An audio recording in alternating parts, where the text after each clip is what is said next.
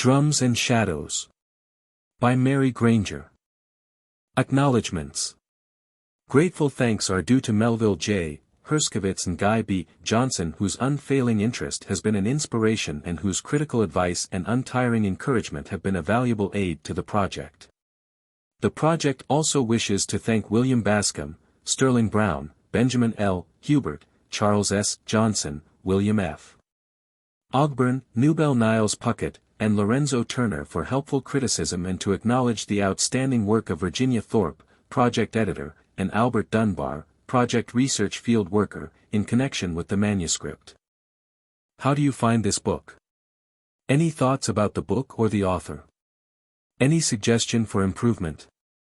Please take a moment to share your thoughts in a comment. If you like it, share it with your friends who might enjoy it as well. Subscribe to keep in touch.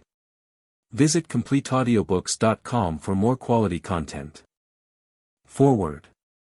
The coastal region of Georgia and South Carolina is a fertile field for the study of old cultural heritages.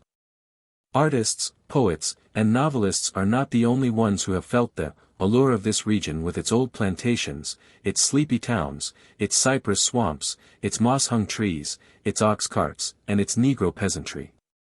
The works of C. C. Jones, Jr., John Bennett, Marcellus Whaley, Ambrose Gonzalez, Reed Smith, Elsie C. Parsons, Belanta Taylor, T. J. Woofter, Jr., Guyon G. Johnson, Guy B. Johnson, Robert Gordon, Lorenzo Turner, and others testify to the continuing interest of scholars in the history, folklore, folk music, and dialect of the Negro people of this region. These Negroes, more perhaps than any others in the United States, have lived in a physical and cultural isolation which is conducive to the survival of many old customs and thought-ways, both African and European. The present work represents an effort to go a bit deeper than any other work has done into certain aspects of the folk culture of these people in the coastal area. It is particularly welcome at this time, for it not only covers an area which has not received as much attention as have other areas, notably those around Charleston and Beaufort, but it is oriented toward the problem of African heritages in this country, a problem which is coming to be more and more important to the cultural anthropologist. Readers of Drums and Shadows will encounter much that is familiar, for many of the customs and beliefs found among the Georgia coastal Negroes are not peculiar to them. Indeed, many of these traits, such as the belief in ghosts, witches, and conjure, are either known or practiced by thousands of white and Negro people in other parts of the United States. While the dogmas and methods of Father Divine and Bishop Grace seem to flourish best among the proletariat of Harlem, Chicago, Detroit, Washington, Richmond, and other urban centers. Nevertheless, one finds much in these pages which is new, and one senses the great virility of old heritages in the daily lives of the coastal Negroes. Drums and Shadows makes no pretense of offering a complete picture of the life and culture of these people, but limits its scope of inquiry to certain definite types. In undertaking the work, Miss Granger, the supervisor, also wisely refrained from attempting to include an investigation of subjects like folk music and dialect, which require special training and technical analysis. The visits, interviews, and observations were made by the workers on the Georgia Writers Project. The investigators were enthusiastic and persistent, and, in spite of the fact that they had had no formal training in ethnological methods, they have made a real contribution to knowledge. They have recorded what is probably the most thorough search for African heritages among Negroes in a small area that has ever been attempted in this country up to the present time. This question of the nature and importance of African heritage in America bids fair to develop into something of a controversy. At one extreme are scholars like Robert E. Park and E. B. Reuter, who would not even consider the matter debatable since they virtually deny the existence of any significant Africanisms in the United States. Toward the other extreme is Melville J. Herskovitz, who believes that African heritages are very significant, that they have contributed much to the culture of white America, and that the study of these heritages may point the way to racial understanding and the alleviation of friction between the races in the United States. My own position lies somewhere between these two, since I believe that there are a few important African survivals in the United States. but that the degree of significance of these African heritages is questionable in view of the overwhelming tendency of the culture of the white man to displace the Negro's African culture. And that their influence on the everyday problem of race relations is relatively inconsequential. However, regardless of differences of opinion as to the nature and importance of African heritages in our civilization, almost everyone would agree that the question is interesting and worthy of study. Such study may not only satisfy a wholesome curiosity but may throw light on the scientific problem of the processes which go on when two different cultures come into contact. In dealing with the material collected for this book, Miss Granger makes no decision as to the African sources of particular traits. She has, however, included a valuable appendix on West African culture patterns and has cited therein numerous possible parallels between these patterns and the culture of Georgia coastal Negroes.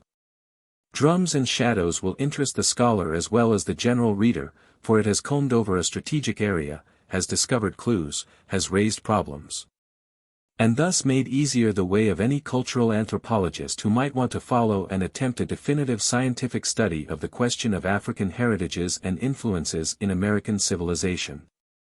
Guy B. Jehoiachineson, University of North Carolina. Notes to the reader. Pronunciation of individual words, elision, and emphasis play almost equal roles in the Negro speech of this section. Except for the spelling of surnames, dialect in the interviews has been faithfully transcribed. Great care has been taken to try to represent the pronunciation, but to have represented literally the elision and emphasis would have made the text unintelligible to the average non-scientific reader. Therefore the elision has been moderated and the emphasis left to the reader. Diacritical marks have not been used because it was thought it would give the text too foreign an appearance, and apostrophes commonly used in dialect have been discarded for simplification. Many variations in pronunciation occur even in a small area. Younger members of a community speak differently from older, the better educated differently from the less well educated. Excitement or emotion often throws the speaker back into a type of speech which ordinarily he no longer uses. Almost universally is substituted for and d for th, though there are more exceptions to the latter than to the former. An h is nearly always substituted for an following a vowel and is substituted for the terminal re, thus here becomes hia. This latter spelling is as near as can be achieved, and though the diphthong is present the e is very short. In certain cases persons have learned to pronounce certain words correctly while other words of the same type will still be spoken in dialect. Mother is a common example of this. The th in this word has often been deliberately learned though the final er will still be pronounced a. Initial syllables are often pronounced differently from the same syllable occurring in the middle of a sentence. The pronoun I at the beginning of a sentence is almost always pronounced correctly, whereas I in the middle of the sentence is usually pronounced a. Thus the same word often varies according to its importance and the need of the speaker for emphasis, and so on, ad infinitum. Some of the above-mentioned points may not seem worthy of mention to the student familiar with white speech of the same section. But because the white speech has many similarities of pronunciation, it does not make the recorded speech of these studies any less of a dialect nor any less of a variation from standard speech. African parallels will be found in the appendix. These have been grouped according to subjects and the subjects arranged alphabetically and numbered consecutively. Text reference numbers, Arabic, refer to the appendix numbers where pertinent parallels may be found. Where an appendix number is followed by a letter, the parallel under this heading is especially noteworthy. Though European parallels could be cited for many of the cultural patterns, the citations in the appendix have been limited to African material both because the European material is better known and because the African parallels suggest interesting lines of investigation. Introduction. The African Negro, introduced as a slave into Virginia in 1619, had been a part of the plantation life of the older colonies of America for more than a century before the colony of Georgia was founded in 1733. Almost 2 decades passed before the trustees of Georgia legalized Negro slavery. Thus it was the middle of the 18th century before Georgia became an open market for slaves. By this time certain land restrictions had been removed and the consequent development of large plantations, for which the Negro was an economic necessity, greatly stimulated the slave market. During these early years the plantations that developed in the tidewater regions of coastal Georgia planted principally rice, a wet culture necessitating a high percentage of Negro laborers. Later, as additional acres of adjoining higher ground were planted in sugar cane and cotton, the demand for slaves persisted. For more than 100 years, 1750 to 1858, this demand steadily increased, and it was the common habit to dump from 300 to 400 prime Africans on the savannah market. Under these conditions Georgia, and more particularly the coastal region, was being supplied with Africans when much of older America was already sufficiently supplied or oversupplied with native-born slaves bred for the domestic trade. Thus in many regions the long period of white contact was beginning to obscure tribal customs when Africans were being brought in great numbers to Georgia soil. Although in 1798 the Georgia Constitution prohibited slave importation directly from Africa and in 1808 the federal constitution made the African slave trade unlawful, the favorable topography of the Georgia coast encouraged smuggling. The tidewater coastline and large navigable rivers penetrating for miles into the interior facilitated the landing of cargo. Consequently illegal slave traffic flourished in this region until 1858, when the slave ship Wanderer landed its cargo on Georgia soil. Newspaper advertisements indicate that a large proportion of these early cargoes came from the Gambia River and Niger River sections. Later the coast from the Congo River to the southern end of Portuguese West Africa was the base of operation. Accounts of various explorers' travels through Africa at that time, however, indicate that native traders frequently collected their slave cargoes from interior sections and shipped them from the west coast of Africa. Although to the white man, Negroes of an average cargo might have seemed similar in type, it is possible that in many instances they were brought from widely separated regions. The coastal Negroes of Georgia are sometimes called Gullahs, although in general parlance the term is applied only to the Negroes of coastal South Carolina. Because of the similarity in type and speech, however, it is sometimes loosely extended to include the Georgia coastal Negroes as well. The place name, Geechee, derived from Ogeechee River, near Savannah, is also used locally to designate the Negroes of this district. The coastal plantations that absorbed the slave traffic were remote from one another. The jungle swamps of the low country and the wide expanses of water separating the coastal islands made communication difficult among the plantation laborers of this section. With the continued arrival of Africans to these isolated plantation communities, native ceremonies and customs were renewed or exchanged. This continuous exchange and renewal of folk customs intensified the folk urge fostered by isolation. This naturally delayed the intrusion of white culture and the Negro kept intact much of his racial heritage. For these reasons the student of Negro folklore turns to coastal Georgia for source material. Here he may still find living Negroes who remember parents or grandparents born in Africa. Much research has been done and many books written on the folk customs and beliefs of the Negro. In this section, however, where the Negro has been kept more or less racially distinct, the field is so rich that intensified study in special areas still reveals valuable information. In an effort to present an accurate pictorial account of this type of Georgia coastal Negro, these field reports have been compiled. They endeavor to present the customs and beliefs of what is left of a generation closely linked to its native African origin. Some of this generation of Negroes were slaves. Many of them are the children of former slaves and the grandchildren of native Africans. Their customs and tales are their own special heritage. Knowledge of them must be recorded now while this generation lives, or they will lose much of their accuracy and value. No attempt has been made to give a cross-section of the Negro scene as a whole, but only that part of it which would seem to indicate the survival elements. This limitation of the field necessarily concentrates this study on the more primitive aspects of a comparatively small group of persons and ignores a large section of the Negro population whose interest and point of view are vastly different. Effort has been made to base the studies on source material provided by the Negro himself. Footnotes which give African parallels have been used. Though an African parallel does not confine the custom or belief to Africa alone, it provides interesting comparative material for the reader. Visiting the communities was an interesting experience. Repeated visits were necessary to complete the studies. For the sake of simplicity and clarity, however, each report is presented as the result of one visit of continuous interviews.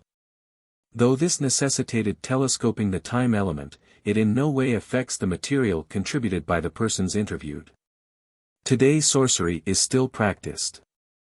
Modern root doctors, visited frequently by their superstitious clients, perform mystic rites and promise to work miracles and cures. Many coastal Negroes view adversity not as the workings of fate but as the revenge of a personal enemy brought about by the mystic working of the conjure doctor. To this type of Negro there is little talk of bad luck. To him it is bad mouth set against him by an enemy. It is understandable that the older coastal Negro's use of ceremony and even the ordinary routine of his daily life are influenced profoundly by his beliefs. His imagination continues to crowd his world with spirits, both good and evil.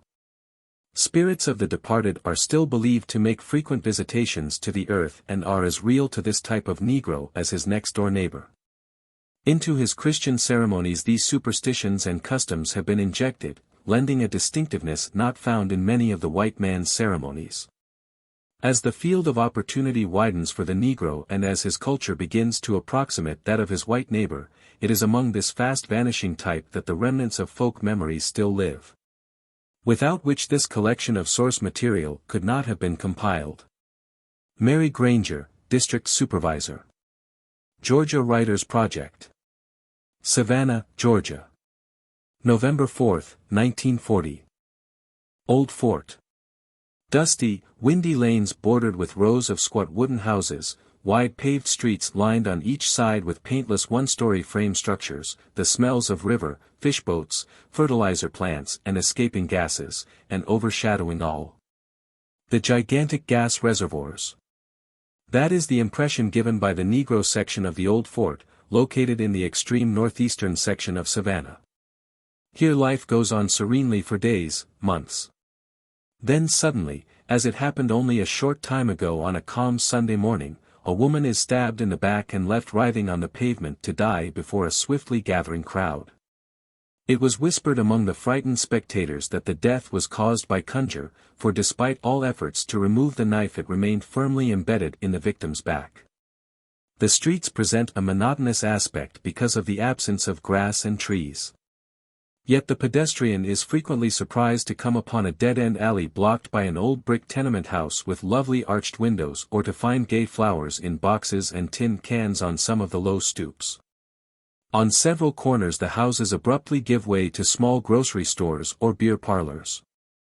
There are 2 Baptist churches and 1 sanctified church in the Negro part of the Old Fort. Although the people are devout believers in all the tenets of the Christian faith, many of them, particularly the old ones, are bound by older beliefs and superstitions. There exists among them a deep-rooted fear of the unknown. Spirits, ghosts, and conjure all powerfully influence their daily existence. Young and middle-aged persons, reticent before strangers, appear dubious and suspicious. They profess great knowledge of conjure and superstitions, but they hasten to say that they ain't gonna tell nobody what they know about these things. The old inhabitants, more loquacious, enjoy relating their beliefs and customs to a willing listener.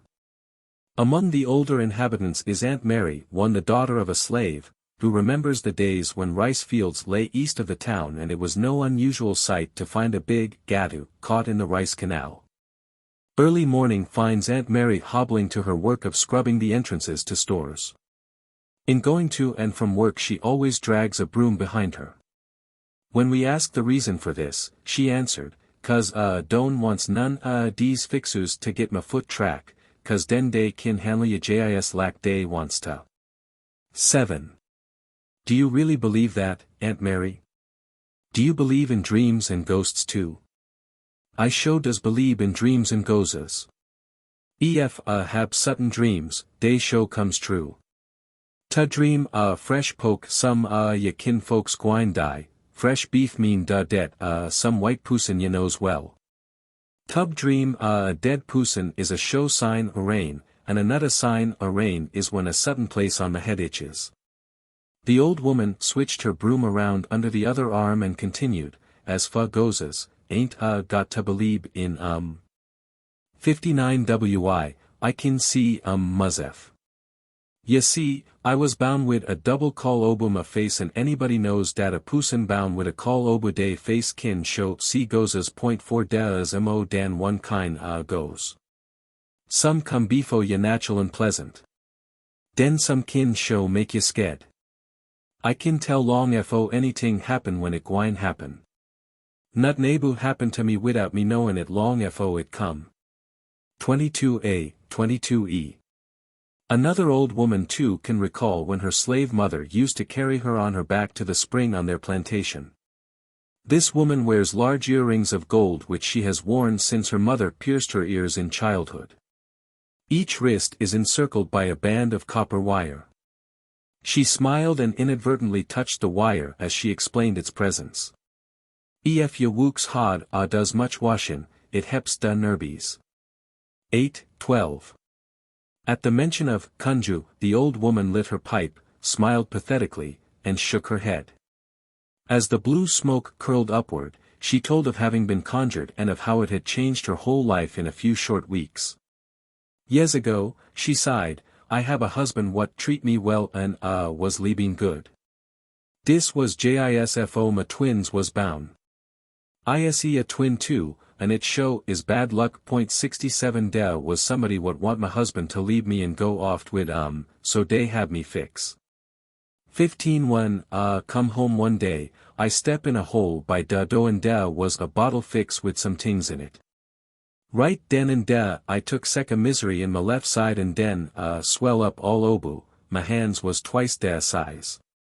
8:12, 15 I stay date away till I find out what to do. Den I sprinkle black pepper and potash in da hole wea da bottle was in it bile up. Den some friends wash me off in whiskey every day and soon was all right. 6 But when da twins was bound da boy twin have a lil hole right in his left side wea I have da misery from da fixin'. He lived 9 days fo he die. But the person did not succeed in getting your husband after all, did she? We asked. Yes'm but she sho did. Hobo fix my husband too, 'cause he go off and leave me and I know he ain't nabu done dat lesson he been fix. My son die when he was 23 and was a fine looking boy. There was so many women to him, lots people think one dem fix him. 15 But da doctor say he die from pneumonia. I knowed he was gwine die 'cause I had a owl jis a hootin' da day befo. 44 Da's other signs det too, sec as ef yet sees a buzzard sailin' rune da elements, das a show sign. Ef a rat eat ya dress, ya mustn't patch it yusef lesson ya bun da place fo ya so on it, 'cause das a sign det. Dat happen right here in dis house fo ma fadu die. She folded her hands in her lap and slowly rocked her chair as she continued. When a poosin die in da house, ef ya take em out fo da minista say a few words, den da spirit will haunt da house. 36 'cause they jis con be happy till they have a briding done propu and right. 36 I have had spirits ruin dis house. Sometime they call ya. When they call ya, they done come to haunt ya and get ya to go wea day is. When they call, ya muse say, I ain't ready to go yet. The old woman stopped rocking, sat upright and removed the pipe from between her stained teeth. And spirits I know. Da's witches. Da's a ol omania what people say is a witch what rides folks. 69 We all leave alone. We shuts da do ef we sees comin'. She come like a nightmare to da folks while they sleepin'. But ef ya puts da broom cross da do, ye kin keep any witch out da rum at night. Witches jis con cross obu a broomstick. Another woman 3 was scornful about conjure. She tossed her head indignantly as she made known that most of her neighbors for blocks around, her friends, the members of her church, believed in the infallibility of the root worker. She said, they all believe that everything that happened to anybody is caused by some root wuku. 48 They don't leave anything for God to do. If anybody takes sick, you'll find somebody thea saying something is wrong with your sickness, that somebody put down some fire. If anybody dies rune here, some root wuku is responsible for the death. 69 Now, me, I don't believe people can put some undo steps undo your house that will harm ya. Some time ago my son, my only chili, was drowned dead. Well, every time I ton rune some of my neighbors was telling me my son's death wasn't fair. They say, somebody hooded your chili and caused him to get drowned dead. She hastened to add, however, that she did believe, for show, in some signs and omens, concerning which she has been, plenty experienced. Take for instance, she explained, if I start out and have to turn back, I know it's bad luck less I makes a cross mark and spits in it. I try to keep a woman from being the first person to come to my house on Monday morning even if I have to call in a man passing by. For a woman to be a first visitor on Monday morning means bad luck the balance of that week. I won't borrow or lend salt, for my Mathualas said it was bad luck. I believe in all the old signs I Abu had my parents talk bout. I wouldn't sweep trash out of the house after dark for anything cause it'll sweep your luck away. Never shake a tablecloth out the dough after dark cause it means the death of your kin. Never sew or make a piece for a sick person or that person will die. 49 In dreams, I sure do believe in M. JISFO my son was drowned dead. I suddenly have a dream that mean a death in the family. The next person for we interviewed several blocks away expressed an absolute faith in the return of the dead in various shapes. This was a man, who spoke with great earnestness of two experiences he had undergone, one with spirits, the other with a witch. He, too, had been born with a call. 4. My first time to see a ghost was in a rainstorm. Me and my brother was caught, so we run to our old vacant house and soon's we get inside, the door slammed shut. We thought it was da wind, but one look room da was standing in da corner, two men with no head. I thought my brother see 'em too. When da rain stop, we left. My brother didn't say nothing, so I say, did you see dem men's in dat house? He say, no, what men's? When I told him, he thought I been crazy. But lots time to dat I seen goes. He folded his lips and nodded sagely. Now 'bout witches. You know goes and witches is defunct. Witches is leaving people and goes is spirits da dead. I know a old woman everybody say was a witch. Well, very soon she was riding me. 69 I could even see come. The window it would go up, and then would begin to choke and smutter till somebody wake me up. I get real tin and puh. Then cross the street was a man which was complainin' bout his wife bein' rid by a witch. It seemed like the witch would ride me, then go obu to his house. So he say he would trap he stay up. When he hear his wife strugglin', he get a axe handle and begin frailin' rune in the dock till he hit somethin'. It let out a screech and a cat run out the window and down the pot. So the next morning the man get his dog and put him on the cat's trail. 68 Well, Sue, 'bout half a mile down the road in the fence corner was old Melinda Edmond with tree rib broke.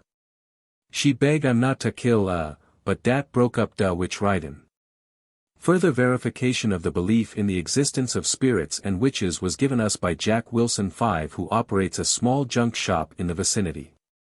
We visited the elderly Negro in his residence and place of business, a small, queerly shaped shack that entirely blocks the narrow lane on which it stands. The lodging is hardly more than a shelter made by driving several long poles into the ground, suspending on these a framework of rope and wire, and piling on this foundation pieces of tin, iron, cardboard, and other junk. A small opening left at each end reveals on the inside no furniture, only some old pipes and pieces of scrap iron, heaps of burlap sacks, and ragged clothes. Outside is a small vegetable garden, and clustered around the house in confusion are the odd automobile parts, lengths of pipe, parts of stoves, rags, and other miscellaneous items that make up the old man's stock in trade. Wilson acknowledged a firm belief in the supernatural. He told us, "I was bound with spiritual knowledge which give me da power to read da minds, people. 22a, 22e I can see people what been dead many years.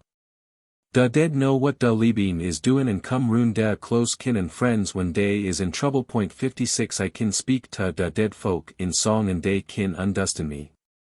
I can see goes mo's any time. They seem like natural people. Da way I know it's a goes is cause I kin the book catch up with They keep jis a certain distance ahead me. Witches and kunju is jis ground wook. If you keep way from they show con hut ya. Some have magic power what come to from way back in Africa. Martha used to tell me bout slabs jis brung obu from Africa what had da supreme magic power. There was a magic pass with that they would pass to Hoodoos. If they believe in this magic, they could escape and fly back to Africa. 69 ci have a uncle what could wook this magic. He could disappear like da win, jis walk off da plantation and stay away for weeks at a time. One time he get cornered by da patrolman and he jis walk up to a tree and he say, "I think I go into this tree." Then he disappear right in da tree. These interviews, chosen at random from among the old fort Negroes, afford some small glimpse behind the scenes of this section's placid daily routine. They give significance to the penny often seen nailed to the bone-white doorstep and help the outsider to understand the mojo ring or luck piece worn by almost every man, the silver dime tied around many a woman's ankle. 8, 12a, 12c, 12d. Near this section lives a Negro basketmaker 6 who claims that he is carrying on the tradition of his ancestors. He stated that for generations the men of his family had engaged in wood carving, basket making, and various phases of weaving, and that the craft had been passed on from father to son. 70 He himself only makes baskets. White oak and bulrushes are selected as the material from which to make the baskets and they are stitched with scrub palmetto. Those made of bulrushes are of the coil type. A kind of thin rope is made from this grass which is then twisted around and sewn tightly together. The baskets made from white oak are plaited. 70 The types of baskets include hampers, flat clothes baskets, farm and shopping baskets, and the popular fanner, which the Negro vendors balance gracefully on their heads as they walk about the city, displaying a colorful array of merchandise. Some years ago an unusual discovery was made near this district and a boy noticed a carved spoon 7 lying on top of a rubbish heap. This spoon, which has been carefully preserved, is made of teak, and, judging from the dark polished surface of the wood and its general appearance, it might well be more than a century old. The bowl is shallow and about 2 by 3 inches and the whole length about 7 inches. The most unusual feature of the spoon is the carved figure of the disproportionate little man forming the handle. Of particular interest are the flat cranium, the exaggerated ears, the gash-like mouth, the queerly shaped nose, the long dangling arms, and the short tapering legs which appear to be far too small for the rest of the body.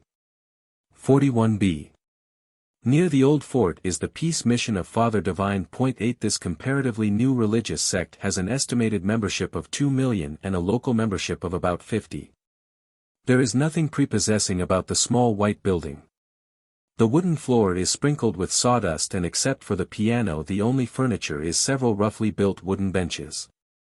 The walls of the mission are hung with placards bearing inscriptions, of which the following are a few: Peace, the kingdom of heaven is not meat and drink, but joy, peace and goodwill to the world, peace.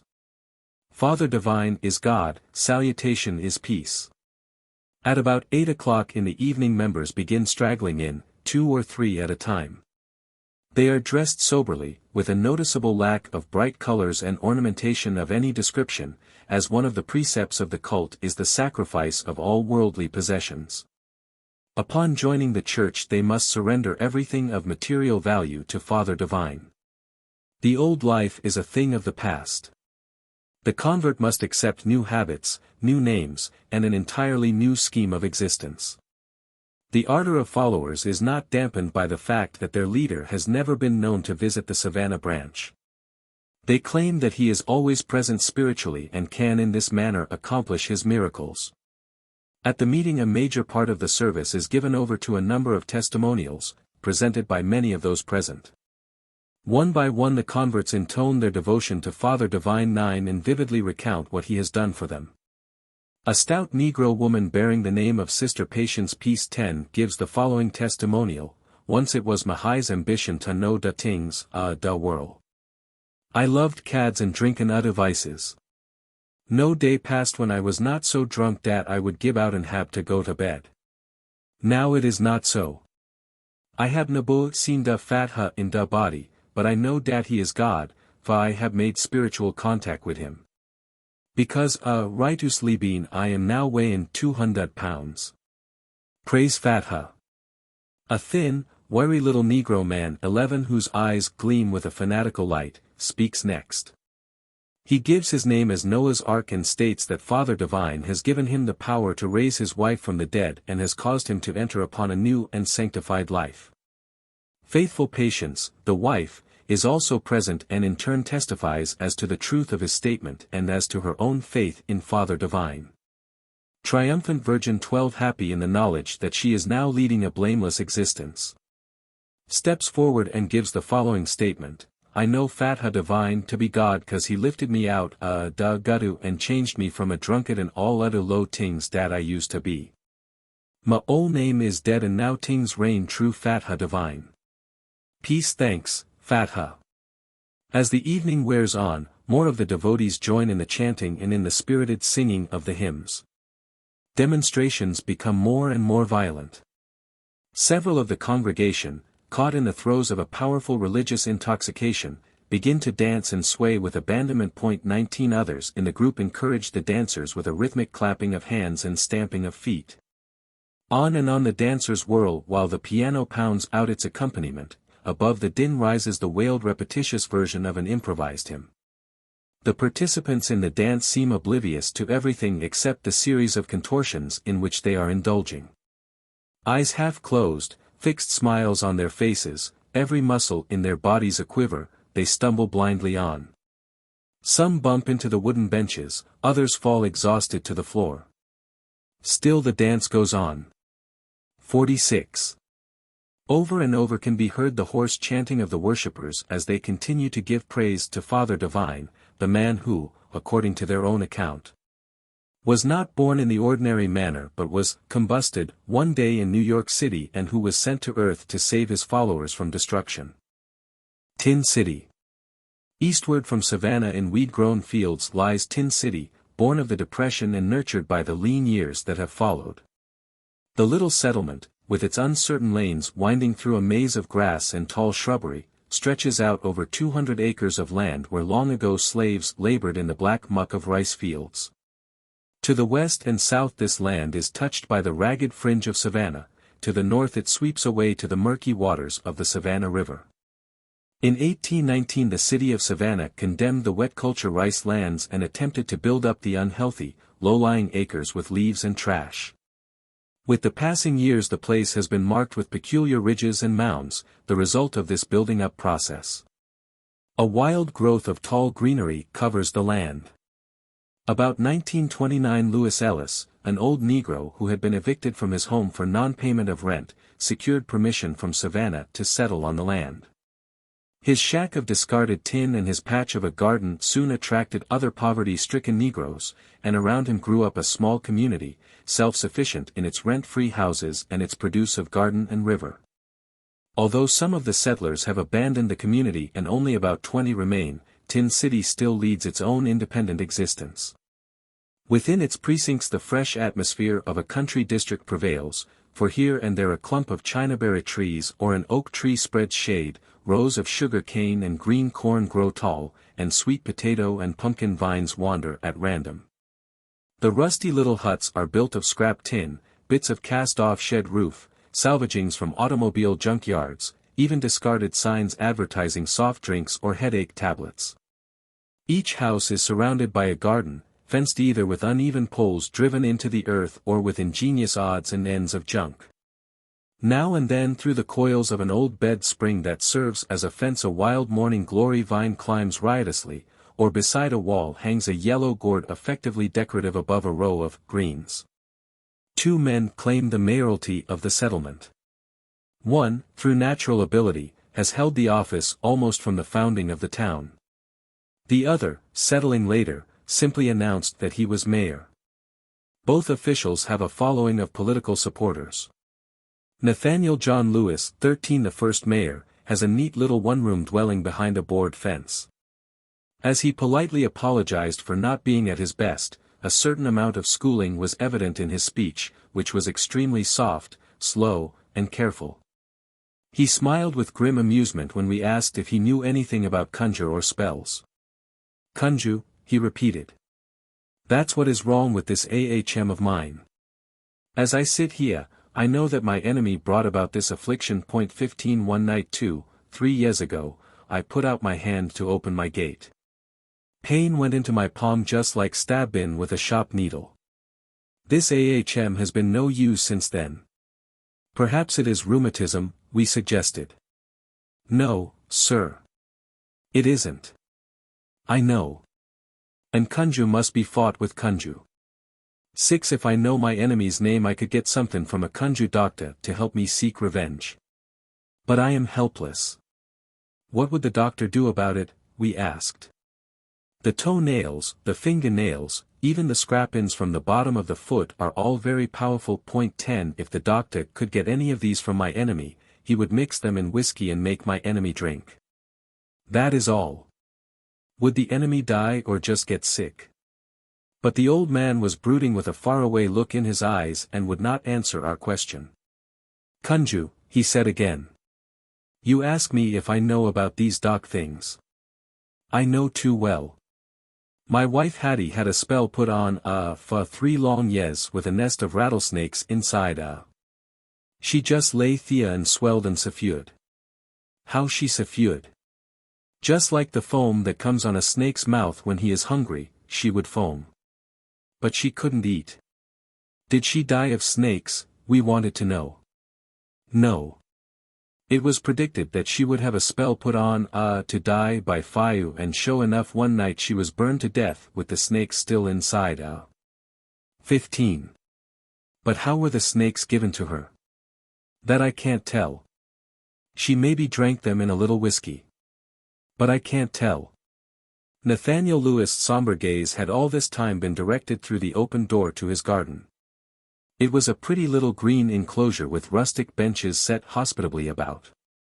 We commented on the vines and ferns, which showed careful cultivation.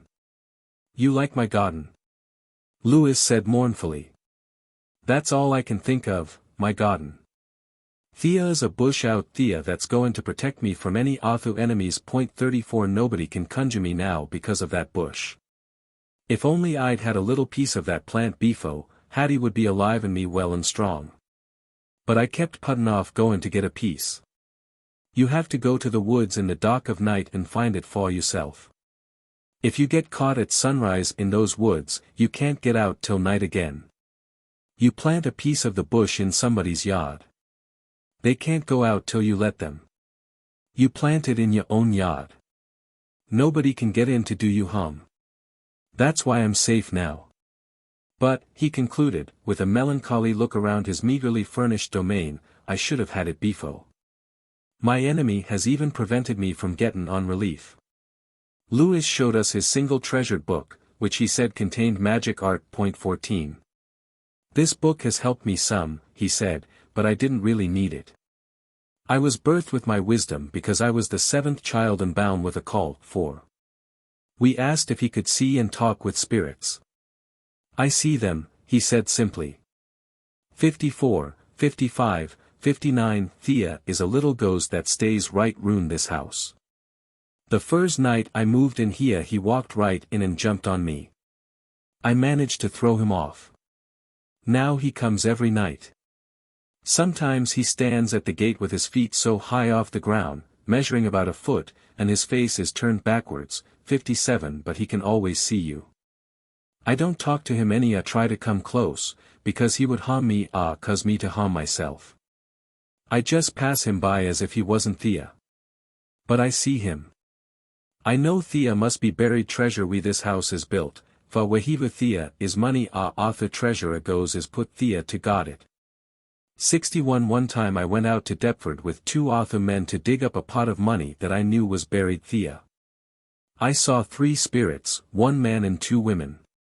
We dug and finally we could see the pot of money. Just then one of the women laughed, ha. Ha. Ha, pot sunk down deepu in the ground. We all ran. The laugh that spirit gave went right through me. I never tried to dig up the money again.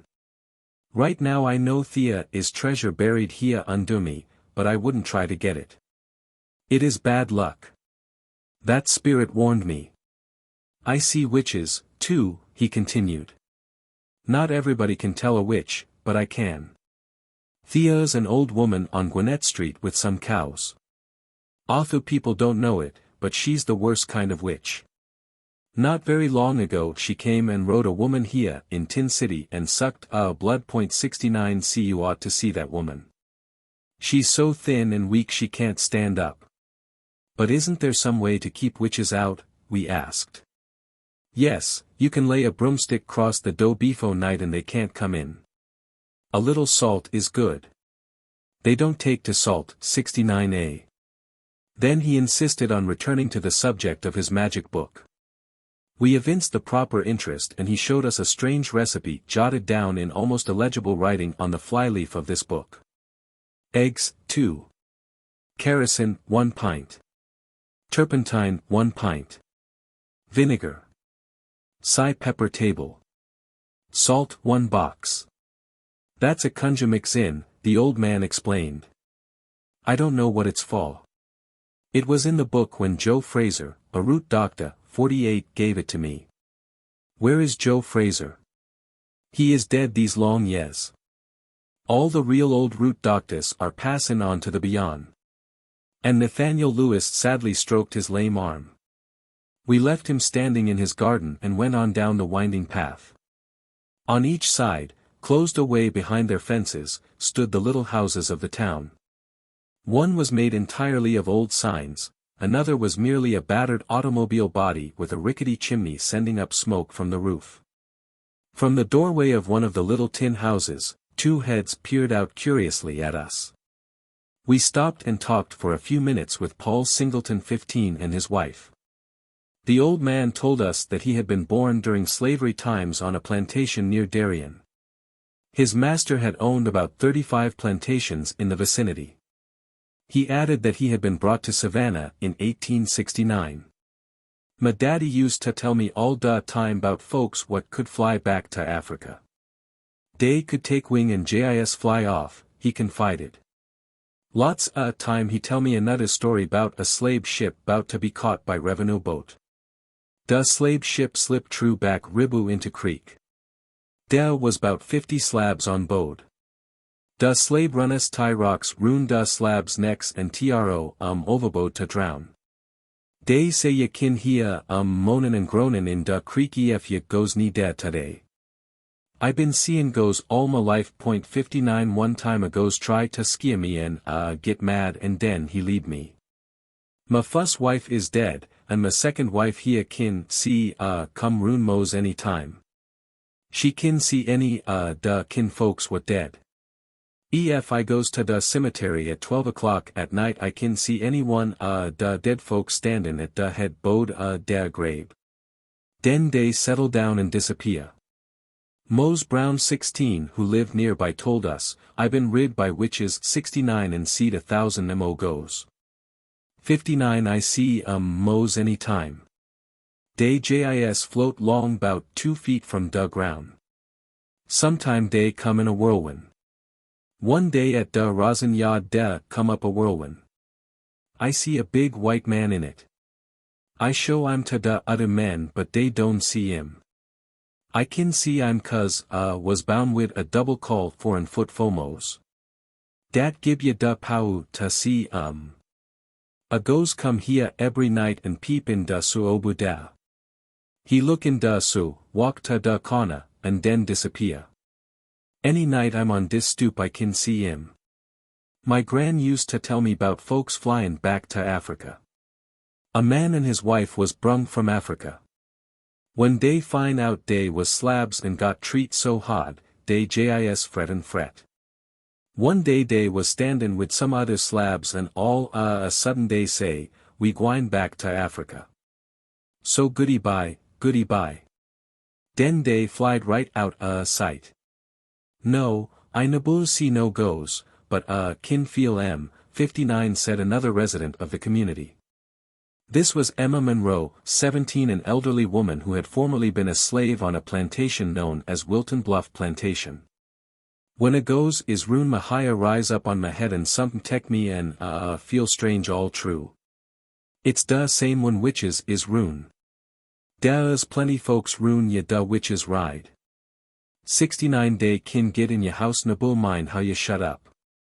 Da old folks used to tell us chillin' da story bout people dat flied off to Africa. 69 see I bleeb bout flyin'.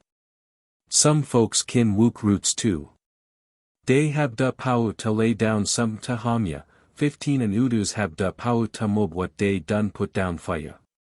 6 I nabu been rooted yet, 'cause I stay way from sec people.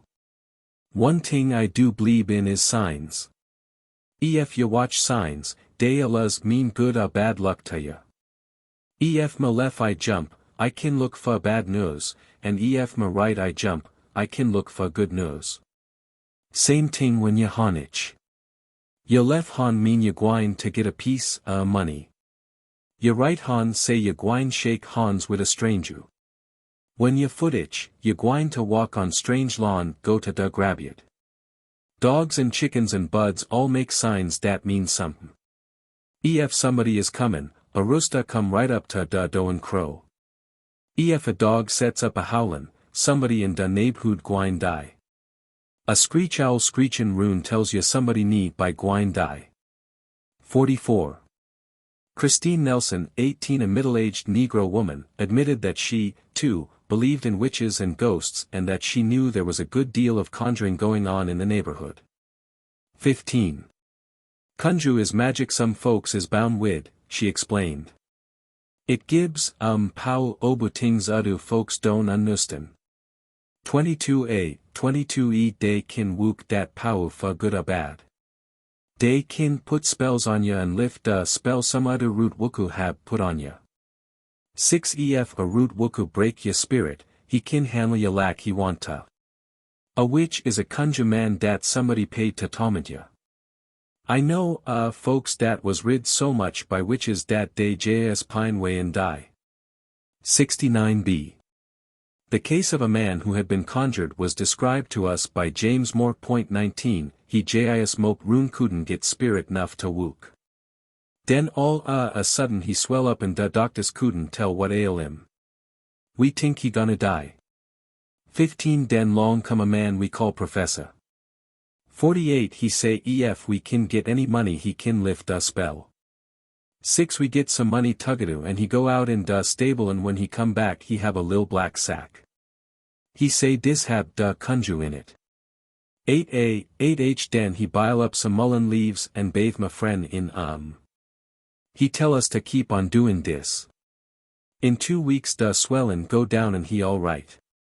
Da is root men wookin' against ya all da time. Dey kin lay things down for ya and ef ya walk ober dis, ya fall under da spell. Less ya kin find somebody else what kin wook roots and kin lift da spell, 6 ya is doomed. I kin see da spirits, people fo dey die. 59a da spirit is most lack da natural pusin but when I see it I know dat da pusin will soon die. A to a pusin die, I see da goes 56 and sometime day is lack animals, 54 and den again lack people, jis floatin long lack a piece papu in da win. Sometime day have no head or feet and days Allahs dressed in white. Witches done ride me plenty times. 69 I spicioned who day was but nabu could catch one. Day Allahs turned out to be somebody right in ya neighborhood. Ye kin keep em away by puttin' sulfur rune ya house by placin' a knife or Bible under ya pillow. There's lots strange things that happen. I seen folks disappear right fo my eyes. Js go right out sight. They do say that people brought from Africa in slavery times could disappear and fly right back to Africa. From the things I see myself I believe that they could do this. Ozzy Cohen 20 said that he too saw the spirits of people just before they were about to die. 59a He told us, not long ago a friend mine was sick. The night before he die I see his spirit flow out'n long before me in the street. The next day he pass away.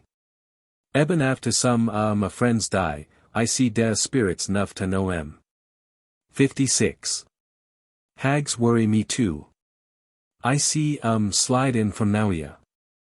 I try to call out, then all at once I'm helpless and struggling. 69 Ef I membu to put a Bible under my pillow, they don't bother me. I have had the story about folks flying back to Africa. I think it muse be true when I think bout how witches kin come true a keyhole today. 69c. Ya hear lots bout roots and fixin'. 15 folks is a luz sayin' somebody been rooted mos anytime somebody gets sick for a long spell. Den ya hear dem sayin', the sickness ein fear. They been rooted. Down one long lane and up another we came upon the 2 or 3 room dwelling of the second mayor, George Bodison, 21, built on the banks of the old Rice Canal. Bodison came out of his home to meet us. His wrists and arms were encircled by copper wire strung with good luck charms, 8 his fingers were covered with several large plain rings. A copper wire was bound around his head and attached to this wire were 2 broken bits of mirror which, lying flat against his temples with the reflecting side out, flashed and glittered when he moved his head. Yes, I.se. da Mayu, he admitted. He was reluctant to talk of what he termed mysterious things, da elements. But after a few minutes' conversation, he told us that he believed there was something to certain beliefs and superstitions. I have a deep suspicious mind that way Muzef. I know there is luck and unluck and some people kin wook it. It's a science in mos a brighting day does. They kin swap you from good luck place to bad luck place. 15. Has anyone tried to harm you? Yes, that they have. He smiled at this, and we saw that a brass ring had been inserted in his mouth in the place of a lower jaw tooth. Some days I feel like jas con make it. It seem like something have a holt on me and con wook. Den I know strong currents is directed to do me ebel. If they residential on me, would be sick, maybe die. But these dat ideas, indicating the copper wire, the mirrors, and the other charms, keeps all these things from hutting me.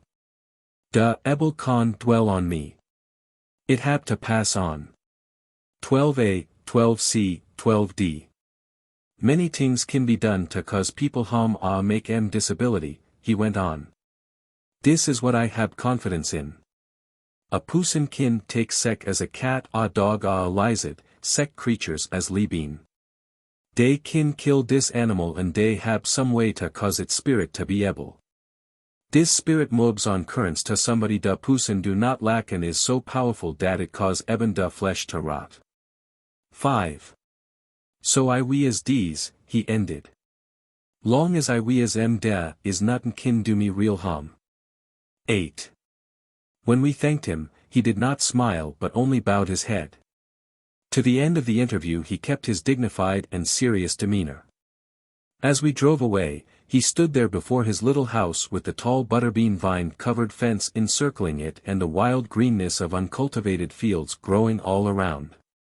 The last glimpse we had was of the fragments of mirror bound to his head glittering in the sun. Yamacraw 22. Yamacraw takes its name from the little Indian town that Tomochichi, chief and friend of General Oglethorpe, established on the Savannah River bluff west of the township of Savannah over 200 years ago. Today waterfront industries have pushed the Negro district southward from the bluff, but it is still so close to the river that some of the small shanties rattle when winds roar across the water. In this community the residents are drawn largely from coastal counties of Georgia and South Carolina. At one time an unruly element gained Yamacraw the reputation of being the toughest section of Savannah, but the presence of an unusual number of churches of various denominations seems to have improved law and order in recent years. Intense religious interest is aided by pride felt in the fact that the first Negro Baptist church in America was established here, and also that Methodism gained an earlier start among Yamacraw Negroes than in any other part of the county. In spite of the difference in religious doctrines, there seem to be certain common beliefs handed down in families. We found an implicit and readily asserted faith in the power to do unnatural ting. Ghosts are everyday experiences. Root doctors are in constant demand. 80-year-old Martha Page, 23, a small and frail woman, remembers her African grandfather and the strange talk he used to make with 2 Hoodoo slabs on the plantation. When they get to gabbin', you couldn't understand what they say, Martha informed us. My grand show have funny name fa call ting, too. He lubed to hunt and fish, and he used to have a lil piece wood with a string on each end to kill squirrel and hawk with. He call it he wahoo bach. Sometime he used to sing a song das start off like this, Dodi Boda do dandy. He say it mean, we come to make vav today. Did your grand tell you about magic and conjure, we asked. Dat he did. I show was scared of him when he used to talk about dem ting he people in Africa could do. 15, 22a, 22e, 48 some of em could make you disappear, he say, and some could fly all ruin da elements and make you do anything they wants you to do. When I growed up, I discovered dat plenty da tings grand tell me is sure enough true. You've had personal experiences, we queried hopefully. Me and my sister boat. Witches used to ride reglue till it seemed she gwine swivel away and die. 69 One day a man tell tro salt on da bed and know which would badu so dat ebony my sister sprinkle a heap salt on kabu. 69 A soon till we get to bed, I seen a cat come 68 right in da do and look me in da eye. I try to hollow but couldn't make a sound. Next thing I know sister was point watu in my face. I don't take to witches, said Martha Page. I don't mind goes, 'cause I can't see em as I wasn't bound with a call. But I don't want no mo experience with witches. Das wi sprinkle salt down every night my life. The broom precaution against witches is also believed in among Yamacraw residents.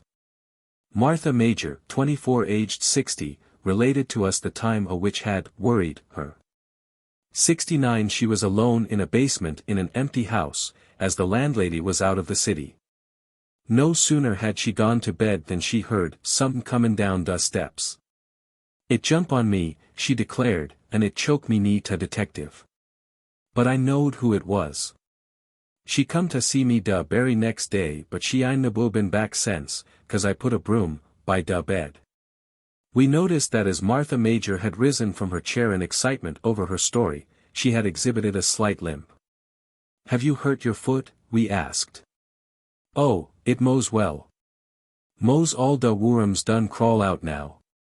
5c. Worms. At our astonishment she was instantly on guard. My foot all right, she said crossly, but her brown face was a mask of brooding. Finally she volunteered the information that she had been conjured the previous October, almost 6 months past. 15. I don't know who done it, but all of a sudden my leg begin to swell and swell. I call a regler doctor, but he didn't seem to do no good, so 3 weeks ago I went to a root man. 48 He gimme some to take and some to put in my bed. 6 In a few days knots come out all over my leg and worms start to crawl out. Only one knot left. I guess I soon be well. Out beyond Yamacraw, where the old brick and dirt streets of the community give way to the broad, paved Augusta Road, an old Negro named James Cooper has for years conducted a miscellaneous business in a ramshackle push cart. 25 James sells lunches to the workers at the Savannah Sugar Refinery. He also cobbles shoes and repairs anything from broken pots to roller skates. Because of his skill as a wood carver, particularly of walking sticks, he has become known in the vicinity as Stick Daddy. A decidedly original technique is evident in his carving, but he smiled when this was mentioned. "I never been taught," he said. "I took up carvin' as part-time JIS for the fun of it. My grandfather, Pharaoh Cooper, he used to make things from wood and straw, sec as baskets and chias and tables and other things for the home. I guess I sort of inherited it from him." One of Stick Daddy's canes is a slender, snake-encircled rod with a handle made from a large black and white die. Another, slightly thicker, is carved with a single crocodile. The third, a heavy stick topped with a flashlight handle in which the snapshot of a young Negro girl has been inserted, is artfully decorated with a turtle, a large crocodile, and a small, sinuous snake. The chief characteristic of Stick Daddy's work is the boldness with which the carved figures, dark-stained and highly polished, stand out against their unfinished natural wood background. Very different is another stick that was found abandoned in an office building in the city. This has a man's head for a handle, but the stick proper is so covered with minute, unpatterned crisscrosses that the little figure of a man upside down, a horned head also upside down, and an undetermined object which may be either man or animal, are noticed only when the cane is carefully studied. Stick Daddy, besides being a general repair man and carver, knows a few show cures for illnesses. "I can make a show cure for chills and fever. You take some corn fodder and boil it and make a tea. You drink some and bathe in some and you'll get well soon. For a cold you get some life everlasting and make a tea to drink. I'll get some Jekyll." We asked about roots. "I don't believe in them things," asserted Stick Daddy. "I don't believe in nothing like that. It's too dangerous. But I do believe in some signs. You watch 'em and you'll see that they don't never fail.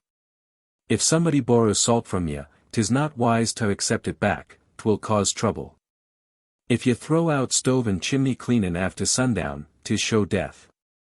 Fred Jones, 26, a tall Negro of nearly 80, with brown complexion and piercing eyes, sternly forbade us to discuss conjure. "Don't you know," fearfully, "dat you might bring trouble on yourself? Das ting I nobody ought to mess wid." "How do you know that?" "I no matter how come I knows. I seen it. I seen Poussin with da power to turn hisself into any shape he got a mind to. 68 day kin cause you plenty trouble and da only ting kin sabe ya is to get to a root man on time." 6:48.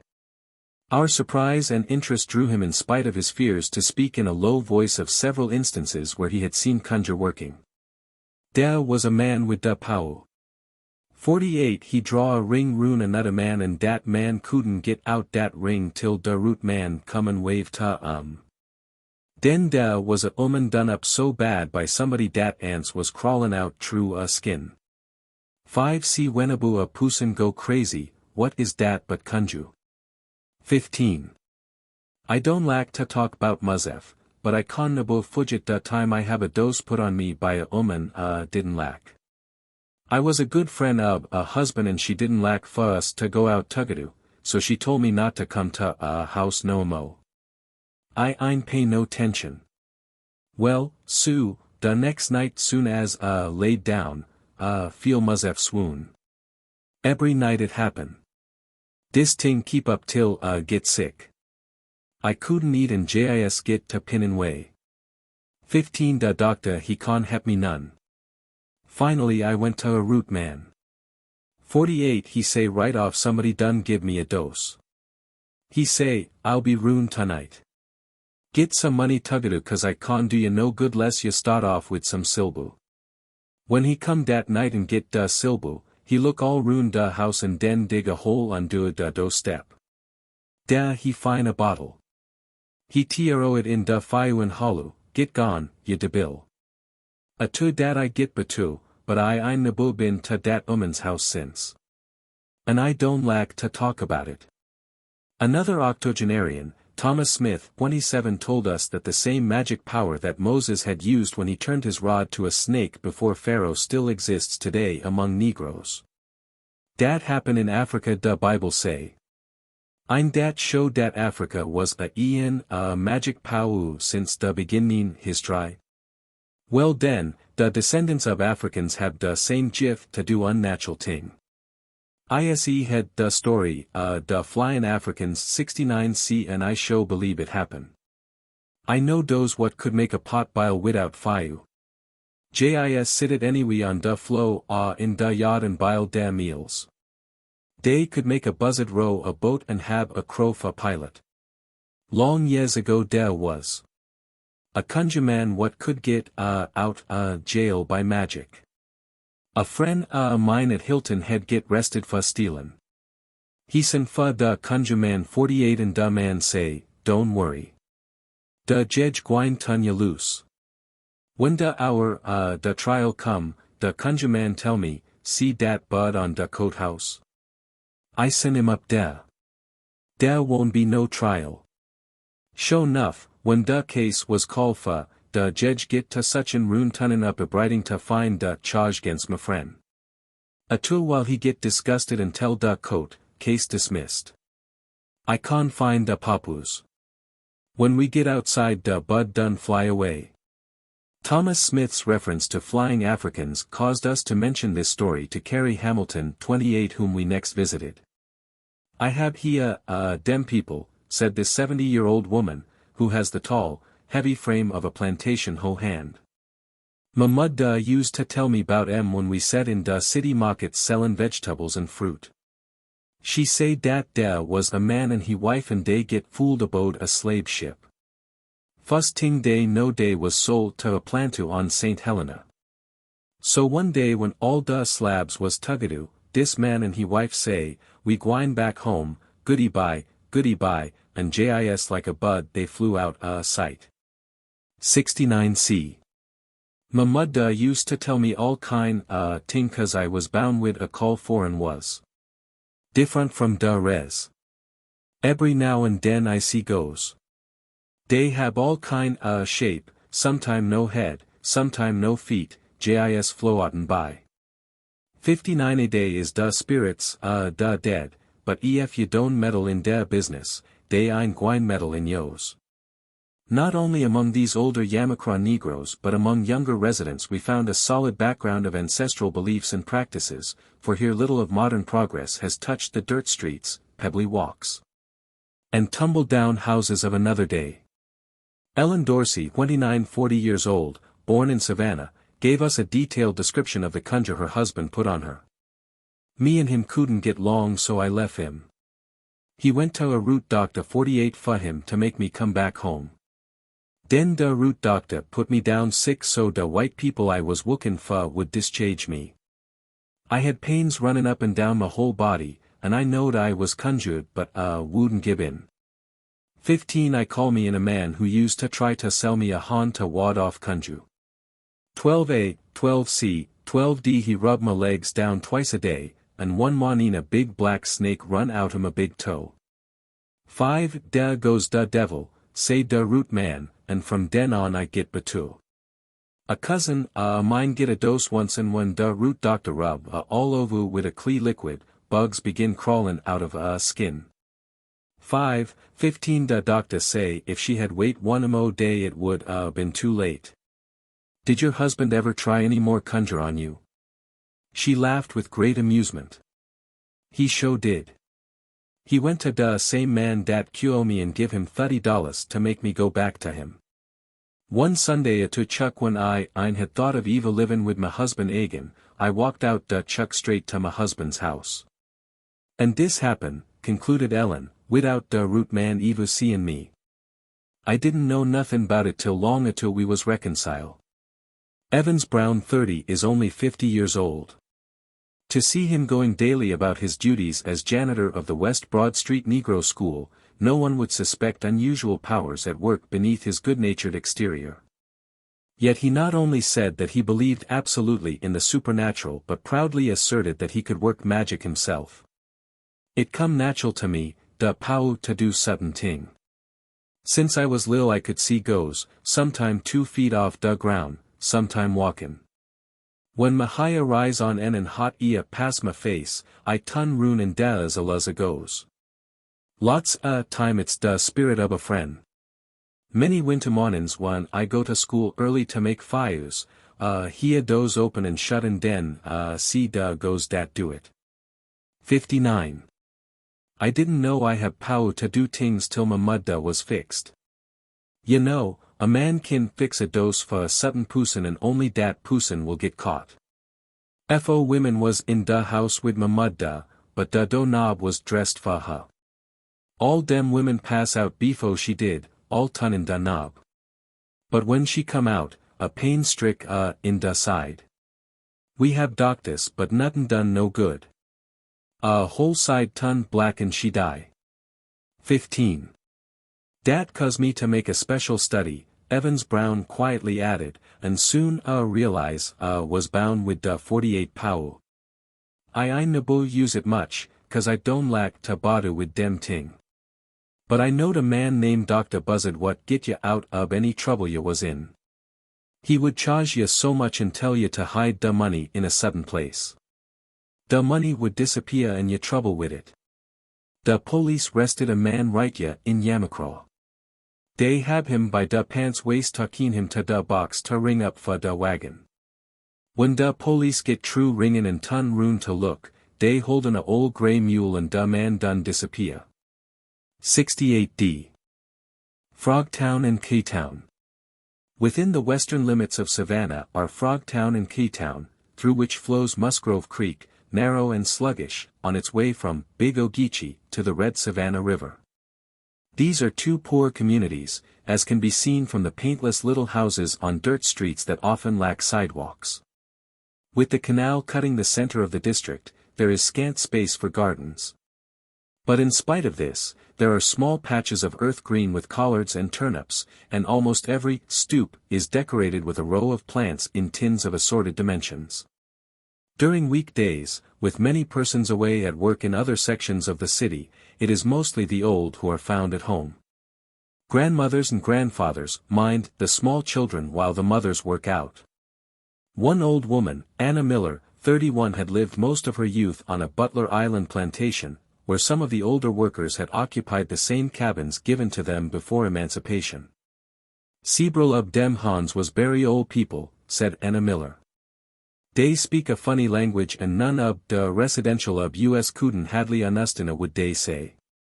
They have special name for all kind ting, but the only ting I can membu is that they call a water bucket a juba haltu. We found here, too, that in certain households certain foods are considered to bring bad luck. I don't eat peanuts, Millie McKen 32 told us, and I don't let a soul in my family eat 'em. Can you tell us why?" We queried, but she only shook her head. "All I know is dat day's bad luck. I found dat out, and I won't let one come in my house." Handicraft objects in this section were more numerous than in many of the other communities. We found a most unusual brush 33 made from the palmetto. 45A, it was about 4 inches in length and 2 inches wide. Both bristles and back had been made from a single piece of the rough fiber of the palmetto bark, spliced into splinters on one surface to form the bristles. The work of 2 wood carvers was brought to our attention. One of the carvers, 34, made a specialty of small wooden figures. He showed us several full-length human figures, 2 or 3 busts mounted on square blocks of wood, and 2 oddly shaped objects, each with mask-like features carved on one surface. 41. When we remarked on the originality of his work and its symmetry of design, he said simply, "I just picked it up when I wasn't looking." The other carver, 35, had made several nondescript figures, but we were chiefly interested in 2 linked wooden chains. One of these, which had an attached box with a ball enclosed, was similar to a chain previously shown us by another man in the community. Each man had cut his chain with all its details from a single block of wood. 70f, 70h. In Frogtown and Currytown there is intense interest shown in witches, spirits, and conjure. Personal experiences were related to us by several old residents, who had come in contact with supernatural elements. Old Henry Gamble 36 told us that he has been accustomed to seeing things since childhood. Particularly on rainy nights ghosts appear to him. He said, sometimes they float right at my side. 59 ISE used to now and it's JIS lack natural people to me. Ye kin skia witches and goes ef ye make a cross mark. This will stop from following ya. 75-year-old Henry Bates 37 readily acknowledged a belief in the supernatural. I done seen all kind of strange ting happen in my lifetime. Ya want me to tell you about some dem ting, missus? One night I finished eatin' dinner. Then I walked to da kitchen door. I see a strange man comin' down da road. He was 20 yards away. I turned my head to look in da house and one look back he done disappeared. I know he must have been a ghost. 59. Another time I hear a knock on da door. I hear it 3 times. Bam. Bam. Bam. When my dog hear dat knock, he holler like he was scared to detective. I get up and go to da door and my higher riz up on my head. When gets to da door, see something as big as a cow, only it look like a dog. 54 Den it vanish like a shadda. One night my wife and me get ready to go to bed. We fasten da door and window. To a time we hear a noise. Then we hear a click. Da window come open JIS like somebody open it. I strike a match and see a big yellow cat walking longside da bed. It have a face JIS like a possum. It go right out da window. I find out later dat da cat was a witch. 68 witches is JIS living people what been sold to da bill. Lots nights I can feel 'em riding me. JIS da other day I was sittin' in a chair and I dozed off to sleep. All at once a hag jump on me and start riding me. 69. When I was a boy I hear lots stories about people flying. Some folks brung oboe from Africa could fly off or disappear anytime they wanted to. I always believed dat story. I know folks right now dat kin make the spirits dead people come back. 56. When I was JIS growing up I knowed a boy dat have a strange power. Eben ef he wasn't with the other boys he could tell each one what he been doing. 22a, 22e one day until we grown up he say dat he could bring back folks dat have left town and gone away. Now there was a woman whose husband have left This woman was JIS Fretin Yusef to detective my friend go to and say, I will cause your husband to come back to you. I will charge you $10. You needn't pay me till he come back but if you don't pay me then, he won't stay. In a week's time the woman's husband was back. He stay home till he die. The woman pay my friend in peace payments till she pay I'm da $10. Living in a dirt lane on the fringe of K-Town is Chloe West 38 who was born at White Bluff and cannot remember her exact age. She told us that she frequently sees ghosts 59 and that a spirit warns her when anything out of the ordinary is about to happen. 22a, 22e. One time I was, bought by da folks next door what was trying to conjure me. Somebody tell me to get some hot water and tro it when I hear da noise. JIS as I get da water hot, the spirit of a white woman I used to wook for peahead and tell me to pray and da witches would go away. Till she spoke, the witches went out and the book did bother me since. The witches was 2 men. One went crazy and the police found the other one out in the woods. He died in the house. One night I hear a noise at my window. A voice say, Chloe, don't go near the window. I stop a minute, then go to the window. Some kind powder was thrown in my face that blind me. 8b then the voice tell me to wash my face quick in kerosene. I do that and the blindness leave me. Another time the woman what lived next door want me to mob and she get a conjure bag and bury it under my step. The spirit warn me again and tell me a man would find the conjure for me. The next day Dr. Johnson, a root man, 48 come by. He say some was laid down for me and he would take it up for 50 cents. I paid him the money. He come back dat night, dig under my steps, and take out a bundle. It had some dut and some high ten and sulfu in it. Dr. Johnson say it was graveyard dut. Nine been a long time since I've been bada, but show believe in all dem things. The first time I able see goes was long years back. Once when I was young and receiving company, there was two men coming to see me. I lack one man da best and da other man was jealous. Well, da jealous man die. After dat many a time see a shad da lack him come right up to my door and disappear. One night become, stretch he ahm cross da door, and say jis as plain as anything in a big loud voice, is dat other man still comin' Runya? I was scared stiff. D.C. Kelsey, 39 who has been blind for 6 years, told us that conjure had caused the loss of his sight. And I had da money to get nobody to turn dis ting back on da one dat put it on me, he complained. He looked pleased when a piece of money was placed in his hand. When we asked why he blew on the coin, he smiled slowly. Dat make him luck. It'll help me to get him you know, a root man, he won't take money out ya ban. He tell you to put it on da table da chef.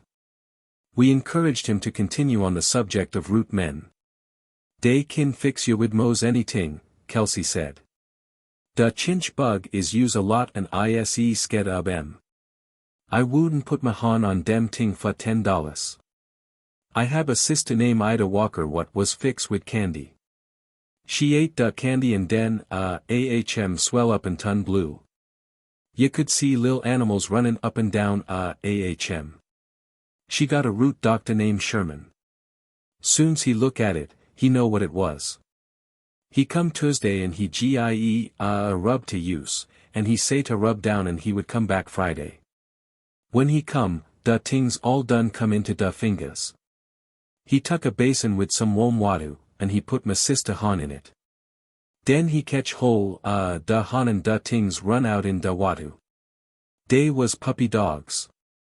He asks did she want em to go back where they come from, and she say yes. So he say he know da man what's an em, and he went to da winda and tro da water with da puppy dogs in it in da direction da man house and say, go. 1 week later da man was in he feel pluffin and he dropped da plow and fall down. When da people get to him, all he could say was, this is my wook. This is my wook. He went plumb crazy and died, but my sister got well and fine. She live nee millin now. Springfield.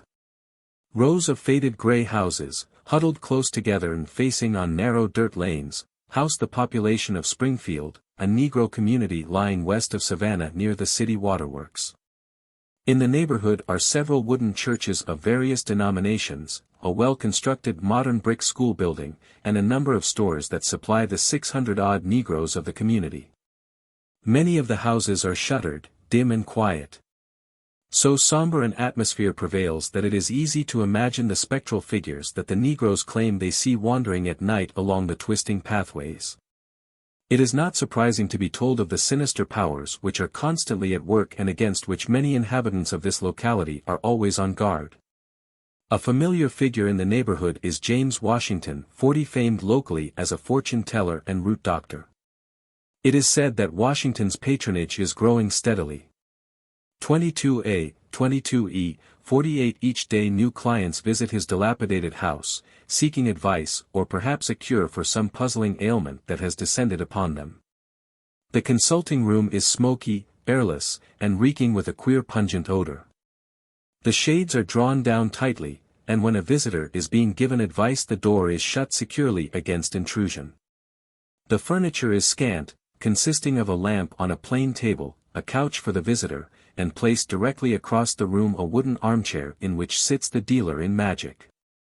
The most remarkable object in the room is a spirit picture, showing the head of one of the creatures of the Shadda world. The eyes are closed, the face bears a rapt, exalted expression, and the picture fades off into a dim mist of clouds. Washington uses no cards or crystals. I can tell the future JIS by looking at the person, 22a, 22e he told us, cause I was bound wid a double call for what was sabe for me till I was grown. Da spirit show me a brighting. I many people have da power to see things, but I got this gift from God. I have a deep knowledge magic. There is magic what God ya from hum and there is able magic what kin put ya down sick eben kill ya. 8 When ya been fix, ya can't get well with regular medicine. 15 You got to get a han against da fixin'. 6 Magic roots hepa lots. 48 Da haya is one da most powerful things ya enemy kin get hold of 10 cause it grow knee da brain and a han made out a haya kin show affect da brain. The credulous neighbors constantly seek Washington's aid, for there is much talk of conjure among them. His recent acquittal on a charge of assault and robbery was interpreted as evidence that he possessed the ability to fix da coat so they couldn't nabosen him up. We were told of a woman who had a spell cast upon her by her own sister. 15 Wishing to verify our information, we decided to pay the unfortunate victim a visit. The house stood at the dead end of a narrow street. A high wall separated it from its neighbors and the barren ground encircling it was littered with refuse, tin cans, and large piles of rocks. A fierce-looking dog prowled restlessly near the high-arched gateway and bared his teeth at the intruders.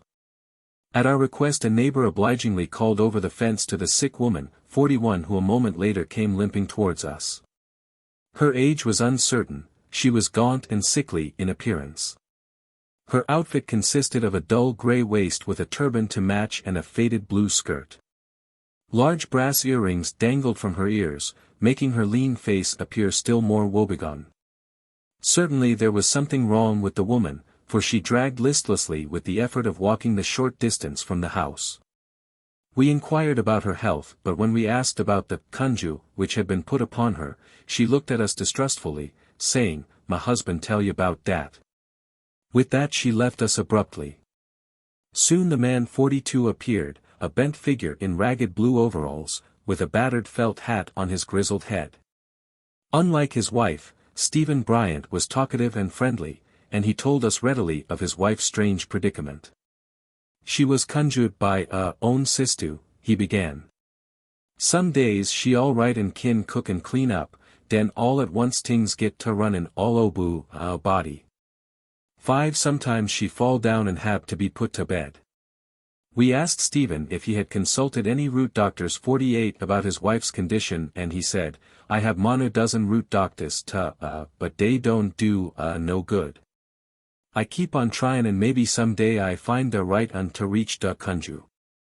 In this instance retribution seemed to have come swiftly, for Stephen told us that the sister who had caused the conjure was now laid up Yusef with conjure, for someone cast a spell on her too. When we asked Stephen if he believed in evil spirits, he nodded in affirmation. "I sees all da time," he said. "They is lil and white and have no head." 54, 55 You nabu see till a da sun gone down. You don't badu none and they leave you alone. There used to be a old house right pa ours. Every night we would be woke up by a loud banging noise. If we look out da window we could see dis spirit. He was a luz wanduhin rune. Every now and then he would throw a rock at a old gasoline tank and it would make dat noise we hear. 55 We a luz used to think there was buried treasure knee and dis spirit was gotten it. 61 I nabu did look for da treasure, I don't want to fool with no spirits. To a time they tuck down da house and da spirit nabu did come back no mo. Another victim of conjure, 43 a Negro man of about 88, told us that although he did not usually believe superstitious tales, his own strange experience had forced him to realize that folks kin fix ya. One time I fall down sick from a peculiar disease. Nuttin' didn't do no good till have a root woman come in. Right away she tell me a enemy done put down a dose for me. 15 She say I was fined in fish. Well, den, she tell me to drink a half a pint of whiskey and tro way da other residential da pint. To done this, get well again. 6. I knows a case fixin' right now. It's a young man what don't live far from ya. He allus complainin' bout crickets crawlin' unto his skin and some, da neighbors say they see, I bleeb dis muse be so cause da is a woman runya what kin make a hanta put any kind, insect in your body. 5 She kill da insect and grind it to powder and rub it on da skin, da pusin give it to drink. When it into da body, it turn back into insect, sometime a lizard a frog a snake. The old man continued, ISE had plenty experience bout root wook, 48 but I allus try to keep way from dat kind folks. I 'member old Dr. Shepherd who used to operate ya. He had hundreds folks come to him day and night. He must have been very good. There was a woman named Clara and she was good too. She used to catch lots Dr. Shepherd's customers. I went to a house once. She show me a box full packages and she say dat every one was a hon for different things. 8be I reach out to get hold of em, but she stop me and say ef touch em, they lose all da power. Clara and Dr. Shepherd both dead now. ISE had lots stories bout folks what could fly. Some time back I was leaving in Woodville when a man come true da. He was from Liberty County. This man talk lot bout da story, da Africans what could fly. He say all this was true. He say he was talking orders for wings and they was all you need to fly. A pair wings cost $25. Da man take your measure and a $5 deposit and say he collect da balance when he deliver da wings. Lots people give da order for wings, cause all their lives they been hearin' bout folks what could fly. Da man JS go roon talking orders and collectin' $5. Das da los any of us able hear da man da wings. Clara Smith, 44 a resident of this community, told us that she too remembered the time when Dr. Shepherd and a woman called Clara, who it appeared was her aunt, had operated a thriving business. I didn't understand much what they did, she said, but they was both kept busy all that time. There was a long line folks waitin' to see em. They say my Aunt Clara was very good. She could wook roots and give good luck hans and tell fortunes, and fix your enemies. One time a man come and get my aunt. He say somebody conjure his wife. 15 She act quee and run away and stay for days at a time. My aunt go to da house and dig all roon. She find a sack filled with sulfu, and hire, 10 and matches, and grab ye dat. 9 Then she took in da house and she find mo sacks in da mattress, in da pillow, and in da dresser drawers. These conjure sacks was what causing da woman to be crazy. My aunt destroy da sacks and gie da woman a good luck band to we a 6, 12a, 12c, 12d so no other root wuku could harm to this da ebel spell went away and da woman was cured. One of the interesting characters of the section is Ellen Jones, 45 better known as Pipe Ellen, because of a very evident liking for tobacco. The old woman, an ex-slave, claims to be almost 122 years old and walks almost daily from Springfield to Savannah. Winter and summer, her frail figure is snugly buttoned into a heavy top coat, so long that the hem trails on the ground. On her white head she wears a dark wool skull cap. Pipe Ellen told us that she firmly believed in conjure, and in proof of this she related the following instance. Right ya in Savannah a woman what claimed to be my friend root mock me. 15 I'm afraid to tell a name, cause she dead now. It was Flossie Hopkins. She fix me with tobacco. Ye see she knowed I lube tobacco. She wook a root on me so strong dat she put a big snake in my bed, and could feel things move in all through my body. I could feel da snake runnin' all through me. 50 Den I hear a noise and it keep on, so say to Muzef, a snake is in ya. I get up and set da lamp in da middle da room. Da snake show up. I close all da cracks round da house, so nothing couldn't get out. Next thing I know dat woman was knockin' at my door. When I let in, she grabbed dat snake, tiro it cross, Hoodoo and walk out. If had killed that snake, a man told me, it show would have been Flossie Hopkins.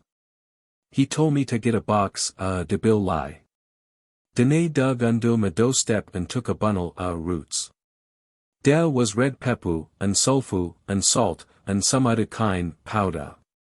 He sprinkled this all round the place and say I need na be fraid cause this would kill any conjure put down for me. 6. During the course of an interview, which was held later with another woman 46 in the community, we again discussed the subject of conjure. This woman told us, there is plenty conjure in this neighborhood. There was a man and his wife lived here. The man couldn't get work and he went away. Atu he left, the wife was took sick, they say she was conjured, 15 and days and for the husband. When he get home he get a root doctor to visit 48 the root man go to the back step and dig a hole, and there he find nails and sulfu and haya and some grabbed that. In the pillows and mattresses and in the dresser drawers, they find the same thing. Dem things run crazy. She act quee and run away and stay for days at a time. The root doctor moved the conjure and she was cured. He gie the power to disappear and appear any time she want to. I hear about lots folks what can disappear like that.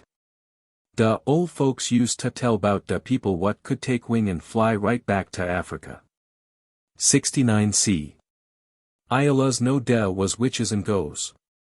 Atu I gets married my husband tell me dat he sees goes. 59 He described goes to me. It wasn't long fo I was seeing goes too. Sometime he would say to me, there go a spirit. It jis flow out'n long, I'm got no head. Show nuff, there I would see a shad flow out'n by me.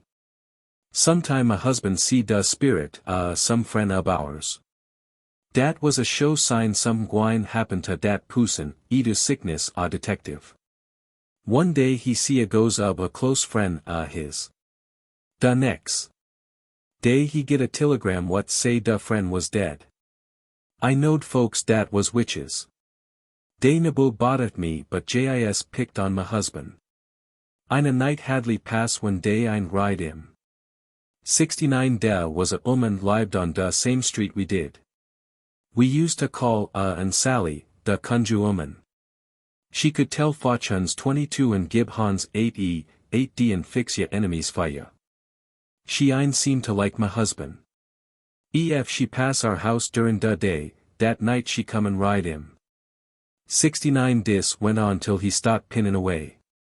He get disagreeable ruin da home and Dene went away. He ein nabo come back.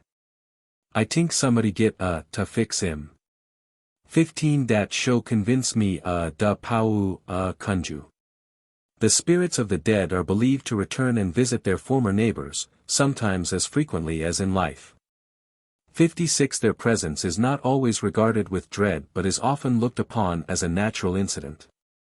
One woman made the following statement, I know there as goes, for I can see Ef any my friends die, I can see mos anytime. They pia jis as natural as when they was live. On the fringe of the community was a small store at which we stopped for a few minutes.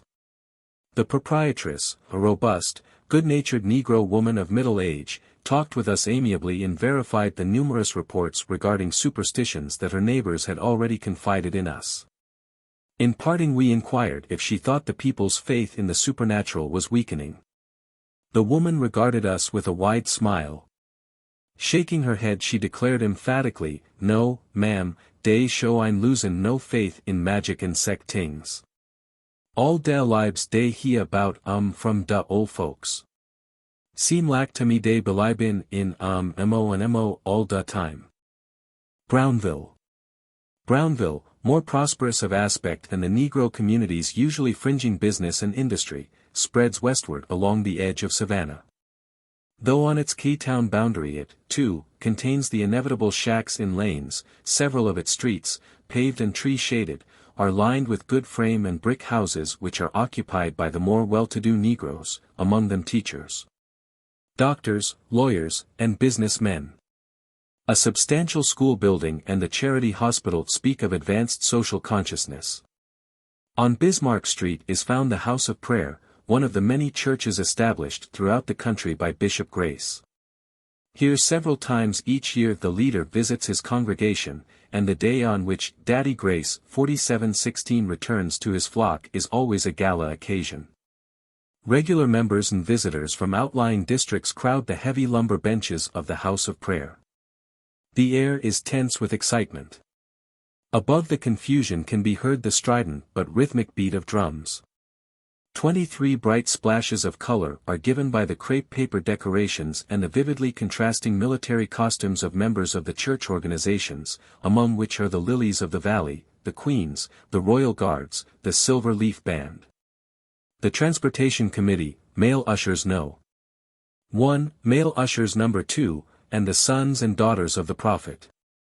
Others in the congregation don their newest and most colorful garments. Preparation has been made for all emergencies. In attendance are burly guards whose duty it is to see that nothing occurs to disturb the smooth performance of the ceremonies. The floor has been thickly sprinkled with sawdust and the stout posts at the front of the church are padded to prevent injury to overzealous worshippers. At the sudden sharp sound of a whistle all activity ceases, there is silence in the church. The armor-bearers leave the building to escort the bishop to his seat of honor. Soon they return, followed by the queen who is arrayed in a pâté green satin evening dress over which is worn a black velvet cape lined with scarlet. A double line of uniformed guards follows, and marching proudly between the lines is the bishop. According to his own statement, the Holy Prophet, as his followers call him, is of Portuguese birth. His long dark hair which falls to his shoulders, his piercing eyes, his pointed beard, and sideburns all combine to give him a distinguished and unusual appearance. 48.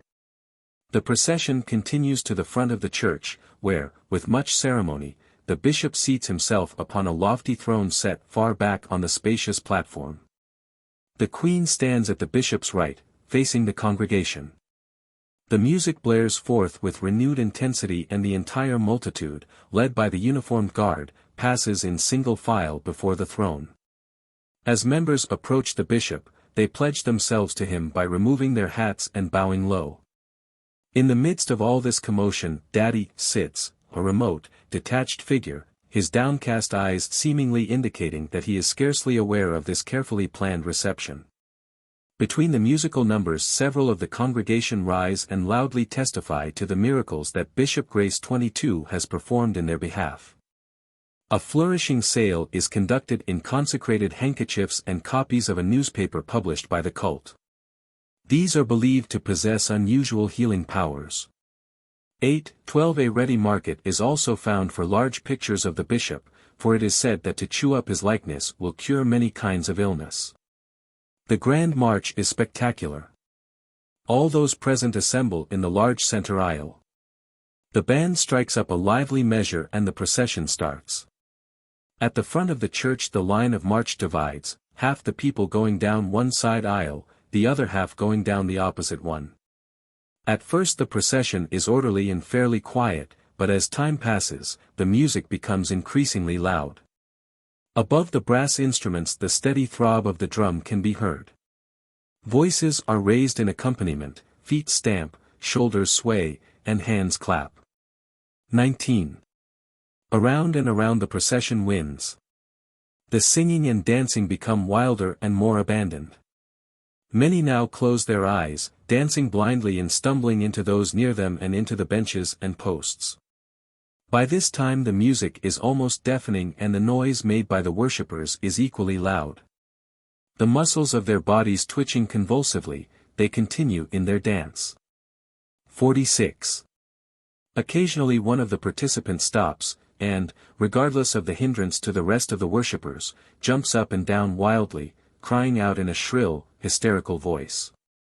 At length, exhausted, he sinks to the floor and is dragged by friends from under the whirling feet of the others. One woman, seized by such a paroxysm, falls to her knees, screaming incoherently.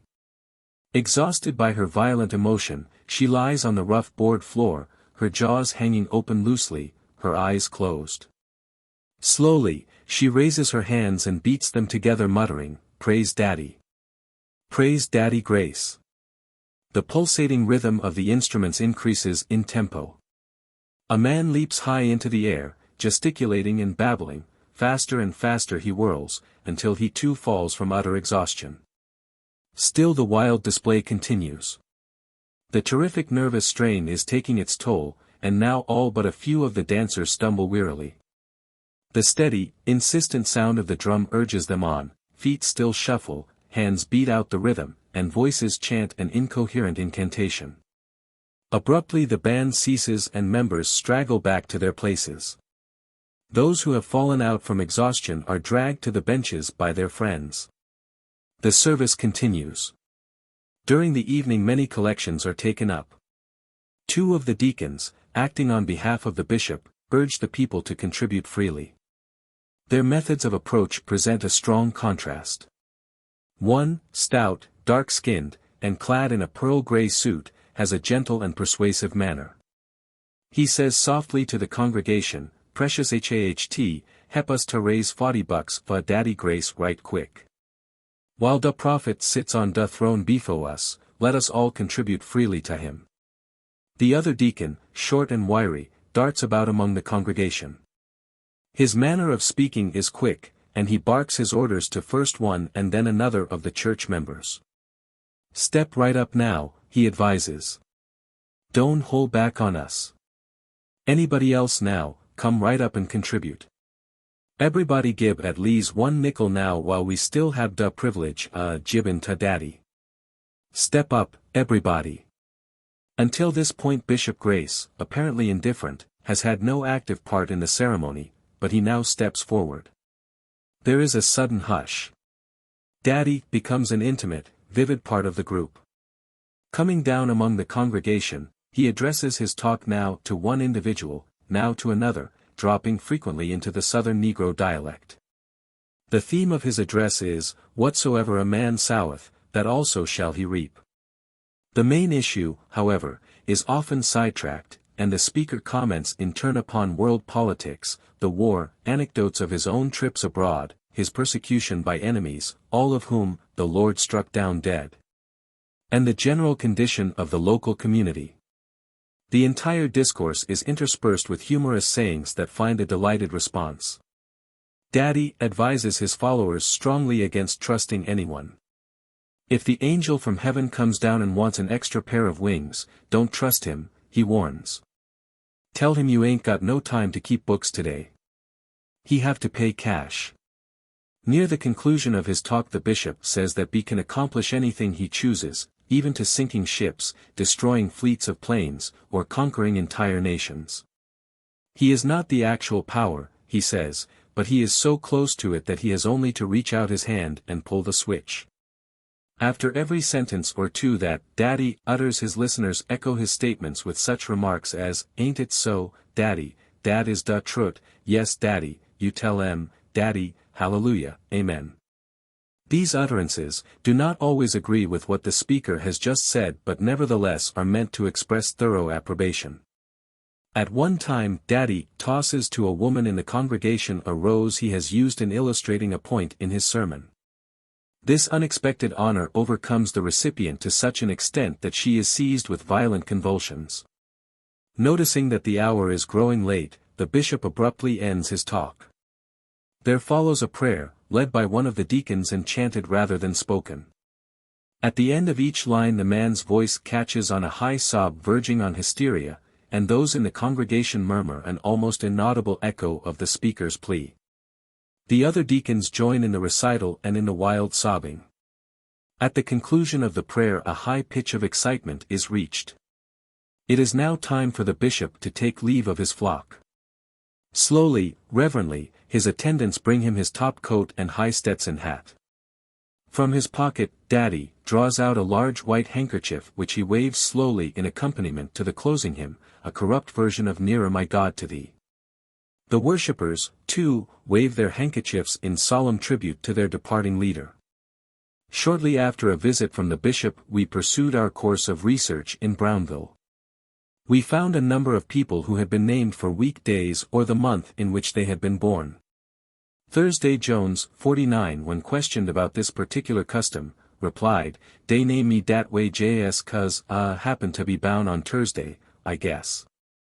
Sec ting seem to be in our family. I have an uncle whose name is Monday Collins. It seem to come da fust ting to folks mind to name da babies fa da day is bound on." 20. Another man 50 told us, "We have members in our family name Monday, Friday, July and August. Day jis didn't think of any name to call em but da day was bound." 20. Da was two brothers called July and August and da two sons was name after Some these names go all da way back to slavery time. Da chillin jis name after da kin. Ise quaint with two old men, one call Uncle Friday, da othu Uncle July, was the statement of a third Brownville resident. 51. One was bound on Good Friday and da othu on da 4th July. 20. We learned that certain foods are viewed with suspicion and are never eaten or allowed to be brought into the house. 65. The exact reason why these foods are forbidden was not explained to us. One woman said, "One thing I do lack is peanuts, but I don't eat and I don't let nobody else eat in the house. I don't know jiswi, but it bring bad luck all da week." 52. The palmetto tree, Robert McNichols 53 told us, supplies an edible substance in the form of palmetto cabbage taken from the center of the tree, about a foot below the top. This is the terminal bud of the tree, white in color, tender, and resembling the ordinary northern cabbage. It may be eaten cooked or uncooked. 45a. From the same tree a wine is made. We learned two different recipes for the preparation of this beverage. The wine is sometimes made from the cabbage, which when first cut contains a white sap. The chopped cabbage is put in a container where it is allowed to ferment, after which it is strained and sugar added. 5445b. The wine may also be made from the dark blue palmetto berries. These are placed in a container until fermentation occurs, after which the juice is extracted and sweetened. The wine is a clear dark brown and is said to have an excellent flavor. Incidentally, the palmetto tree serves a variety of other purposes. Palmetto fiber is used in making baskets, rugs, bottle holders, and numerous other objects. 45. Many of the Brownville residents are skilled in palmetto weaving and also in woodcarving. Walking sticks were brought to our attention. One had a lizard carved on its handle, 55, while the likeness of a snake twisted its body realistically about the length of the stick. 50, 70a. On a similar stick of dull, yellowish wood the tense, erect head of the large reptile which wrapped itself about the cane formed the handle. 50. In the gaping mouth was held a ball. Even the smallest detail had been delicately and artistically executed. We could learn little of the history of the stick except that it had been carved many years ago by an old Negro who had given it to the present owner and soon afterward moved away from the section. 56. The snake decorating 50. A third cane had eyes of rhinestones 41c which gleamed and flashed as the stick was moved about. 57. Crude hand-carved wooden table utensils were in use in several households. 70a. We were shown a fork with only two prongs set wide apart on the far sides of the base. One of the spoons was about the size of an average tablespoon, but with a bowl of considerably greater depth. 58. One Negro showed much ingenuity in the carving of a linked chain 59 with a box-like object attached. Inside the box was a small wooden ball. This entire contraption had been made from one solid piece of wood. 70f. Another man employed his spare time in the carving of small wooden dolls, jointed and so designed that they could stand alone. 41e60. An old Negro living in very poor circumstances owned a number of interesting objects. 61. These he said he had inherited from a grandfather who had come to this country from Santo Domingo, West Indies. Among the objects were old coins, a pistol, and a pocketbook made of shells clamped together with metal bands. The most significant item, however, was a carved stone figure. The grainy texture and the slight splits in the skin had been executed with great skill. The fig had been carried as a charm by the old man's ancestor, but where this forebear had obtained it we were unable to learn. 8, 32, 34 c. On the Ogeechee Road not far from Brownville we came in contact with a Negro 62 whose favorite pastime was carving. 70a he showed us the figure of a man, about 27 inches high, with heavy shoulders and torso overbalancing the lower part of the figure. The head was large and square, the eyes were painted on roughly, and the nose and mouth were attached pieces of wood. A wooden crane and other birds carved by the same man bore a crude, primitive stamp. 70c, 70d, 70g. Nearby on the Ogeechee Road we found Tony William DeLegal, 63, an old man, well over 100 years old, who was formerly a slave of Major John Thomas, Harris Neck, plantation owner. His dark eyes are filmed, his once powerful shoulders are bent, but Uncle Tony can still recall incidents which took place during his childhood on the plantation. Sitting on the front porch of his daughter's house, he sang an African song to us. Unfortunately he did not know the English translation. The old man sang the song over and over and we were finally able to take down the following. Wakam Communin. Come Baba Yano. Lai Lai Tombe. Ashi Bomanomo. Sure Wali Go. Ashi Quank. Come Baba Yano. Lai Lai Tombe. Ashi Lai Lai Lai. Sure Wali Go. Dune. In the heart of the thriving Brownville community live fortune tellers, root doctors, and vendors of magic charms who conduct flourishing businesses. 22a, 22e, 48 There is a ready market for their wares which are used for the various activities of daily living. Numerous perplexities pertaining to matters of business, luck, and love affairs are thought to be solved by the mere possession of certain charms. 8. Mattie Sampson, 64, a robust young Negro woman, told us that she does an active mail-order business as representative of the Lucky Heart Company, the Sweet Georgia Brown Company, and the Curio Products Company. She supports herself comfortably by means of selling her credulous neighbors good luck perfumes, roots, lodestones, and similar charms. The charms and good luck perfumes and powders do da wook independent of any additional help, Mattie said. If anybody believe a particular charm is what they need, well, that charm will do da wook. Most of my customers depend on special charms to bring em good luck, the young woman continued. They never permit da supply to give out but order it over and over. I have several best sellers. One is the Mystic Mojo Love Sachet. This is sometimes called Quick Love Powder and is guaranteed to make you popular, successful, and happy. You use it to attract a person and to make that person admire and love you. A lil this powder is worn in a bag around da neck or rubbed on da body. But if you prefer, you can sprinkle it in da dresser drawer or in da bottom da shoes. Mystic Mojo Incense is another one my best sellers. On da box it says this is da same incense used by da Hindus and Arabs and Turks, and also da Egyptians, and Chinese. In every box is 5 different colors, each one for a different purpose. From a box which Mattie had on hand we took down the directions, work the magic spell now. Just hold Mystic Mojo in hand and light match to tip. Perfumed with rare fragrance and exotic sandalwood, myrrh and incense. Price 25 cents.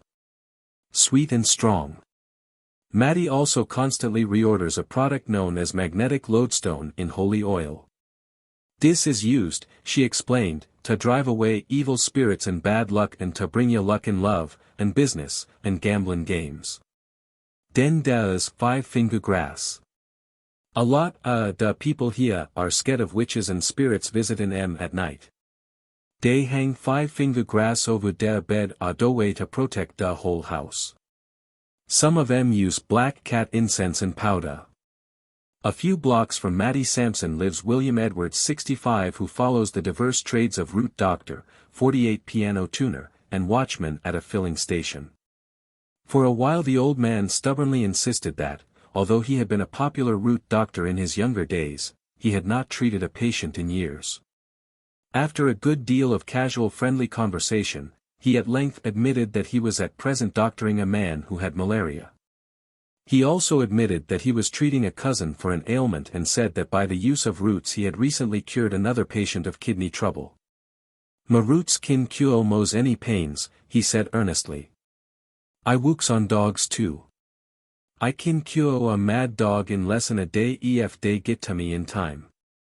I make ma medicine from king physics. It grows on da salts and is very plentiful near Montgomery, but ye hab to know how to find it. Da spidoo is both good and able and is useful to man. I make a medicine out da spidoo 5 by stewing eel skin in lard with it. When this is done, I have a salve that will stop any kind pain. On da islands, specialties tea. Catherine, da spidoo is held in high regard by some da people. 53. I make ma medicine out king physic root, and Indian ash, and Turkish wine. When I was a boy I learned many things from da old people bout herbs that was good for defunct ailments.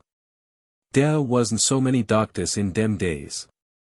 We had to find remedies for our sickness and know how to cure snake bite or cuts and boils, eben female complaints. So I learned what herbs to use for these ailments too. I can cure any rattlesnake bite in 24 hours.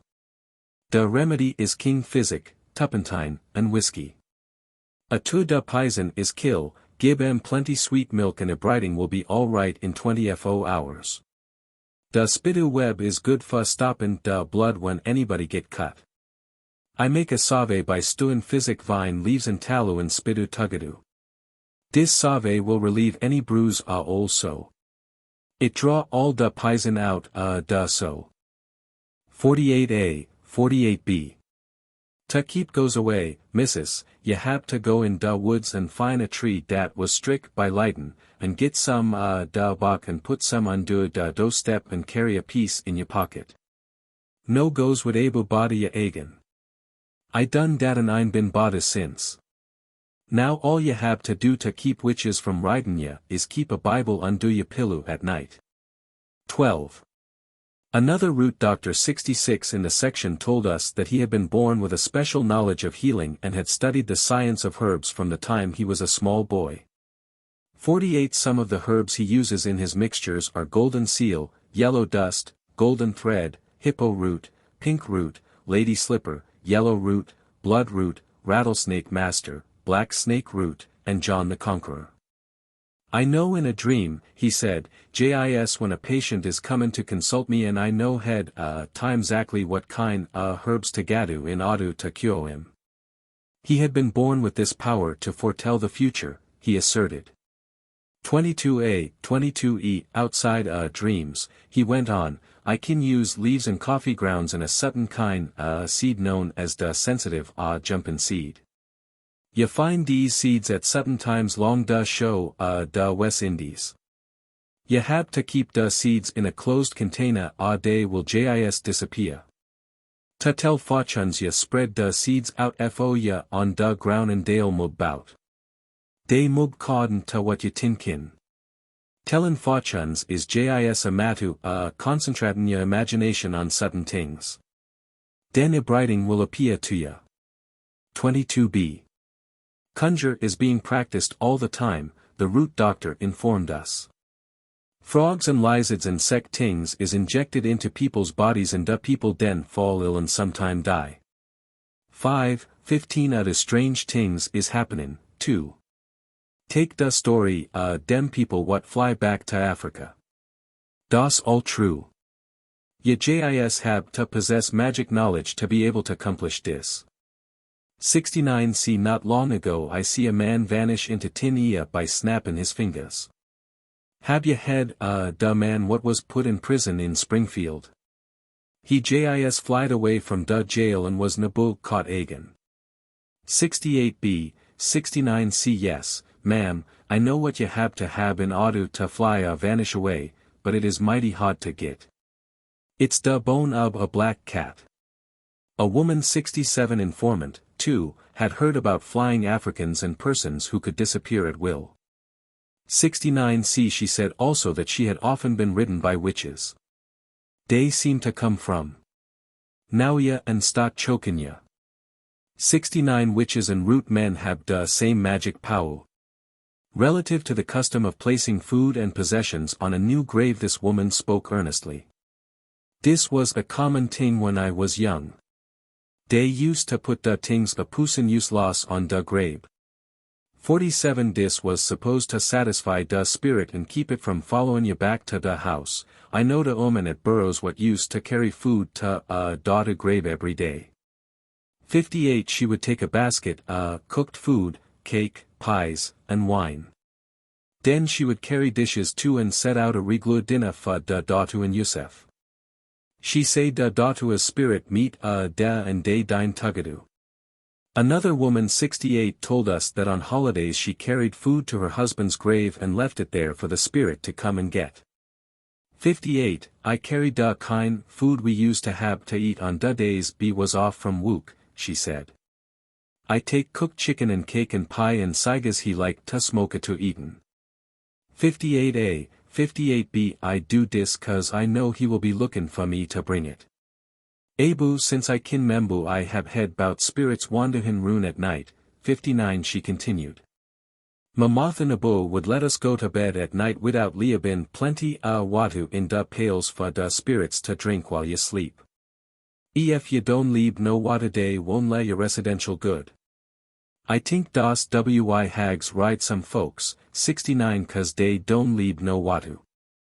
I believe witches is people dat sold their soul to da debil. They have the power to change from their own shape to anything they wants to be, 68 so they kin torment other folks. When it goes is rune I kin feel da hot ear. We found that belief in supernatural beings such as witches and ghosts was widespread throughout the community. Witches is lack folks, one woman said. 69 They done sell themselves to da debil and he make em do anything he wants to. Some get a grudge against you and starts to ride you. 69 No matter what you do, they kin get in your house. Sometime they come like a mouse, sometime a rabbit, and sometime eben a roach. 68 I member hehin bout a witch what come every night like a rabbit and rode a woman. A man what knowed da woman laid a trap for da witch. Da witch escaped from da house, but da dogs track down. When she see she was caught, she begged da man not to do nothing to and she wouldn't do no mo witchin. A Negro preacher 70 in a nearby section said that he had been in the habit of seeing ghosts all his life. 56, 59 Once was JIS after Mafatha died. I saw him all dressed up in wehin a Stetson hat. I called Mamathu and said, Mathu, he a come papa. When I tun rune, he was gone.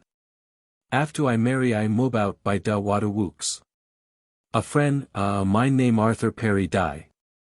Some time later another friend die. One night I was lying down when I hear a noise. I look up and there was two men all dressed up in white, walking cross that room. As I watch they begin to shrink till they was no biggin dolls. Then they disappear. I see goes mo's any time, so I see used to it now. That he was frequently visited by both witches and ghosts was the assertion of another man. 71 Da witches come in and strangle me, 69 he said, but da goes you JISC, and no harm come from JIS last night or two I gone to bed a goes come in the house. 59 I have to get up and run him out. Sometime they pulled da kubu right off my bed. The same man said considerable conjuring was being practiced in the neighborhood, but that he kept a careful distance from people who were believed to be able to do things to ya. 15. You see, he volunteered, I have my leg fixed once. Dat was back in 1893. Fuss my foot swell up, den my leg. It was so bad I couldn't walk. A man told me to go to Dr. Buzzard, a root doctor.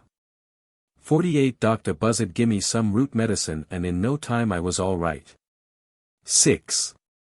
A more recent case of attempted conjure was told us by the woman 72 who had been the intended victim. 15 We found her living in new quarters where she had hurriedly moved to escape the evil influences directed towards her by the downstairs tenants in her former residence.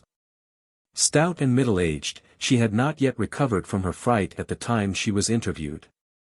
As she talked, her dark eyes rolled wildly and her manner betrayed signs of extreme agitation. Dem folks was determined to get my spirit. If they do dat, den I go crazy and nobody could help me. Dey hab a dog trained what would get under my window and bark twice to get me to look out. I see onto and stay shut in my room. Den they would blow a automobile horn twice. Sometime they would beat on a sycamore tree in front da house and call my name, Tressie, Tressie, Tressie, wake up. You gwine to sleep all the time. Dey bun all kind powder under my window. 8 bi mug my bedroom, but dey find it out and somehow dey make holes under my bed. At 12 o'clock dey start bunning powder and roots and calling my name again. The next morning I find all kinds things on my poach, red pepper and haya and some kind powder and some bus eggs. One night I see bunning some kind powder under my window. Dat show scared me. I run upstairs, and get my husband's gun. Den I stand in da back da house listening. I hear a voice calling way off. It keeps saying, Tressie, Tressie, trying to get me to answer. I didn't say nothin', 'cause if answer to my name den my spirit would be stole. I hear my name Obu and it seems dat it go right through me. I take da gun and fire 2 shot through da flow. Da voice stop right off.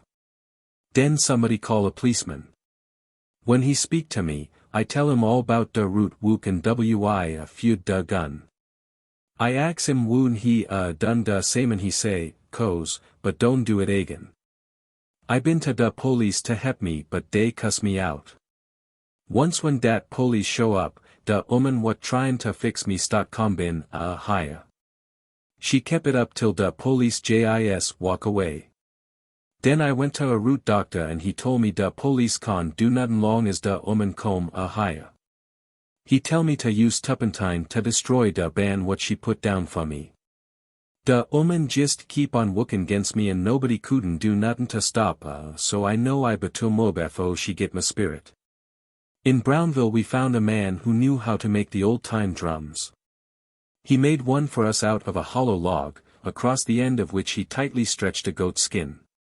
He fastened the skin to the log by means of a number of wooden pegs. Unlike modern drums, this one was taller than it was wide, measuring about 18 inches in length and 10 inches in diameter. 25. The drum maker, James Collier, 73, a middle-aged, intelligent, well-educated Negro, said he had made a number of drums in this primitive manner. Collier told us that he had heard of drums having been used during funeral ceremonies in former years. The mourners beat the drum while on the way to the cemetery. After arriving they marched around the grave in a ring and beat the drum and shouted. 24, they called it the Dead March, explained the man. The spirit don't stay in the grave, he went on. When the funeral procession starts to leave, the spirit leaves the body and follows the people from the graveyard. It never stays with the body. 66 A little later he volunteered the additional information, for the spirit to rest in the grave folks have to be buried at home. They never feel right if they buried from home. The spirit just wander around. 1. I have seen something I think was a ghost. I have no explanation of it, but I think it was supernatural. I have heard of witchcraft, conjure and magic.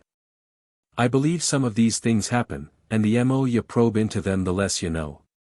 I have heard about a magic hoe that folks put in the garden. They speak certain words to it, then the hoe goes ahead and cultivates the garden without anyone touching it. They just tell it to do the work and it does it. 39. We questioned Collier again about his personal experiences with supernatural beings and he related the following story. When I was just a young boy my family used to live in K-Town. Me and Mabratha used to go and see my aunt who lived in Yamacraw. To get from our house to where she lived we had to go past a cemetery which was in back of the Union Station. One time we had been to see my aunt and it got to be late. We started for home. It was beginning of night. Mabratha he had rheumatism and he was hobbling along on a stick. We started along by a fence to get to West Broad Street and when we had gone about 100 yards we saw a lady coming towards us. 59 She was very fair, and she was all dressed in black and had on a long black veil. Her dress was black silk and rustled as she walked. Mabratha and I, we were surprised to see the lady all of a sudden, for we hadn't noticed her before. She come up to us and she say, "Are you goin' round the fence?" We tell her we was and she say, "You not afraid?" and we say, "No we not afraid." The lady wanted to walk with us and we all start walking along. We had gone a short ways when all of a sudden we look in the cemetery and we see a little white thing rising up out of the ground. It was kinda hazy and shadowy and it spring up from the ground and streak out to meet us on the path ahead. It looked like a lil animal. 54. The lady, when she see the lil white sums a-comin', she dot out like lightin' and she go right to meet it. When she get to it she disappear right into the ear, disappear right before our eyes. Mabratha forgot he was crippled, he drop his stick and start runnin', and I run too. And we never stopped runnin', kept right on goin' till we got home to K-Town. He don't like to speak of it today 'cause we're not superstitious. Tatemville. Extending southwest from Savannah over a widely scattered area is a section known locally as Tatemville. This settlement is inhabited largely by Negroes, some of whom are survivals of antebellum days. It is interesting to note that a number of these old people in speaking of their fellow slaves frequently prefix Gullah to the given name. 74. H. Miller, 75, an educated old man of this community, who has acquired considerable wealth, stated, "I knew many of the Gullah tribesmen who were brought to this country, when I was a boy. I think some can be found around these parts now." A palsied old man, William Newkirk, 76, who said he was born on the Newkirk place, obligingly replied to questions concerning root doctors and conjure, "Well, the root doctor was all we needed. Dey was betur dan da doctus nowadays. There wasn't all dis ya cuttin' and when ya sick, the root doctor would make some tea and give ya something to rub with and das all. Den fo ya know it, ya was all right. 48a he would fix things for ya ef somebody done put some down for ya. There was many ways to wook it.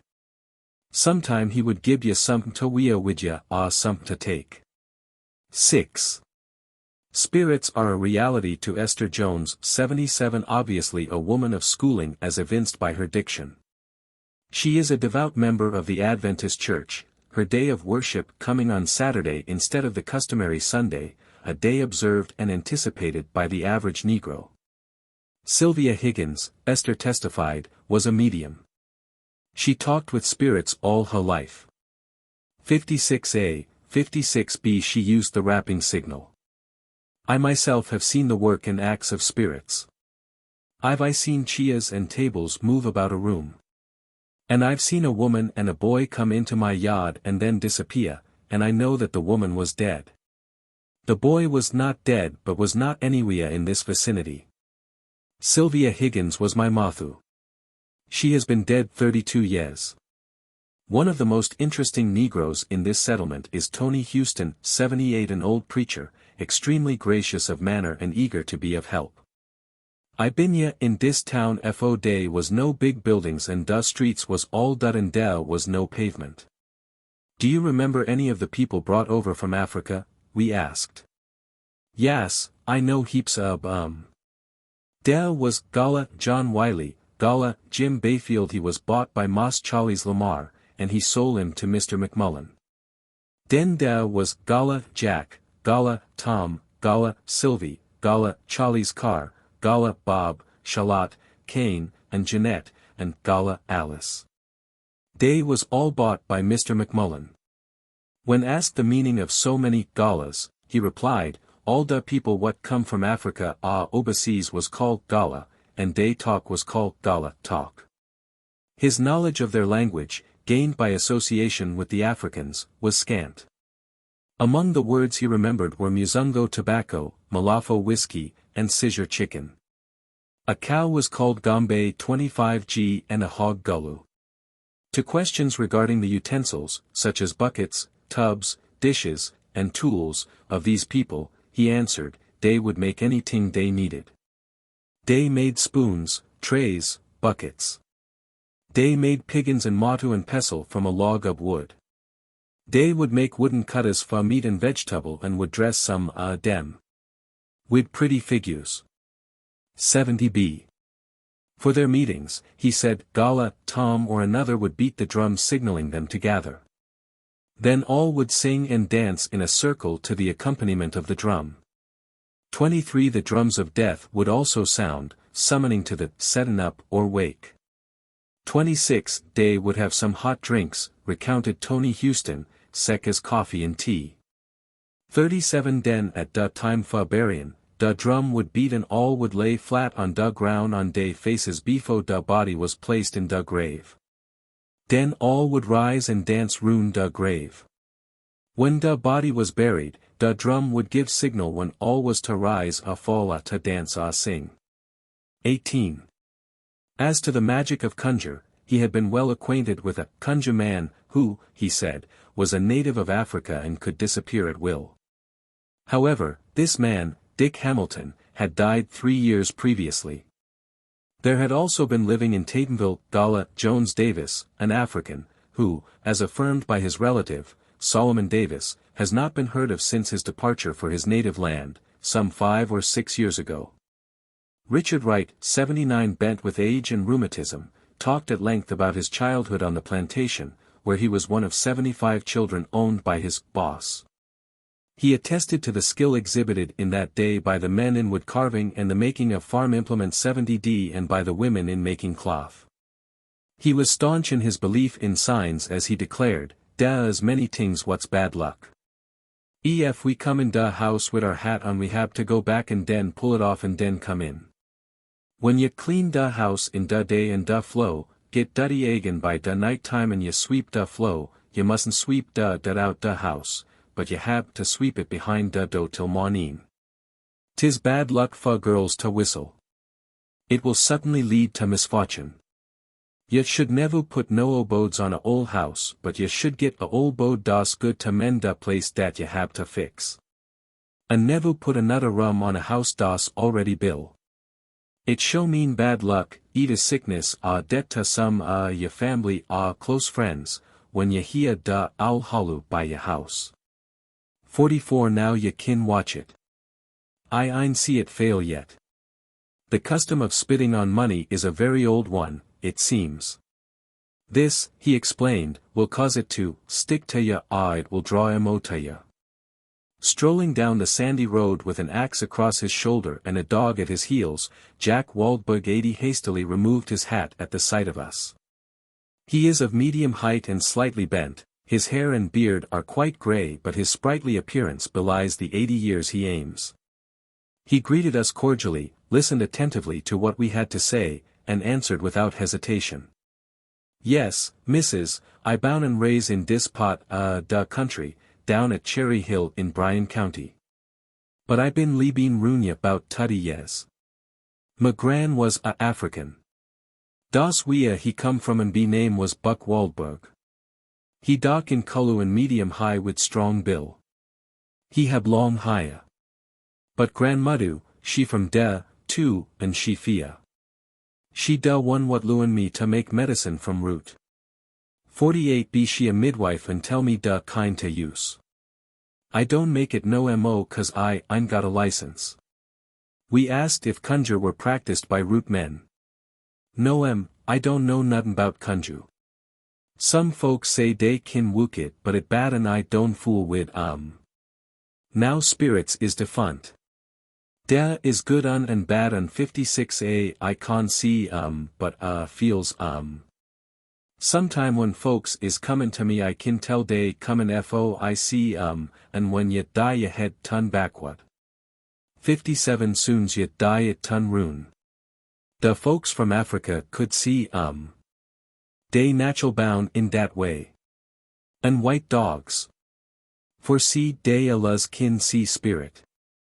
My brother Simon he bound with a call and he see and play with For they would climb trees and he climb it too so my mud give some tea made from call women and blind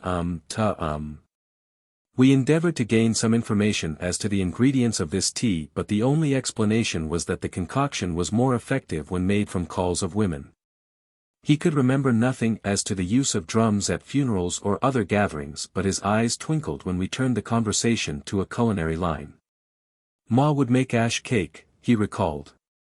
She would mix da cornmeal, then open da oak ashes and spread in some hickory leaves, then put da cornmeal on da leaves and kubu with mo leaves, then put da hot ashes and coals on da top. When it done, she take da bread from da ashes and rub it with a rough cloth or brush and it would be pretty and brown. This, he concluded smacking his lips, was very fine with fat meat or syrup. Justine Singleton 81 believed firmly in the existence of spirits as verified by her statement. Yes, when I was sick my sister Das dead come to me and I knowed that it was her and she done talk to me. She told me to get some weepin willow and bile it and make a wash for my feet. This, she explained is an excellent remedy for foot ailments. I done talk to da spirits many times. Sometime I give em something. I can't tell you no mo now cause I can't get my mind tuggadu. In this locality stands a small one-room structure occupied by an old man and his dog, between whom there is a touching devotion. In addition to other means of livelihood, he follows the profession of root doctor. I can cure any kind sickness das put on ya. And, he added, I can tell what a man want. Soon's see I'm his spirit come to me. I lay down and sleep and know when somebody want me. Da spirit come and wake me. Many times go and find em looking for me. This man, whose name is Alan Parker 82 is unusually adept with his hands, as shown by his skill in mending clocks, watches, and firearms, in making chairs, baskets, piggins, bread trays, spoons and forks. 70D and in carving figures of such animals as snakes, lizards, frogs, dogs, alligators and rabbits. 50B.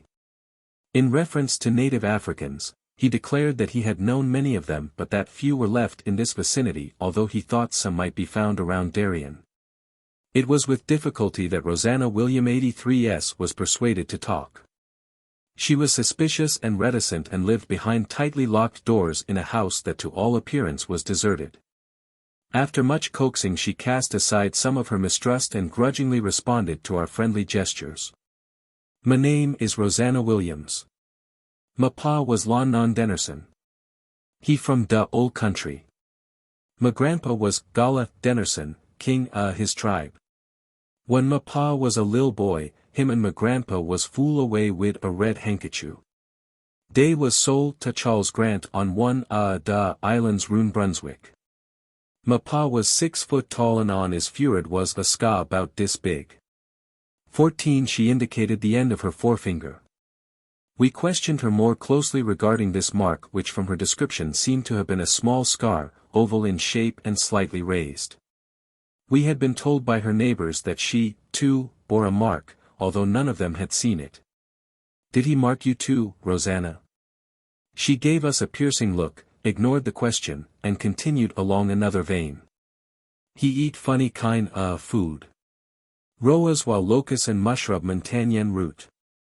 It lack elephantia and taste like Irish potato. He plant mostly benny and rice. I plant a lil benny every year too. He used to beat benny seed in motu and pestle, sometime with a lil shugu and sometime with a lil salt and make a passe. He eat it on bread he eat it jis so." We broached the subject of drums. "Yes'm, they used to dance to drums and they beat for funerals too. I was too lil to membu anything what was, said 'bout my grandpa, but my pa wook on da farm fa is boss. He make lot da things they use. I ain't got nothin' what he had but this." She brought forth a curious-looking tool resembling a can opener with a hook in the end, which, she said, her father had used for extracting teeth.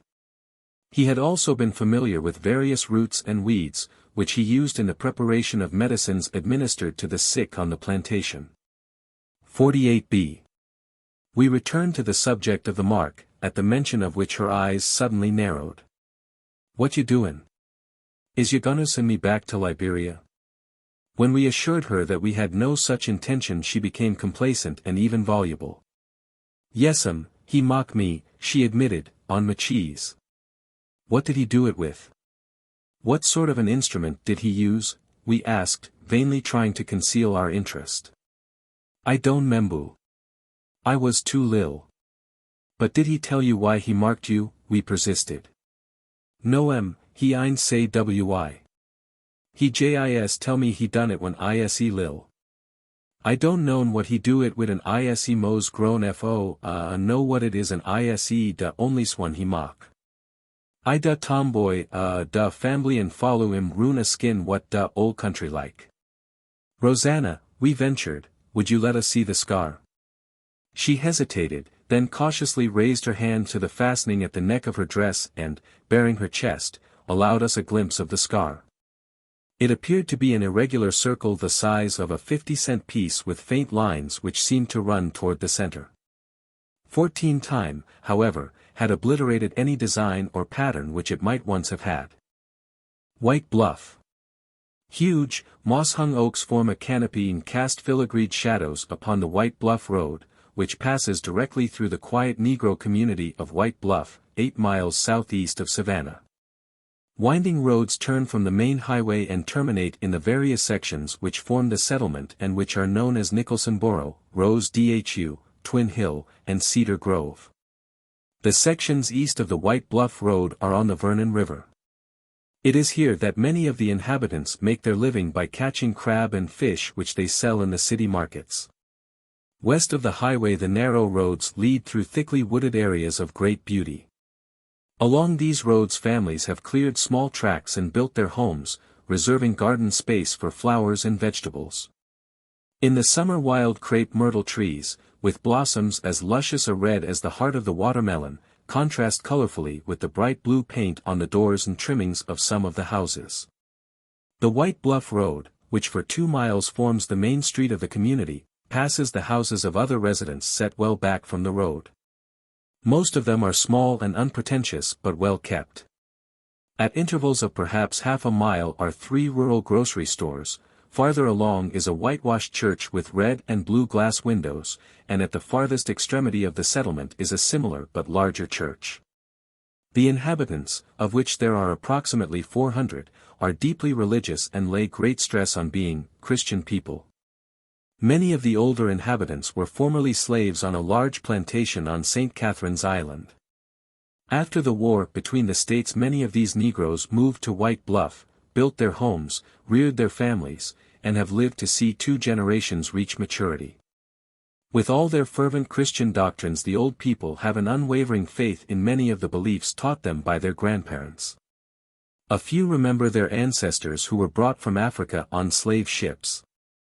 The younger group seem carefree as they perform their tasks in the cool part of the morning. It is not unusual to see several young men lying on a shady porch resting or happily engaged in a card game as early as 10 o'clock on a summer morning. These young people have little faith in the practices of their elders, but they believe profoundly in the power of certain charms to affect luck and love. 8. Having heard that Sophie Davis was one of the oldest persons in the community, we visited her and found her cordial in her reception. Sophie 84 does not know her exact age, but was 8 at the time of the war. She is very short and very stout with gray hair and a very large smiling face. The day we saw her she wore a cotton print dress with gray predominating. Her sparkling eyes expressed her interest in current happenings of the community, and when she laughed, her eyes became mere slits and her shoulders shook. Indicating a small bush growing beside the doorway of her little cabin, Sophie told us, "Some folks here show believe in some queer things. Ye see dis lil bush it called Cherokee and mos folks ye plants it at da do. It bring good luck. 34 C lot medicine and cures is made from other roots and herbs and some folks uses when day's sick. 48.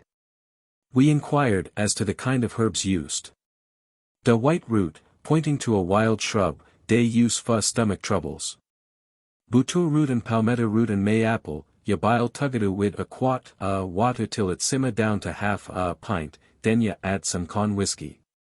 Dat a family tonic to build ya up. Sophie went on to tell us something about the beliefs prevailing in the neighborhood. If some relative is sick, ya don't nabu da ta so on a garment what ya is wehin cause dat put a spell on da sick un and day most liable to die. 49 Da is another ting too. Ya show betu not steal things from a grave. 64 I show no I wouldn't. Da is jis a lot other things bout bad luck too. One show sign is dat ef a person sneeze while days eatin' long, dat is, they have food in day mouth, then they got to put it out less and they have bad luck. 52 Another sign is da hootin' of a owl. 44. A strange look of doubt and amusement came into Sophie's eyes at the mention of conjuring. She smiled and slowly shook her head. I had up a few cases we a day say one da neighbors conjure another, 15 but fa da mos pot they all gets long all right.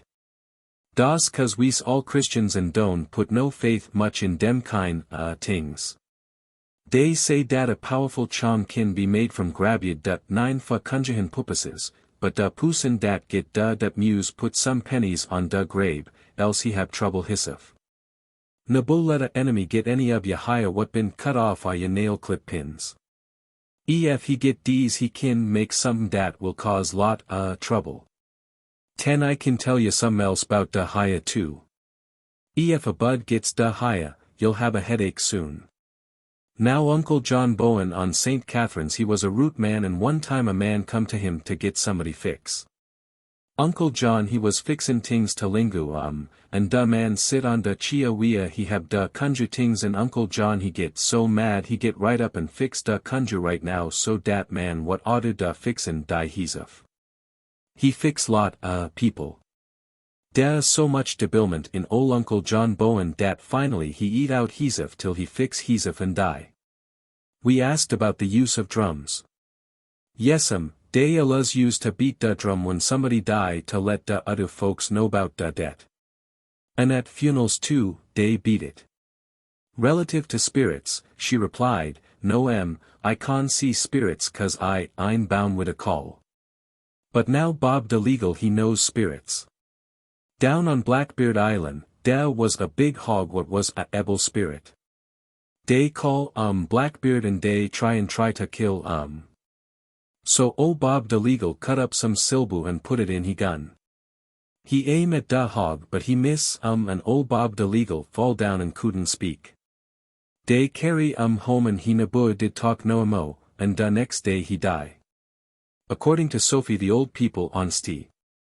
Catherine's would pray at the rising and at the setting of the sun and at the conclusion of their prayers they would say the words, Mina, Mina, Mo. Asked if she knew the meaning of these words, she shook her head negatively. You know, Susie Branch, who lived jis cross da road da, could tell you some these things too. We was chillin' tugadu down on St. Catherine's Island. I gwine call In a moment Susie 85 arrived. Tall and thin, she was dressed in a red, green, and blue cotton plaid skirt and a man's shirt with the tail hanging loosely outside. She was very talkative and was enthusiastic in verifying many of the things that Sophie had mentioned. Susie listened gravely as we inquired about her recollections of the old people in her family.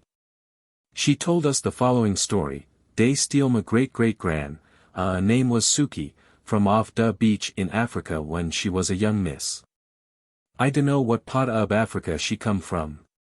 She alluz say she come from Africa, da country we a day don we a no clothes. At da plantation at St. Catherine's she was da seamstress fa da slabs. She make mows all day we a.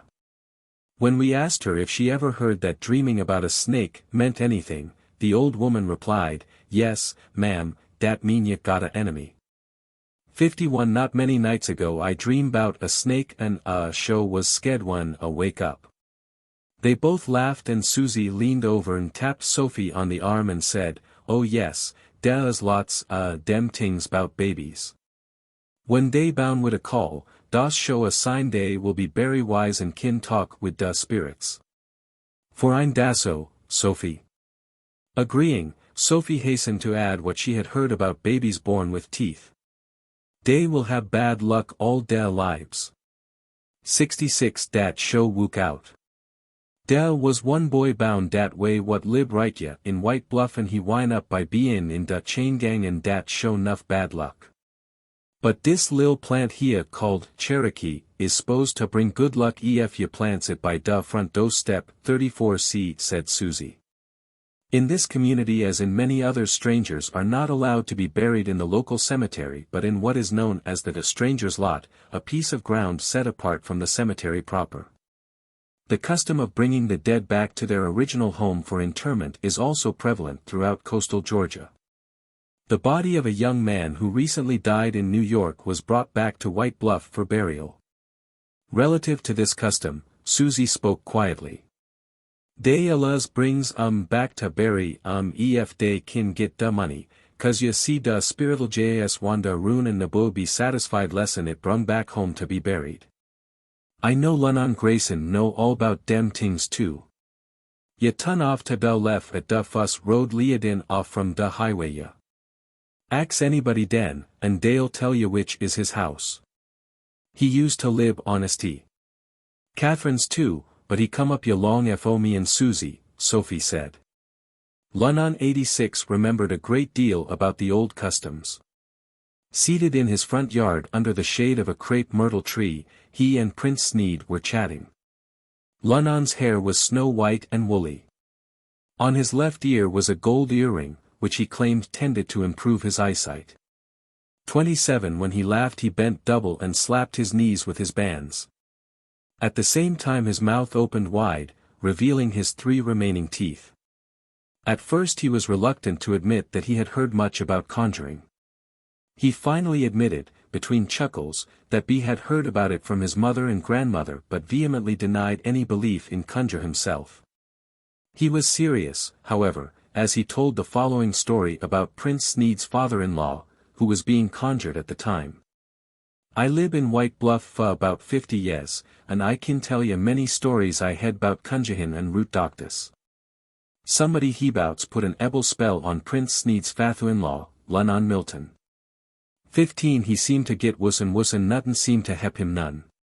Finally he sent fa a root doctor and he wook obu him. But he don't get no batu. 48 He called in 8 altogether, but they don't seem able to counteract that conjure. 6 The old man sick to this day. Maybe someday he find a root doctor what is powerful enough to help him. 48 As Uncle Lunan finished his story, Prince Sneed 87 a dark man of splendid physique despite his 60-odd years, added, it's like this. When I se sick, I gonna see a doctor right away. Now my fadu-in-law, he jis keep on with dem root doctors, but he say he ain't gettin' a bit batu. Prince proved to be an interesting talker, much of his knowledge having been gleaned from conversations by the fireside with his grandfather. The following narrative was still fresh in his memory. My grand say old man Waldberg down on Ste. Catherine owned some slabs what wasn't climatized and he wook hot and one day was hoen in da fiel and da dribu come out and 2 was anu a tree in da shade, and da hose was wooken by demsef. Da dribu say what dis? And they say, come booba yali kuni booba tombe, come kunka yali come kunka tombe, quick like. Den they rise off da ground and fly away. Nobody able see no mo. Some say they fly back to Africa. Ma grand see dat with he own eye.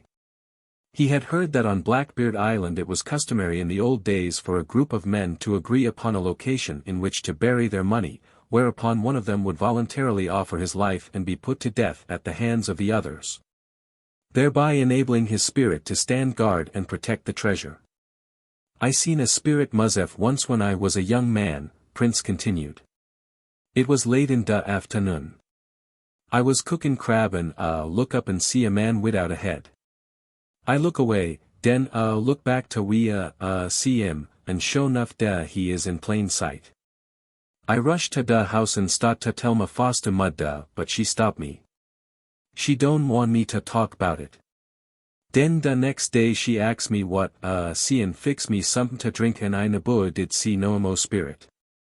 Another woman in the community, Bessie Royal 88 in relation to her belief in witchcraft and conjure said, lots people Runya say dat hags ride at night. 69 None of able bothered me.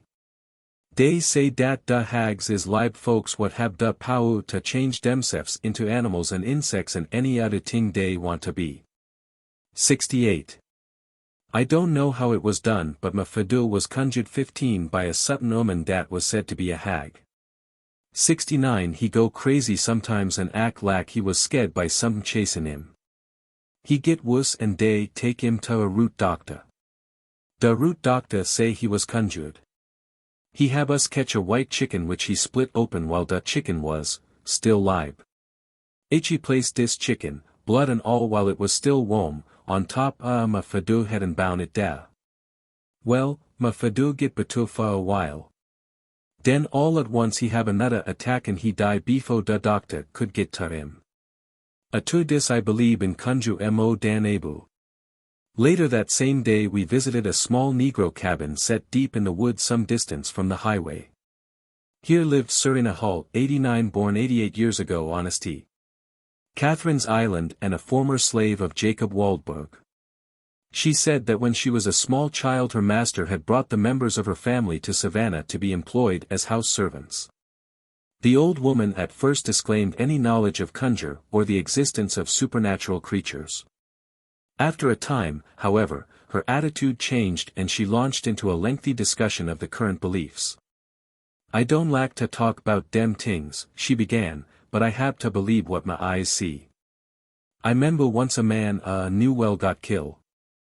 Till he was buried his spirit used to follow me all the time. I feel a heat come to me, then look roon, and da a shadda of a man pass by. I asked the spirit, what you want? Then it leave me lone and I ain't seen that spirit since. 56, 59. We asked Serena if she had ever known any conjure workers and she said, witches and root men is the same thing. They can turn themselves into any shape, a insect, a cat, a dog, any kind animal. 68 They can go through any kind hole to get at ya. Tub turn into some else they have to have the power to take off their skin. I heard bout somebody watching a hag take off his skin. He get some salt and pepper and rub it on the skin.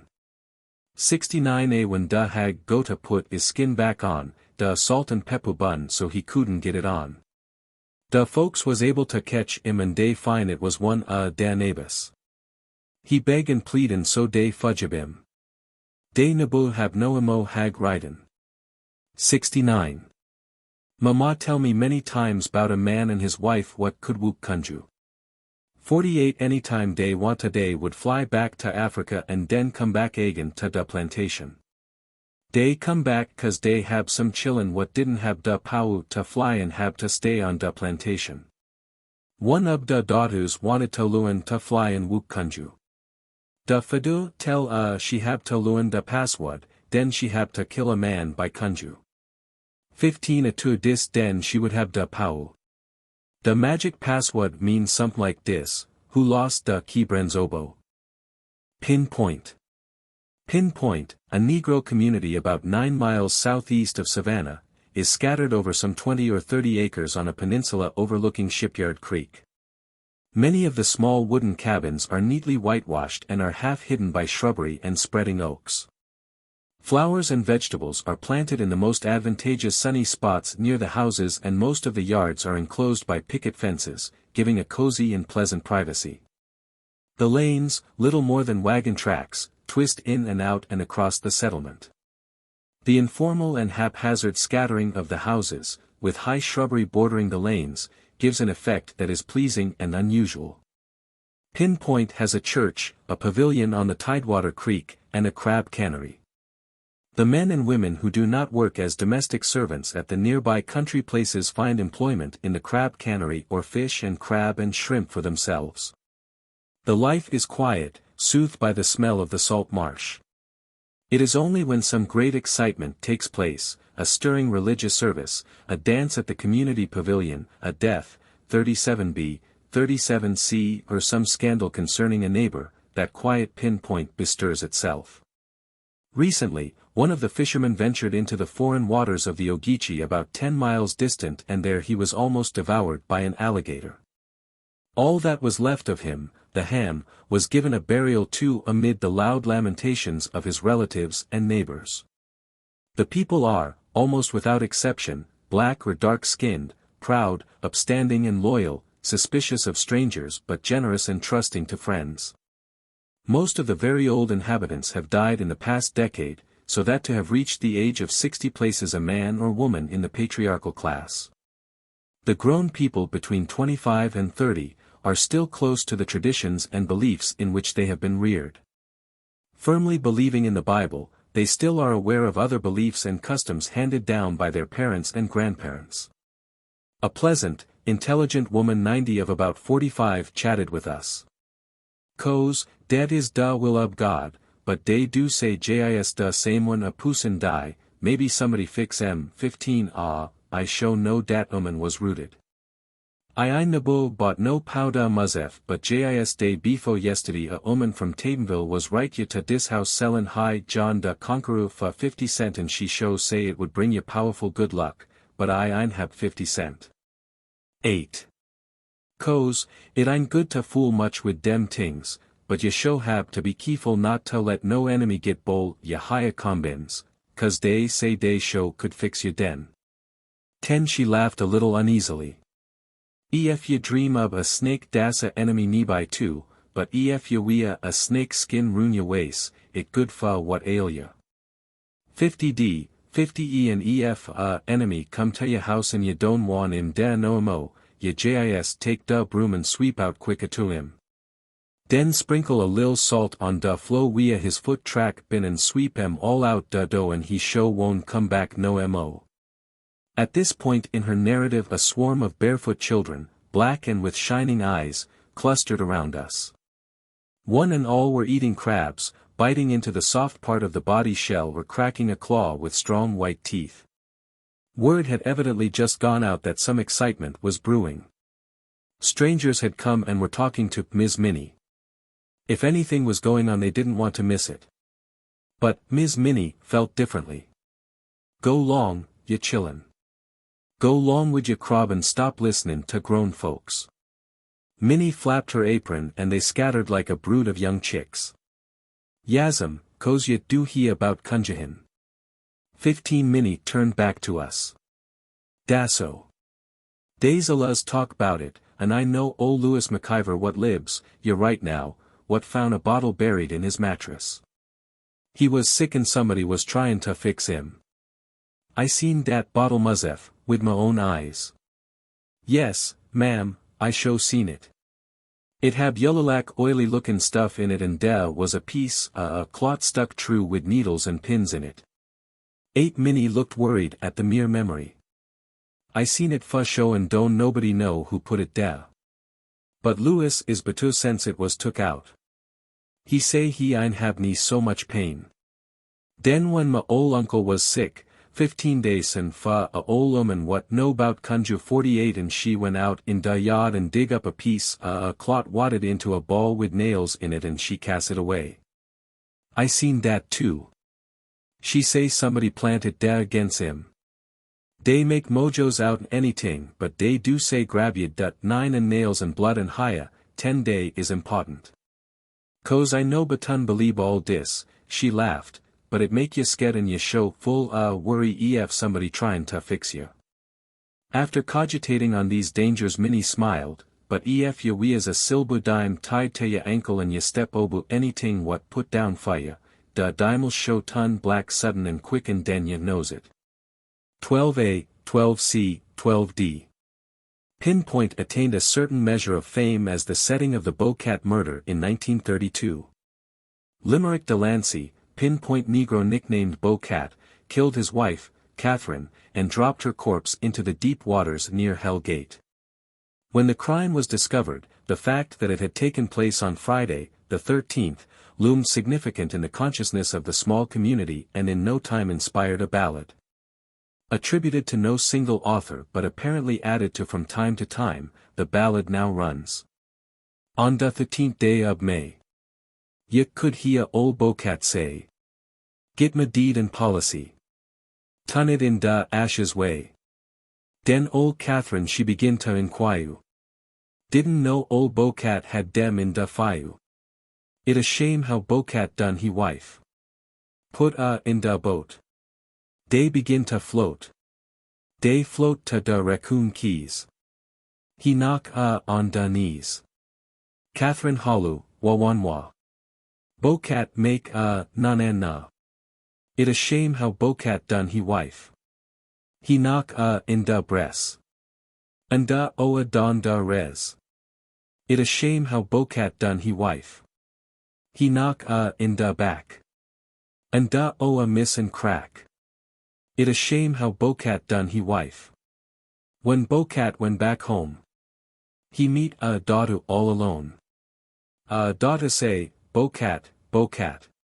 We my mama is. Bocat tun right out he head.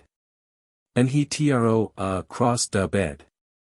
It a shame how Bocat done he wife. They got Bocat in jail. Bout to hang him by da rail. It a shame how Bocat done he wife. One of the Pinpoint women, Margaret Sneed, 91, recalls vividly the events of the Delancey crime.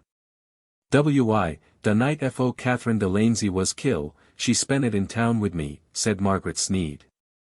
To that night I didn't see no mo. People from da Pint come inquirin' bout but nobody seemed to know nothin' bout we bouts. 'Bout 2 weeks later, a party white men's out huntin' come cross da body at Raccoon Keys. This a island way beyond Hell's Gate. Mews be moan 20 miles from da Pint. I don't see as how nobody could carry a pussin dat fat jis to murder em. Anyways, da body was brung to da city, and at da Undertakua's office people went in to see if they could identify it. This a hard thing to do.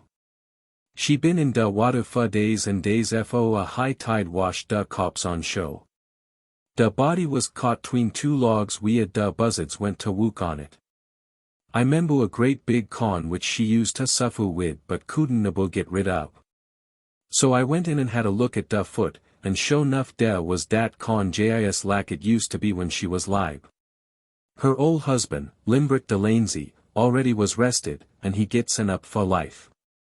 It was Friday, May the 13th, that old Limbrick carried Catherine off down da Ribu and murder a double bad luck, Friday and da 13th, 21 das wy day make up da song.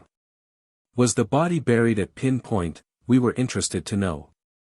Yes, it was, but we didn't have no settin' up cause da body was too fat gone. Dat was sad. Everybody lube Catherine and to die and be buried without a settin' up lettin' anybody view face lay da hands on 31 was show a pity. 36. Everybody was at the funeral. Come from miles round to pay their lost respects to a wife murdered by husband on Friday the 13th. The body was brung from da Undertakua's Palu straight to Sweet Fiel of Eden Chuck at the Pint. Chuck so crowded you can hardly see da coffin up in front. We sing hymns, and den when da singin' have die out and you could hear jis a lilt hummin' here and there, somebody stand up and say, Catherine Delancey was the sister of da Lord. She show was, somebody else say. She was a chili of Jesus and she walk in da way of righteousness. This start off da whole congregation and there must have been ni 100 people get up and give testimony bout Catherine's goodness.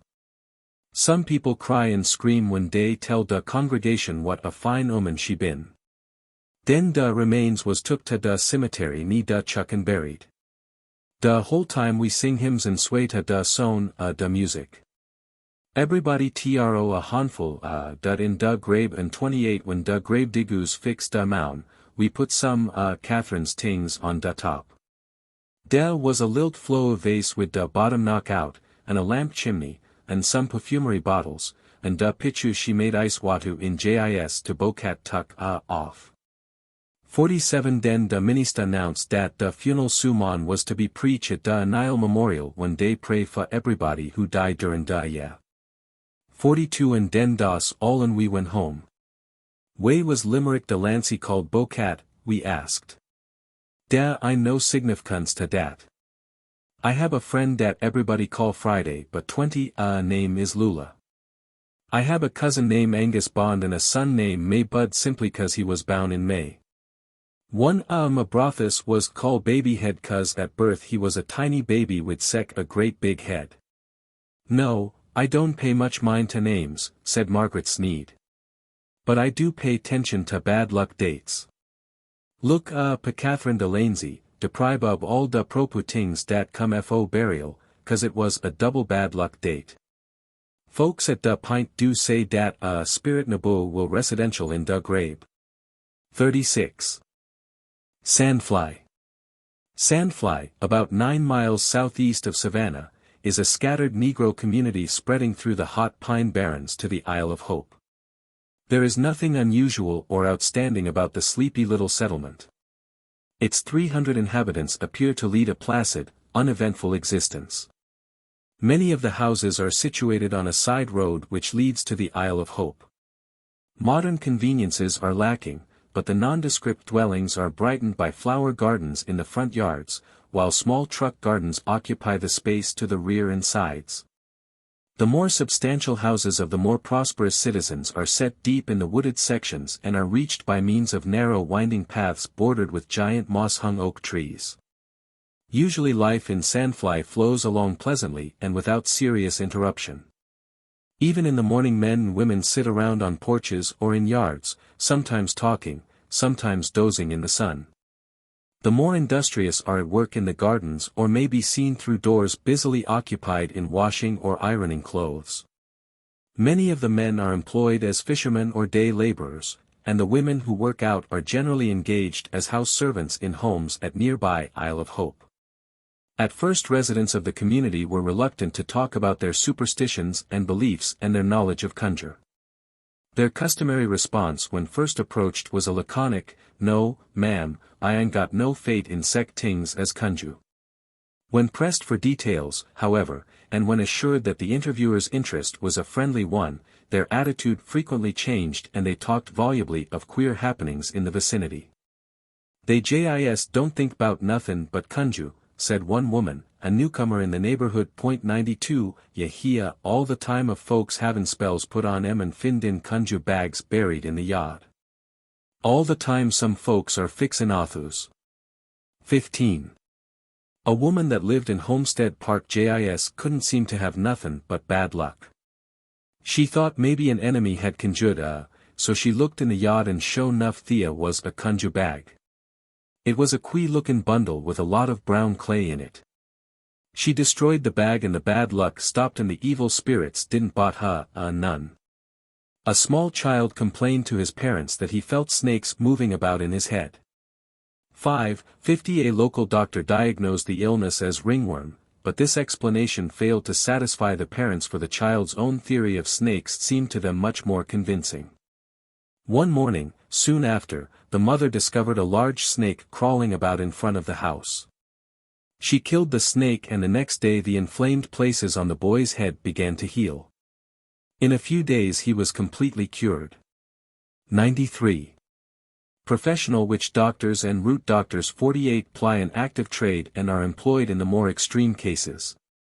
But often the people take matters in their own hands and by means of conjure bags and charms seek to alter their own destinies and those of their neighbors. Retribution is brought to bear on an enemy, the favor of a loved one is gained, and luck in business or in games of chance is assured by the possession of some sort of luck charm or powder. 8. In a section of Sandfly known as Baker's Crossing lives Ophelia Baker, better known as Madam Truth, professed fortune teller and clairvoyant. The woman's sober attire and her modern attractive house give little evidence of her profession.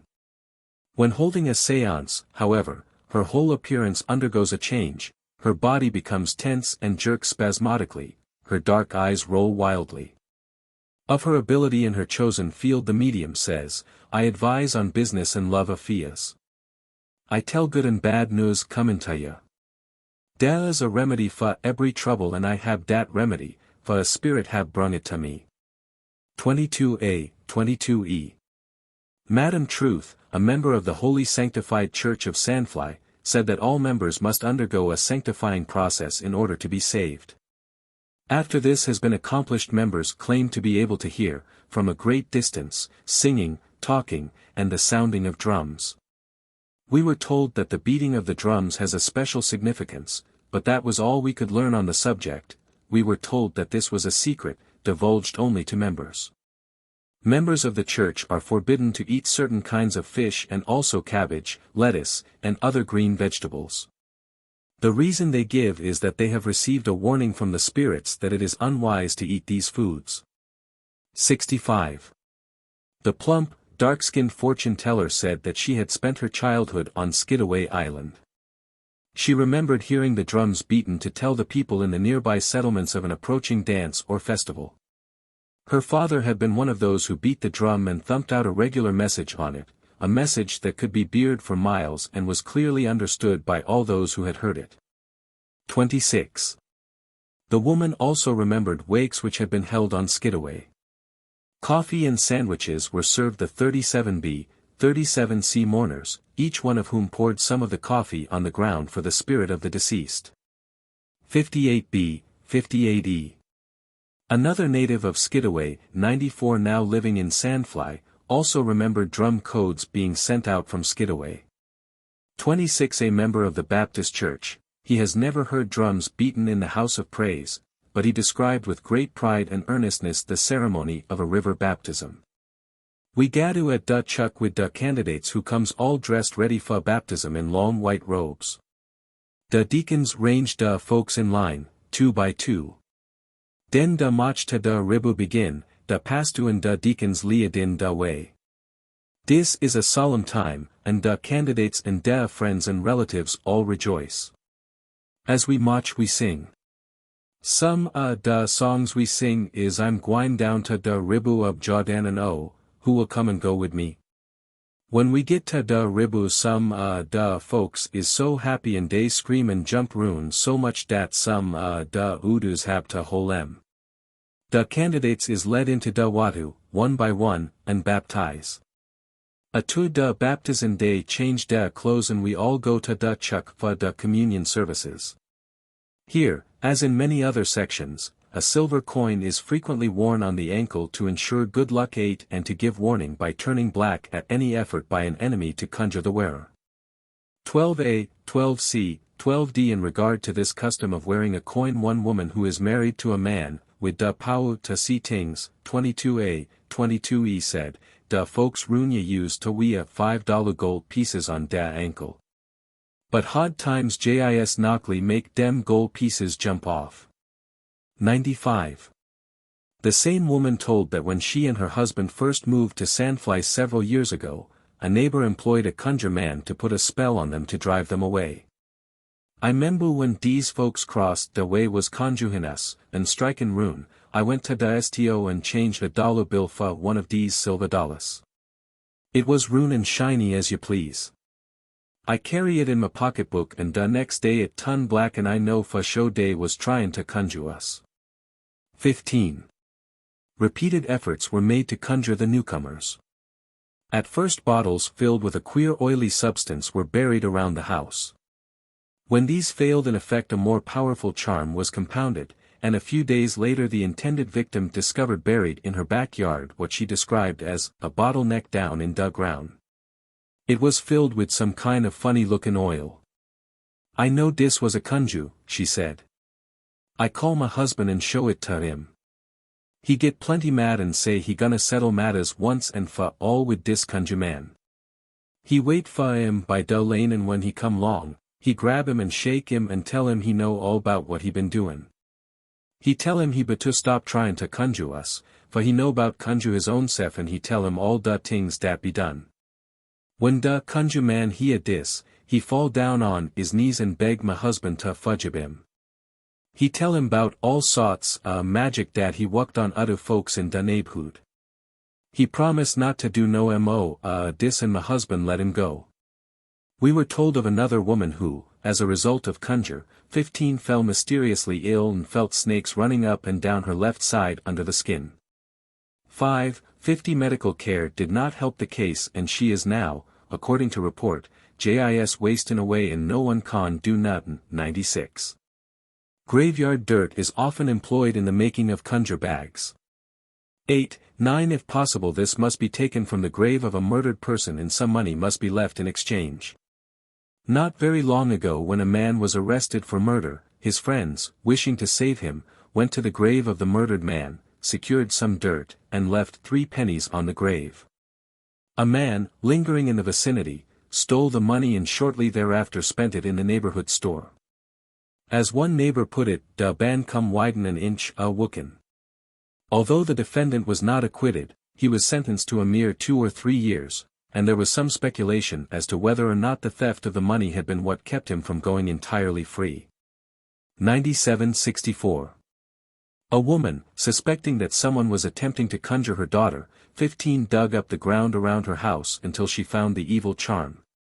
Of this case our informant says, it was 2 balls of graveyard dust, 9 all wrapped up in a cloth. They tuck it roon and show it to everybody. It was up at da pool room all spread out on da pool table, and folks stop in all da time to examine it. Da girl dat was conjured by a Hans 6 from a root man and da spirits don badu a nun. 98. People in the community believe that extremely powerful charms can be made from the dust from people's foot tracks. 7 There is a constant dread that someone will secure this dust, and zealous care is taken to prevent this. We were told, a ol woman who lived hereabouts was so scared dat somebody would fix dat she aluz carried a rake wid down da road she would go, racking up footsteps in back of so dat nobody could get dat dust and fix 99. Another resident who neglected these precautions said she became very ill, due to the fact that someone had manufactured a charm from the dust left by her foot tracks. As her condition became more aggravated she at length consulted a root doctor. He sold her a counter charm 6 and soon the mysterious illness disappeared. 100. Death, especially if violent or unexpected, is attributed to witchcraft or conjure. 15 One woman voiced the sentiment of many of the community when she said, "Thea ain't supposed to be no sec thing as natural death ya in Sandfly. When a poosin dies someone have fix him show. Bout a year ago ol woman went fa a walk right down this road ya. She went up on a hill cross from ya where she live and the next morning she was found dead. Thea. Most folks said she was conjured that night, though Thea was somewhat did say she have HAHT trouble. JIS a week or so ago the brothu of a neighbor die right sudden and folks said he was conjured too. 101-15. In regard to death we found a rigid observance of customs that were prevalent also in the other communities. For example, one Negro's body had been shipped back from New York City in order that it might be buried in Sandfly. Otherwise, we were told, the spirit of the deceased would have found no rest, but instead would have roamed the countryside. One here, too, was observed the practice of placing broken bits of pottery and possessions last used by the dead person on the grave for the purpose of supplying the needs of the spirit. 47. In Sandfly there is a ready market for love powders and charms. 102 This field has been highly commercialized and representatives of different corporations frequently visit Sandfly selling such articles as Adam and Eve root, Lucky Mojo love drops, black cat ashes, and courting powder. 8 Apparently the women resort to the use of the love charms more frequently than the men, and their reason for doing so was described by one woman as being, so dat they kin rule da men. 103. Old and young entertain a firm belief in the existence of witches and spirits. The witches may come in a variety of shapes, appearing as a person either male or female, an animal, or sometimes as an insect. 68 When questioned regarding the apparitions, one person said, "A witch ride my sister Mose every night." 69 He comes singing a lil song. I hear a movin' bout and moanin' and in the morning she is jis bout worn out and higher is all tangled. Sometimes she wake up and drive him away, but some nights he come back 2 or 3 times and ride in the morning she jis too tied to go to Wook Point 104. There was a old woman in Savannah dat they say was a witch. One night a old man wake up and found this witch riding him. 69 He say it look like a bug. 68 He catch it and break off the leg at the joint. The next morning he go and see the old woman and show enough she have been all tie up with a bandage. They tell me bout and I go see finger was right off at the joint. Spirits of the dead often wander along the dark roadways. 56, 59 And frequently some belated stroller runs screaming in terror, declaring that he is being pursued. 105 The spirits may appear as misshapen men or women, as sheep, dogs, and cats. 54, 55 A spirit need not always assume the same appearance but may change form entirely each time. 106. The following story was told by a woman in the community. I sure believe in spirits. I have seen 'em with my own eyes. One evening jis as it was gettin' dusty I was goin' into town to see da dressmaker. I walked to the CAH tracks and there sittin' on a rail was a lil tiny man, 'bout long as this. I never seen sech a lil man. 54b, 55 He was so lil he ain't good for nothin'. I look at him hard. On his head was a lil tin lamp what gleamed in the dark. He was kind of an Indian color. He was a grown man for show for he have a lil mustache. I hollow for a man to come out and see what I found, but when he get there da lil man have disappear. Jis den da CAH blowed and I have to leave. When I gets home that night, it was real dark. I ain't goin' to walk that dark road by myself and I hollow for every man I knowed dat live nearby. I make 'em all walk home with me, but there was no signs of da lil man. To dat lots of folks say they see him. When da moon is no and there is a drizzle, he come walkin' along with his lil lamp. He take all kind shapes. Sometime he's a man and sometime he's a animal. 54 They say he's comin' roon cause there is buried treasure near ya. 10761. Here in this little Negro community there seem to be few phases of life left untouched by superstitious fears. As one woman aptly expressed it, everything that happen is caused by conjurin' magic. They just don't leave nothin' to God. 108. Grimball's Point. Grimball's Point, lying at the northwestern end of the Isle of Hope on the marshes and creeks that run from the wide Skidaway River, is one of the characteristic spots of Savannah's rural landscape. The lowland spreads grassy flats against the horizon. The squawks of marsh hen rise from the long reeds on Grimball's Creek. All the year round a familiar sight is the Negro fisherman sitting patiently in his small bateau or trudging with his plump catch up an old oak-shaded shell road. A few white residents maintain comfortable summer homes at Grimball's Point, but the settlers scattered on the southern part of the point are Negroes. Former slaves and descendants of slaves who once worked the great plantations on the Isle of Hope and other nearby islands. Some of the inhabitants are employed on Grimball's Point hunting preserve, while others are farmers or fishermen. Their abodes are frame bungalows with front porches or little shacks of 1 or 2 rooms, but most of the dwellings are surrounded by sun-dappled yards, fenced with boards or chicken wire. Each has its backyard pump as there is no running water. Of the 10 Negro families on the point, young and old believe in signs and auguries. Catfish Tom, William, Habersham Gibson, and Solomon Gibson profess to know that some signs show due wook. Thomas Tootin, who has spent his 58 years on the island, warned us that "ya show has to watch people cause they kin do ya." Aging Aunt Cinda Smith, employed on the old Wiley place, is given the respect of all the settlers as one who can read signs and interpret dreams. Solomon Gibson's wife, Mary Liza 109, a slender black woman of about 40, came to the island from Skidaway upon her marriage. She was an amiable person, not at all disinclined to an interview. "I can cook and wash and iron and make baskets and do anything round the house," she said. "Yes, I believe in many signs. You mustn't sweep out the dough after darkin' it, bad luck to split a tree when yous walkin'. There's 2 signs, det. Ef the dog hollers owl hoffus, 44 be somebody is gonna die. I learn all this from the old people and I know it's true."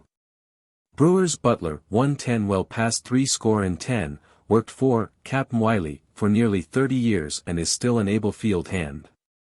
He owns his small house, which is equipped with electricity and a radio. "I was bound on Darien Place," he told us, "and my Mathu and Fatha was owned by Mr. Darien. My Fatha was a second sergeant in the Confederate Army. None of us left the plantation after the Vav.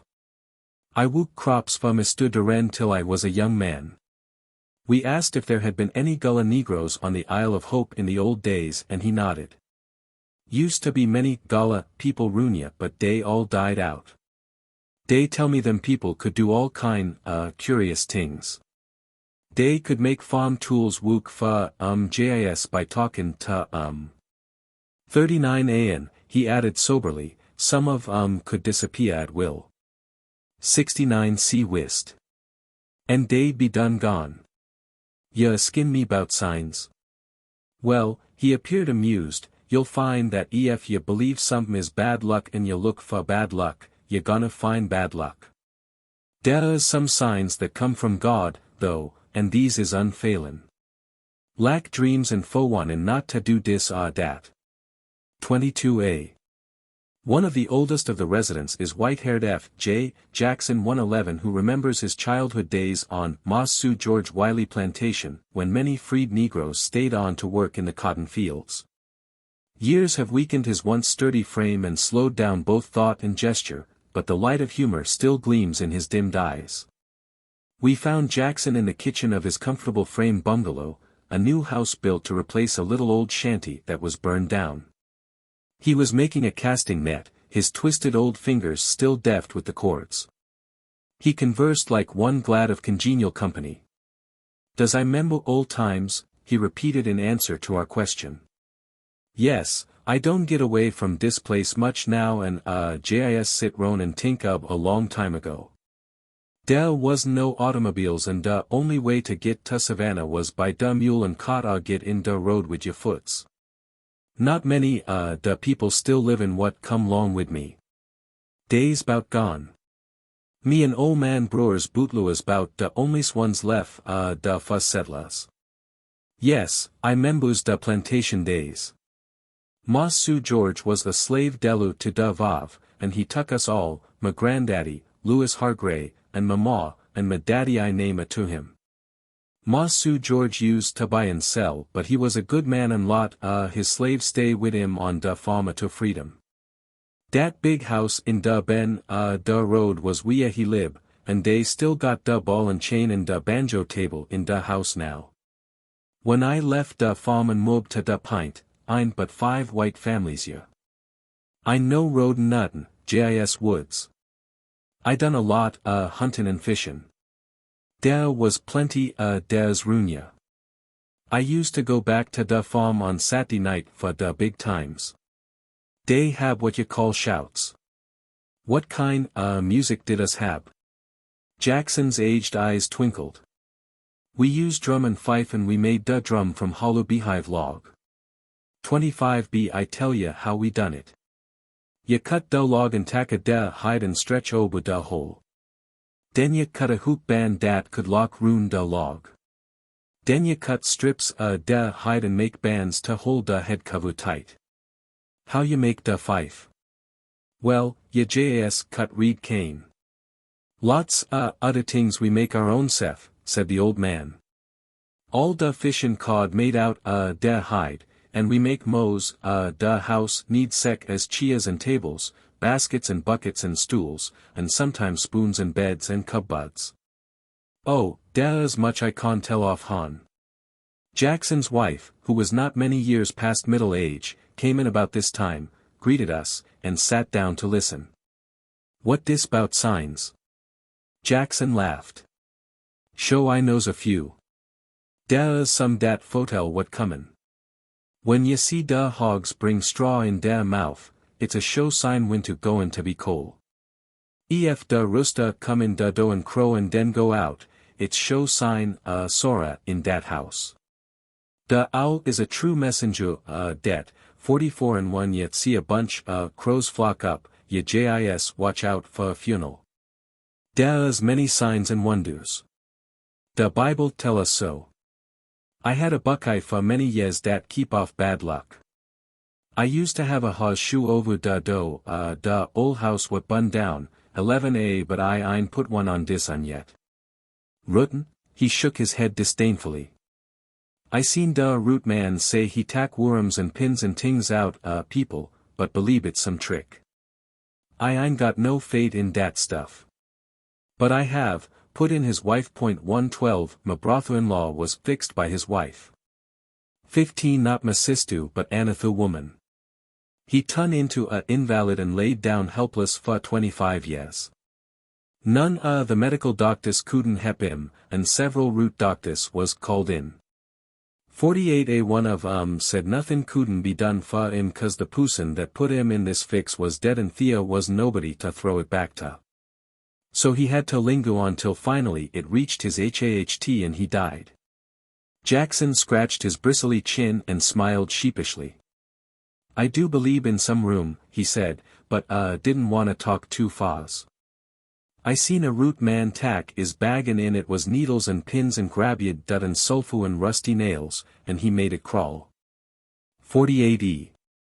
"But nut nevu done me harm," he went on in his gentle voice. "I allus got what I want all dese years. Cause you know wi. I have a black cat bone." We had heard of the potency of the black cat bone. Other Negroes had told us that it could ward off conjure, cure sickness, or even give its possessor the power to fly. Thus far, however, we had met no one who had acquired so miraculous a charm. "How did you get the bone?" we excitedly queried. We summoned up visions of Jackson creeping in the dead of night to some lonely spot near a cemetery and shooting a black cat between its glowing green eyes. The actual facts proved far different. "When I was a young man," said Jackson, "I catched a big black cat. Den I made a big fire in da yard and put on a pot water and let it come to a boil.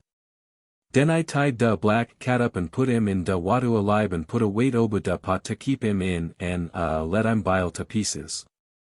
Den I strained da stew and separate da bones and I shut my eyes and pulled da bones through my mouth till got da right one. All these years I kept dat bone and nothing able do me no ebble." Wilmington Island. Uncle Jack Tatnall 113 and Uncle Robert Pinkney 114 are rivermen. For many years they have earned a frugal living by casting for shrimp or crabbing or fishing in the Wilmington River. Apparently they are in little fear of the elements. Winter or summer, at whatever hour of the day or night the tide is right, they are on the water in their bateaux. Many of the Wilmington Island Negroes depend upon the river for their livelihood. In leisure hours, here as in other sections, skillful fingers carve or weave to pass the time away. We were fortunate in being shown a walking stick carved some years before by an old fisherman of the island. 115 The delicately detailed figure of a human being formed a third of the stick, with hair, features, fingers, and shoes carefully executed. The narrow thin figure stood stiffly gowned in a garment edged with a sawtooth design. For some time we had been anxious to obtain interviews with Uncle Jack and Uncle Robert, who were among the oldest inhabitants of Wilmington Island, in order that we might learn something regarding beliefs and customs that had been handed down to them.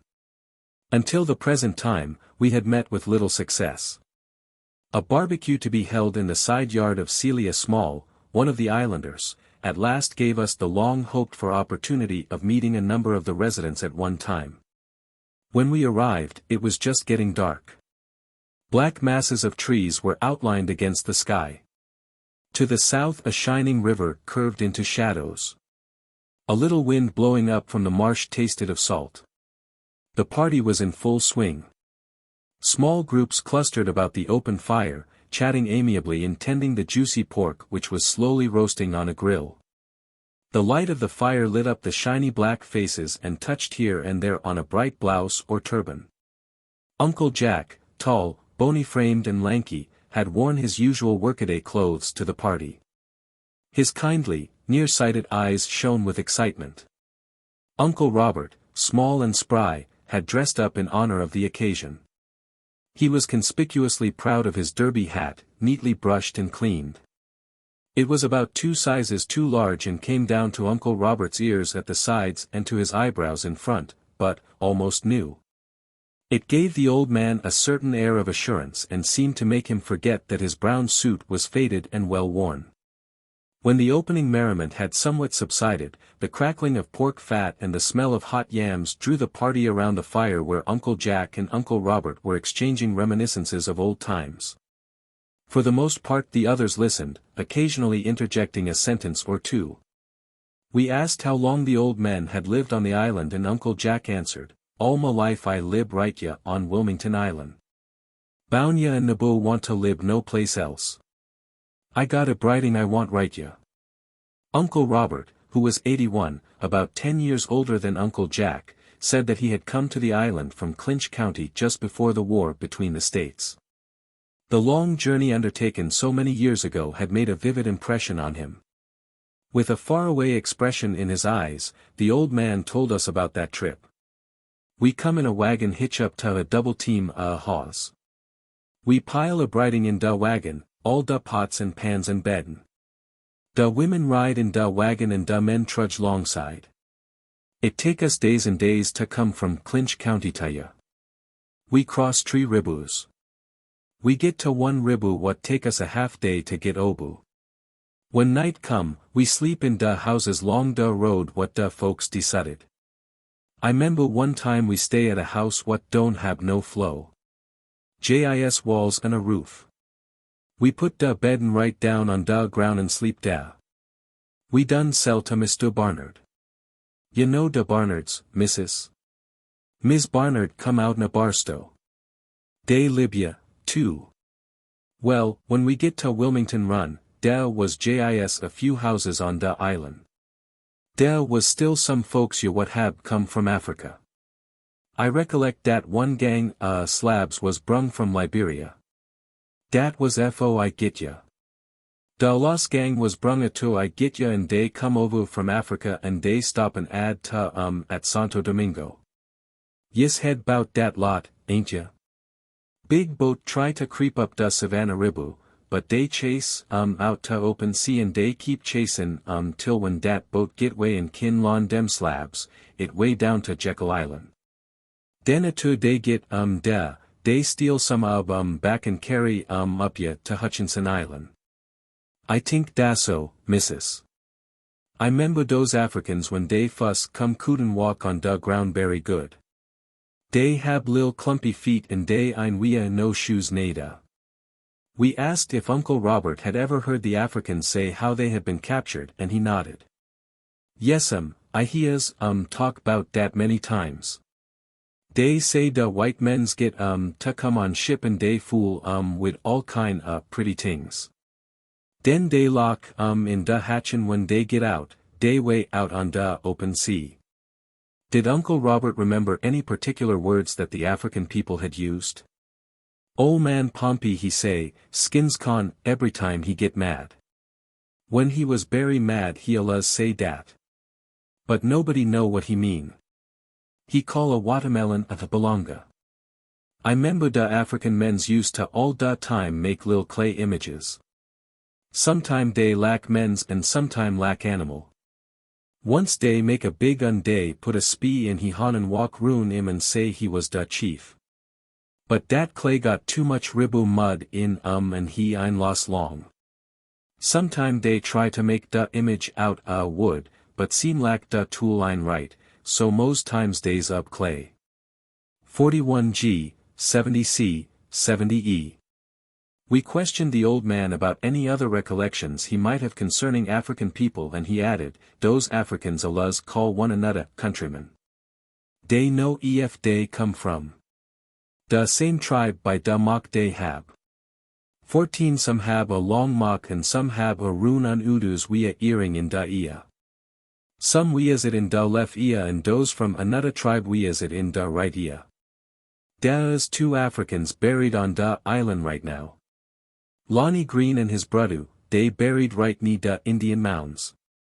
Jack Pinkney he bury At this point Uncle Jack and Uncle Robert engaged in an animated discussion of the types of funerals which had been held in those early days. Uncle Jack said, "When a person die, we beat da drum to let everybody know about da detective 26 den day come to da wake and sit up with da body." Uncle Robert added, "When one those Africans die, it was very sad. When a man's countrymen die, he sit right with all night.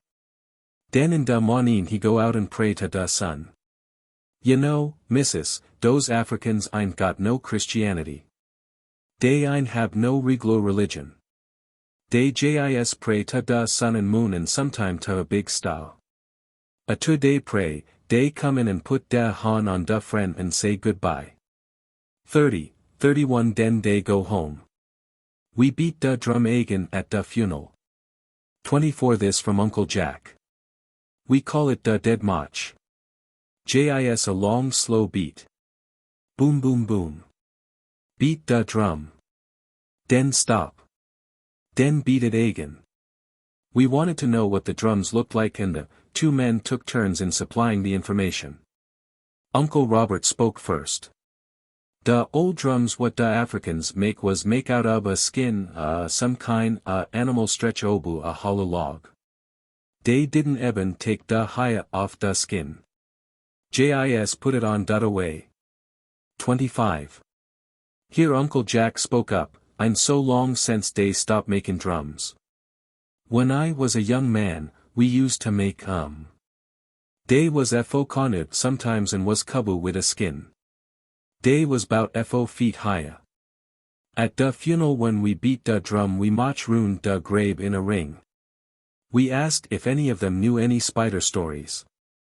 There was some hesitancy, then they all said, no Celia Small 116 a slim, middle-aged Negro woman, listened intently, nodding her head. We asked Celia if she had heard of them. Yes'm, my grandma she speak of em many time and say dey's wicked. Celia laughed slyly. She say they talk bout mong da mens. We asked if the spider had a name, like Brer Rabbit. No he ain't got no name. Lease, I ain't no head it. Only time I knows you call a spidder when you say, and Nancy got and das when he catch da fly. 53 Da spidder is wicked. Hab to be very careful bout He drop right down out da sky on ya. What about the spider stories? We persisted. Celia looked at us warningly. She laughed softly, spidder stories muse be bad. Con get da mens to tell to this day. They js say they ain't know nothing bout They ain't want to tell to da ladies. Jean 117 Uncle Jack's stalwart son, who had for the most part stood quietly at the fringe of the little group and had volunteered no information at all, now contributed, "Those spidder stories ain't nothing but duddy jokes. That's all they is. You call a duddy joke a Nancy story. I know stories to tell da ladies." 33. A sudden silence followed and we asked if any of the group had heard of flying Africans. Uncle Jack's face brightened. "Long as I kin membu, missus, I been heahin' bout dat lots slabs what was brung obu from Africa could fly. There was a crowd of wookin' in da fiel. They don't lack it here and they think they go back to Africa. One by one they fly up in da ia and all fly off and gone back to Africa." As the old man was talking, the others nodded in agreement and mumbled that they too had heard of folks what could fly. Peter McQueen 118 small and middle-aged, said, "There is folks what kin fly eben now." Folks is alluz complainin' 'bout bein' rid by witches. 69. There was again a murmur of agreement and we were able to catch snatches of conversation dealing with people in the neighborhood who had been ridden by witches. Celia Small told us, "Days Mosley folks you know. Jis change da shape at night and come in da house and ride ya." 68. "Now da something real," approved Uncle Robert. "I been rid lots time by witches. Jis sit on ya cheese and ride ya. Ya wake up and feel lak ya smuttowin'. Ef ya kin get da succulation and tro off, it all right." The talk of witches suggested other apparitions and we were informed that a variety of spirits were said to be seen on the island. These, it seemed, took different sizes and shapes and frequently appeared to the local residents. 54, 55, 59. "Sometimes," said Celia, "those spirits put spells on ya, fix ya." "Spirits ain't da only ones," added Peter McQueen. "Folks kin wook wid conjure too." 15 Ein Dasso, Uncle Robert. "Dasso," Uncle Robert nodded sagely. "Ma own brother was conjured. He hab a spell put on He hab fits all da time hydrophobical fits act lak he crazy. Nuttin we do hep him, and a few years he die. Only ting ye kin do to keep from bein' conjured is to carry a ban," said Peter. "Mos folks tote a ban wid 8, 12, 12a, 12c, 12d. Plenty folks kin fix you wid a ban day make day sef," said another voice. "What are the charms made of?" we wanted to know. "Hiya, nails, 10, from da clothes," were the various responses and Celia enlarged on this information. "Ef ye hab a enemy, nabo let get a piece ya clothes. And ye bun ya hiya and ye nail parins. Day kin show make powerful harm from dees." We inquired if many persons made a profession of this, and Peter informed us, sometimes they get from a root doctor. 8c, 48. "Da root doctor kin hep ya too," added Uncle Robert. "Day is powerful smart. I used to hear tell of a root man dame Smart McCall." 6, 48 "Ef you get in any trouble, ye js go see and he get you out of it. There was a man what got rested. He was plenty ski about what would happen to He go see Smart McCall and Smart say not to worry cause be would hep Da day da trial comin' when day try da case, a buzzard fly in da courthouse window. 68 "Be he fly rune. Den he light on da jedge desk. Well, sub, with dat buzzard da jedge jis couldn't do nothing. He jis had to pick up and go. Da case was dismissed." "Tell 'bout what Smart McCall done to Dr. Rogers," requested Uncle Jack. "Well, Dr. Rogers, he was a regular doctor and sometime da folks would go to see when they get sick stead up goin' to Smart McCall. Smart, he get mad. He say he fixed dis Dr. Rogers. He put a spell on da haws. When Dr. Rogers go out next time and get in he carriage, da haws run right into a tree and Dr. Rogers get kill." 15. As an afterthought he finished with, "Sometime dese root doctus is smartin' da reglo doctus. Long time ago a doctor tell me I have to stop eatin' meat. He say it ain't good for me and ef eat it, I get sick and die. I been eatin' it abu since an ise still alive. Dat doctor been dead for years. Mos dese root doctus knows plenty. Dey know nuff to lib." There were a number of palmetto trees in the section and we asked if any of the people had ever heard of eating palmetto cabbage. "Yes'm," they answered. "Palmetto cabbages is good eatin'. Ye kin jas cut it up and eat it raw and ye kin cook it up with fat meat," Uncle Robert told us. "Ye kin make good palm wine out of da berries," volunteered Peter McQueen. 45. Various members of the party asked Peter McQueen to tell one of the numerous stories about Brer Rabbit and Brer Wolf. Peter pondered for a minute, then he started. "Brer Rabbit and Brer Wolf was alluz tryin' to get da best one another. Now bruh wolf he own a hoe and it wook fa crop all by itself. 39 Bruh wolf jis say, swish, tut. Den he sit down in da fiel and da ho do all da wook. Bruh rabbit he wan dat ho. He hide behind bush and watch how da wolf make it wook. One day when da wolf way, bruh rabbit he steal da ho. He go to he own fiel and he stand da ho up and he say, swish. Da ho stot ta wook. It wook and it wook. Fo long da crop is done finish. Den rabbit want ho to stop, and he call out but ho keep right on wookin'. Bruh rabbit don't know what would ta say to stop it. Pretty soon da ho cut down all bruh rabbit winter crop and still it keep on wuckin' and wuckin'. Bruh rabbit ring he hans. E brighting he hab is gone. Den bruh wolf come long and he laugh out loud when he see how bruh rabbit steal he ho and how it done ruin all da crop. Bruh rabbit he keep callin' out, swish, swish, and da ho go fast and fastu. When he see bruh wolf, he acts to make da ho stop.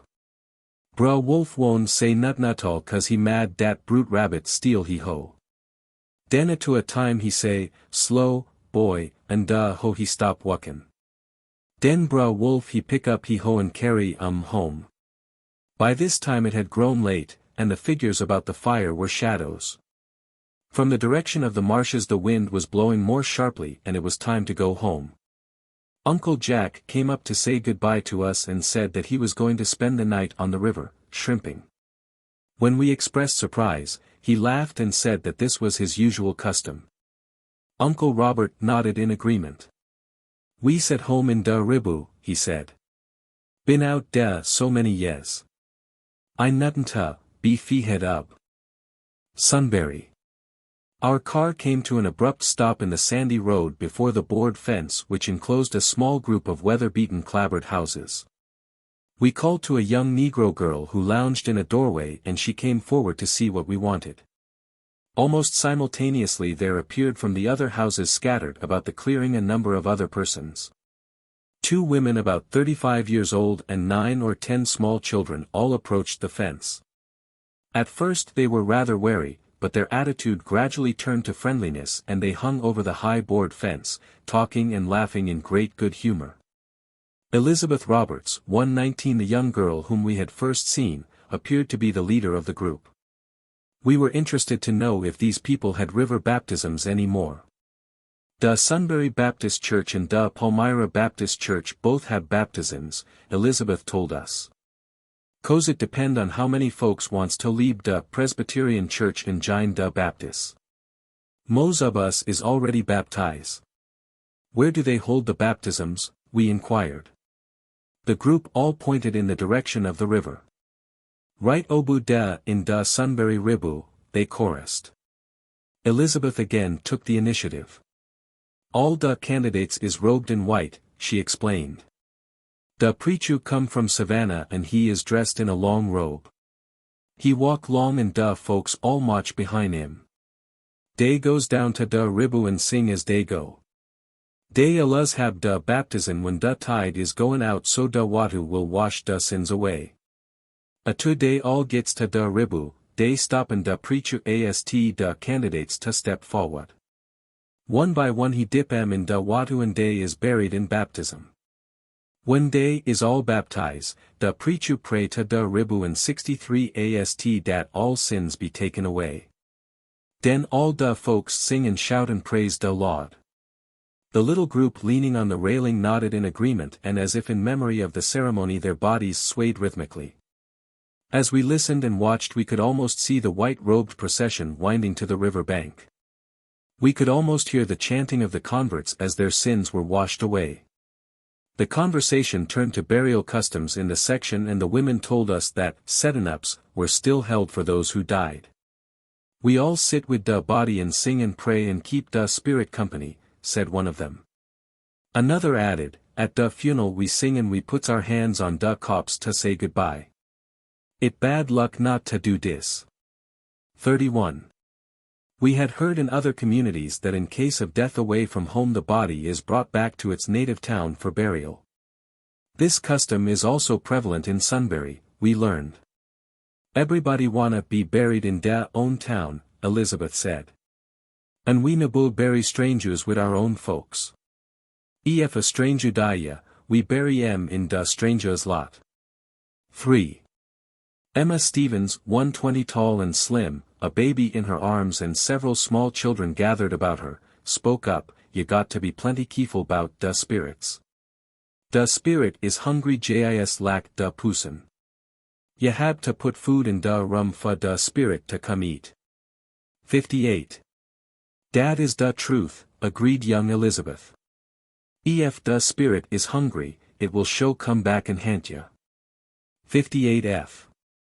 This talk of spirits started us on a new train of thought, and we were curious to learn of the local theories regarding ghosts and witches.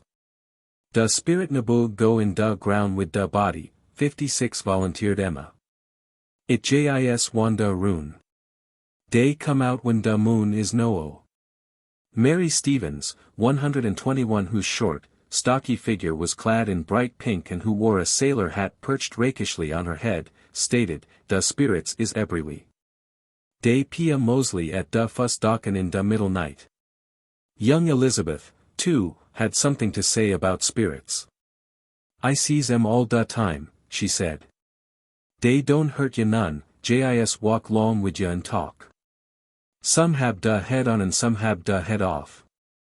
59a. From ghosts and shadows of the night the discussion followed its natural course to even darker powers, such as conjure, evil roots, and counter-charms. The little group glanced slyly at one another. It was in lowered tones that they volunteered remarks on this subject. "We do hear about folks rootin' each other all the time. 15 you show have to be careful. Some folks we as a dime a penny tied on the ankle and when it turn black, they know somebody is trying to root em." 12a, 12c, 12d. "What are the conjures made of?" we wanted to know. "They make em higher and nails and from lots tings," we were told. 10. Elizabeth said, "The heaviest root I ebu heard bout was a conjure made some funny oily stuff in a bottle. The enemy catch the pusin spirit in dat bottle and dat was a powerful spell. 8 the man fell sick and had to go to a root doctor 48 he get cured." "You show have bad luck if you do a lot tings," warned one of the women. "Nobody able carry a hoe or a rake through da house. Das a bad sign. It's bad luck to carry wood on your shooter through da house," was added to this information.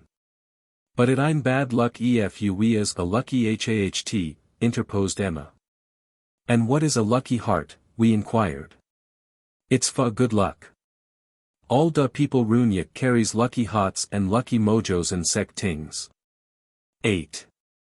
Respecting harvest festivals, one of the women said, "I have here tell how they don't do dat no mo." 38. "We do get tuggadu and have dance and potties and big suppers," stated another.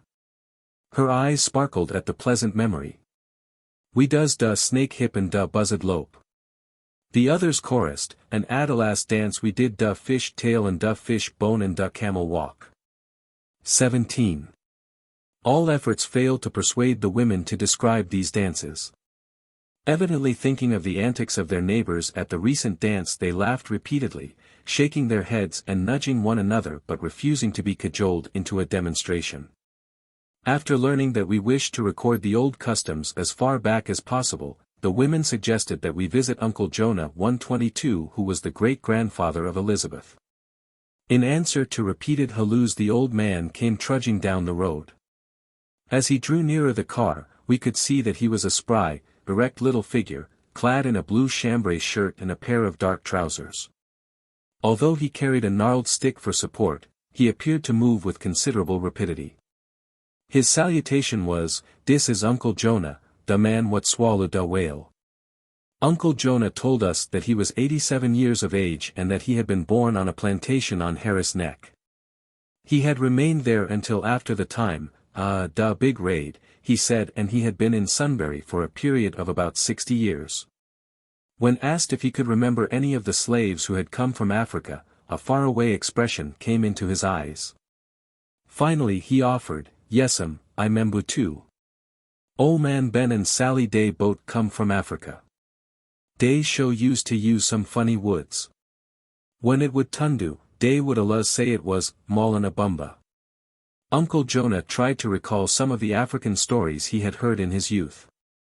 He knit his brows in deep thought. After a time he said, "I membu he hin bout a boatload niggus what was bring from Africa. Day was kep hid in da cabin till Day get to Sunbury. When Day let out and Day see Day wasn't in Africa, Day jis take wing and fly back home. Cause now, ma'am, I didn't see dis but I hear about it many times." Another story that the old man told us was as follows: "Da was two countrymen what boat come from Africa libeen on da plantation. One ob dem die and Day bury without da udder knowin' bout it. Pretty soon he learn bout how he friend die and he make dig up.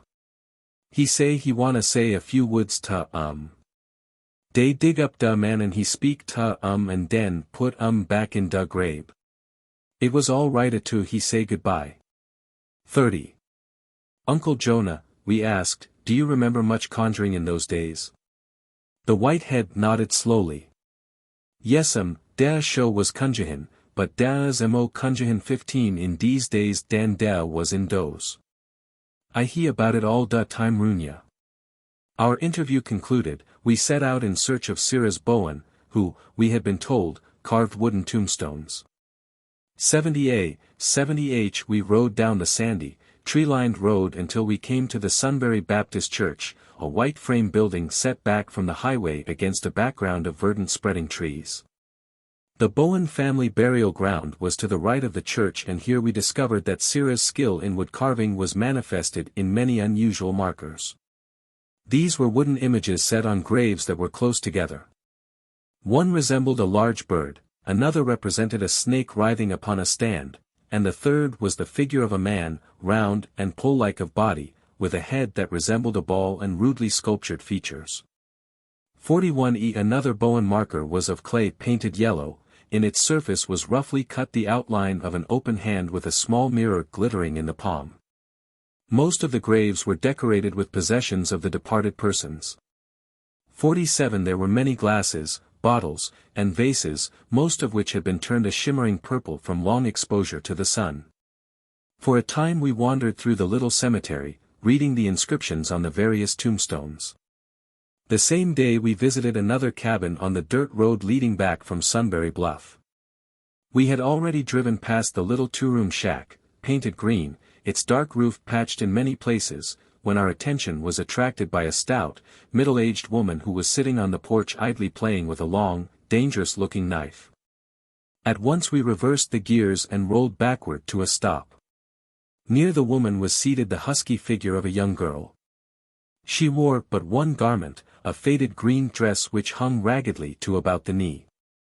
Beneath the skirt were large muscular legs that were twisted about the rungs of the chair. Long, staring yellow eyes looked out at us with disturbing, unblinking fixity.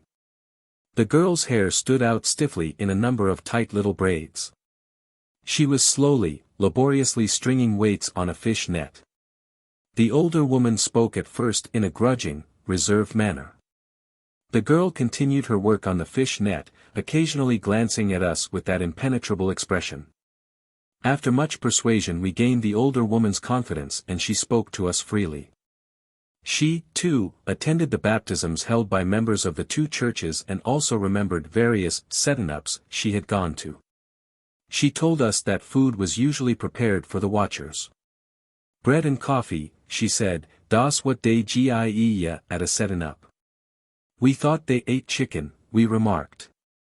"No, they don't have no chicken. Jis bread and coffee." The subject of food led us to inquire if she knew of any persons who refused to eat certain things. "My husband won't nabo eat chicken. I nabo eat it since he was bound, and nada his mud da befo him." 65. Why is that? Doesn't he like it? I know mine wed da he lack it ein lack it. He jis won't eat it. Lots folks say there is some food what they don't eat. I nabu eat rabbit. And none my folks wouldn't eat it neither. They say it was no good to eat. The conversation drifted on until the talk of food brought to the woman's mind gala occasions at which she had feasted and danced in her youth. We used to dance all the time to the drums, she said.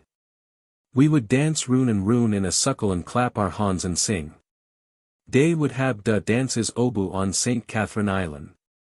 How would you know when they were going to hold a dance? They beat the drums on St. Catherine. 26 Den day hear it at Harris Neck and folks da tell all of us about the dance. We all go obu to St. Catherine in a boat and dance till mo's daylight. When the talk finally turned to roots and other potent elements of conjure, we were told of a recent incident in the neighborhood. 15. I sees this with my own eyes, asserted the storyteller. There was a old man Runya what was conjured and had lots trouble with his eyes. He dig ruin his yard to see if any dose is buried there. To a time he find a doll baby buried under the doorstep. Its 2 fingers was stuck in its eye. The man tiro the doll in the ribu and the trouble disappear. She said that she knew of no other recent case of conjure, but it appeared that both women had had experiences with witches. We were informed that it was a common occurrence for folks to have witches ride at night. 69 The girl contributed little to the conversation, but occasionally nodded her head in agreement when the older woman made a statement. Only once did she speak, and then it was to issue a brief sharp rebuke to a very small child who was scampering naked about the yard. After a time the older woman, too, sank into a heavy, unresponsive silence. When she answered our queries at all, it was with a flat, "No, ma'am, I nabu head, dat," or an exasperating, "What, ma'am?" We left the 2 women as dusk was falling. Looking back, we saw the older woman again slowly waving the knife and the girl still in the same almost motionless pose, her slow methodical work on the fish net continuing. Harris Neck. Turning off from the coastal highway near Riceboro, a tree-shaded dirt road leads to Harris Neck, a remote little settlement connected to the mainland by a causeway and located about 48 miles south of Savannah. Narrow, roughed roads curve and turn unexpectedly through the densely wooded area. Set singly or in little clusters of 2 or 3 and sometimes almost hidden by the trees and foliage are the houses of the inhabitants. There is a peaceful atmosphere about the entire island, life flows along in a smoothly gliding stream, the people seem satisfied for the most part with a simple, uneventful scheme of existence. The first house we stopped at was that of Ed Thorpe, 123, a familiar and well-liked character in the section. A small, neatly inscribed placard placed near the gate bore the owner's name. The attractive house was set well back from the road in a large grove of oak trees. A whitewashed fence protected the property. The old man, who was 83 years old, was working in the side yard adjoining the house. His broad, erect shoulders and his bright alert eyes made him appear to be much younger than his actual age. He told us proudly that he had lived in this particular house for 25 years. Then he apologized because his present circumstances prevented him from having the house and fence repainted. We discussed native Africans and Ed Thorpe remembered that his grandmother had come from Africa. She come from Africa and name was Patience Spaulding, he began. She tell me dat in Africa she used to eat wild things. I 'member she used to go out in da woods Runya and bring back some kind weed what she cook. She call it lamb quado. It look like pokeberry to me. She say all da people in Africa loves red. Das how they catch I mean da folks what bring ya as slabs. They put up a red clot we a day would see it. When they get close to da boat, they grab and bring ya. She say das da way they catch her. When ma gran pray, she kneel down on da flow. She bow head down 3 time and she say, Amin, Amin, Amin. Ma gran say there was lots kunju in Africa. There was some men what could make a pot boil without fire and there was some what could fly. 48, 69 See she tell me dat da was witches what road folks. 69 They could take off da skins and hang up and go out as cats. 68 When they come back da next morning, they would put on da skins. Da is folks rune hia tutte what says they can't sleep nights cause da witches ride Folks say da road to Maringo is hant. 59 I used to live at Maringo some time back, but I never did see no spirits. Once I think I see one. When I get closer, it tan out to be a big dog. 54. Later that day we stopped at a neat whitewashed cottage and talked for a while with Isaac Baston 124 a blind basketmaker 70A about 60 years of age. The old man had learned his trade during his youth before he had gone blind and now supported himself comfortably in this manner. We found him sitting in the front room, surrounded by his work. A number of finished baskets were also in evidence. They varied widely in size and shape and were all of the coil type. 70 many were fanners, while there were also a number of large round baskets, about 20 inches in diameter, with matching covers that fitted well down over the rim. Isaac used bulrushes and grasses for his material and worked with a sure deft touch that ensured sturdy construction. He remembered that drums had been used for a variety of purposes during his youth. He said, I used to dance to da drum. 23 I recall when they beat da drum to call da people on Harris Neck Tuggadu for a dance off funeral. 26 Coes, they have a defunct beat when they call to a settin' up off funeral from. Da one day used to call to a dance. Da was two kind drum. One day called da kittle drum, and one was da bass drum. It stand 'bout 2.5 foot high. They used to alluz have a settin' up when somebody die. When folks would go to da settin' up, they would give bread and coffee. 37b, 37c. They still hold ribu baptisms ya. They get to da ribu and a 2 day pray and sing up on da bank, da preacher take da candidates down in da ribu. Fo be baptize each of he say a prayer to da ribu and axe fa all da sins to be wash away. 63. Remembering what we had been told about the haunted road to Maringo, we questioned Isaac and he said, Yes'm, I have he about da hant road to Maringo on da young man road. Lots folks say da is spirits rune da. 59 When you try to pass da falk in da road, da spirit stop you sometime and won't let you by. Some da spirits muse be good, fa ise had one story about a man who was passin' by and all of a sudden his hus jis stop shot in his tracks. Jis wouldn't go another step. Da man try, but he couldn't make da hus move. Den he see a spirit come long and it take bowl of da hus bridle and lead him long. Da hus go right long. Den da spirit disappear. I have had lots stories bout dat road but nabuz see nuttin muzef. Our next interview was an unusually delightful one. Sitting on the front porch of Liza Baston, S125 small, compactly constructed brown house, we listened to her comments about the prevailing beliefs and customs. The scene before us was restful. The garden planted at the sides in front of the house was enclosed by a low wire fence. Within this enclosure a number of dogs and chickens scuttled about. At a short distance from the house stood an iron pump and an immense rusted iron pot, probably used in the past for boiling clothes.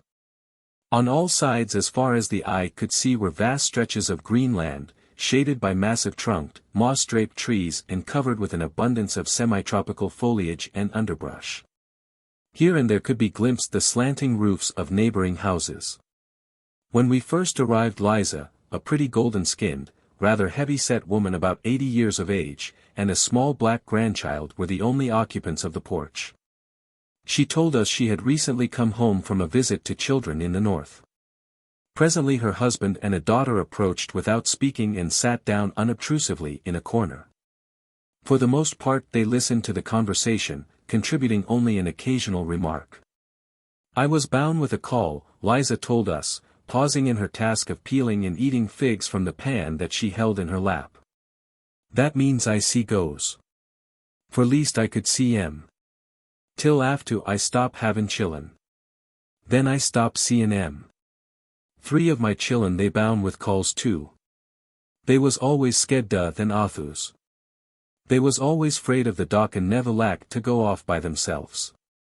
I never know jis what they see. What did the ghost that you saw look like? We inquired. A reflective expression crossed Liza's round pleasant face and she nodded her grey head with its neatly pinned braids. They pia jis as natural as anybody. Most of 'em ain't got no heads. Jis go right along down the path. 59 One time I see a man go right down that path Thea. I go out to see who he was and all of a sudden he disappear. Thea was no foot tracks on nothin'. I never see no mo. I think maybe he was gotten buried treasure. 61. Another time I look out in the yard and Thea was a hog jis a eatin' up the corn. 54b That was the biggest hog I ever did see. He stand Thea and keep eatin' and eatin'. I run and tell my husband and he drop what he was doin' and come runnin'. When we get Thea, the hog done disappear. Thea was no sign of him and the corn was all right Thea. It didn't look like anybody been eatin' on it at all. Then one time I see a crowd of cows in the field. 54b. Thea was a big bull in the middle. They was jis a cuttin' down the corn. Thea was a big empty space wea they have already eat. I run to wea my brother was and tell in, to come quick. We run wea the cows was but when we get Thea, they have all vanished. They was all gone. Thea was no tracks and all the corn was grown back. All of a sudden I feel a terrible pain. I could hardly get to the house. That's the way it is 'bout the spirits. If you tell you see 'em and they disappear and no one else can see 'em, then it cause you to get sick. After a while Liza remembered an incident that had been related to her by her grandfather and she told us, "Ma gran, he see a dad come down the bluff. He run quick and jump on his back. The dad run all around the woods. He tia and scratch and try to shake ma gran off. He couldn't do it.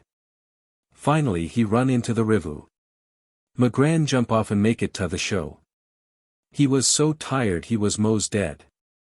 Was there no protection against the visits of these creatures from the spirit world, we wanted to know. Of the little group assembled on the porch shook their heads and mumbled a reply. Yes'm, mos of the folks carry some for protection, said Liza. These keep Arthur folks from wookin' kunju on 'em too.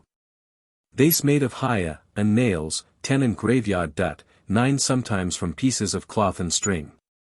They tie 'em all up in a lil bag. Some of 'em we as it ruin the wrist, some of 'em we as it ruin the neck, 11b and some we as a dime on the ankle. Then somebody put down kunju fa it ton black and 12a, 12c, 12d they get another one to ward off the evil. Some of 'em has a frizzled chicken in the yard. People do say they kin dig up kunju and keep it from wookin' 'gainst ya. 13a. Ya hear all the time 'bout folks what is conjured. They gets crippled up and they don't do nothing 'bout it, some of 'em dies. 15. We asked if river baptisms were still held in the section and Liza answered, yes'm, they hold the baptisms right down yonda in the river. They always hold 'em on the ebb tide, that's so the sins be washed away. All the procession marched down to the river. The preacher leads the way. First the preacher stand on the bank and pray. Then he take the candidates one by one and dip 'em in the water. Then he make a prayer for the river to wash away the sins. 63 I call that prayer the matronal. Liza was unable to explain just what this term meant, but she said it was always applied to the prayer to the river. She told us, too, that setting-ups were held for those who died and that the mourners sat up all night with the body and sang and prayed. In the old days they always used to beat the drum at the funeral and they still does it today. As they take the body to the graveyard, they beat the drum as they move long. 24 They put the body in the grave. Then they march roon and sing and beat the drum. We had been told that several midwives rendered services to those residing in the section. We asked Liza about this and she told us, Anna Johnson, she's my sister. She's a midwife and she tends to lots of folks roon here. Those midwives show knows what to do. 48 They use a sharp knife or scissors to cut the pain. Once when I was in pain a midwife put a pair of scissors under my pillow. All of a sudden the pain stopped right quick. The pain was cut right off. 12b. Josephine Stevens, 126 one of the older residents of the island, lived a short distance from Liza Baston. Her house was set back several hundred yards from the highway in the midst of a large field. There was no pathway and in order to get to the house we had to cut directly through the field. As we neared the gate at the front of the house a tall gaunt woman, who we learned was Josephine's daughter, ran to meet us. It appeared that the mother had been ill for some time past and the younger woman had been caring for her. As we talked with Josephine, the daughter stood in an adjoining room, ironing clothes. She stopped every now and then to take part in the conversation. The two women were utterly different types. Josephine, dressed becomingly in a blue and white checked gingham outfit, was the antebellum type of Negro. The daughter, tall, thin and dashing, and probably in her 40s, represented a more modern era. She had on a blue checked sports shirt, a white skirt upon the surface of which was the dim outline of the trade name of a flour mill, and a pair of shiny black satin bedroom slippers. Her two front teeth were gold and shone and sparkled as she talked. Two large gold hoop earrings dangled beneath her close-cropped straightened hair. "I been wookin' over at St. Simon," she explained to us. "Befo that I had a good job up north. My Martha gets sick though, and she need me to take keer of her. That's why I come here and stay. She gittin' to be long in years and can't do so well by Yusef." The mother did not know exactly how old she was but said she had been about 14 at the close of the war between the states. We questioned her about her recollections of early days, but her memory was rather clouded. She answered pleasantly, however, and when she was not talking to us mumbled softly to herself. "I do know dat folks bound wid a call kin see spirits," for she admitted. "Plenty folks roon ya say da spirits pia ta 59.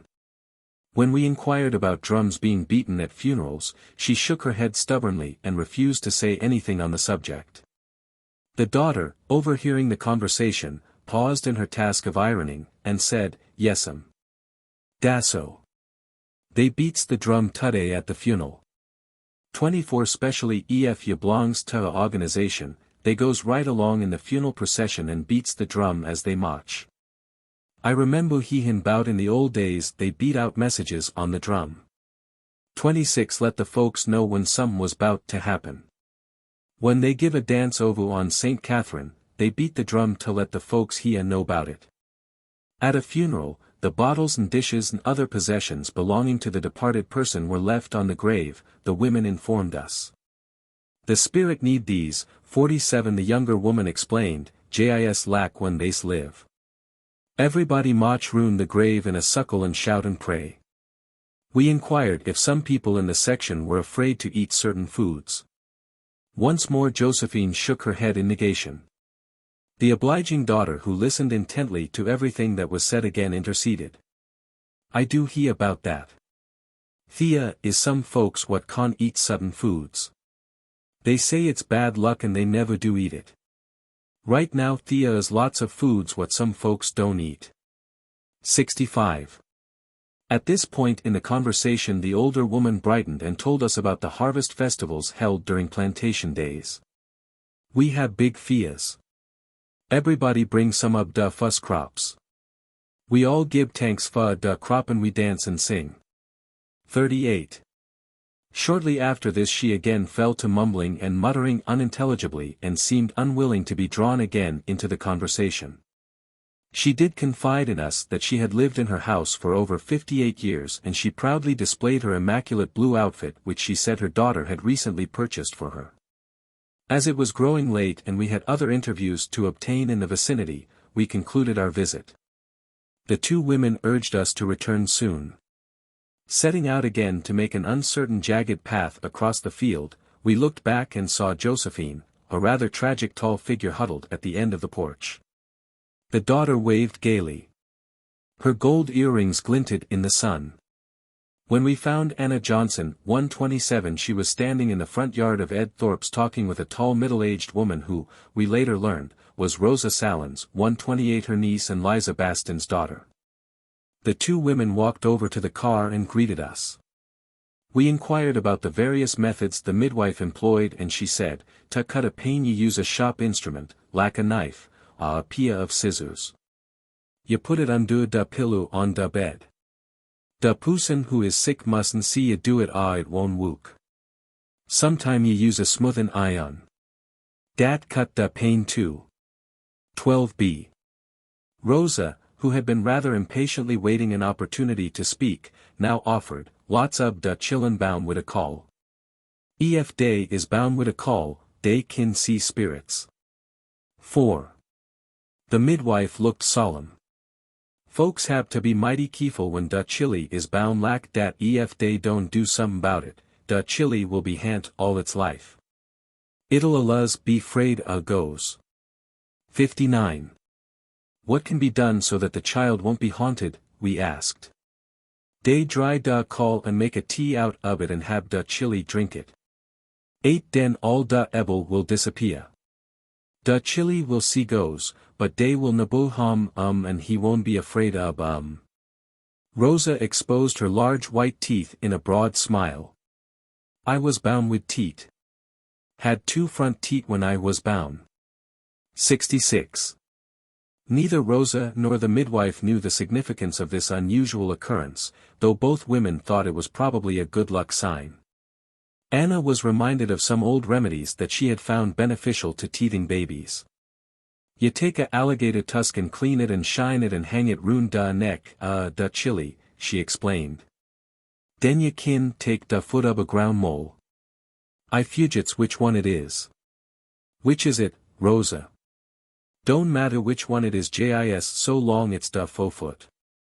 You dry it, put it in a sack made out of a new piece cloth and hang it round da baby's neck. 8-12 show heps wid da teethin. I knows plenty bout cures lak dat," she concluded. "I ein lak dese root folks, dough, docilas fixin' people." Rosa agreed with her aunt. "Show is plenty routine ya. It goin' on all da time. Dere is plenty root people what is alluz wookin' 'gainst folks." 15. "Dey git a grudge 'gainst ya and put down some for ya," supplemented Anna, "and pretty soon you don't know ya own self. Sometime dey put it in ya food." This from Rosa again. "Ef ya got a enemy, ya don't dare eat what ya lack.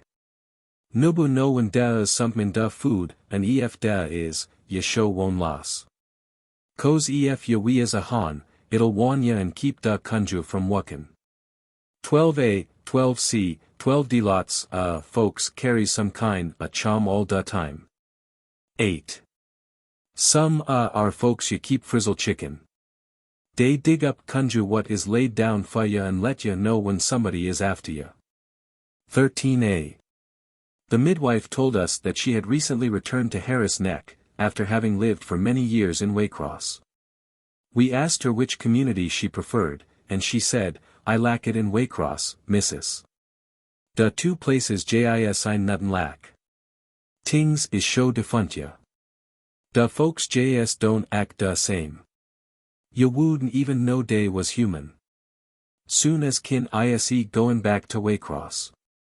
I jis don't lack it here." The conversation turned to drums, and in regard to this subject Rosa spoke up emphatically. "Yes'm, I 'member 'bout how some time back dey used to beat out messages on da drum. 26 dat was to let us know when dere was to be a dance or a frolic. When dey have a dance obu on St. Catherine's, dey beat da drum to tell us 'bout it. Da son would carry obu da watu and we would hear it plain as anything. Den da folks here beat da drum to let 'em know 'bout it in other settlements." The women also spoke of drums in connection with death customs. They told us that they were still beaten by those in the procession accompanying the body to the grave. 24. Everybody put da hands on da body to say goodbye, 31 Rosa told us. Ye speak to da Poussin, too, and tell a lost message, said Anna. Ye put dishes and bottles and all da pretty pieces what they lack on da grave. 47 Ye Allahs break these things fo ye put down. 47a. We wanted to know the reason for doing this, for we had been informed on other occasions that it was done so that no one would be tempted to steal. Rosa, however, stated an entirely different motive. Ye break da dishes so dat da chain will be broke, ye see, da one Poussin is dead and if ye don't break da things, den da Hoodoos in da family will die too. They will follow right long. Folks Allahs have 2 funerals. We have one day die and den once a year we have a suvice for everybody what died during da year. 42 Da preachu say a pray funeral all. From this source we obtained added verification of the fact that river baptisms were still held. We Allahs baptize on da ebb tide, said Rosa. Da water washes da sin away.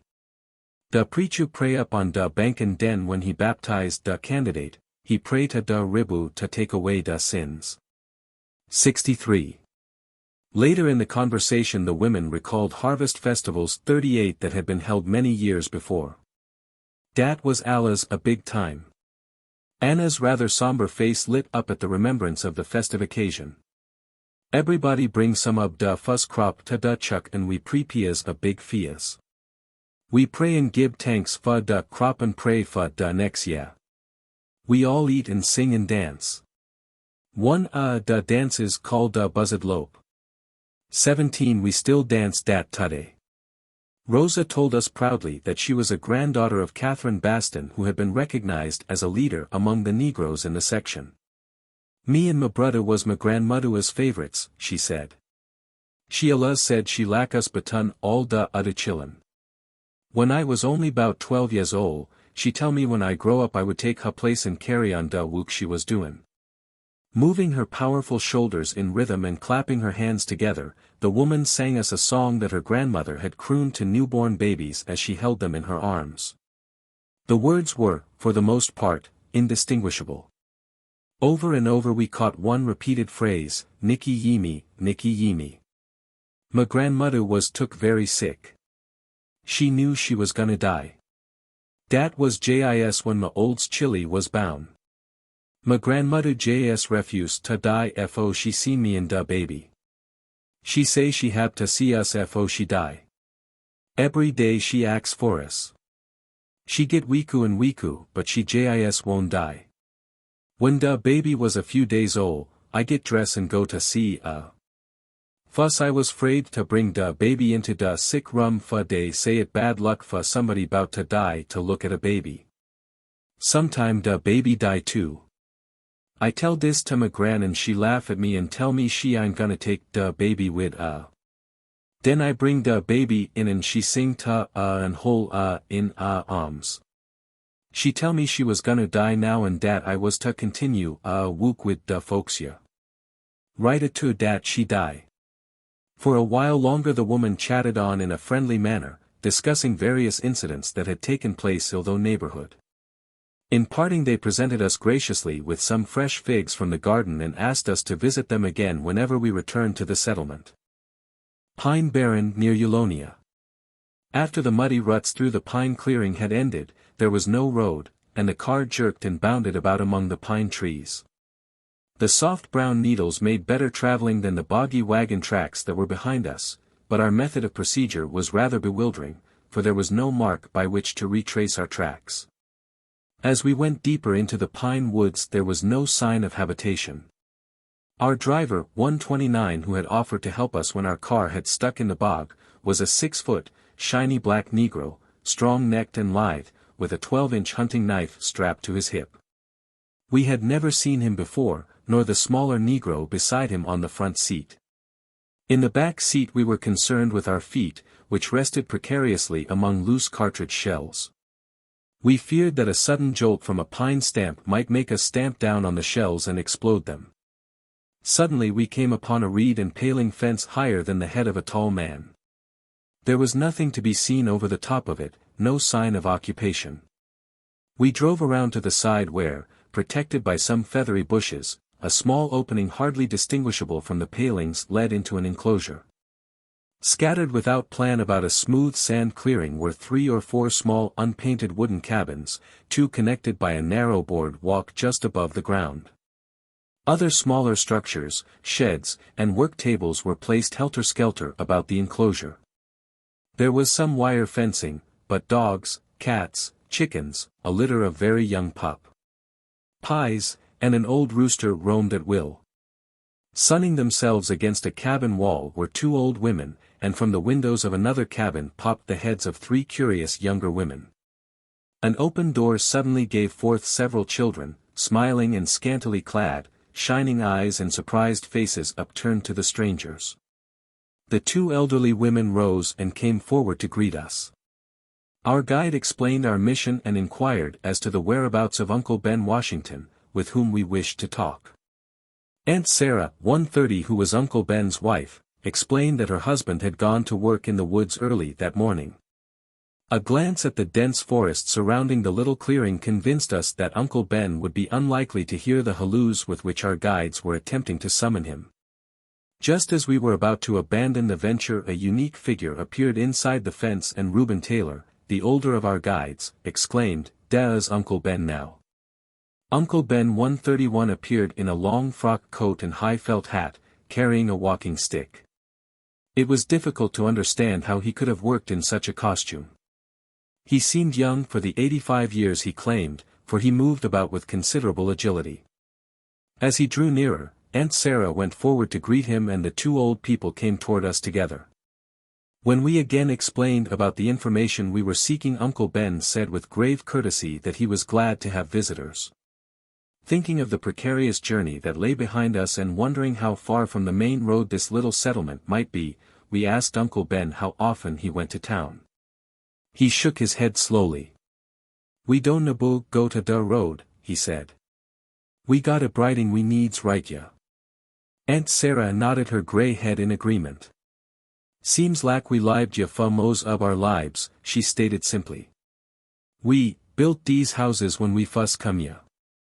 All da chillun was raise ya, and we nabo take up no time with da folks on da outside.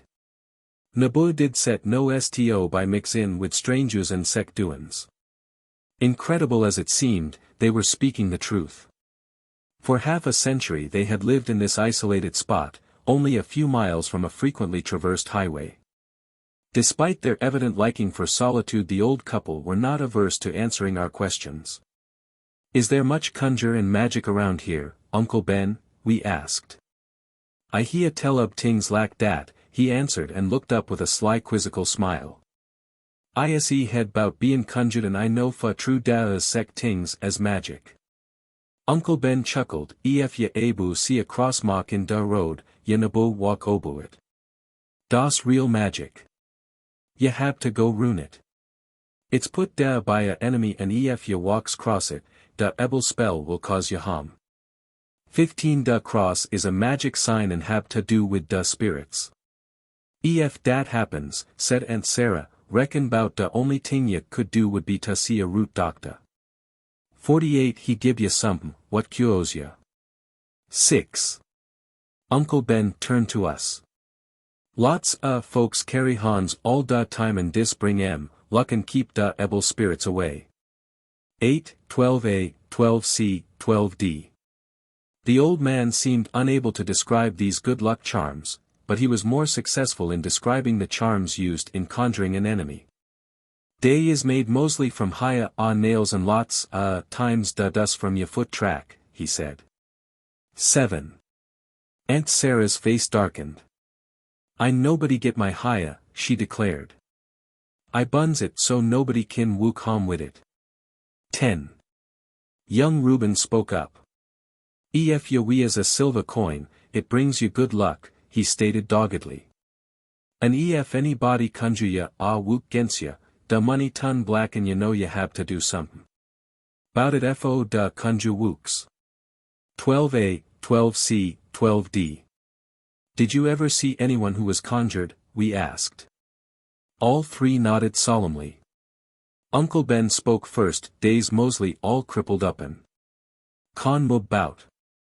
Ef dey don't do nothin', da conjure gets wuss, and dey dies. 15. Folks what is conjured hab snakes in em and sometimes frogs. 5 Ye kin see em mubin rune in da bodies, volunteered Reuben. When dey visit da root doctor 48 and he wooks obu em, den days jis as good as no. Some folks rune bout say dey see spirits, added Uncle Ben. Dey calls em plat eye, cause dey hab jis one big eye hangin' out in front. 62 I don't fool rune with sec tings for days show bad luck. In some places the people told us that dead people's spirits return to earth. Is that true here? We asked. Aunt Sarah speculated. She wagged her black bonnet head until her brass earrings jangled. Finally she offered, I don't guess you be bother much by da spirits ef you gib em a good funeral 36 and put da tings what belong to em on top da grave. 47. Uncle Ben helped with this explanation. Ya puts all da tings what dey use loss, lack da dishes and da medicine bottle. Da spirits need dese same as da man. Den da spirit residential and don't wanda about. Aunt Sarah said that they went to setups and that in the old days, after the mourners had arrived, a chicken was killed. 35, 37b, 37c Neither Aunt Sarah nor Uncle Ben, however, knew the reason for this. Catching sight of a few crudely made farm implements propped up against one of the buildings, we recall the belief prevailing in most of the Negro communities already visited. Does a hoe possess magic qualities? We wanted to know. Uncle Ben and Reuben glanced at each other, then muttered in unison, Yes'm, da hoe is magic show nuff.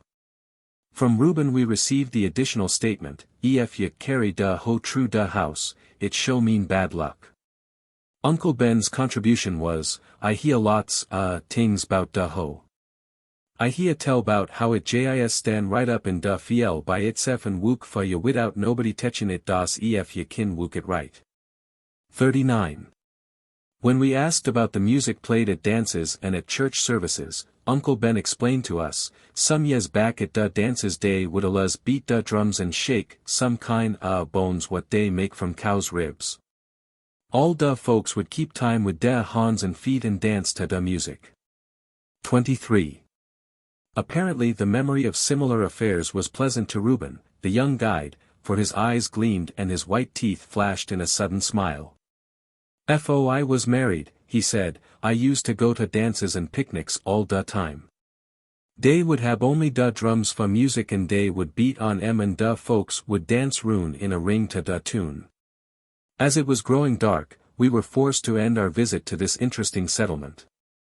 Reuben led the way back to the car and we plunged again into the pine forest. Going back over the trail we commiserated with Reuben, who apparently made the trip frequently. I comes to see em Mose every day. Ye see, ise married to da baby girl, he confided. Possum Point. A winding tree-shaded dirt road leads from Darien up the Altamaha to the Negro community of Possum Point. The freshets in the section rise in the rainy season and the road is often flooded. On either side the trees are mirrored in the shallow water which surrounds them. In the spring against the fresh green of the trees and foliage there is the soft color of wild honeysuckle and Cherokee rose. Through the thickly massed trees the sun filters dimly, a misty, unreal atmosphere overhangs the entire scene. Set back from the roadway are occasional small dwelling places, with boards turned dun-colored from age and exposure. Neatly tended vegetable and flower gardens stretch out to the front and sides of the houses. The owners can be found industriously working in the gardens, sitting on the porches, or gathered in little groups along the road. Here and there small bridges span the road, and at each of these a number of persons are often seen leisurely fishing, their long bamboo poles forming graceful arcs from the bank to the water. We had been told that Alec Anderson was an old man and one who would be able to enlighten us regarding the beliefs prevalent in that section. We stopped a few times to inquire where he lived. After continuing for several miles, the road turned to the right. It swerved again a short distance later and continued in a narrow, uneven pathway through the woods. This section was but sparsely settled and we glimpsed a cabin only now and then. At length we came upon a neatly kept house enclosed by a wire fence set back from the road. In the distance we could see a bent and stocky figure trudging toward us along the road, and this we thought might be Alec. At one side of the house was a garden, at the other side the sprawling branches of an old oak tree shaded an iron pump and an ancient black iron pot used for boiling clothes. Chickens scuttled about the yard and a small black puppy, dozing in the sun, awoke at our approach. On the porch a group of Negroes were seated. A plump, elderly woman, a young girl and two small children watched with interest as we approached. The older woman was Rachel, 132 Alec Anderson's wife. She scarcely appeared to be the 73 years she admitted. Her round good-natured face was framed with a number of tight little gray braids on top of which perched a small brown felt hat. Her green blouse and red skirt were worn but clean and her bare brown feet peeped out from under the voluminous skirt. The younger woman was reticent but friendly, and the two children watched the proceedings with wide-eyed concern. The man we had noticed walking down the road turned in at the gateway, and as we had surmised this was Alec. 133. He was clad in a pair of faded and torn blue overalls and a battered felt hat. Thick-lensed brown glasses did not entirely hide amiable, intelligent eyes. With profound courtesy the old man greeted us and started in to chat in a pleasant, unself-conscious manner. "Cause yet do he about Kunju," he told us. "But I nabo bother much with dat kind ting. There is plenty folks what does believe in it, and I hab here strange things happenin' to some folks what hab spells put on 15. Here Rachel interrupted. "I aluz bun mahaya combins cause das what most folks make Kunju outu. 10 ef they get ya haya, ya hab to do anything they want ya to." Alec stated solemnly, "Some folks is aluz sayin' dat spirits is boderhin 59 Nabo have trouble with Muzef." This was explained by Rachel, who said that they knew a horseshoe was an excellent remedy for keeping da hant away. "Witches come in at night and ride ya too," 69 said Alec. "Jas ride da folks till some ob gets so pa day jas pass way." We asked if they had ever heard that a frizzled chicken could dig up conjure laid down for a victim, and they both nodded in affirmation. "Chicken kin show dig up kunju." 13 aluz hab hia dat, they echoed. Alec told us that he had been born 3 years before freedom. He dwelt for a time on those long-past days and recollected some of the customs that had been prevalent then. "Used to aluz beat da drum at funerals. Right atu da pusendai, they beat to tell da udus bout da funeral. They beat a long beat. Den they stop. Den they beat another long beat. Everybody know dat dis mean somebody die. They beat da drum in da next settlement to let da folks in da next place here." 26. We had previously been told of a similar means of communication employed by the people in this section in former years. At various points large metal discs were hung on trees and posts. On these messages had been beaten out and relayed from place to place. In this manner the people were informed of dances, picnics, meetings, wakes, and other such gatherings. 26. The old couple went on to describe what took place at a wake. "When they fix da cops, they put pennies on da eyes and they put salt on da stomach to keep it from purgin'. Everybody put da hands on to say goodbye." 31. On da way to da grave they beat da drum as day is marchin' long. 24 When da body is put in da grave, everybody shout round da grave in a suckle, singin' and prayin'. Each one throw a handful dud in da grave. 28. The conversation shifted to topics of a more cheerful nature, and Rachel told us that in former years at harvest time, they had been in the habit of holding crop suppers. 38. Her face creased itself into a delightful grin and her eyes shone as she told us, that show was a big time. "We have a big fias. All night we shouts and in da morning right at sunrise we pray and bow low to da sun. Ma great grand she name Peggy I membu she pray every day, at sunrise, at noon, and at sunset. She kneel down when she pray and at da and she bow low 3 times, fasten da sun. Alec's thoughts in the meantime had turned to more trivial affairs. He went on to tell us about the various dances that are popular at the present-day social affairs. "Cause we do da buzzard lope," 17 he began. "Everybody knows dat den we alluz does another dance. We calls it, come down to da mule. We dance roon and shake da ban and fiddle da foot. One of us kneel down in da middle, da suckle. Den we all call out and rise and shout roon, and we all fling da foot again." In answer to our question about river baptisms, the old people informed us that they are still held in the section. Alec described these. "We all sing and pray and da preachu pray to da Lord.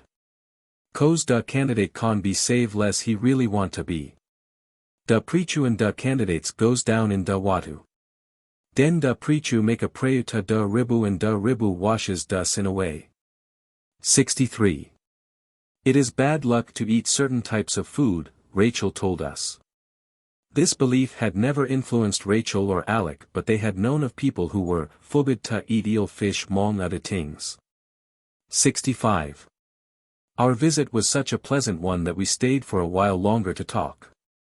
The household was an unusually contented and peaceful one. The old couple were apparently satisfied with a simple scheme of existence, although Alec did venture the usual remark regarding his old age pension. "Show would lack to have it, missus. Meb ye kin get dem government folks to see dat I gets it." When we were about ready to leave, a middle-aged daughter, who had been lingering at the gateway, came up and joined the group. She confided that she had been married to one man for 30 years, but that he had died and she had recently remarried. This second marriage was evidently not so successful, for she said, "Dis husband ein lack da fuss one. He's triflin' and ein sec a good providu. When I lost da fuss husband, I show loss of writing." At that time Rachel and Alec had been married for 57 years, and during all this period there had been few differences or unpleasant happenings. As Alec escorted us to the car he told us of his high regard for his wife, assuring us in conclusion, "I nabo had no trouble with ein so much as tech with a pocket handkerchief since I done been had up."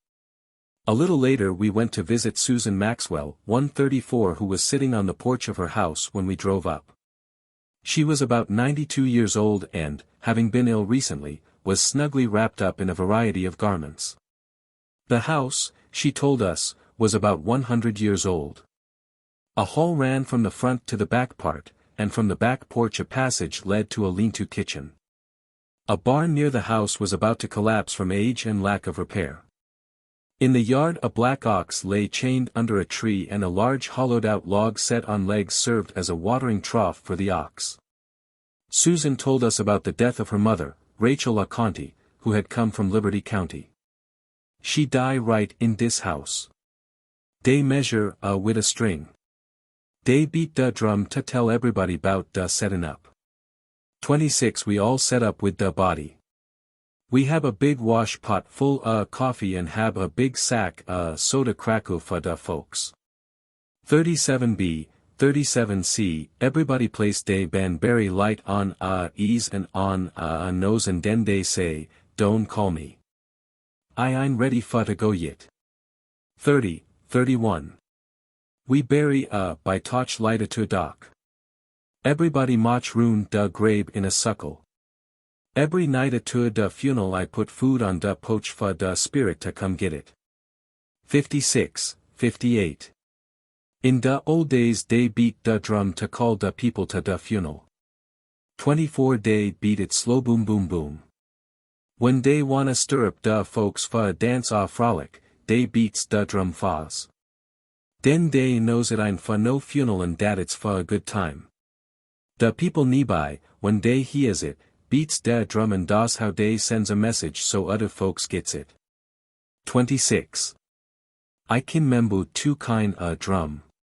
There was da lil kittle drum. Hit was 'bout 15 inches cross. An 3.5 foot high. Dat was da drum dey beat fa a settin' up.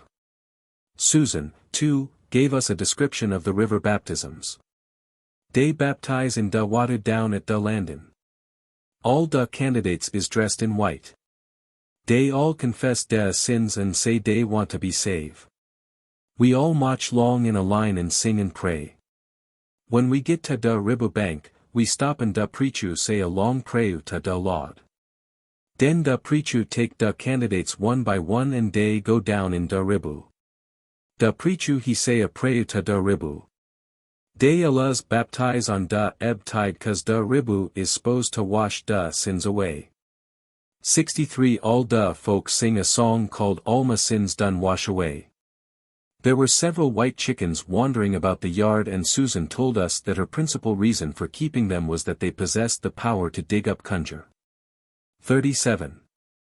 We asked the old woman if she had ever known any Africans, and she said, I know one man. He named Primus O'Neill. He come from Africa and he talk funny talk. He call a potta jam. I membo he say, lemme cook some fa niam. He mean some fa to eat. It later developed that this same Primus O'Neill was the grandfather of Rosa Grant 135 whom we found living in a small grey cottage on the Townsend Road. Rosa was 65 years old, with copper-colored skin and rather aquiline features. We asked about her grandfather and she told us some of the things of which she had heard him speak. He tell me dey nabu hab to plant in Africa. Dey gadu wild okra and palmetto cabbage fa food from da forest. He tell bout a wine call, figlin watu, dat dey drink in Africa. But he nabu say jis how dey make it. Ma gran come from Africa too. Her name was Rina. I membo when I was a chilly seein' ma gran Rina pray. Every morning at sunup she kneel on da flow in rum and bow obu and tek head to da flow 3 time. Den she say a prayu. I don't membo jis what she say, but one what she say used to make us chill and laugh. I membo it was Bashamnagad. When she finish prayin' she say Amin, Amin, Amin. She talk plenty bout kunju. 15 say dat when a poosin been made to swell up from a ebel spell, dey got to have somebody to pray and drag furum. If ye have a pain a misery in da leg ahm, ye kill a black chicken and split it open and slap it wea da pain is and dat will cure da pain. She tell me dat in Africa she live in a palmetto house. She say dey kill animals wid a bow and a row. Some day use fa food and some day kill fa skin. All da people keep da finger nail long so dey could grab things to eat off da trees and bushes. Eben atur she come to dis country, she keep a nail long fa a long time. When she start cuttin' she allows bun da pieces and she bun da combins from a higher too. She say it dangerous to let anybody get Dey make conjugencia. 10 She say in Africa dey plant berries and pumpkin and dey had to plant every 7 years or dey die. Friday was da day she call her prayer day. Den she used to make bread. When she mix it up, she put da dough in a wet bag and bake it in da ashes. She tell me bout da hov's time when da folks stay up all night and shout. At sunup dey all sing and pray and say dey live batu and bmo thankful da next year. 38. Was your gran grown up when she came from Africa? No she was jis a leetle ting. She say dat da way she happened to come from Africa was dat day wasn't used to seein' anything red. One day dey see a boat wid a red piece clot flyin' on it. When dey go up close to see it, dey was caught. Her mathu, Teresa, was caught too and dey was brought to dis country. Atur dey been ya a while, da mathu get to wea she can't stand it and she wanna go back to Africa. One day ma gran Rina was, standin' wid in da fiel. Teresa tun runso, here Rosa made 2 quick swings with her skirt. She stretch arms out so and rise right up and fly right back to Africa. 69 See ma gran say she was standin' right da when it happened. She aluz wish dat mathu had teach how to fly. She try doin' da same way but she ain't no fly. She say she guess she jis wasn't bound with da Powell. Darien. The Negroes of the Darien section, many of whom live in small scattered communities outside the town, are proud of their Darien ancestry. When the younger people migrate to larger communities, it is a common thing to hear them say proudly, "My people come from Darien." One of the most typical settlements is opposite the Todd Grant Negro School. A few houses are clustered about the knoll facing the school building, and more dilapidated board shacks are scattered over the little hill. At the top is Auntie Jane Lewis' cabin, surrounded by small sheds and fenced patches of ground where chickens and a goat are kept from wandering too far. At the north a few cypress trees straggle off to the wood. A sturdy bush provides the sunny drying ground for the gourds that later will be used as water dippers. Auntie Jane 136 claims that she is 115 years old, and to see the small bent woman with the deeply lined black skin and filmy eyes is to believe her claim. Her voice is high-pitched, with the thin timbre of extreme age, but she still moves with sudden agile gestures. During our conversation she hopped up from the steps and began to do the buzzard lope 17 to illustrate her story. "I belong to Robert Tuttle what lib in North Carolina and he sold me down ya when ISE 21. I ain't member much bout North Carolina but members plenty bout da old days ya, 'cause I been ya ni bout 100 years.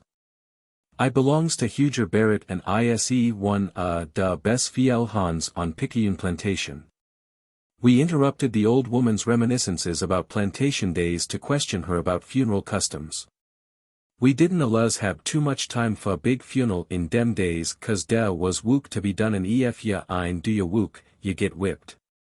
Lots time they jis dig a hole in da ground and put da body in it, but whenever we kin, we have a settin' up." We asked Auntie Jane if they used to provide plenty of food for the mourners. "Yes'm, they sho did have regular feasts in dem days, but today, at most settin'-ups, you don't get nothin' but coffee and bread."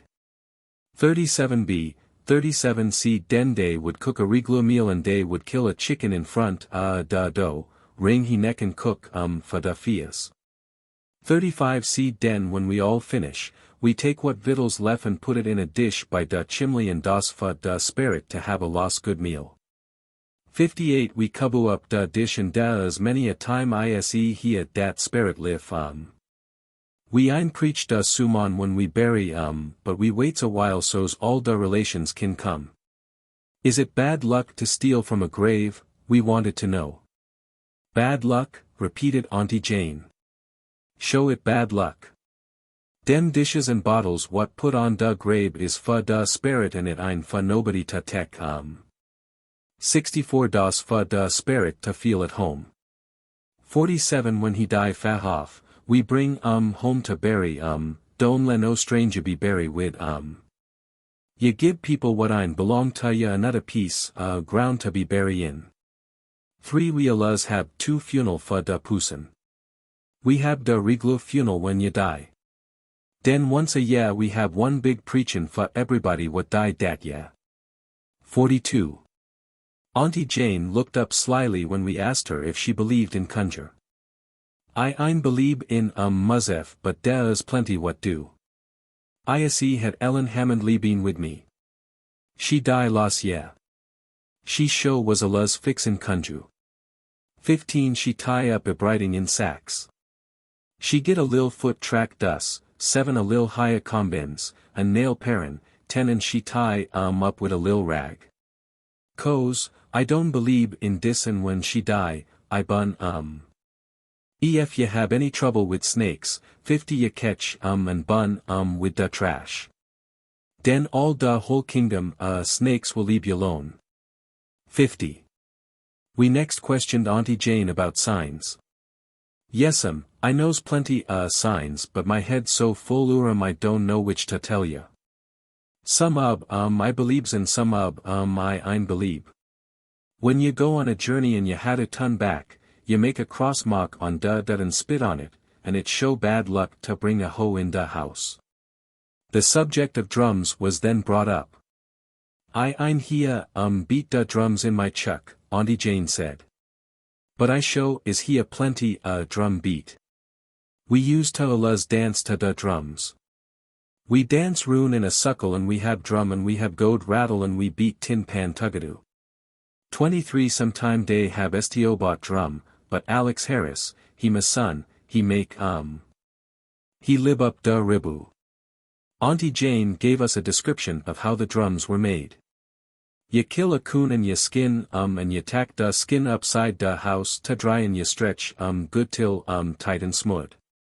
Den ye stretch obu da en of a hollow tree trunk.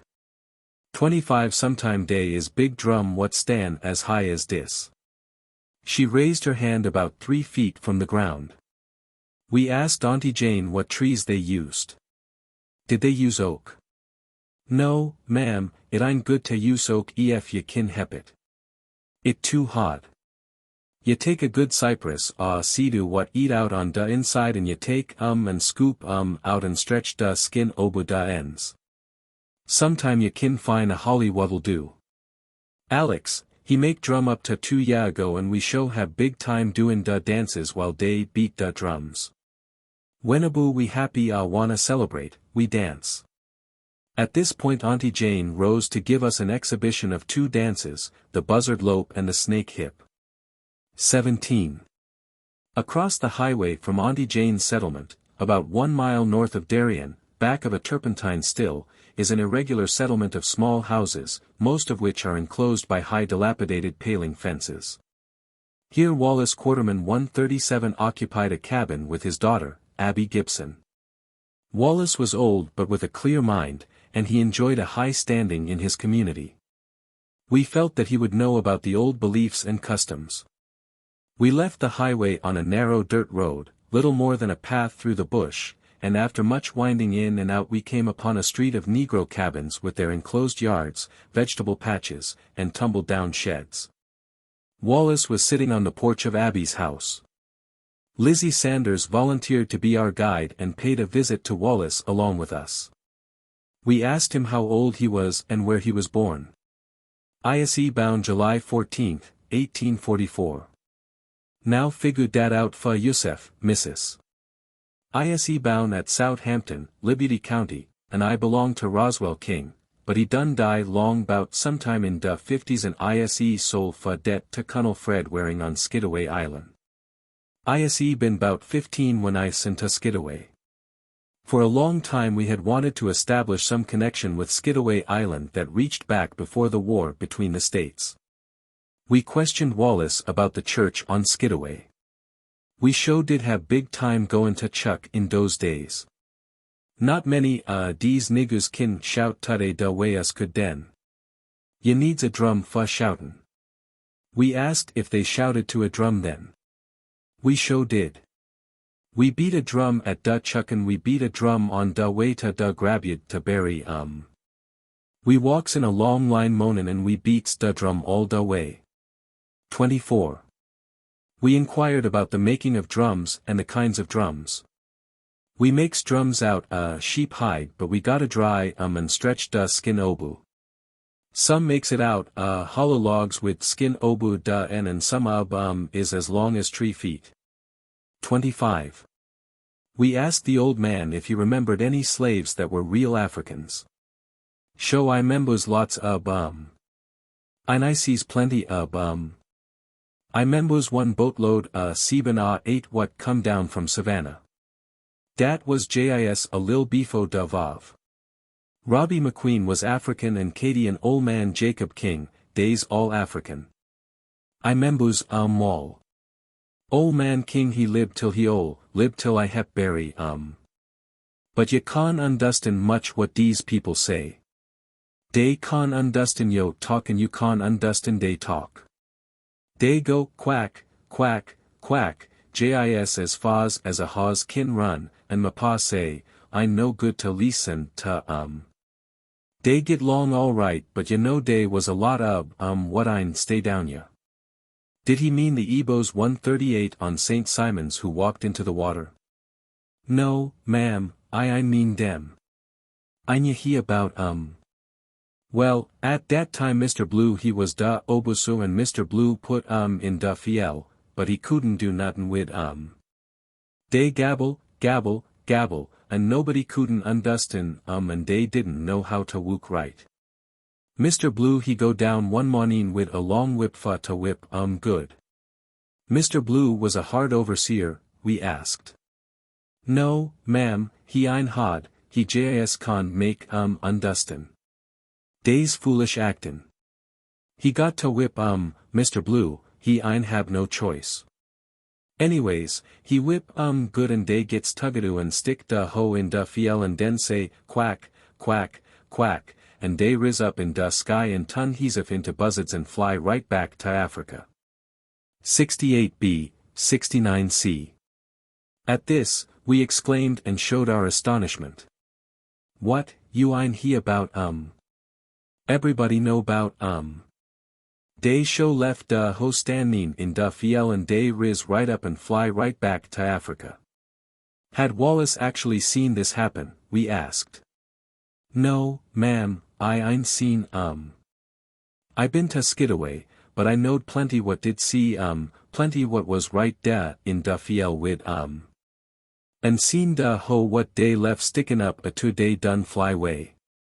This story of the flying Africans seemed to be a familiar one, for it was later repeated to us by William Rogers, 139, who lived about a mile from Darien on the Cowhorn Road.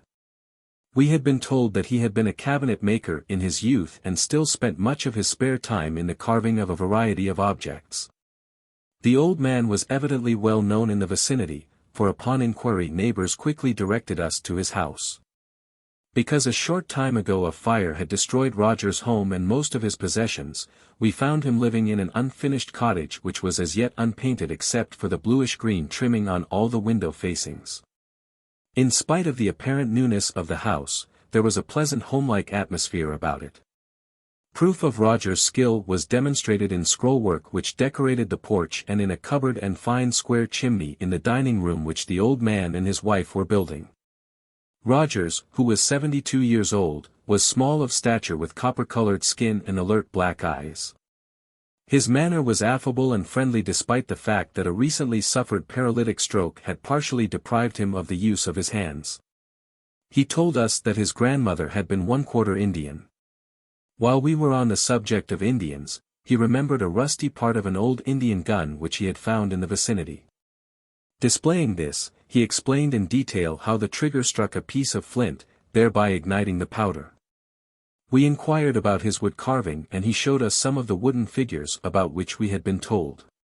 One of these, a spoon of cedar, was about a foot in length and had the roughly sculptured head of a man on its handle. 41 The head was square in shape, the features were only slightly raised, and the eyes were nail heads. 41C Another item was a frog 41I which, with eyes of brass nail heads, crouched on a block of wood. The frog and the stand had been carved from a solid piece of wood 70F, 70H and lightly varnished. As we left, the old man promised us, when I gets my hands back into use, I hopes to carve a cane with a gatto on it like the ones I made long ago. When I do, I shows it to ya. We had no idea that we would hear from him again, but a few months later he wrote us that he had made a stick especially for us. This proved to be of stout cedar carved with a large alligator and topped with the bust of a Negro man cut all in one with the body of the stick and painted black to signify his race. The smooth, almost square, protruding skull of the figure, its small, high-set ears, broad mouth, blue bead eyes driven in by minute steel nailheads, and little short arms with four-fingered hands are all noteworthy points. The alligator's eyes are also blue beads driven in by nailheads. After leaving William Rogers, we retraced our way back over the winding dirt roadway into Darien and from the town we drove eastward through a residential section.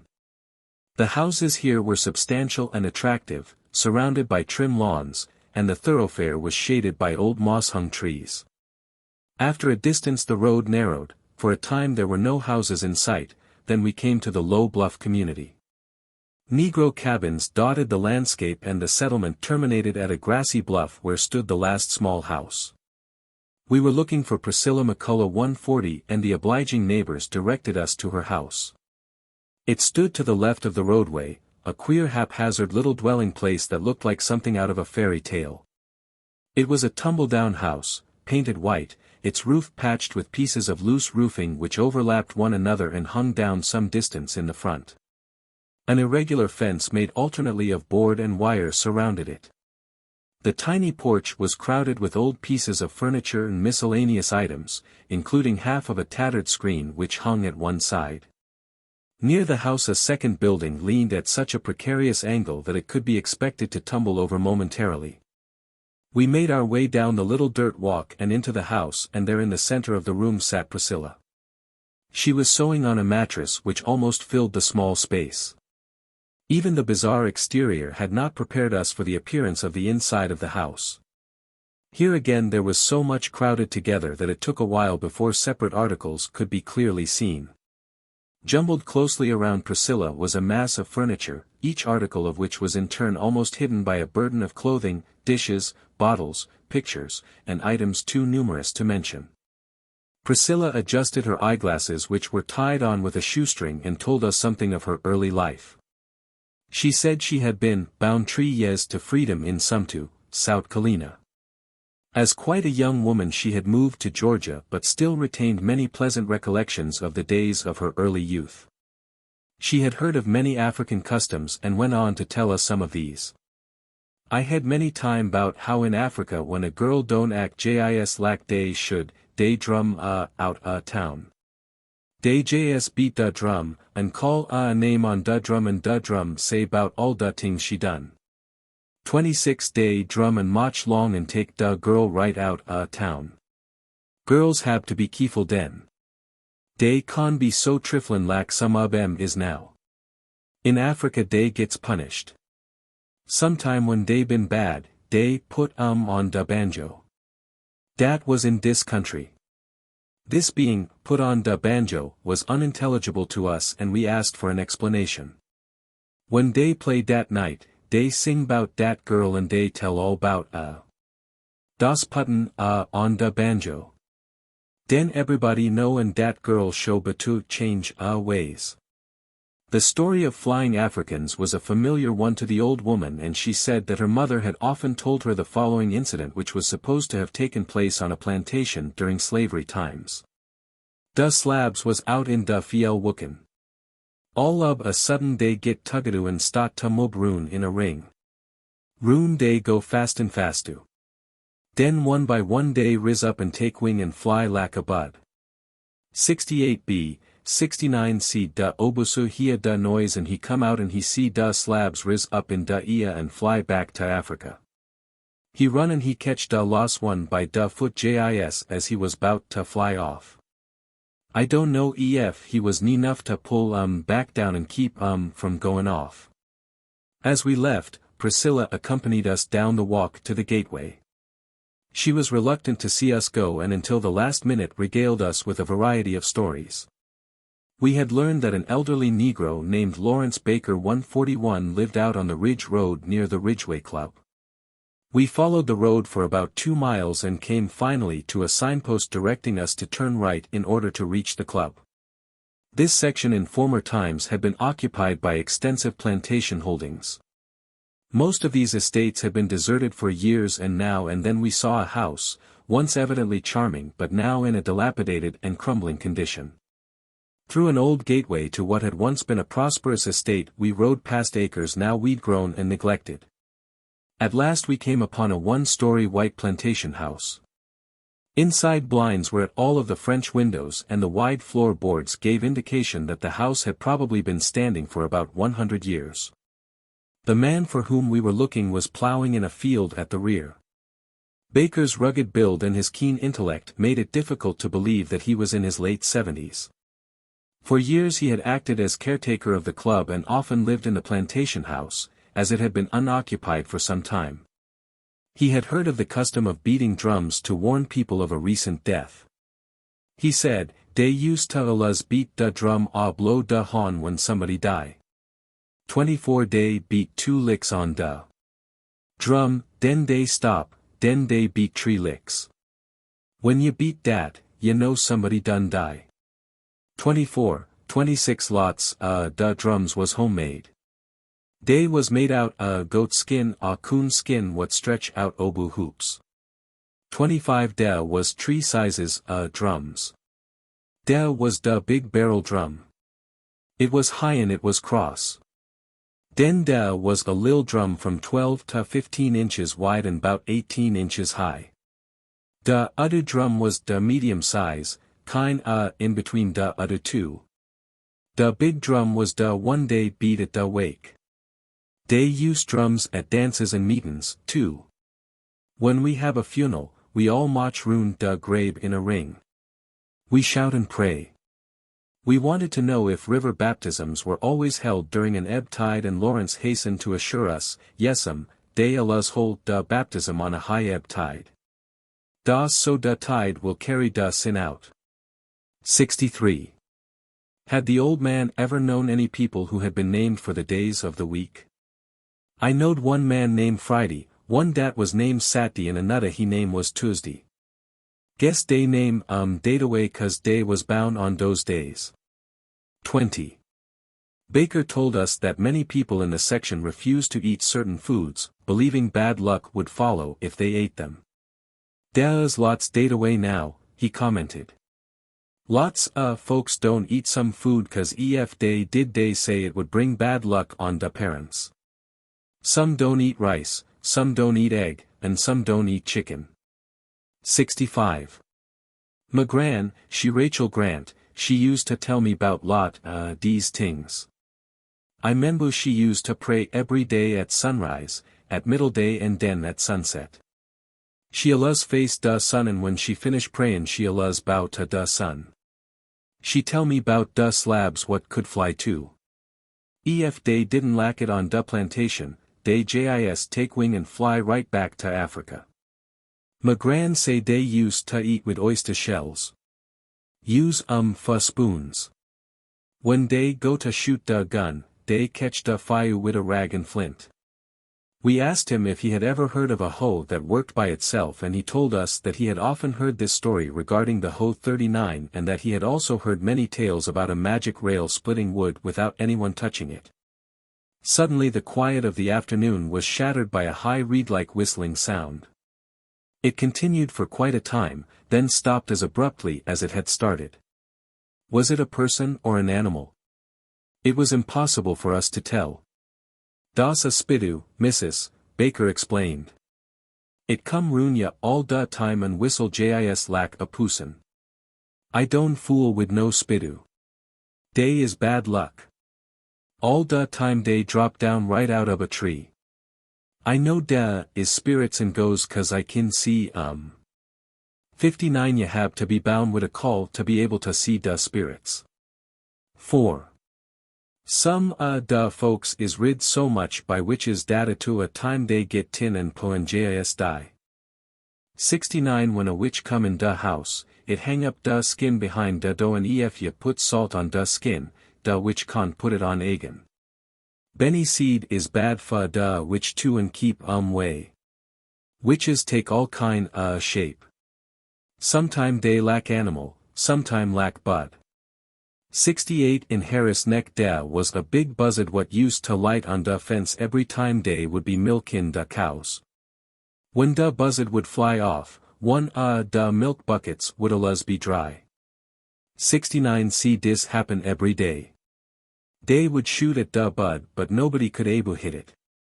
One man he take a dime and he quatu it, then he put it in da gun. Da next day when da buzzard light, he shoot at it and he hit it in da wing. It fly off and go down a chimbley of a house. When da men go in da house, they find a old woman with ahm broke. They know den she was a witch. I know there was some talk bout bunnin up, but I don't think they do it. Every night I sit on this poach here. He pointed to the back porch of the White House. I can see da spirits goin' by. There is a whole crowd lil white tings. They is goin' obu da to da spring. Some is lack chillin', some is lack grown folks.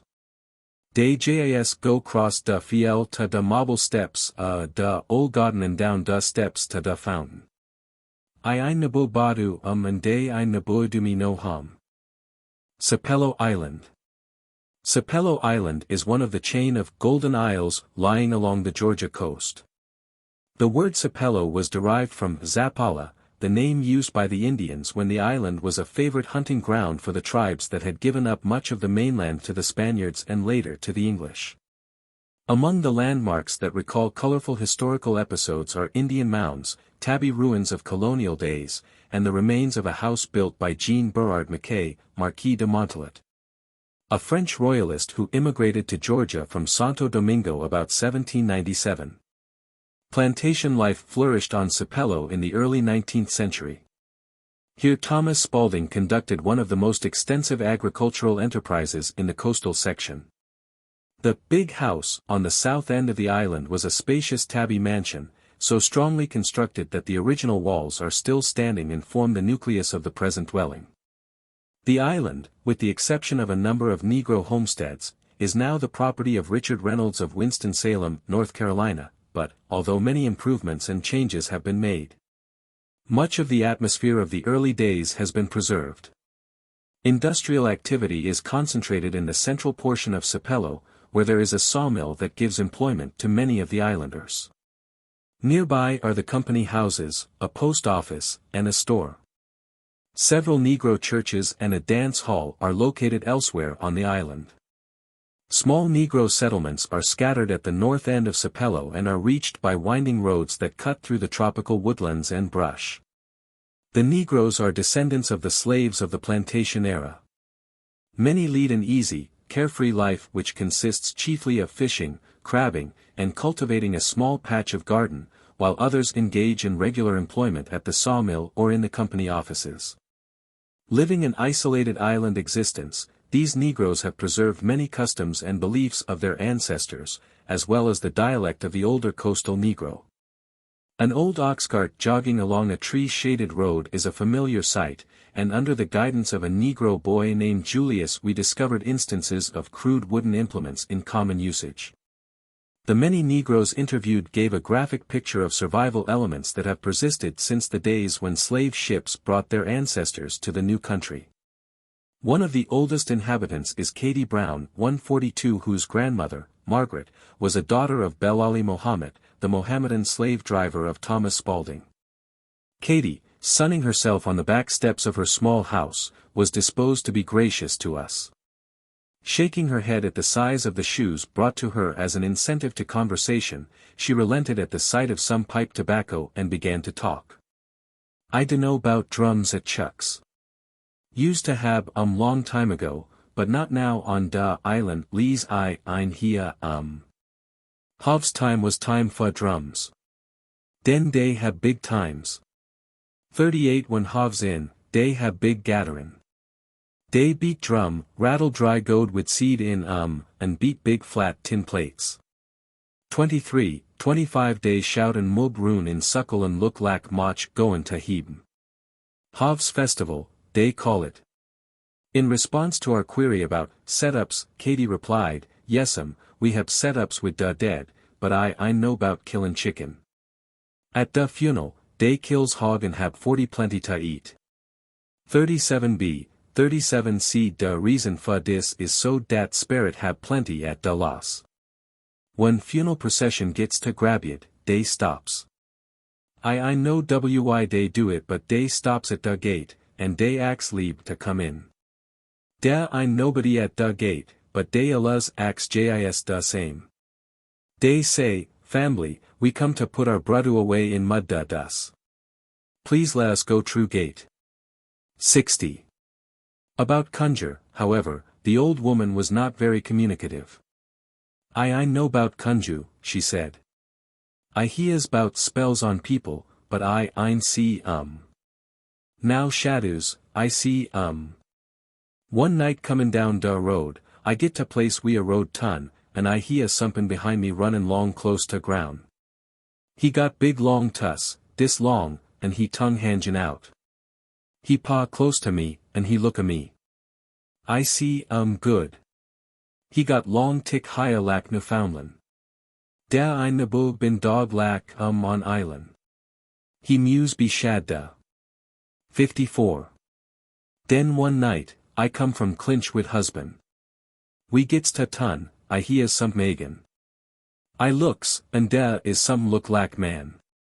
Husband he ein see Den I hears a stompin', and somethin' come by so close to me I kin mos tech and he tunt a spotted ox.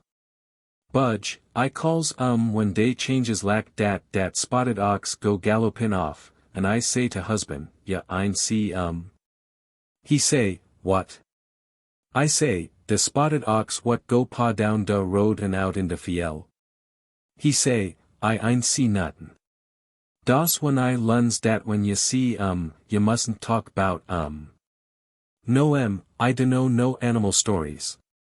I hear but I fugits. I know bout lizard and rabbit, doe. Yeah I know bout lizard and rabbit. Well, lizard, he wook hard. He hab sody what he cut crop wid, and it wook by itself and it cut so fine, nuttin' left.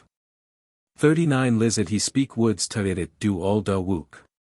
Now, rabbit, he smart. He ein got no sody lack lizard got and he won one. He hide behind bush, and he watched a sody wook for lizard, and he won it bad. One day when lizard not at home, rabbit, he sneak up, and he steal lizard sody. He laugh to himself cause he got the sody. He take the sody to he fiel and he started to wook. He think he know da woods dat lizard say to sody, and he call, go ye tell. Sody start wookin'. Pretty soon, sody finish da crop, and rabbit wan to stop. Sody comin' too close to know a winter crop what rabbit got to hab for lib on. So rabbit he yell, go ye tell, in loud voice, and sody he wook all da fastu. He cut down a brighting rabbit haben ein lieb nuttin'. Lizard who been hidin' in bush, he laugh to he sef at rabbit, cause rabbit think he's of so smart when he steal sody and now he ain't got nuttin' to eat all winter. Rabbit he see lizard, and he call, stop dis sody. Lizard he say, it my sody. Rabbit he say, dasso. It ya sody, but stop it. It cut down a brighting, got. Lizard say, sody wook fast to every time he hear, go ye tell. Den lizard he stop laughin' and he calls out loud, go ye palm, and sody stop. Lizard den go out and pick up sody and tack home. Knowing that Katie was a descendant of Belali, we asked her if she knew anything of him. She nodded and answered, Belali Mohammed. Yes'm, I knows bout Belali. He wife Phoebe. He have plenty daughters, Magre, Bantu, Chalet, Medina, Yoruba, Fatima, and Hestu. Magre and daughter Koto used to say dat Belali and he wife Phoebe pray on da bead. Day was berry putiklu bout da time day pray and day berry reglu bout da hour. When da sun come up, when it straight obu head and when it set, das da time day pray. Day bout ta da sun and hab lil mat ta kneel on. Da beads is on a long string. Belali he pull bead and he say, Balambai, Hakabera, Mahamadu. Phoebe she say, Amin, Amin. Magre she say Phoebe he wife, but maybe he have moan one wife. I specs das berry possible. He come obu with all he daughters grown. He whole family was mos grown up. Hestu she shad's gran. Ya knows shad. Bantu she da youngis. Magre she my gran. We asked if Belali Mohammed had been related to Belali Sullivan on St. Simon's. I know bout st. Simon but Koto used to talk bout cousin Belali Sullivan. Yes'm, I membu Magran too. Belali he from Africa but Magran she come by Bahamas. She speak funny words we didn't know. She say, Masojo, and sometime, Sojo, when she mean pot. Fa watu she say, Delo, and fa fayu she say, Diffy. She tell us, tak Sojo off Diffy. When some done she say, Bimbogarum. Ye tell some what is a surprise lack somebody die, den she say, Mafube, Mafube. She am tie head up lack I does, but she wear a loose white cloth does she tro obu head lack veil and it hang loose on shudu. I know wi she wea it dataway, but I think she ein lack a tight ting rune head.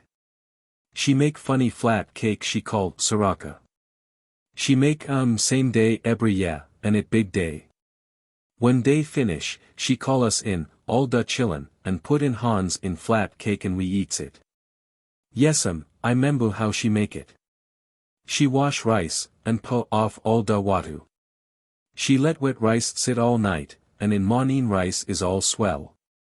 She tack dat rice and put it in wooden matu, and beat it to paste with wooden pestle. She add honey, sometimes sugar, and make it in flat cake with Hans. Saraka, she call un.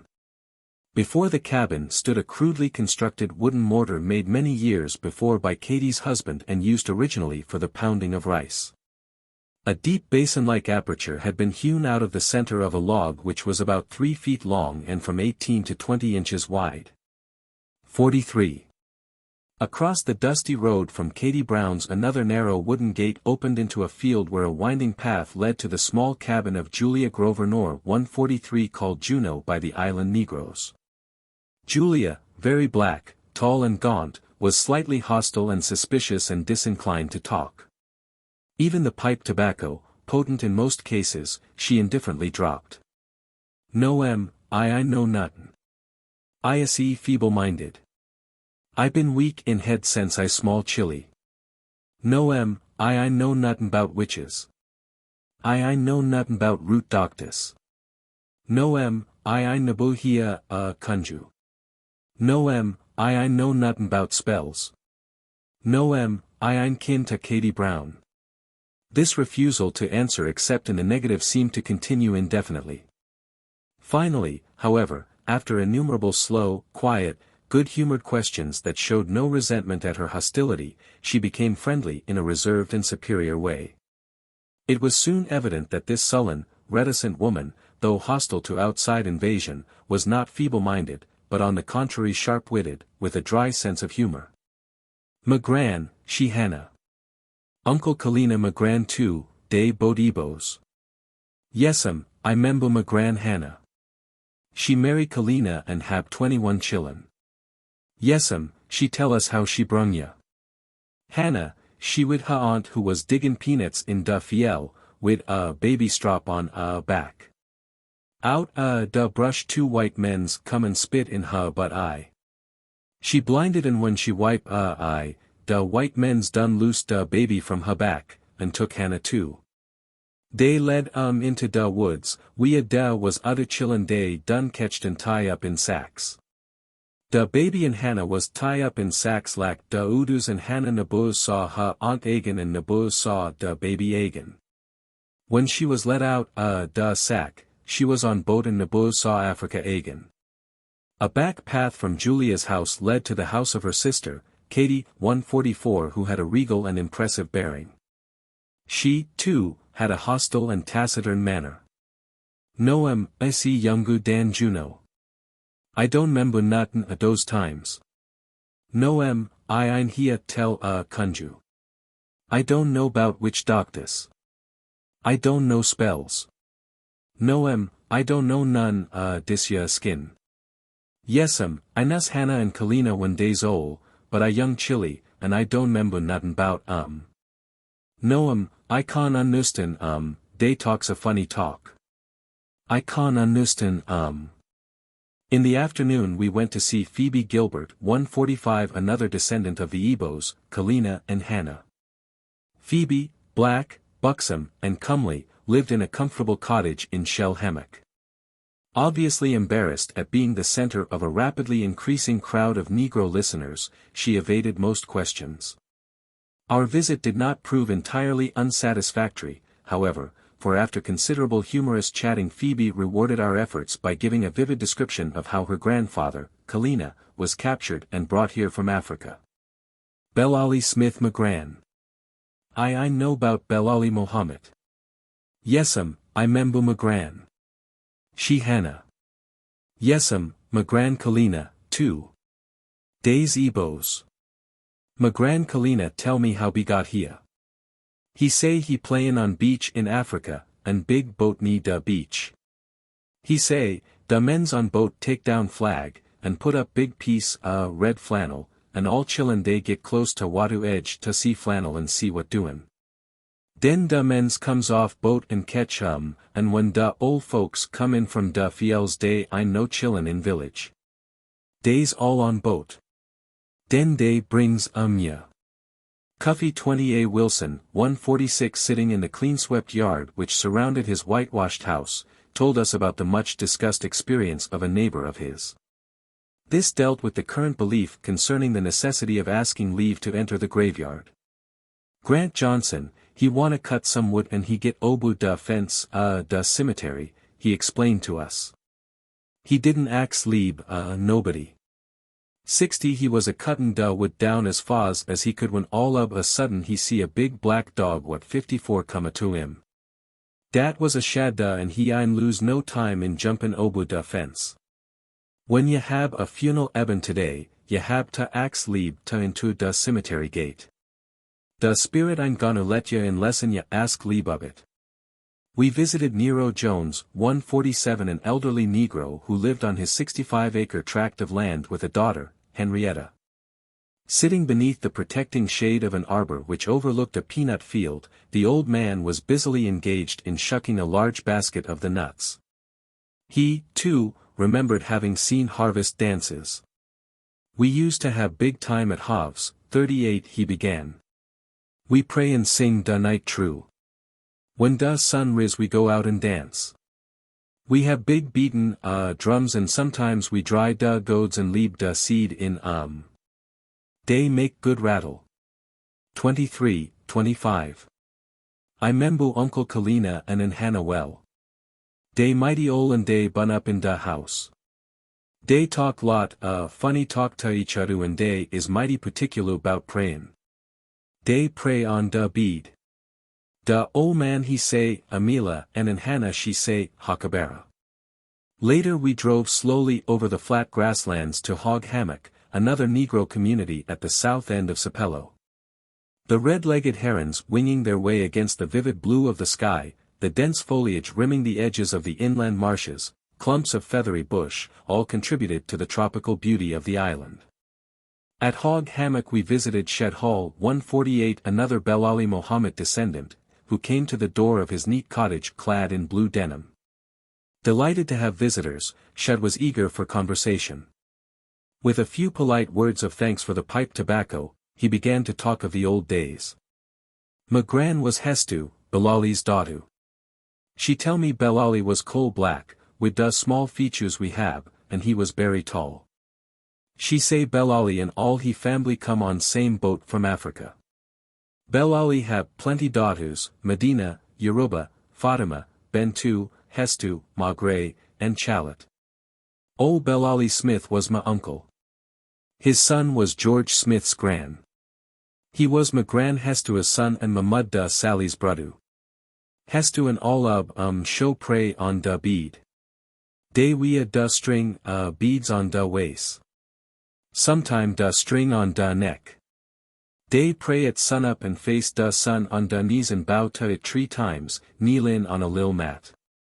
We asked Shad if he had ever heard his grandmother say anything about Africa. Had she ever mentioned what sort of house they lived in or what food was generally eaten? Shad nodded eagerly, and from the steady flow of talk that followed it was evident that he had heard much of the land of his ancestors. "Ma gran Hestu say she kin member da house she live in Africa. She say it was kubu with palmetto and grass for roof, and da walls was made mud.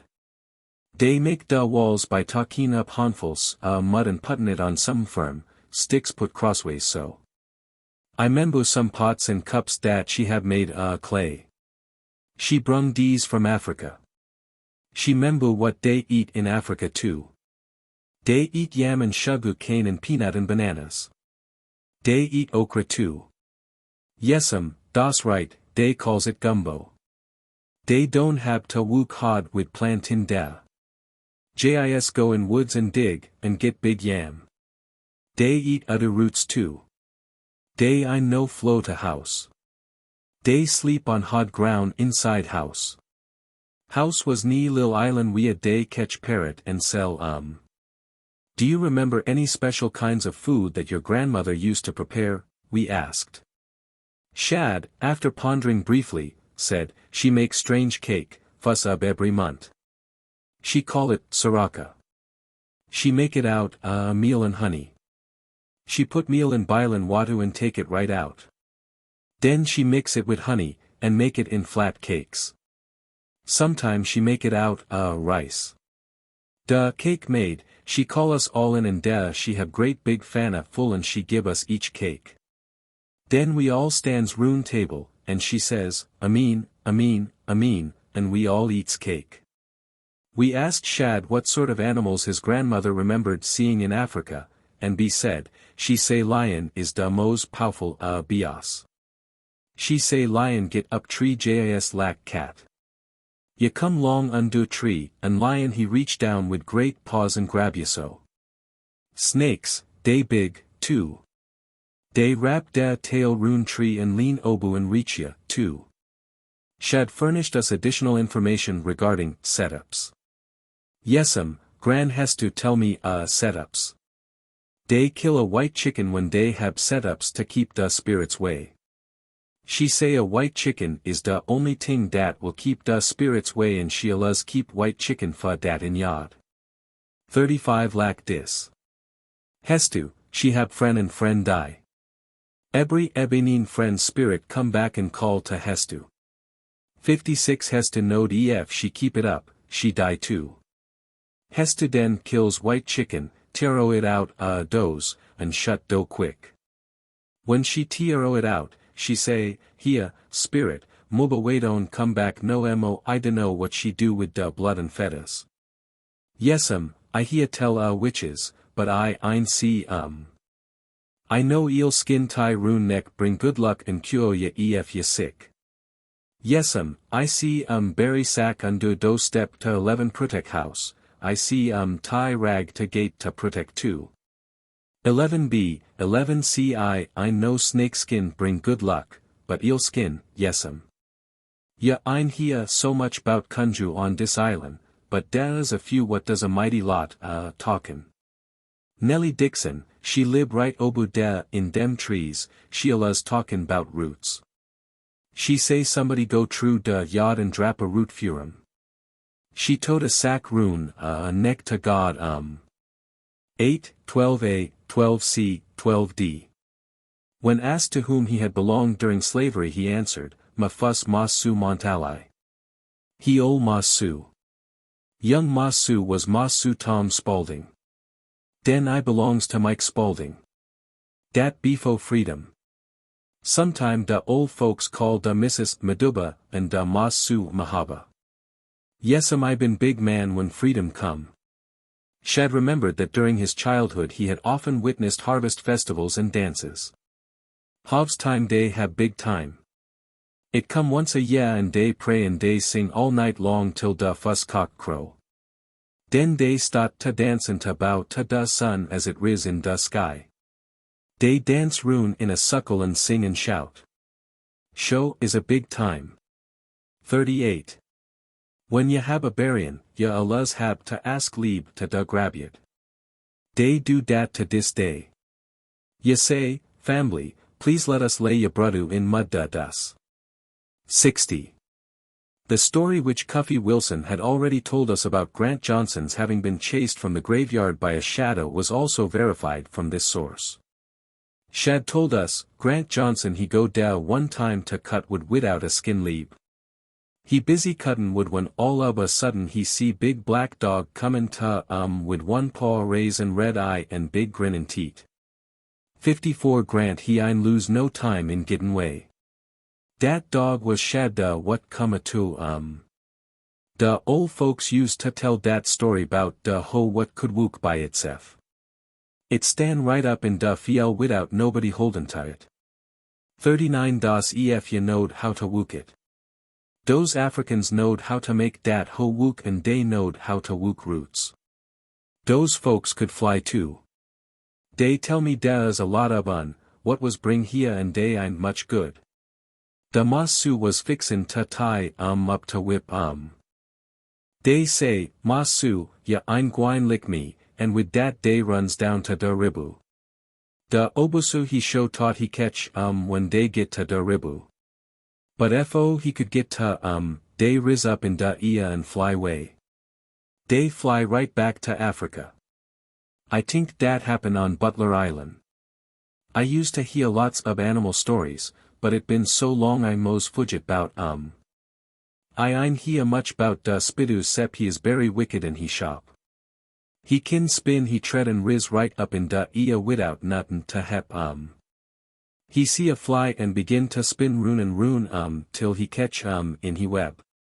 Den he con get way and Nancy got Das what da chillin say to dis day when they see a spidu catch a fly and Nancy got 51. On Sunday evening Julius drove us through black swamp and bush to the church at Silver Bluff. The little white frame building with yellow light from oil lamps shining through the windows made the night suddenly come alive. Negro men and boys were moving about outside in the darkness and a few were gathered on the steps. All the women and children were inside. Escorted by Julius and a deacon we went into the church and took our places on the second from the front middle bench. The pulpit stood on the raised platform on which most of the light was concentrated. The men and boys came in. The church was filled with a tense quietness. The preacher came from behind the platform and stood silently behind the pulpit desk, looking dramatically over his congregation. He was tall and spare, with brown skin, narrow face, and a thin pointed beard, a Mohammedan-looking Negro. He wore a black skull cap, which we learned later was not ritualistic but was worn to protect his head from the draft. This was Preacher Little who, we were afterwards told, was an itinerant preacher, not a native to the island but a type native to the district.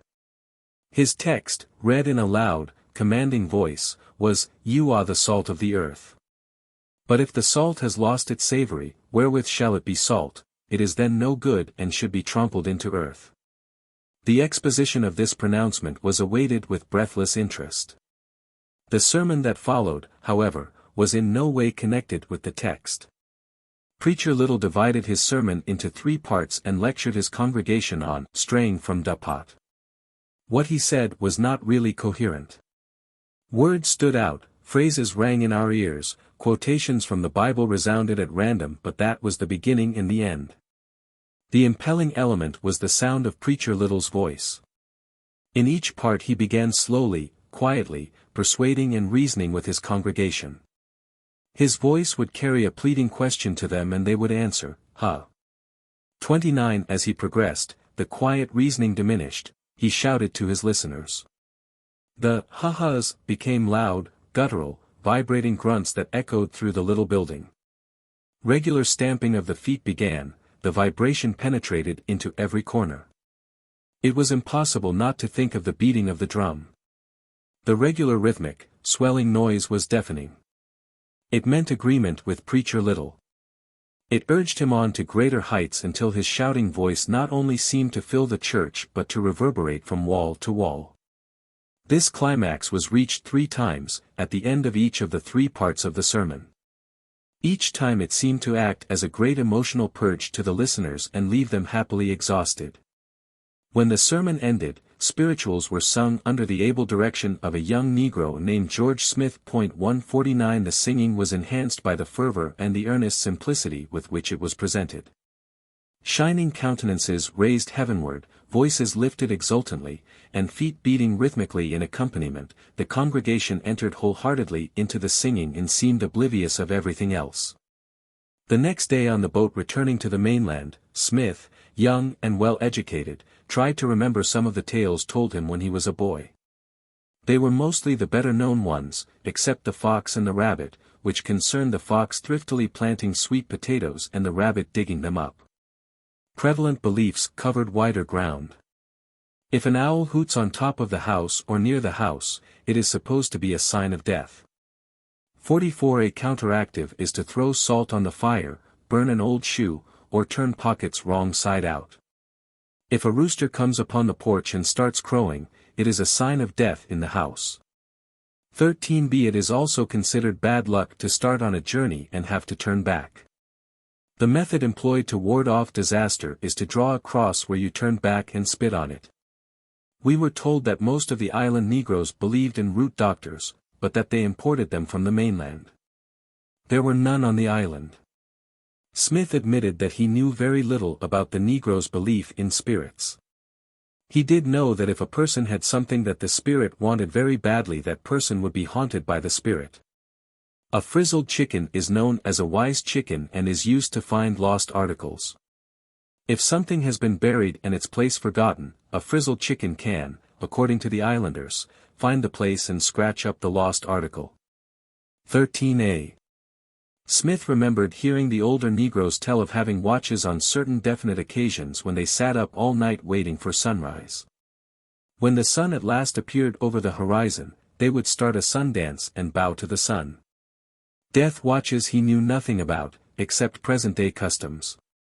However, he did say that the snake known as the coach whip was sometimes wrapped around the neck of a person supposedly dead and its tail put in the person's mouth to see if he were still breathing. We questioned young Smith about the festivals that the other Negroes had described, and he told us that during the harvesting season various celebrations are still held. 38. The boat neared the mainland. Our trip was over. As we bade goodbye to our guide, we cast a look of farewell at the dim outline of the tropical island. On the journey homeward, impressions received during our stay on Sapelo crowded against one another in disturbing sequence. Innumerable memories assailed us. Faintly the echo of shouting rose and fell in the distance. The measured chanting of voices and the pounding of feet seemed to follow us across the water. St. Simon's Island. St. Simon's, one of the larger coastal islands, lies off the Georgia coast not far from Brunswick on the mainland. For about 15 years it has been connected by causeway and bridge to the coastal highway. St. Simon's has always had a considerable Negro population, owing to the fact that from early times many large plantations as well as smaller settlements flourished on the island. This has given the Negroes considerable contact with white people and of late years with the rather sophisticated type of tourist. Fearing that the old customs would have been forgotten, we had little hope of good field work here. However, we had not worked half a day in the north end settlements of the island before we were happily surprised. Around Harrington and Frederica there still live many old Negroes who remember the customs and beliefs told them by their parents and grandparents. Most of them are intelligent, reticent, and proud. Not easy of approach but with good manners, they responded to the request to help record the traditional beliefs of their forefathers. Once they had realized the object of our conversation, they talked freely and graciously, and several were outstanding for their keen comprehension. We went to see Catherine Wing, 150, who lives at the corner of the Harrington Road and the main Frederica Highway. Her comfortable frame house was set in the midst of a flower garden and her washtubs were conveniently placed under a grape arbor and spreading live oaks. On the side road stood 3 stately pine trees from which hung silvery festoons of Spanish moss. Catherine was black, small, and lively at 69. "ISE bound in Meridian," she said, "but ISE lib mos ma life here. Ma people belong to da Atwoods of Darien and tings here on da island is pretty much da way dey was da.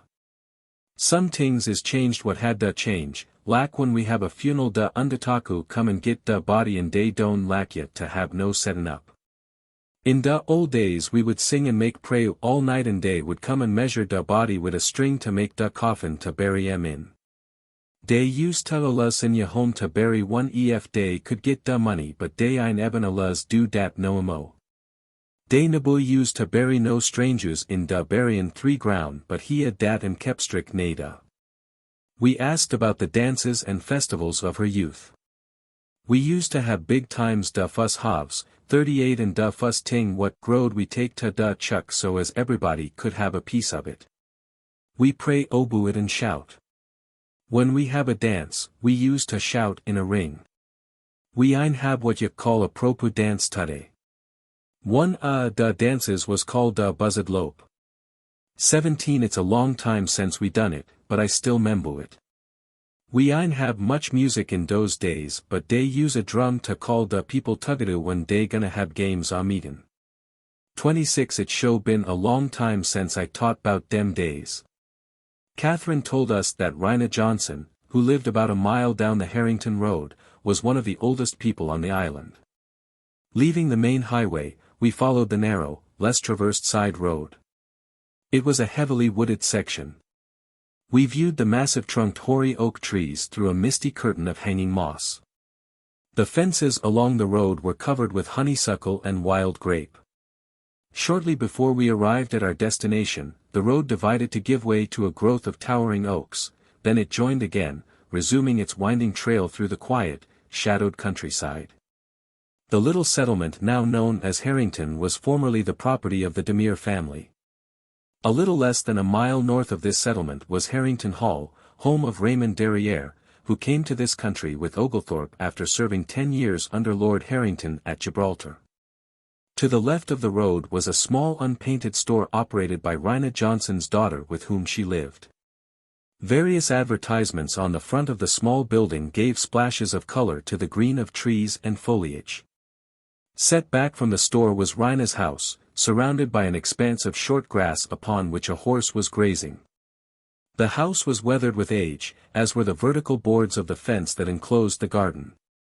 Here and there in the fence a new unpainted board, regardless of length, had replaced an old, and the top presented an irregular, jagged pattern. The cabin was the usual two-room affair but with a hall through the center and a lean-to in the back. The walls were papered with newspapers and, although there was a motley collection of objects and furniture, everything was scrupulously clean. Rhina 151 was blind from cataracts and had not been feeling very well, so she had just got up from bed. Although her body was bent and very feeble, her mind was still clear. I see 'bout 85 years old, but I can't tell exactly. I belong to da Coors when I work on da plantation. It been sec a long time I most stop studying 'bout dem days. But I 'member we used to have good times. In answer to our inquiry regarding any Africans whom she had known during plantation days, Rhina told us, Alexander, Jummy, and William, they is all African. I 'member ol' William well and he tell me lots 'bout times in Africa. Dey ein we no clothes, he say, but a leetle cloth string rune em. William say dat dey ein have much trouble gettin' tings to eat in Africa cause so much grow free. Dey cut da tree and let da shurup drain out. Da women tie da leetle chillun all da babies on ta da back to carry em rune. He say when dey come in da boats to catch em, dey trail red flag and dey ein used to see red and das da way dey get da load. William he talk funny talk. He hab funny wood fa tings. I used to know some of em, cause he teach em to me but it's so long, missus, ise fudget. But I membu he say pot call sojo and watu delo and he call fiu diffy. He show did dat, but das all I kin membu. Ef study bout em, maybe I kin membu some mo. We wanted a description of William, the African. William a good size man, he be set. He hab 2 leetle line mark on he right cheek. 14. Rhina mused, tings is show change. When we is young, we used to have big frolic and dance in a ring and shout to drum. Sometime we have rattle made out dry goad and we rattle em and make good music. 23, 25. We wondered if she, too, remembered the buzzard lope and she assured us, yes'm, show I knows it. Everybody knows it. 17. Shortly afterward the conversation turned to conjure and the old woman told us, I show he a plenty bout de ting. Way back we have plenty discussion bout root makus. 22, 48 I membu my husband Hillard Johnson speak bout a root maku in Darien what make da pot bile without fiu. My husband he from Sapelo. He could tell you about sec tings ef he was leebeen. A short distance away lived Charles Hunter 152 whose small board house was set well back from the road. The front yard enclosed by a wire fence was planted with a profusion of brightly colored flowers along the sandy walk leading to the house. Across the road to the left was a field which had been planted in corn. Charles, a medium-sized, intelligent man, very black of skin and rather small-featured, talked to us about his people. Day is long leaving people, he began.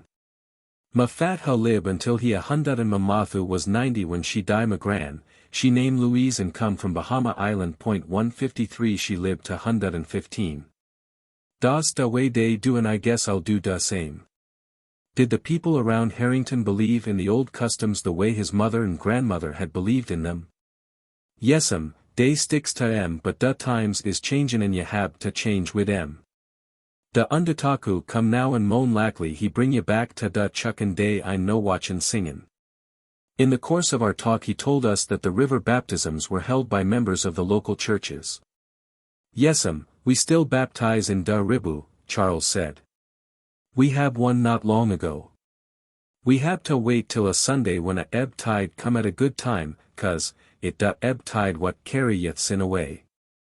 63. Charles confirmed what the other residents had told us regarding conjure. Well, days some believe in conjure and some what don't. Days lots what say sickness I natural and somebody put some down for ya. 15 I believe in it much muzef but days curious things happen. Now, when I was a boy there is a root maku what lib ye name Alexandu. He was African and he say he kin do any kind conjure what kin be done and he kin cure any kind disease. 48 He was a small man, slim and berry black. Alexander say he could fly. 68b, 69c He say all his family in Africa could fly. I ain't seen him fly muzef but he say he could do it all right. We scared of him when we's boys and used to run when we see him come. During the interview Emma, Charles's wife, hovered nearby, seemingly very much interested in the proceedings. Finally we asked her to come and talk to us. Although she said that she was too young to remember much of the old times, she gave us some recollections regarding superstitions and African customs. Now ma gran Betty she was African and she plant Benny seed. Once you stop plantin' Benny, you got to plant him every year or you die. I tell ya who kin tell ya something about old times and das Charles Murray. He ain't tell me how old he is but I catch he age jis da same. You go down to da main road a lil way and da road spring off to Charles Murray house. Emma also told us how to reach Ben Sullivan, one of the oldest men living on the island. From Hunters we turned left on a lane flanked by a thicket of low trees and bushes. After about 2 or 3 miles we came to a clearing where there was a scattering of houses and sheds. A tall, spare man was plowing in a field to the left of the road. We hailed him and asked him if he could help us find Ben Sullivan. He left his mule and plow and came over to the car. He was tall, as straight as a soldier, with a lean agility that bespoke youthfulness. Over his long jaws and rather straight features his copper skin was smooth. "ISE Ben Sullivan, 154 he said, and we were puzzled. But, we said, the Ben Sullivan we are looking for is an old man. "ISE da only Ben Sullivan," he answered. "ISE 88. It seemed incredible that this active, intensely alive man could really be so old. We asked him who his people were and what he remembered about the old times. "We belong to da Coors. ISE son to Belali. He was bootlu to James Coor at Altama. I 'member we have lots time to play when we's chillins." He smiled pleasantly at the memory. This man, too, remembered native Africans he had known, for he told us, "I 'member lots Africans, but all of em ain't tame. But I knowed some of em what is tame and I knowed one tame Indian." We asked again about old Alexander, the African root maker. "Yes'm, I 'member him. He was a lil black man and he belonged to da butlers but I know him well 'cause we's to fund people. Now ol' man Okra and ol' man Gibson and ol' Israel, dey's African and dey belong to James Coor and das how I knows em. Dey tell us how dey lib in Africa. Dey locks to talk. It funny talkin' it ain't so easy to understand but you gets used to it. Dey say dey build da own camp da and lib in it. Ol' man Okra he say he want a place like he have in Africa so he build him a hut. I 'member it well. It was bout 12 by 14 feet and it had da flow and he build da side lack basket weave with clay plaster on it. It have a flat roof what he make from bush and palmetto and it have one door and no windows. But Ma Su make him pull it down. He say he ain't want no African hut on he place. Old Israel he pray a lot with a book he have what he hide, and he take a lil mat and he say he prays on it. He pray when da sun go up and when da sun go down. Day I none but old Israel what pray on a mat. He have he own mat. Now old man Israel he have shop feature in a long pointed bead, and he was very tall. He allus tie he head up in a white clot, and seem he keep a lot, clot on ban, fa I membu, ye could see em hanjin rune da stable dryin. Asked if he remembered any other Africans who tied their heads up, the old man told us, I membu a old woman named Daphne. He didn't tie he head up like old man Israel. He we a loose white veil on he head. He was shop feature too and fight, complexion. He we a one ring in he ear fa he eyes. 27 I have reference to it being some kind, protection to he eyes. When he pray, he bow 2 or 3 times in da middle, da prayu.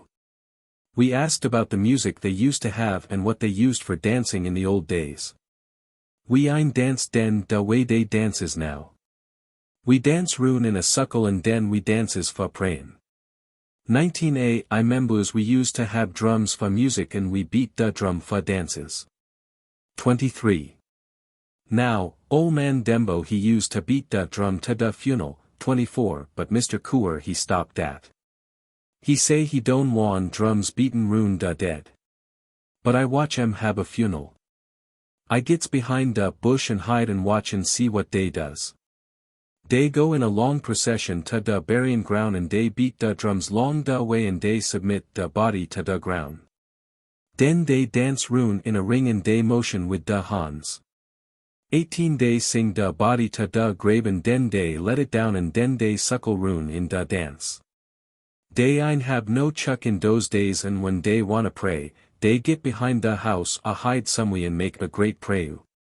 They ain't supposed to call on da Lord, they had da call on da Masu and ef they ain't do dat, they get 9 and tutty. They ain't marry den da way they do now. A to slabbery they had da remarry.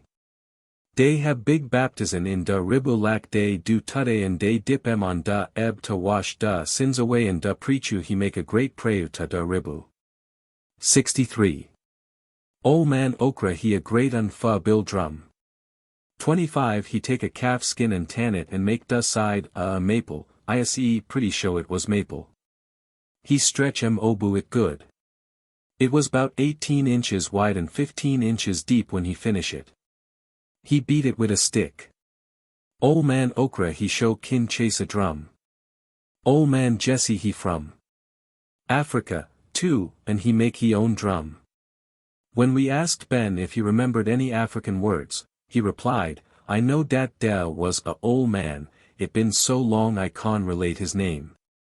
At da plantation what when rune with old man Okra and I membu well he call all da fish and ting da ribu by da name Nyana and den I he a pancake call flim.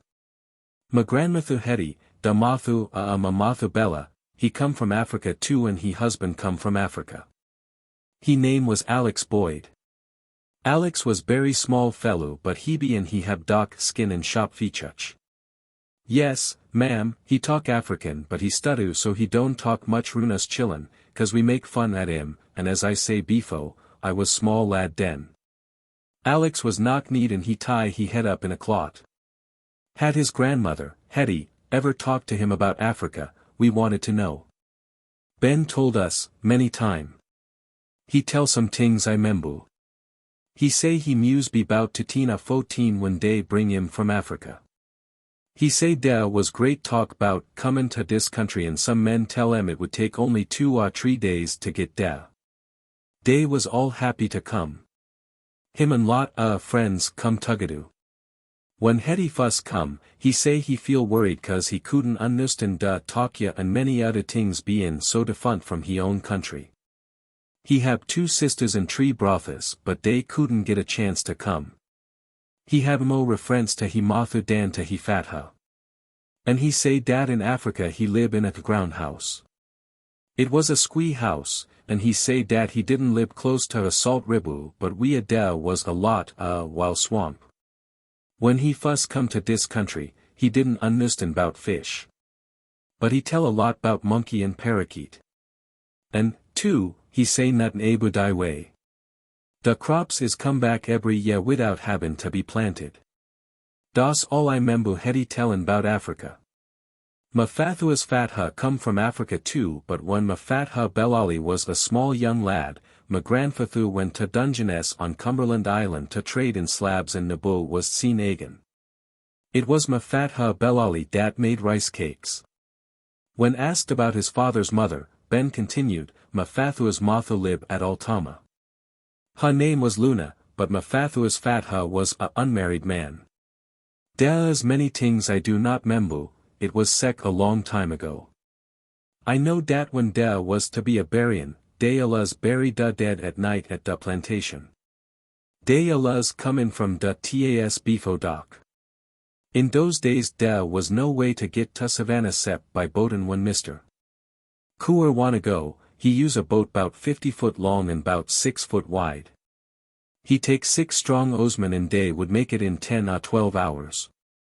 I had tell of a house built by a man from Africa, with corn stalks and mud and with a straw fillu. The flying story about old Alexander, the root maker, had interested us and we asked if Ben Sullivan had heard of it. I ein had specially bout him but ISE had plenty Africans talk bout flyin'. There is plenty of 'em what could fly. 68c, 69b I show had 'em talk bout great doin's and ISE had ol Israel say da ho could wook by itself ef ya know what to say to it. 39 It been a long time since ISE taught bout things like dat, but ef studies bout 'em, they comes back to me. On the way back from Harrington to St. Simon's Village we stopped at Nora Peterson's 155 small cabin to talk with her. Nora, the daughter of Tom Floyd, an African who came to this country on the Wanderer in 1858, is a nice-looking, middle-aged woman, pleasant and up-to-date. She told us about her father. I was very lil when he died not moan bout fo ya ol, spec. I do know he come from Africa. I membus dat and membu my uncle Slaughter was his brother when he come from Africa, too.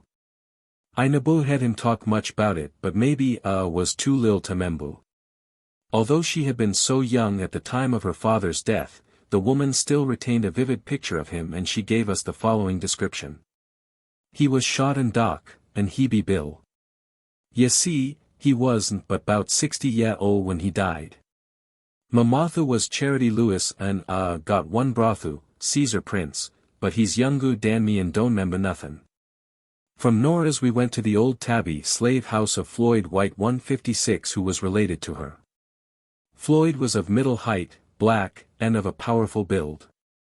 When we were uncertain and groping as to the right questions to ask, Floyd was clear and helpful.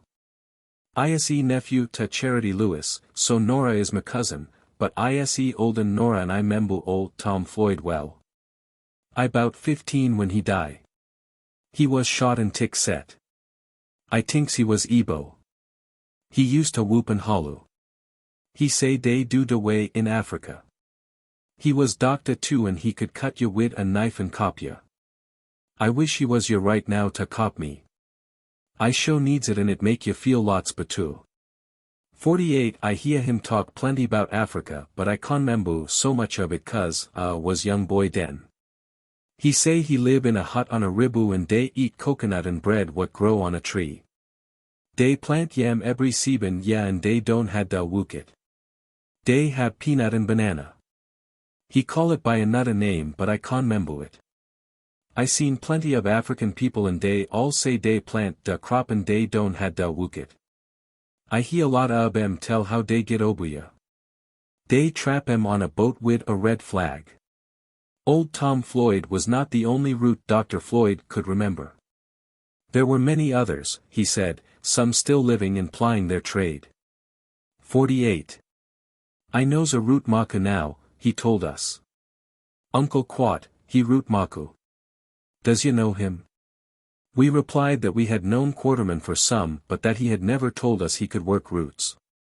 Maybe he ain't tell ya but he kin wook em all right. 48 he kin put a kunju on wid a goofa bag as good as anybody. Now, I tell you 'bout him. Dere is two fellows in Brunswick what does a lil killin' and when da case is call, two buzzard fight on da coat house and when da men come up befo da jedge, he let go free. Now, Uncle Quat, he had somethin' to do wid dat. Dey ain't so many root makers left. Floyd, too, had heard of Alexander, the old African root maker. Yes'm, I see had much 'bout him. He was still leebeen when I was a boy. I see had tell plenty tales 'bout him. Dey say da boat leeb fa Savannah and Alexander he say goodbye from ya and tell to go on without him but he say he see da and when da boat get to Savannah, Alexander he in Savannah on da dock to catch da line. Pleasant memories associated with the social activities of the past caused Floyd to ponder abstractedly for a time. Finally he roused himself and told us, we used to dance rune to a drum and a rattle goad. Dey could make good drum from hog and bass drum from cow. 25 those days dey ain't only beat da drum fa dancin', dey beat it on da way to da graveyard. 24 dat was fa da det march when dey used to carry da body in a wagon. Dey hab lot singin' den too and dey hab singin' at da baptism. Den dey baptize in da ribu jis lak dey does now. Dey sing with all da candidates walkin' in white robes to da ribu and da preachu he dip on da ebb tide and he pray da ribu to take da sin away. 63 day ein mind gittin' wet in da ribu. Head bout da Igbo's landing.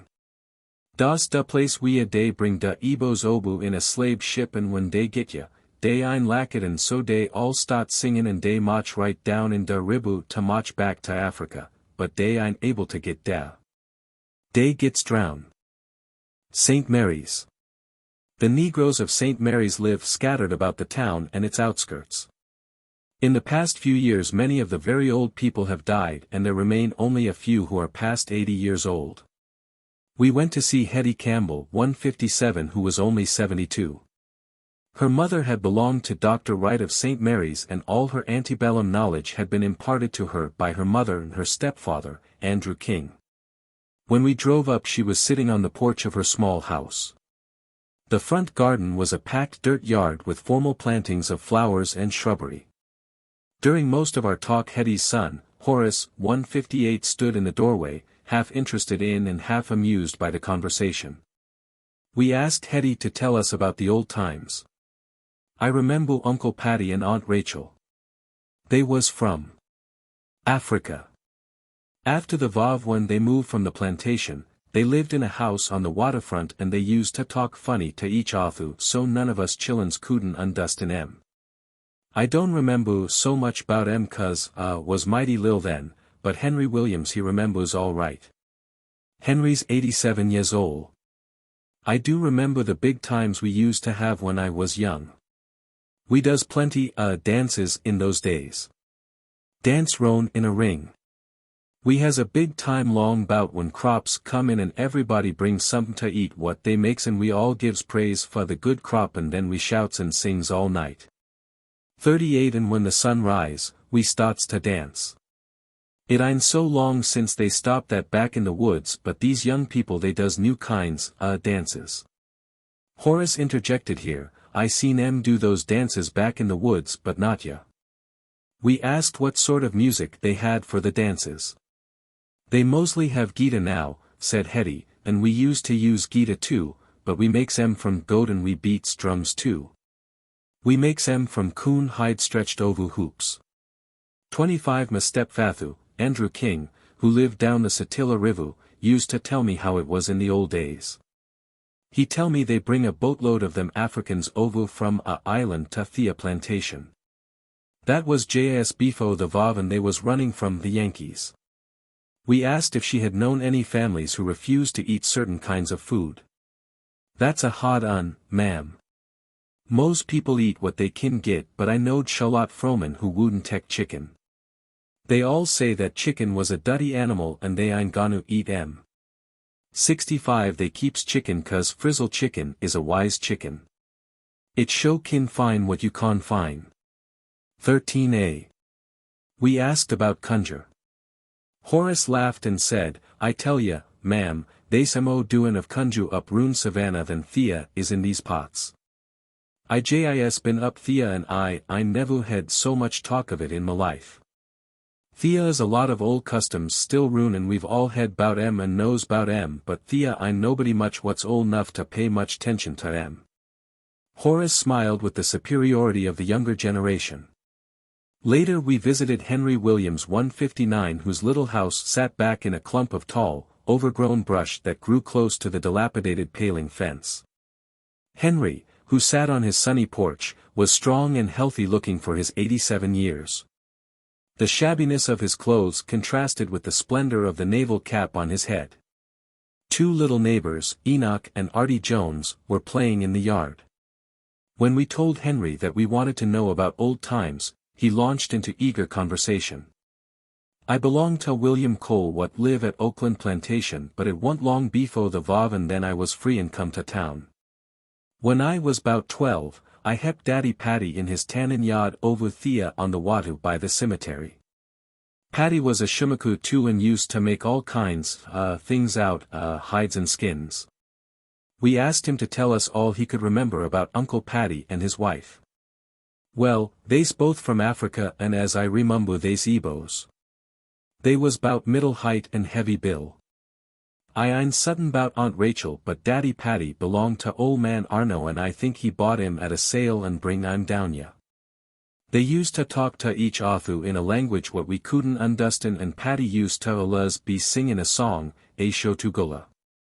Daddy Paddy, he used to talk to the mens in the tannin yard 'bout where he come from. He ain't talk to me but I hear him. He say they ain't had da plant but once a year 'cause everything grows wild. They buns gumbo for wood. He say they live in boo-boo-no, made out sticks and straw that's plastered with mud. Fuss they digs a big flat cellar 'bout a foot deep and packs the earth down smooth and tight. That's the flow. Then they leans the sticks to the center and they puts the straw and the mud on 'em and it come out like a beehive and that's where they live. They build a big boo-boo-no for the chief. Paddy he was the chief's son and he have 3 straight marks slantin' down on he right cheek and that was a brand to show who he was. 14 He was the Vav chief's son and those marks tell what tribe he belonged to. When I knowed him, he stay down in a lil house on the alley near the Ribu. I show head him talk a lot. Ise hold da bide for him when he scrapes em with a scrapu. Paddy say all the people support the king by plantin' cassava and givin' the king some the cassava. We asked Uncle Henry about the dances and the customs of long ago. I show, see dances what give thanks for the crop 38 and we praise in the night and dance when the sun rise. I know the buzzard lope too. 17 I seen em do that and they used to have big Saturday night doin's. Rune Christmas we get 3 days holiday and Thea is plenty dances and shoutin' then. I goes to the Onu and gets a ticket and we all gathers at the same place and we shouts and kick up with each other, but when you ticket out, if you don't come back, the patrol will get ya and then you gets whipped. We asked him about witch doctors and taboos. I tell ya, missus, they ain't many what knows 'bout roots yatude. Some does come to sell hans and chums ate all they's a heap signs for the bad and good luck ef I have time to study 'bout em. Now the Jordan family, ol' man Jordan, he don't let none his family eat rabbit. Thea is the ol' man and Aunt Tilla and Thea chillin', Sally and Austin. He used to tell the boy, don't ya go shoot no rabbits Runya, we don't none of us eats rabbit. That's bad luck for us. He show was strict 'bout it. 65. We questioned the old man further about his recollections of the beliefs and practices of his ancestors. It appeared, however, that for the present, his discourse had come to a close. After a moment's hesitation he answered us with, I ain't think 'bout those old days so much lately, miss, but when ub gits to studyin' 'bout em, lots things comes back to me. We went by to talk with Charity Lucas, a fine-looking upstanding, middle-aged Negro woman. She told us she did not know much about her father's people. They had come from around Carolina, but her mother and her mother's people had come from around Waycross, and she herself had been born in Waycross. She said that the coast Negroes were very different from the interior people. She had heard talk of conjuring spirits around St. Mary's, but she didn't believe much in it herself. She had not been brought up that way. Her son Robert, a tall, lithe, powerful young Negro of about 25, was rather taciturn. He had heard of these things but didn't care to speak of them and didn't believe in them much anyway. Charity advised us to go to see old Jim Myers. Now Thea is one that's old and will be able to tell you plenty. He's nearly 90 and likes to talk. We asked if his memory were good. Yes'm, it's as good as mine. I guess it's Bantu. We asked for directions and she told us how to go, 10 miles deep into the woods off from the St. Mary's Kingsland Highway. Our road and what later turned out to be a pine needle wagon track carried us through Mariana, John Houston McIntosh's plantation, through Sweetwater Hammock and on through other settlements to Mush Bluff Island where old Jim Myers lived. The last mile we had to walk, owing to some swampy patches in the wagon track. A Negro boy of about 11 sauntered around a bush, and his eyes popped open in frightened surprise at strangers appearing so suddenly in the woods. "Does Jim Myers live near here?" we asked. "Right Thea round the corner of the path," he said, and we came suddenly upon the house, a 3-room unpainted, board cabin sitting about 2 feet off the ground on large, sturdy oak stumps. The front steps were 3 oak logs of increasing diameter that made a massive if difficult tread to the door. The house was in a large grove of oak trees and the usual plows, iron pots, and implements were scattered about the hard-packed, sand yard. Jim Myers owned a good deal of land and there was a well-to-do feeling about the whole place, though it was old-fashioned and isolated in the extreme. Uncle Jim 160 came down the log steps to greet us. His bare feet manipulated the round treads easily. He was a big man, slightly bent from rheumatism, very black with a white fringe of a beard. His eyes were rheumy with age. Around his ankles were 2 brass wires, which helped to take the pain out of his legs. 12b. "Uncle Jim," we said, "tell us about the times when you were a boy." Uncle Jim laughed in condescending good humor. "Lord, missus, that's so long ago I ain't thought 'bout them days in a long time and Thea ain't much to tell. I bound JIS 20 mile from ya on Mr. John Tompkins' plantation and I lived round ya all my life. I been here on Mush Bluff Island a long time." We asked him if he had known any Africans when he was a young man. "Yes'm, I sure knowed plenty of 'em. Thea was a log house that belonged to Mr. Hallows which used to set right over Thea in them woods until about 10 years ago. That was the house that they kept the wild Africans in. It had big iron rings in the floor. They chained them wild Africans Thea till they was tame. They'd take 'em out one by one and they'd give 'em a stick and put 'em in the fiel with people what knowed how to wook and that way they learn how to. They sked to give 'em a hoe. It's sharp and they might frail ruin with it." We asked Uncle Jim if he could see spirits. "No I ain't never seen 'em. I wasn't bound with a call for and I can't see 'em. Now, my brother he kin see 'em 'cause he was bound with a call. He see 'em all the time. Spirits is a luz rune in time of funerals and when a person die, we have a settin' up and then we leave some what we got to eat in a dish by him to eat 54, that is. We used to do that and we put salt on 'em in the old days and we go up to 'em and we put our hands on Thea chest to bid 'em farewell." 31. We asked Uncle Jim if they used to have night funerals in the old days. "No we alluz have our funerals in the daytime but my great-grandmother, now, she say in Africa they have night funerals." We asked him to tell us more of his African great-grandmother. "My great-gran, hub name was Bina, that's all we know of. Bye. She brought up my Martha 'cause my gran got bun up in a house when my Martha was 2 days old." We asked him if he remembered her well. Yes'm, I was a big boy about 15 when she died and they all say she was 130 years old at that time. She show old, I know dat, but she remember plenty. She tell us chillin' so much I can't remember all them things. We asked again about night funerals. She just say they have 'em at night but she didn't say why. She did say they allus kill a white chicken at the time they go to bury 'em and they take the blood and fetus and they do some special with 'em but I ain't understood how it is. 35A, 35B I tell you what she tell me, how she get here on a big boat and she ian down Thea on Cumberland Island on a big dock in the time of Mr. Nightingale and she say they put 'em in a lil pick house to keep 'em safe and the chimbley of that same lil house is standin' about 200 yards out in the river off Cumberland today. We asked if she had told him how they lived in Africa and what kind of house they lived in. She ain't speak of what kind house, but she do speak of monkeys. They have monkeys all round 'em and they don't have to do no plantin' 'cause everything is wild and they pick it off the trees. We asked him if he could remember any African words B had heard his grandmother use. They was funny words, B laughed, I ought to be able to remember 'em but I can't. She used to sing songs with African words. If I could study about 'em, I might remember some but now you ask me I just can't get 'em to mine. She did sing a Chuck song what have words we could understand, and then in the middle of it she say, Yerubum, Yerubum, Yerubum, bye. And looked like when she come to the end of each stanza, she sing, Yerubum, Yerubum, Yerubum, bye.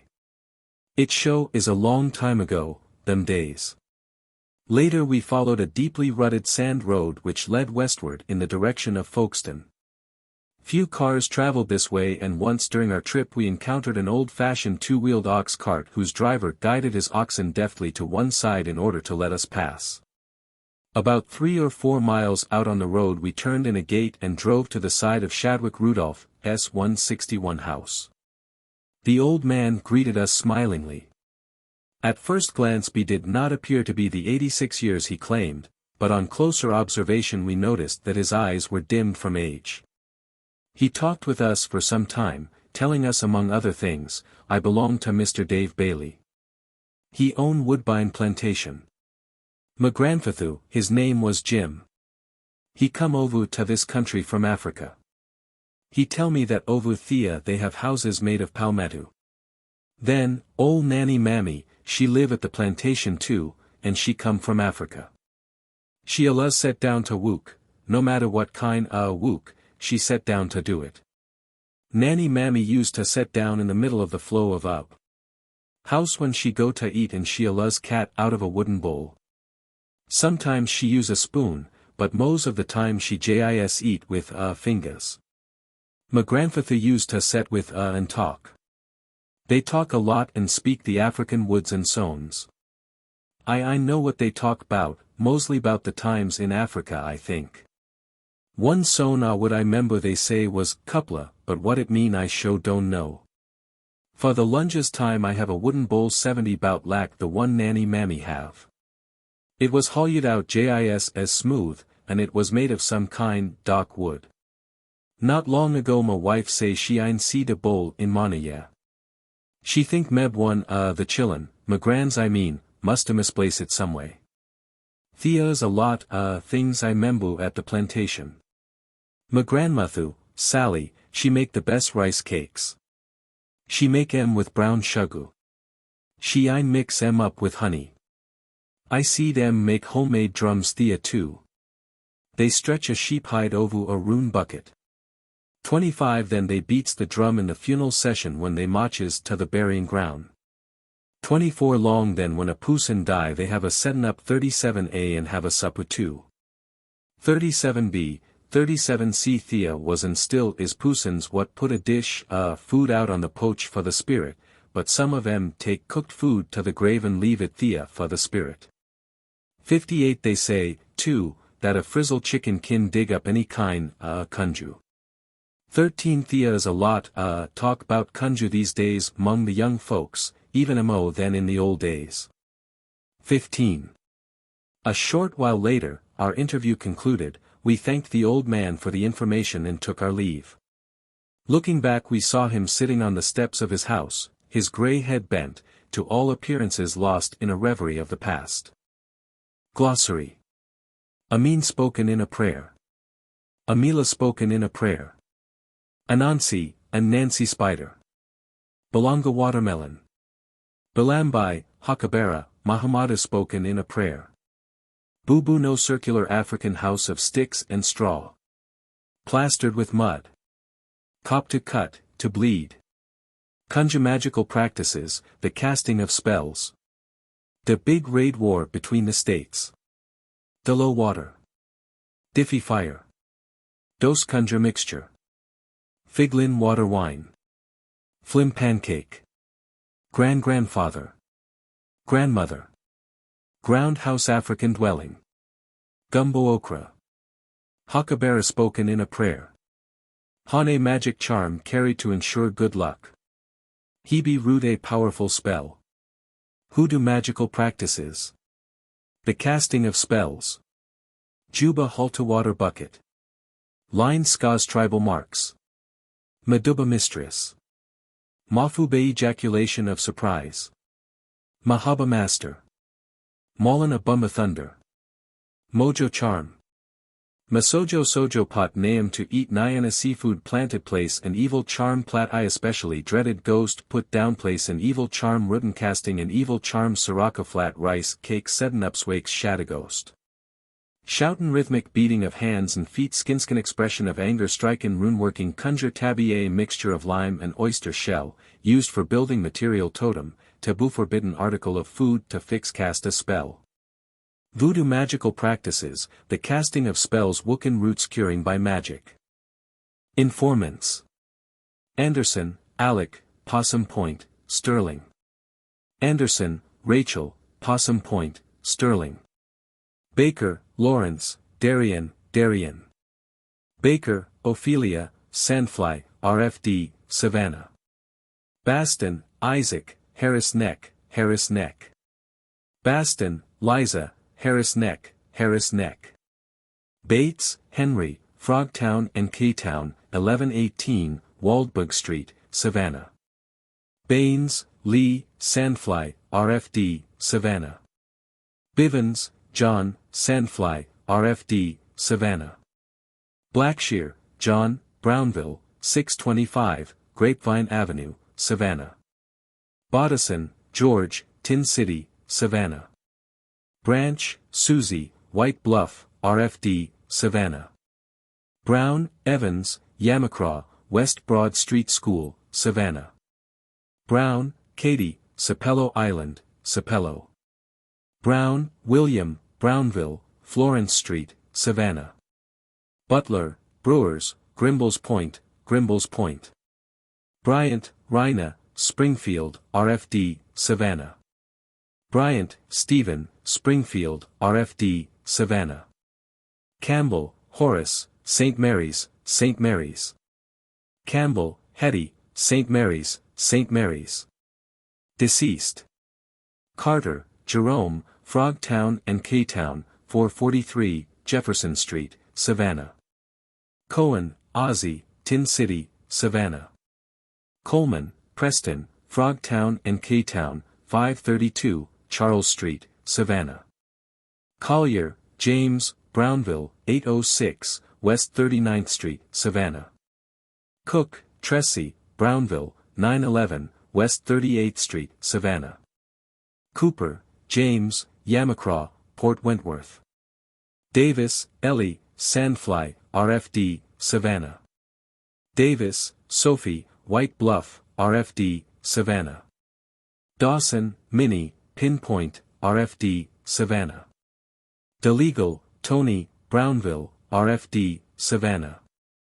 Dorsey, Ellen, Yamacraw, 515, West Congress Street, Savannah.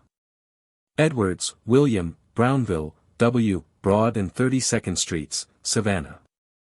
English, Emma, Brownville, 628, West 36th Street, Savannah. Gamble, Henry, Frogtown and Currytown, 519, West Broad Street, Savannah. Gilbert, Phoebe, Sapelo Island, Sapelo. Gibson, Mary Liza, Grimball's Point, Grimball's Point. Grace, Bishop, Brownville, House of Prayer, 643, Bismarck Street, Savannah. Grant, Rosa, Possum Point, Sterling.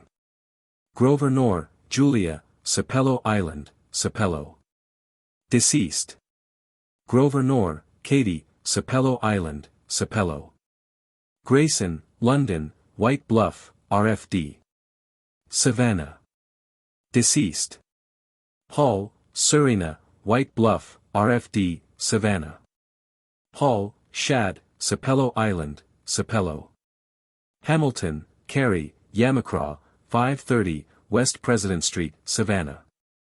Haynes, Henry, Brownville, 41st and Hardin Streets, Savannah. Haynes, John, Old Fort, 933, Wheaton Street, Savannah. Higgins, Harry, Brownville, 1810, West Broad Street, Savannah. Holmes, S. B., Old Fort, 716, East Perry Street, Savannah. Houston, Tony, Tatemville, RFD, Savannah. Hunter, Mary, Old Fort, 548 E. St. Julian Street, Savannah. Hunter, Charles, St. Simon's Island, St. Simon's. Hunter, Emma, St. Simon's Island, St. Simon's. Jackson, F. J., Grimball's Point, Grimball's Point. Deceased. Jackson, Delia, Grimball's Point, Grimball's Point. Jenkins, Albert, Brownville, 627, West 36th Street, Savannah. Jenkins, Lizzie, Sandfly, RFD, Savannah. Johnson, Anna, Harris Neck, Harris Neck. Johnson, Dorothy, Springfield, 1201, Murphy Avenue, Savannah. Johnson, Rhina, St. Simon's Island, St. Simon's. Jonah, Uncle, Sunbury, Sunbury. Jones, Ellen, Springfield, near 1304, Stiles Avenue, Savannah. Jones, Esther, Tatemville, 308 W. 46th Street, Savannah. Jones, Fred, Yamacraw, 607, West Congress Street, Savannah. Jones, Nero, Sapelo Island, Sapelo. Jones, Thursday, Brownville, 39th Street near Florence Street, Savannah. Kelsey, D. C., Frogtown and Currytown, 521 W. Gaston Street, Savannah. Lewis, Nathaniel John, Tin City, Savannah. Lewis, Jane, Darien, Darien. Linder, Julian, Brownville, 612, West 36th Street, Savannah. Little, George W., Brownville, 737, West 34th Street, Savannah. Little, Preacher, Sapelo Island, Sapelo. Major, Martha, Yamacraw, 542, West York Street, Savannah. Maxwell, Susan, Possum Point, Sterling. McCarts, Katie, Old Fort, 744, Hull Street, Savannah. McCullough, Priscilla, Darien, Darien. McCann, Millie, Frogtown and Currytown, 409, West Duffy Street, Savannah. McNichols, Robert, Brownville, East 39th Street, Savannah. McQueen, Peter, Wilmington Island, RFD, Savannah. Michael, William, Brownville, 616, West 32nd Street, Savannah.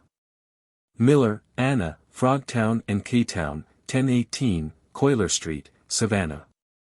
Miller, H. H., Tatemville, 46th and Pearl Streets, Savannah. Moore, James, Tin City, Savannah. Monroe, Emma, Tin City, Savannah. Myers, Jim, St. Mary's, Mush Bluff Island, RF. D. St. Mary's. Nelson, Christine, Tin City, Savannah. Newkirk, William, Tatemville, RFD, Savannah. Noah's Ark, Old Fort, Peace Mission, Joe and Harmon Streets, Savannah. Page, Martha, Yamacraw, 606, Zubley Street, Savannah. Parker, Allen, Tatemville, RFD, Savannah. Peace, Sister Patience, Old Fort, Peace Mission, Joe and Harmon Streets, Savannah. Peterson, Nora, St. Simons Island, St. Simons. Pinckney, Robert, Wilmington Island, RFD, Savannah. Postel, Florence, Brownville, 928, West 51st Street, Savannah. Quarterman, Wallace, Darien, Darien. Deceased. Ralph, Marion, Brownville, 2411, Hardin Street, Savannah. Redmond, Professor, Frogtown and Currytown, West Broad Street, Savannah. Reese, Bessie, Brownville, 2408, Hardin Street, Savannah. Roberts, Elizabeth, Sunbury, Sunbury. Rogers, William, Darien, Darien. Ross, Lee, Brownville, RFD, Savannah. Royal, Bessie, White Bluff, RFD, Savannah. Rudolph, Shadwick, St. Mary's, RFD, Woodbine. Folkestone Road. Salins, Rosa, Harris Neck, Harris Neck. Sampson, Mattie W., Brownville, West 32nd Street, Savannah. Singleton, Charles, Springfield, RFD, Savannah. Singleton, Justine, Tatemville, RFD, Savannah. Singleton, Paul, Tin City, Savannah. Small, Celia, Wilmington Island, RFD, Savannah. Smith, Clara, Springfield, 1139, West Duffy Street, Savannah. Smith, Crawford, Brownville, 1704, Ogeechee Avenue, Savannah. Smith, George, Sapelo Island, Sapelo. Smith, Thomas, Yamacraw, 37, and Street, Savannah. Sneed, Margaret, Pinpoint, RFD, Savannah. Sneed, Prince, White Bluff, RFD, Savannah. Stevens, Josephine, Harris Neck, Harris Neck. Stevens, Emma, Sunbury, Sunbury. Stevens, Mary, Sunbury, Sunbury. Sullivan, Ben, St. Simons Island, St. Simons. Tatnall, Jean, Wilmington Island, RFD, Savannah. Tatnall, Jack, Wilmington Island, RFD, Savannah. Taylor, Reuben, Eulonia, Eulonia. Thorpe, Ed, Harris Neck, Harris Neck. Triumphant Virgin, Old Fort, Peace Mission, Joe and Harmon Streets, Savannah. Waldberg, Dick, Tatemville, RFD, Savannah. Ward, Beatrice, Brownville, 832 W. 35th Street, Savannah. Washington, James, Springfield, RFD, Savannah. Washington, Ben, Eulonia, Eulonia. Washington, Sarah, Eulonia, Eulonia. West, Chloe, Frogtown and Currytown, 623, West Waldberg Lane, Savannah. White, Floyd, St. Simons Island, St. Simons. Wiltshire, Alfred, Brownville, 610, West 31st Street, Savannah. Williams, Di, Old Fort, Peace Mission, Joe and Harmon Streets, Savannah. Williams, Henry, St. Mary's, St. Mary's. Williams, Rosanna, Tatemville, RFD. Savannah. Wilson, Cuffy, Sapelo Island, Sapelo. Wilson, Jack, Old Fort, 272, McAllister Street, Savannah. Wing, Catherine, St. Simons Island, St. Simons. Wright, Richard, Tatemville, RFD, Savannah. Bibliography. Bancroft, Frederick. Slave Trading in the Old South. Baltimore, J. J. First Company, 1931. Baston, George Thomas. Among the Igbos of Nigeria. Philadelphia, J. B. Lippincott Company, London, Seeley, Service and Company, Limited, 1931. Beckwith, Martha Warren. Black Roadways. Chapel Hill, The University of North Carolina Press, 1929. Bennett, John. Gullah, A Negro Patois, South Atlantic Quarterly. Part 1, October, 1908, Part 2, January, 1909. Bosman, William. Description of the coast of Guinea. Divided into the Gold, the Slave and the Ivory Coasts. London, printed for F. Knapton, Bell, R. Smith, D. Midwinter, W. Hawes, W. Davis, C. Strahan, B. Lintott, T. Round, and F. Whale, 1705.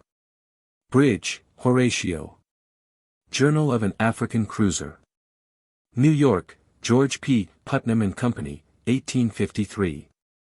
Brown, J. T. Among the Bantu Nomads.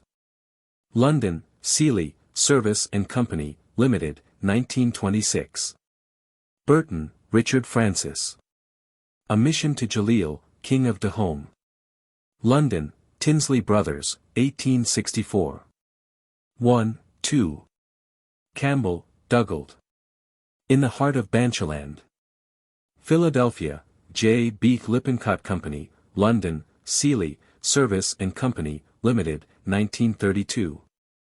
Campbell, Robert. A Pilgrimage to My Motherland. New York, Thomas Hamilton, Philadelphia, The Author, 1861. Cardinal, Allen Woolsey. The Natives of the Northern Territories of the Gold Coast, Their Customs, Religion and Folklore. London, George Routledge and Sons, Limited, New York, E. P. Dutton and Company, 1920. Cole, J. Augustus. A Revelation of the Secret Orders of Western Africa. Dayton, United Brethren Publishing House, 1886. Cruikshank, Brodie. 18 Years on the Gold Coast of Africa. London, Hurst and Blackett, 1853. 2. Cuneyhare, Maud. Negro Musicians and Their Music. Washington, The Associated Publishers Incorporated, 1936. Danquah, Joseph Bokai. Gold Coast, Akan Laws and Customs and the Akinabwakwa Constitution. London, George Routledge and Sons, Limited, 1928. Delafosse, Maurice. Negroes of Africa. Washington, The Associated Publishers Incorporated, 1931. Duchelu, Paul B. Explorations and Adventures in Equatorial Africa. New York, Harper and Brothers, 1871. Dupuy, Joseph. Journal of a Residence in Ashanti. London, printed for Henry Colburn, 1824. Ellis, A. B. The Twi-speaking Peoples of the Gold Coast of West Africa. London, Chapman and Hall, Limited, 1887. The U-speaking Peoples of the Slave Coast of West Africa. London, Chapman and Hall, Ltd. 1890. The Yoruba-speaking Peoples of the Slave Coast of West Africa. London, Chapman and Hall, Limited, 1894. Ellis, George W., Negro Culture in West Africa. New York, The Neal Publishing Company, 1914. Farrow, Stephen S. Faith, Fancies and Fetish. New York and Toronto, The Macmillan Company, 1926. Geographical Society, The Royal. The Geographical Journal, XXXI, 1908. London, Edward Stenford. Gonzalez, Ambrose E. The Black Border. Columbia, The State Company, 1922. Guillaume, Paul and Monroe, Thomas. Primitive Negro Sculpture. New York, Harcourt, Brace and Company, 1926. Harvard African Expedition. The African Republic of Liberia and the Belgian Congo. Edited by Richard P. Strong. Cambridge, Harvard University Press, 1930. Herskovits, Melville J. Social History of the Negro, Handbook of Social Psychology. Edited by Carl Murchison. Worcester, Clark University Press, 1935. Life in a Haitian Valley. New York and London, Alfred A. Knopf, 1937. Dahomey. New York, J. J. Augustine, 1938. I. 3. And Herskovits, Francis S. An Outline of Dahamian Religious Belief. New York, American Anthropological Association, 1933. And Herskovitz, Francis S., Rebel Destiny. New York and London, Whittlesey House, 1934.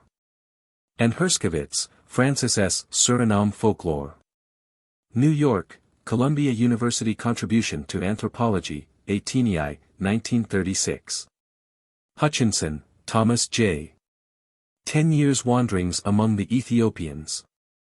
London, Hurst and Blackett, 1861. Johnson, Guy B. Folk Culture on St. Helena Island, South Carolina. Chapel Hill, The University of North Carolina Press, 1930. Kingsley, Mary H., Travels in West Africa. New York, The Macmillan Company, 1897. Leonard, Major Arthur Glynn. The Lower Niger and Its Tribes. New York, The Macmillan Company, 1906. Leiden, John. Historical Account of Discoveries and Travels in Africa. Edinburgh, printed by George Ramsay and Company. For Archibald Constable and Company, London, Longman, Hurst, Rees, Orme and Brown, 1817. 1, 2. Livingstone, David. Missionary Travels and Researches in South Africa. New York, Harper and Brothers, 1858. Mayer, Brants. Captain Canet, or 20 Years of an African Slaver. New York, D. Appleton and Company, 1854. Meek, C. K. A Sudanese Kingdom and Ethnographical Study of the Jukuan-Speaking Peoples of Nigeria. London, Kegan Paul, Trench, Trubner and Company, Limited, 1931. Law and Authority in a Nigerian Tribe. London, New York, Toronto, Oxford University Press, 1937. Miller, Janet. Jungles Preferred. Boston, New York, Houghton, Mifflin Company, 1931. Milligan, Robert H. The Fetish Folk of West Africa. New York, Fleming H., Revell Company, 1912. Montero, Joaquim John. Angola and the River Congo. New York, Macmillan and Company, 1876. Moore, Francis. Travels into the Inland Parts of Africa. London, Edward Cave, St. John's Gate, 1738. Nassau, Rev. Robert Hamill. Fetishism in West Africa. New York, Charles Scribner's Sons, 1904. Newspapers. Columbia Museum and Savannah Advertiser. Georgia Gazette, Savannah. Savannah Evening Press. Savannah Morning News. Park, Mungo. Travels in the Interior of Africa. New York, J. Thibaut, 1800. Peterkin, Julia. Roll Jordan Roll. New York, Robert O. Ballou, 1933. Puckett, Newbell Niles. Folk Beliefs of the Southern Negro. Chapel Hill, The University of North Carolina Press, 1926. Rattray, Captain Robert Sutherland. Ashanti. Oxford, The Clarendon Press, 1930. Rattray, Captain Robert Sutherland. Akanashanti Folk Tales. Oxford, The Clarendon Press, 1930. Ashanti Proverbs. Oxford, The Clarendon Press, 1916. Religion and Art in Ashanti. Oxford, The Clarendon Press, 1927. The Tribes of the Ashanti Hinterland. Oxford, The Clarendon Press, 1932. I. House of Folklore Customs, Proverbs, etc. Oxford, The Clarendon Press, 1913. I. Records in United States Post Office, Federal District Court, Savannah, Georgia. May 8, 1815, United States v. Schooner Howe. January, 1818, Extract, Appraisement of Negroes in the Schooner Serena. July 18, 1818, U. South District Court at Savannah, Hyuquiel de Casto vs. 95 African slaves in the Brig Juzi Nazarene. 1819, The United States vs. Isabella Libel. June 3, 1819, Brutus Privateer vs. the Tentativa and Slaves. February 8, 1820, John H. Henley, Esq vs. the Schooner Serena. April 27, 1820, Charles Mulvey vs. the Slaves of the Politina. May 30, 1820, the U.S. vs. the Nuestra Señora de Belén. July, 1820, Case of the Antelope otherwise the General Ramirez and Cargo. August 22, 1821, United States vs. Robert Hoy, John Lowe and Robert Forsyth. December 23, 1822, in Admiralty, Libel Decree, Juan Madrazo vs. the Cargo of the Isablets.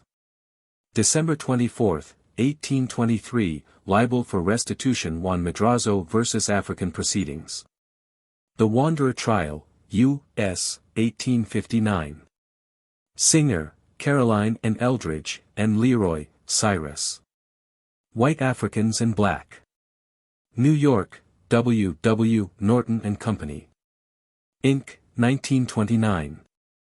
Talbot, Percy Amaury. Life in Southern Nigeria. London, Macmillan and Company, Limited, 1923. The Peoples of Southern Nigeria. London, Oxford University Press, 1926. I. 3, 4. Thomas, Northcote Whitredge. Anthropological Report on the Igbo-speaking Peoples of Nigeria. London, Harrison and Sons, 1913. Ward, Herbert. 5 Years with the Congo Cannibals. London, Chatto and Windus, Piccadilly, 1891. Weeks, John H. Among the Primitive Bakongo. London, Seeley, Service and Company, Limited, 1914. Williams, Reverend John G. De Old Plantations. Allendale, S. C., 1896.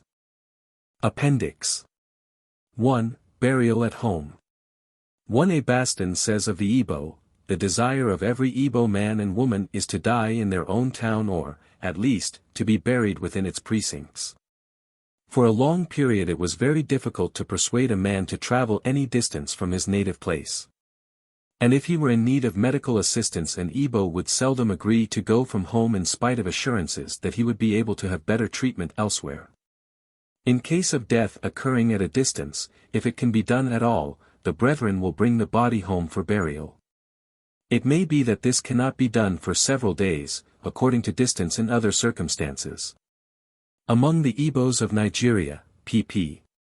115-16. 1b Bosman says of the coast of Guinea, the Negroes are strangely fond of being buried in their own country, so that if any person dies out of it, they frequently bring his corpse home to be buried, unless it be too far distant. Description of the coast of Guinea, page 232. 1c Meek says of Nigeria, when a man dies at a distance from his home his body is always taken back, when possible, to his home, wrapped up in mats covered by a cloth and placed on a bier or cradle, which is carried on the shoulders of his relatives. The reason assigned for this is that the dead must not be severed from the company of other ancestors, they should be buried close to their living descendants on whom they are dependent for nourishment. Moreover, it is important that the ritual traditional to the kindred should be carried out accurately. This cannot be done by strangers. Law and Authority in a Nigerian Tribe, page 309.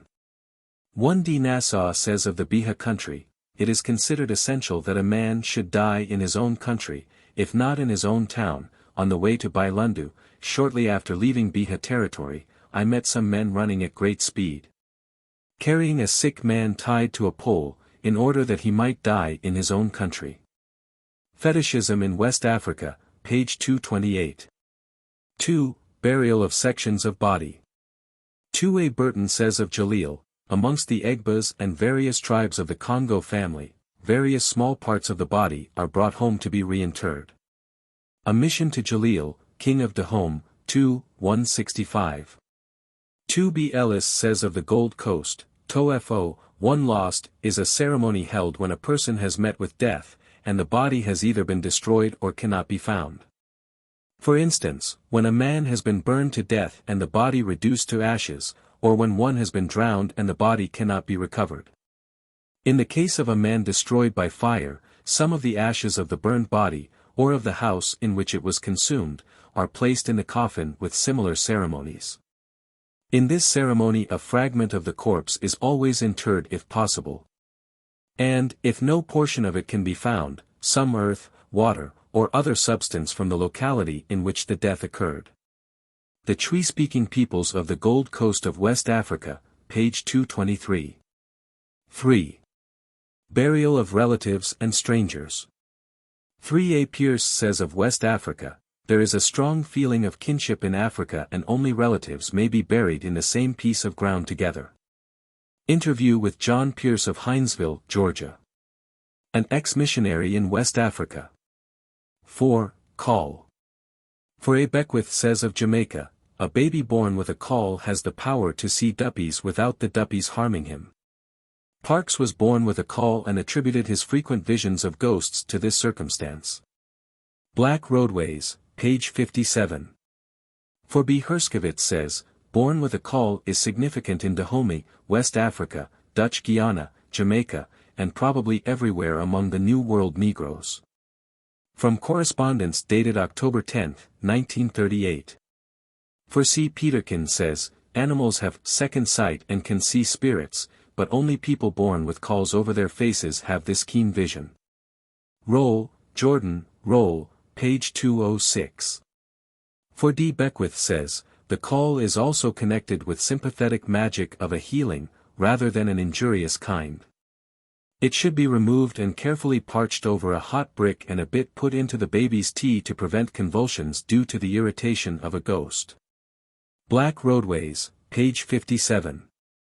4E. Herskovits says of Haiti, a child born with a can, is believed to be strong in combating all evil spirits. The caul is dried and reduced to powder, and the infant is given some of the powder in water 2 or 3 days after birth. Life in a Haitian Valley, page 95. 4F. Herskovits says of Dahomey, a child born with a caul with a veil over its face who follows the first child after twins, is called, if a boy wusu carrot, if a girl wum. The child born after such a one is called wu carrot sa or wui, according to sex. If the child with the caul does not follow the first child born after twins, then the names given are kesu carrot or kesai. The child who follows one of these is called kesa, if a boy. No special name is given a girl born immediately after a child with a caul. Dahomey, I, 264. 5. Charms, made of animals, insects. 5A. Herskovits says of Dahomey, thus from the earth, from trees and shrubs, from rocks, and from the bodies of animals and humans the Dahomean obtains materials for his bow carrot. While from the Aziza and other spirits of the forest, from El Epsil and Gba with acute, the Fa group, Da, and the great gods, he obtained knowledge of how to endow them with effective power. Dahomey, 2, 287. 5B. Leonard says of West Africa, these are procured from or made with the spines of certain animals, porcupines more especially, compounded with potash, iron filings, and other inorganic matters, which are reduced to a powder. In this form they are supposed to be communicated invisibly with such celerity and exactness against a person, that blood poisoning supervenes. The Lower Niger and its tribes, page 500. 5C. Melville and Francis Herskovits say of the Paramaribo Negro, Fiofio, as envisaged in this belief, is the name of an insect and also of a spirit which, taking the shape of this insect, enters human bodies, causing illness and sometimes death. It comes as a result of family quarreling which does not end in reconciliation. Strictly speaking, it is the extending of gestures of friendship or intimacy at a later date, when the bitterness of the quarrel has either passed or is masked, which brings on the illness. Such gestures of intimacy or friendship include accepting food that is offered, or a caress, or borrowing some kind of wearing apparel, or asking and receiving any other favor. And the resulting illness comes to either one or both of the persons who had participated in the quarrel. Suriname Folklore, page 53. 6. Charms, counter. 6. A pharaoh says of the Yoruba, the power of a medicine, ogun, exercised through a certain channel may be neutralized or overcome by a superior power of ogun through another channel. Van Gennep tells us that in Madagascar Fadi, the local name for taboo may be broken by one who has a higher power known as Hasina. So in Yoruba, a stronger medicine is employed to overcome or counteract an evil one, or a curse incurred through a broken yo, taboo. This is the explanation of the use of charms, whether material, as amulets, vocal, or actionary. It is the invocation of a higher power, or a fuller measure of the same power. Faith, Fancies and Fetish, page 121. 6b. Herskovits says of Dahomey, Sikpikpa carrot, brings danger to another. This bow carrot is essentially a counter against sorcery. Actually, it demonstrates the principle which will be developed at greater length in the succeeding pages, that the line between good magic and bad magic is difficult to determine, since evil can be done by a charm otherwise good, if it is directed toward an evil end, and good by an evil charm, if properly handled. This bow carrot is called agbaimba outside and consists of a piece of wood first split in two, and then, after the ingredients are placed between the pieces, tied together with cord and fastened by passing the end through, and tying but not knotting it. One end is colored green. If a man who is strong in magic power is angry with the owner, and it is deemed likely that an attempt may be made to kill him with magic, the owner takes this charm, inserts it in the ground near his house, puts a stone on top of it, and the evil magic is thereby not only prevented from becoming effective, but any evil attempted will rebound on him who has sent it. Dahomey, 269. 6c. Melville and Francis Herskovits say of Dahomey, no matter how strong the magic, somewhere there is stronger magic which not only can overcome it, but may, in certain cases, turn back its effect on the person who invoked the original magic. This is true not only of evil charms, but of protective ones as well. Thus, we have in lengthy detail, information concerning a charm which a man buries in his field to protect it. Against this there is an evil counter which will not only allow its user to steal from the field, but brings evil on the rightful owner. Against this bad magic there is, in turn, an elaborate counter, which brings the thief to book. An outline of Dahamean religious belief, page 65. 7. Charms, foot track. 7a. Puckett says of the Gold Coast, on the Gold Coast it is believed that a man may be harmed by a medicine made from the dust picked up from his foot tracks. Folk Beliefs of the Southern Negro, page 220. 8. Charms, general. 8a. Brown says of the Bantu tribes, as the Bechuana believe that no misfortune befalls one naturally, but is always the effect of malevolence on the part of the living or the dead. So they also strongly believe that good fortune can only be maintained by means of charms. Among the Bantu nomads, page 137. 8b. Ellis says of the U of West Africa, magic powders are very numerous. One kind, when blown against a door or window, causes it to fly open, no matter how securely it may be fastened. Another, when thrown upon the footprints of an enemy, makes him mad. A third, used in the same way, neutralizes the evil effects of the second, and a fourth destroys the sight of all who look upon it. Magic unguents, iro, are not uncommon. They and the powders are obtained from the priests, and must be rubbed on the body of the person who is to be influenced by them. Some are believed to compel a man to lend money, but their more common property is to constrain the unwilling fair to listen favorably to the amorous proposal. The U-speaking peoples of the Slave Coast of West Africa, page 94. 8c. Herskovits says, in Dahomey magic charms are sold by professional workers of magic. Life in a Haitian Valley, page 31. 8d. Herskovits says of Dahomey, magic charms form another type of personal property. As has been noted, these charms, which include herbs and other medicines, are held by tradition to have been revealed chiefly to hunters in the bush. When a hunter had learned how to make a given charm, or had been taught how to use a certain leaf to cure some disease, this knowledge was then his property and had saleable value. When he was sought out for a charm to achieve a specific purpose, to protect a man on a journey, or to make of him a successful trader, or to ensure the death of an enemy, if the hunter detailed the contents of the charm, how to put the ingredients together, the situation in which it would become effective, and any formulae necessary to set it in operation, this knowledge then became the property of the purchaser as well as the vendor. To the professional dealers in charms, then, these comprise a stock in trade that is their property and potential wealth. For others, while the charms they own are property, they do not represent a source of income. Dahomey, I. 81-82. A.D. Kingsley says of West Africa, charms are made for every occupation and desire in life: loving, hating, buying, selling, fishing, planting, traveling, hunting, etc. Travels in West Africa, page 448.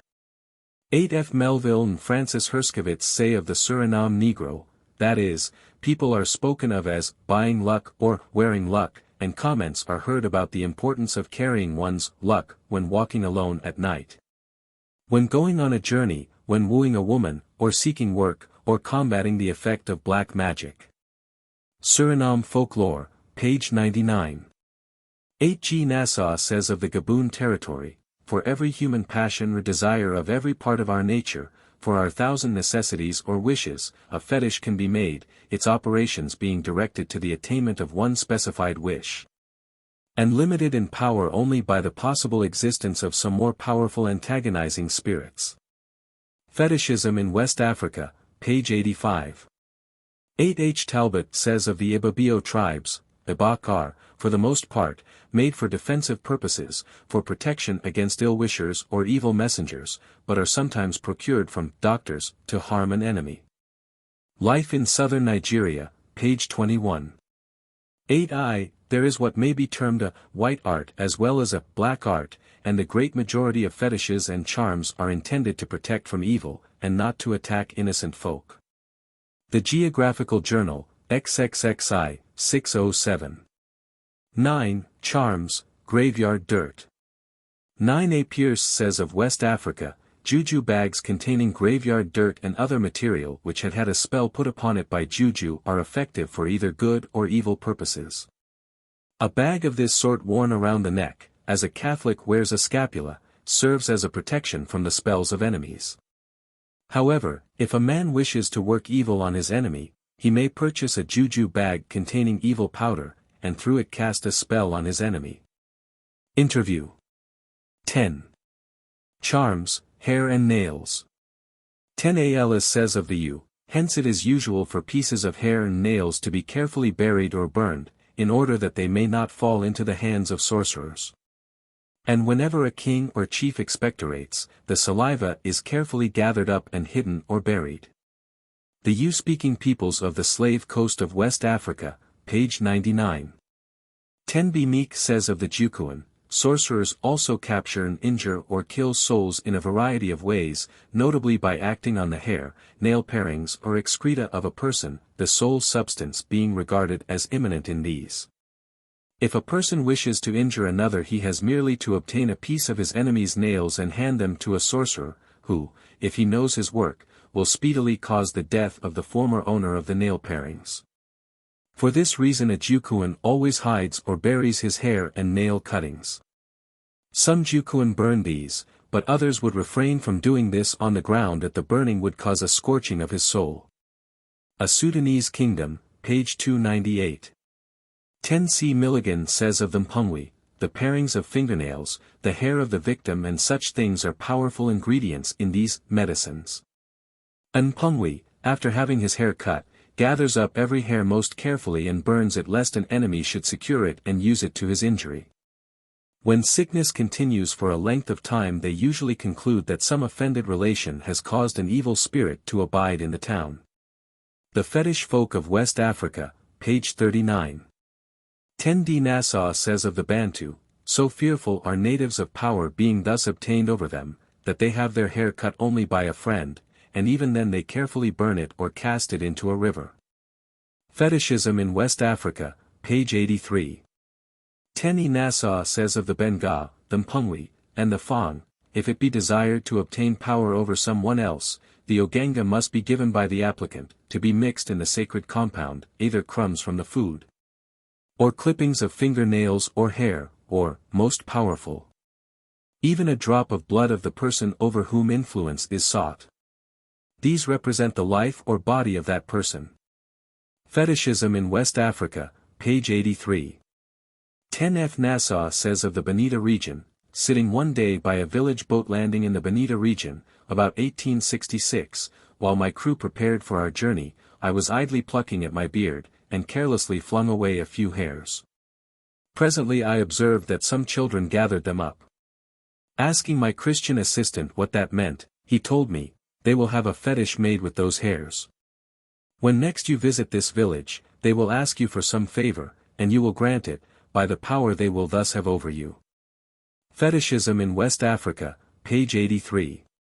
10 G. Nassau says of the West Coast natives, lately a fellow missionary told me that in a conversation with certain natives, professed Christians, they admitted their fear lest their nail clippings should be used against them by an enemy, and candidly acknowledged that when they pared their nails they threw the pieces on the thatch of the low roof of their house. Fetishism in West Africa, page 104.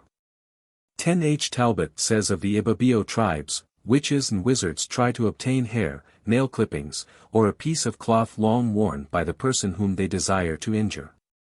Life in Southern Nigeria, page 65. 10 I. Ikanam, witness for prosecutor, stated on oath, I remember Ofuo Afaha Ek telling me that Tonkpata had come to his mother in a dream and cut off some of her hair. So next day she went to him and said that he must restore her soul. Ofuo Afaba Ek, sworn, stated, Tonkpata is my elder brother. I complained to him that my mother had dreamed a dream in which she saw him cut off her hair with scissors. From this we knew that he was trying to snare her soul. Life in Southern Nigeria, page 122. 11. Charms and bad luck signs, house and property. 11 A. Burton says of Dahomey, every house has its fetish hanging up, and every man has a fetish charm about his person. There is a devil fetish for driving away evil spirits, and another for bringing good luck. A mission to Jalil, king of Dahomey, 2, 361. 11 B. Ellis says of the Yoruba, an onde for the protection of the person is worn on the body, being tied round the wrist, neck, or ankle, or placed in the hair. Others, for the protection of property, are fastened to houses, or tied to sticks and stumps of trees in cultivated plots of ground. In consequence of their being tied on to the person or object they protect, the word edi, which really means the act of tying or binding, has now the meaning of amulet or charm. Just as in EUE the word Vocisa, amulet, is derived from Vo and Sa, to tie or bind. The Yoruba-speaking peoples of the Slave Coast of West Africa, page 118. 11 C. Pharaoh says of the Yoruba, charms and amulets of various kinds are greatly used by the Yorubas. The Baal, or head chief, of Ogbomosho, being of a particularly nervous and superstitious nature, had not only a number of tutelary gods guarding the threshold of his dwelling, but had laid in the ground, from one side of his compound to the other, chains and other charms to render each person who approached him powerless to do any evil. Charms for the protection of property are fastened to the houses, etc. They may consist of sticks, stumps of trees, etc. Faith, fancies and fetish, page 123. 11 D. Beckwith says, other acts are to be avoided lest they pay the penalty of death to the immediate family. Never add to a house or cut down an old tree. Black roadways, page 87. 12. Charms, medicinal. 12 A. Delafosse says of the African in general, belief in the power of amulets and talismans is legendary among the Negroes. There is not one of them, whatever his religion, who does not wear on his body several gris-gris, of which one is to preserve him from such and such a malady, a second from the evil eye. Negroes of Africa, pages 236-37. 12 B. Ellis says of the Yoruba, another word sometimes used to express amulet is ogun, which, however, more properly means medicinal preparation, poison, or magical drug. The Yoruba-speaking peoples of the Slave Coast of West Africa, page 118. 12 C. Melville and Francis Herskovits say of the bush Negro of Dutch Guiana, "We had not been long in her hut before we noticed the iron armband she wore. It was, we knew, tapu, a magical preventive which, in this instance, warned its wearer of danger, and kept her from harm in a combat." Rebel Destiny, page 288. 12d. Obia, then, is the spirit, Obia is the preventive and curing agent. Obias are the charms that are worn by people to help them. Rebel Destiny, page 321. 13. Chicken and cock superstitions. 13a. Herskovits says, "Frizzled chickens are prized both in Africa and in the New World for their ability to find and scratch up evil magic buried against the owner." From correspondence dated October 10, 1938. 13b. Rattray says of Ashanti, "A cock crowing at midnight or long before dawn is immediately killed, as it is considered unlucky." Ashanti Proverbs, page 80. 14. Cicatrization. 14a. Herskovits says of Dahomey, "Another form which these positive injunctions take has to do with facial cuts, which vary from sib to sib. Thus the Agilinu make no cuts at all. The Wedenu who live in Widda, make 2 cuts on each cheek. The Agblominu, who are considered a group of autochthonous inhabitants of the plateau of Abumi, make 3 cuts on each side of the face, 1 on the temple called Ajikasi, tail of a rat, and 2 on the cheek, both in front of the ear." The Gadivi Karat, another aboriginal group near Abumi, distinguish themselves by means of 3 cuts on each temple. At the present time all Dahomeans are supposed to have 3 cuts on the temple, though the Agblominu have suppressed the 2 of these 3 and only cut the rat's tail. Dahomey, I. 162. 14b. 12 sets of cuts constitute a complete cicatrization. Dahomey, I. 292. 14c. The last design is placed between the breasts, and often takes the form of a series of links or of straight lines radiating from a central point. Dahomey, I. 295. 14d. Livingstone says of South Africa, "They mark themselves by a line of little raised cicatrices, each of which is 1/4 of an inch long, they extend from the tip of the nose to the root of the hair on the forehead." Missionary Travels and Researches in South Africa, page 576. 15. Conjure, illness and death. 15a. Ellis says of the Yoruba, "They consequently attribute sickness and death, other than death resulting from injury or violence, to persons who have for bad purposes enlisted the services of evil spirits. That is to say, to wizards and witches." The Yoruba-speaking peoples of the Slave Coast of West Africa, page 117. 15b. Meek says of the Jukuan, "Sudden deaths, especially of young people, are usually regarded as the work of sorcerers, ba shiko or ba shibu. If the deceased had been noted for his disrespect to his seniors, his death would be ascribed to offended ancestors, and he would go to his grave with bloodshot eyes. But otherwise it is thought that one who had died suddenly had met his death by the foul means of witchcraft and would take vengeance in his own time." A Sudanese Kingdom, pages 223-24.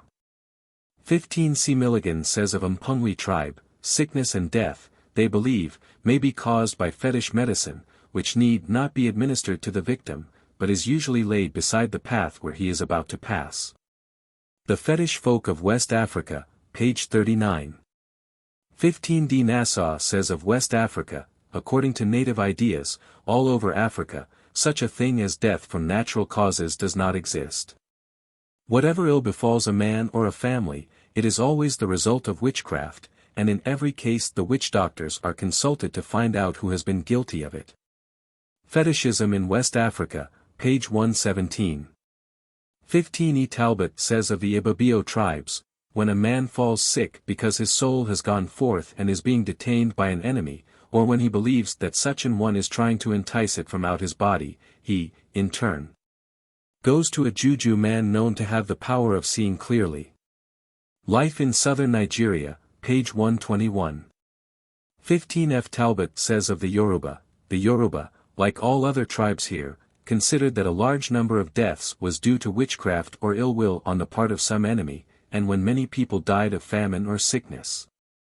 A general meeting was held and resort had to divination to find out the guilty persons, who were at once killed or offered in sacrifice to one of the Orisha. The peoples of southern Nigeria, 3, 474-75. 16, Daddy. 16 A. Hutchinson says of the Ethiopian, the appellative, Daddy, is used by the Africans as expressive of their respect as well as confidence. 10 Years' Wanderings Among the Ethiopians, p. 22. 17, Dances, Buzzard Lope, etc. 17 A. Cuny Hare says of the Bushmen, they possess a variety of dances pertaining to social customs, each of which has its appropriate chant. One dance imitates the actions of different animals. Negro Musicians and Their Music, pages 10-12. 17 B. Melville and Francis Herskovits say of the bush Negro of Dutch Guiana, those who danced for the buzzard had no machetes, but went about in a circle, moving with bodies bent forward from their waists and with arms thrown back in imitation of the bird from which their spirit took its name. Rebel Destiny, page 330. 17 C. Bush and town invoke the buzzard, O Pete, so named in Ashanti, and sacred everywhere in West Africa. Rebel Destiny, Preface, X. 17 D. The men were dancing to the great Chromanti spirits. The tiger jaguar and the buzzard, two of the three forms which the dreaded Chromanti Obia can take. Obia. Ha! Ha! One ejaculated, imitating the tiger, as his dancing became wilder and wilder. Rebel Destiny, page 17. 18. Dances, Funerals. 18 A. Moore says of a Mandingo funeral, they begin with crying, and at night they go to singing and dancing, and continue so doing till the time they break up and depart. Travels into the inland parts of Africa, page 130. 18 B. Rattray says of Ashanti, people from a far place who were related to the deceased and people from towns nearby, also formed their own companies. They dance the war dances in the morning, and at the mouth of evening, when the sun is slanting, they circle the grave. It is now that the corpse is taken to the grave. The Tribes of the Ashanti Hinterland, page 194. 19. Dances, Religious Significance. 19 A. Rattray says of Ashanti, dancing in Africa invariably has a religious significance. Religion and Art in Ashanti, page 184.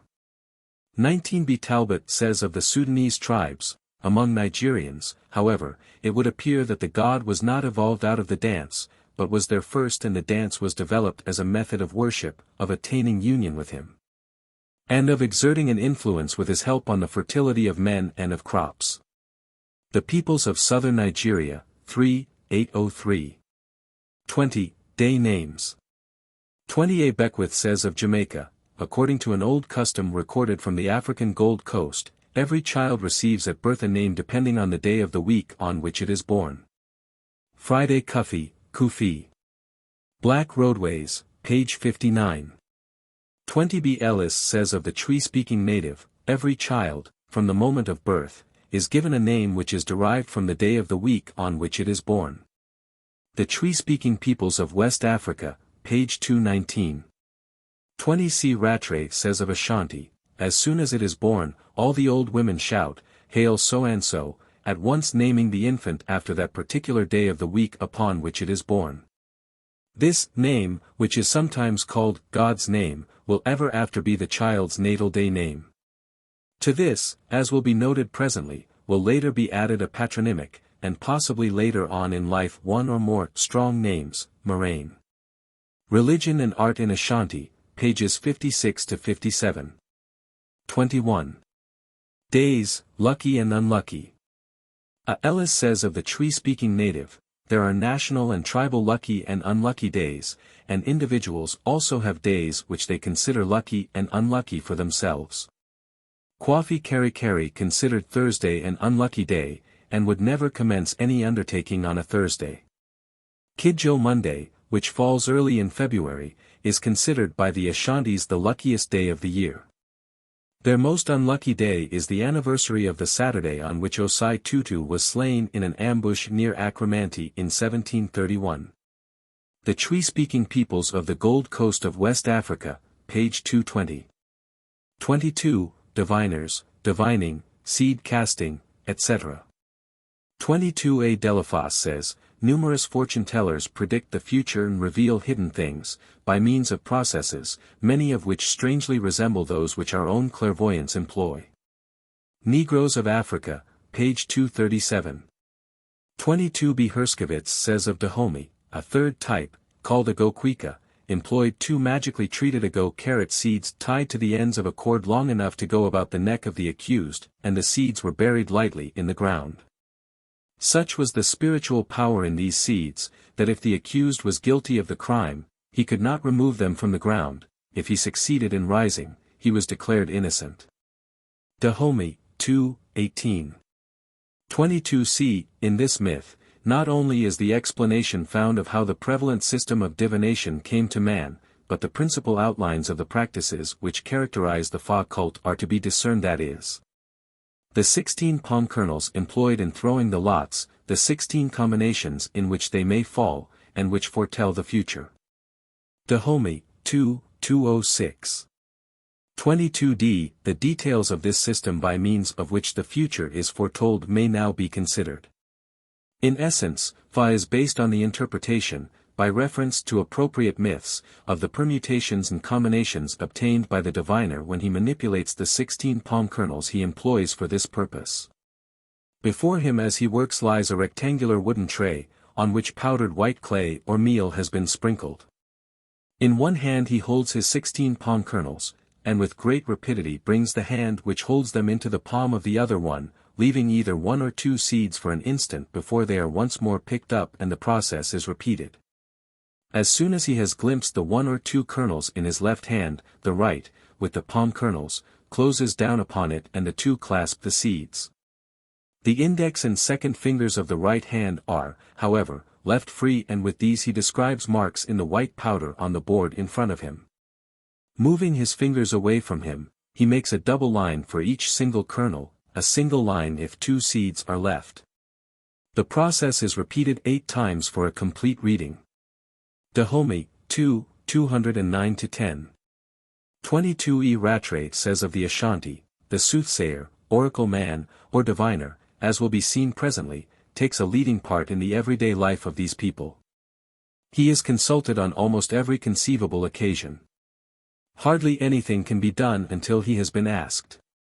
He is really a medium, a go-between, in the land of the living and the world of spirit ancestors. The root of the word used to describe this person is generally the same as that found in the word for shrine. The people consult him at some shrine, the spirit in which guides him and directs his answers. The tribes of the Ashanti hinterland, I. 44. 23. Drums. 23a Melville and Francis Herskovits say of the Paramaribo Negro, drums are the most important instruments in both town and flush, and the drummers, in these as in all Negro cultures, achieve a virtuosity of performance and an intricacy of rhythm that come of long practice. It was impossible to obtain satisfactory recordings of drumming which would reveal the complexity of these rhythm patterns, chiefly because, lacking electrical recording apparatus, the inner rhythms which in combination give a steady beat are lost. And only the points where the notes of the several instruments coincide can be discerned. The drums have more than a musical significance in this culture. Tradition assigns to them the threefold power of summoning the gods and the spirits of the ancestors to appear, of articulating the messages of these supernatural beings when they arrive, and of sending them back to their habitats at the end of each ceremony. Both in town and in the bush, the dancers who are the worshippers, one of the most important expressions of worship is dancing, face the drums and dance toward them, in recognition of the voice of the god within the instruments. Suriname Folklore, pages 520-21. 23b Milligan says of the West African, the fact is, however, that the only one of his musical instruments which the African regards with profound respect is his dearly beloved tom-tom, the drum to which he dances. The Fetish Folk of West Africa, page 77. 24, Drums, Funeral. 24a Herskovits says of Dahomey, outside the house the funerary ZC Lee, a pottery drum, is played day and night. The drummers are the members of the Dokbui Karat of the quarter where the dead man lived, or if he was a villager, of his village, and it is the head of this Dokbui Karat who is the commanding Dokbwega at the funeral. Dahomey, I. 355. 24b Melville and Francis Herskovits say of the bush Negro of Dutch Guiana, that night whenever we stirred in our sleep we strained for the sound of the drums, but the wind blew from the east, and though Gankwi, where the dead man lay in state, was but a 10-minute run down the rapids, we could hear nothing. In the morning, however, we heard them plainly, heard the invocations drummed by the grave diggers on their way to the burial ground deep in the bush on the opposite bank. Rebel Destiny, page 3. 24c Livingstone says of South Africa, drums were beating over the body of a man who had died the preceding day, and some women were making a clamorous wail at the door of his hut, and addressing the deceased as if alive. The drums continued beating the whole night, with as much regularity as a steam engine thumps, on board ship. Missionary Travels and Researches in South Africa, page 467. 25. Drums, manufacture of. 25a Dupuis says of Ansa, the large drums were carried on the heads of men, and beaten in that posture, but the small ones were slung as kettle drums. These added to calabashes and gourds filled with shot or small stones, concave bits of iron, and striking sticks, will give an idea of the national taste in harmonic matters. Journal of a Residence in Ashanti, page 43. 25b Ellis says of the Gold Coast, drums are made of the hollowed sections of trunks of trees, with a goat's or sheep's skin stretched over one end. They are from 1 foot to 4 feet high, and vary in diameter from about 6 to 14 inches.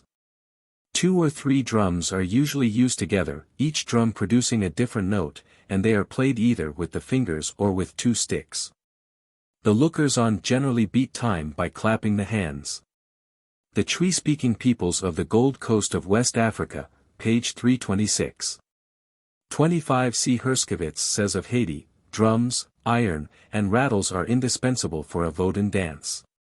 The drums, of the characteristic hololog African type, tuned with pegs inserted in the sides and reinforced with twine wound about the stretched heads of cowhide or goatskin, are played in batteries of 3, the largest being called man-man. The middle the second, and the smallest the bula. Life in a Haitian Valley, pages 181-82. 25d Herskovits says of Dahomey, generally the drums are of the usual African type, made of a hollowed-out log with a more or less crudely carved foot, its head of animal skin being attached to pegs inserted into the body of the drum, just below its upper end. The drum head is tightened by driving these pegs into the drum until the required note is sounded, since by this method the skin is stretched to produce the desired tone. Ordinarily the attachment of the head to the pegs is by means of strips of the skin itself. In some forms, however, a cord attachment is used. A small barrel drum, the only one of its kind observed, about 18 inches high and 12 inches in diameter, and which does not have a foot, is used in the Sagbata rites. The other more conventional drums range from 2 feet in size to a length of 5 feet and more.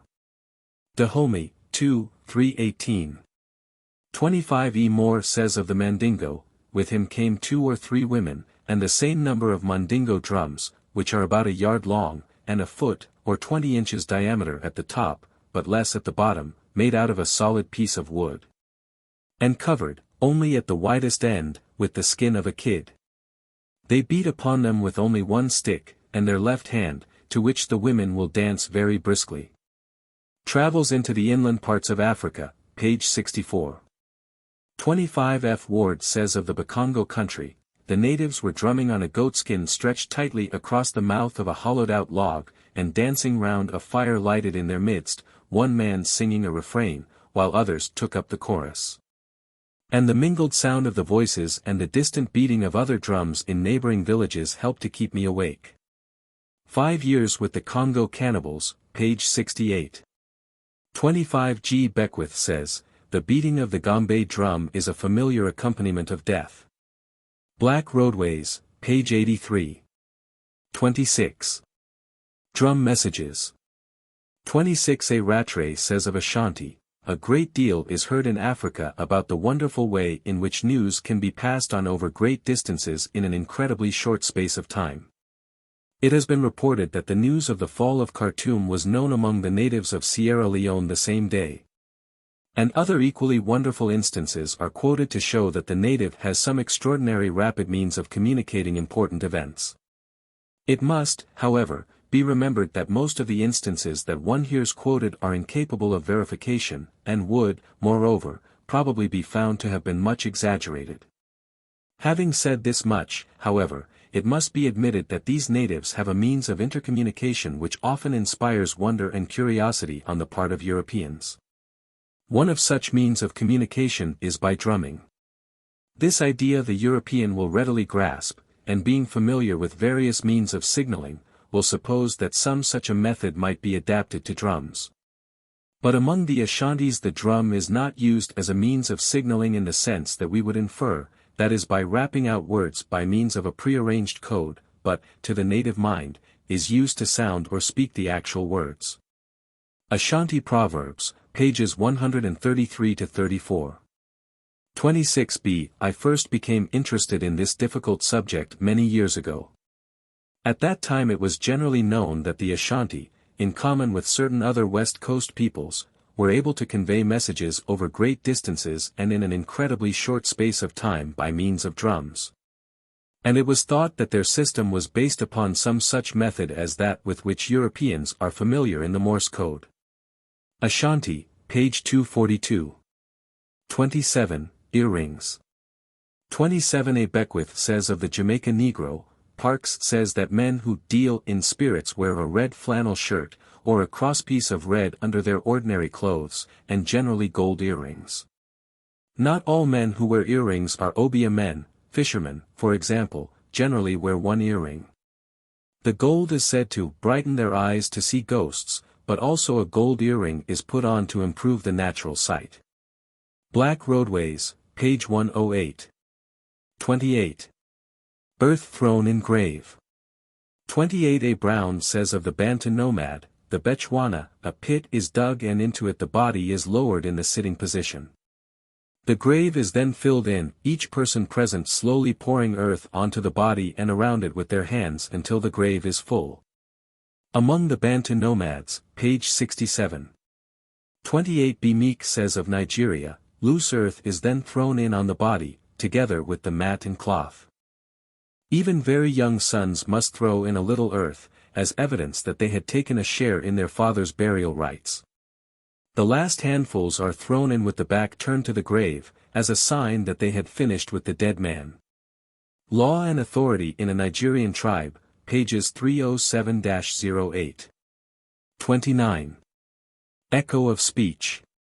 29. A. Herskovitz says of Haiti, with the benediction, the action de grace came to an end, and the solemn, tired voice of the Pret Savant was heard intoning a hymn, which, in the usual fashion, was repeated by the assembled group until, without interlude, without even a pause, the interpolations of the chorus gradually changed, so that the rhythm became African, and, with the transition, the Vodun priest took over the leadership. The Hungan began by repeating several times the phrase which throughout the entire ceremony was to punctuate all its climaxes, grace, id, miscord, and the family murmured it in response. Life in a Haitian Valley, page 161. 30. Farewell to Corpse, spoken to. 30. A. Melville and Francis Herskovitz say of the bush Negro of Dutch Guiana, now the ceremony was drawing to a close, and the leave-takings were to be said.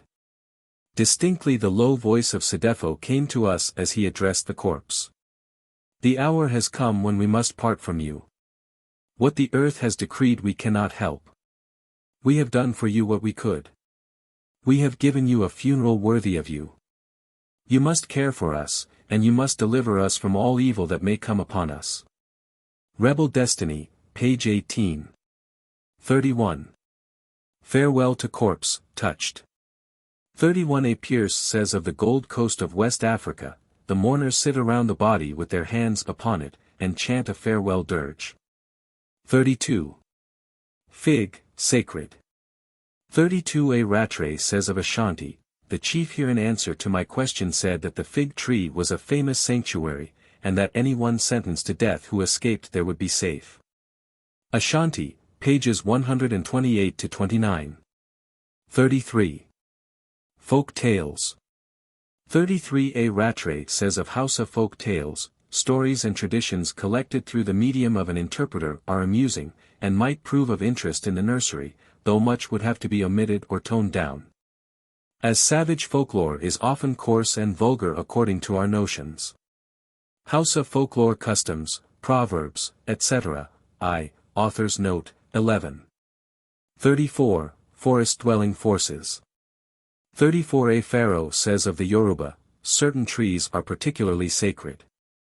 The silk cotton tree, Yoruba pergun, is highly venerated throughout West Africa, from the Senegal to the Niger, probably because of its majestic appearance, for it is of little utility, the timber being soft, and its cotton possessing neither strength nor durability. This tree often grows to a stupendous height, approximating 300 feet, far out-topping all other trees of the forest. Faith, Fancies and Fetish, page 16. 34b Herskovits says of Dahomey, the psychological liaison between the gods and magic, however, is revealed in the character of the semi-divine spirits who are believed to people the forest Monona, Hoho, the Abiku Carrot and the Aziza. Dahomey, 260.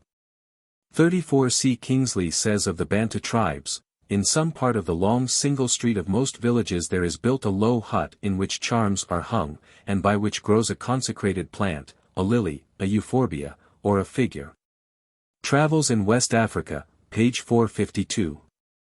34d Leonard says of southern Nigeria, groves and woods, and those portions of the bush close to every town which are reserved as burial grounds, are considered sacred and worship is paid to either the spirits or the deities who inhabit or preside over them. The Lower Niger and its tribes, page 298. 35. Fowl, sacrifice of. 35a Elist says of the Yoruba, after this invitation to be gone, the fowl, called a diarrhea, is sacrificed, which, besides securing a right-of-way for the soul, is supposed also to guide it. The feathers of the fowl are scattered around the house, and the bird itself carried out to a bush road, where it is cooked and eaten. The Yoruba-speaking peoples of the Slave Coast of West Africa, page 160.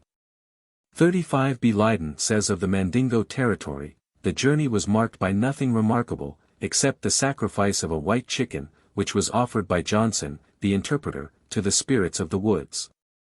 Described as a powerful race of white beings, with long flowing hair. Historical account of discoveries and travels in Africa, I. 339. 35c Meek says of Nigeria, the next rite is known as Ekwebuocha, a phrase which seems to mean making the face of the dead man white, i.e. radiant. Women of the deceased's family bring a cock fastened to a string of cowries, and one of the women who is considered especially lucky, e.g. whose children are all alive, or some person previously indicated by the deceased, holds or hangs the cock over the dead man's head. When the cock shakes its wings, a sign of acceptance by the deceased, it is taken out and hung at the door of the hut or on a branch of Onotera tree in the compound. After a while it is taken down and its neck is drawn, the blood being allowed to drip onto the ground at the threshold. The fowl is then cooked and eaten by the female relatives. The intention in leaving the fowl hung up is, apparently, to give the deceased time to see and receive the offering. Law and Authority in a Nigerian Tribe, pages 303-04. 35d Rattray says of Ashanti, the eldest son supplies a sheep and a fowl which are killed in the yard of the compound, Dundon, and grain food is prepared which is called sanfana, in Dagamba, Sorsigam, literally, food for the road. The sextons and others attending the funeral partake of this food, and a portion of the grain food and a leg of the fowl are also placed in a calabash which is set down in the room where the corpse had been laid prior to interment. The tribes of the Ashanti hinterland, 460-61. 36. Funeral, proper observance.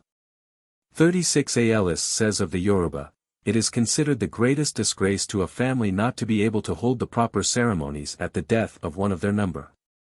A notion which is comprehensible when we remember how much the welfare of the soul of the deceased is supposed to depend upon their performance.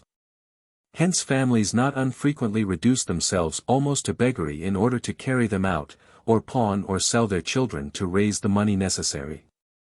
The Yoruba-speaking peoples of the slave coast of West Africa, page 161. 36 B. Leonard says of the Igbo, all Igbo place great faith in the due and proper observance of the funeral ceremony, for they are of the opinion that it enables the soul to go to God and to find its final destination. And that without this sacred rite the soul is prevented by the other spirits from eating, or in any way associating with them, and in this manner, from entering into the Creator's presence. So in this way it becomes an outcast and a wanderer on the face of the earth, haunting houses and frequently burial grounds, or is forced perhaps to return to this world in the form or body of some animal. The Lower Niger and its tribes, page 142. 36 C. Meek says of Nigeria, the spirit of a dead Igbo is considered to hover round his home, or wander aimlessly in the underworld, until the final funeral rites have been performed. Law and Authority in a Nigerian Tribe, page 314. 36 D. Milligan says of the Mpongwe of Gabon, the spirit of the deceased knows all that is going on and is supposed to be very sensitive in regard to the amount of mourning and the details of the funeral. The Fetish Folk of West Africa, page 148. 37. Funerals, Wakes Importance, Social Activity. 37 A. Herskovitz says of Dahomey, a death watch is now provided to see to it that the body is not left unattended. This watch is kept with rigid care, especially when the body is in the hands of the members of the Dokpui Karat who actually carry out the ritual of the funeral. This is because of the opportunity a corpse affords anyone who is desirous of obtaining the means for working magic by capturing the soul of the deceased, since a bit of the dead man's cloth, or, better still, some of his hair or nail parings might easily be taken and used to this end. Furthermore, with such material, or with a cloth placed inside the mouth of the corpse to absorb some of the moisture remaining there, charms of great power and therefore great value could be made. Dahomey, I. 353. 37 B. Leonard says of the Igbo and other tribes, although the death of a man is in reality a great loss to his household or even to the community, the occasion of his obsequies is regarded as an event of great entertainment to the community at large. It is looked upon as a circumstance in which the family honor is concerned in a distinctly twofold sense, affecting its reputation in this world as well as in the next. For the reception of the soul of the deceased in spirit land and his final prestige are altogether dependent on the grandeur and liberality of the human entertainment. The Lower Niger and its tribes, pages 157-58. 37 C. Talbot says of the Sudanese tribes, a wake invariably takes place, the duration and grandeur of which depend upon the wealth of the family. Animals including cows if these can be afforded are slain in profusion, while palm wine and gin are provided in plenty, and in old days, rum. Cannons and guns are fired off to give notice to the ghosts that a big man is coming, and plays are performed by the clubs and societies of which the deceased was a member. In fact, funerals provide the best opportunity for festivals, plays, dances, and performances in general. The Peoples of Southern Nigeria, 473. 38. Harvest Festivals. 38 A. Ellis says of the Twi-speaking native, Yam, or harvest festivals. These appear to be festivals held for the purpose of returning thanks to the gods for having protected the crop. There are apparently two. One held in September, when the yam crop is ripe, and another, called Ojira, in December, when it is planted.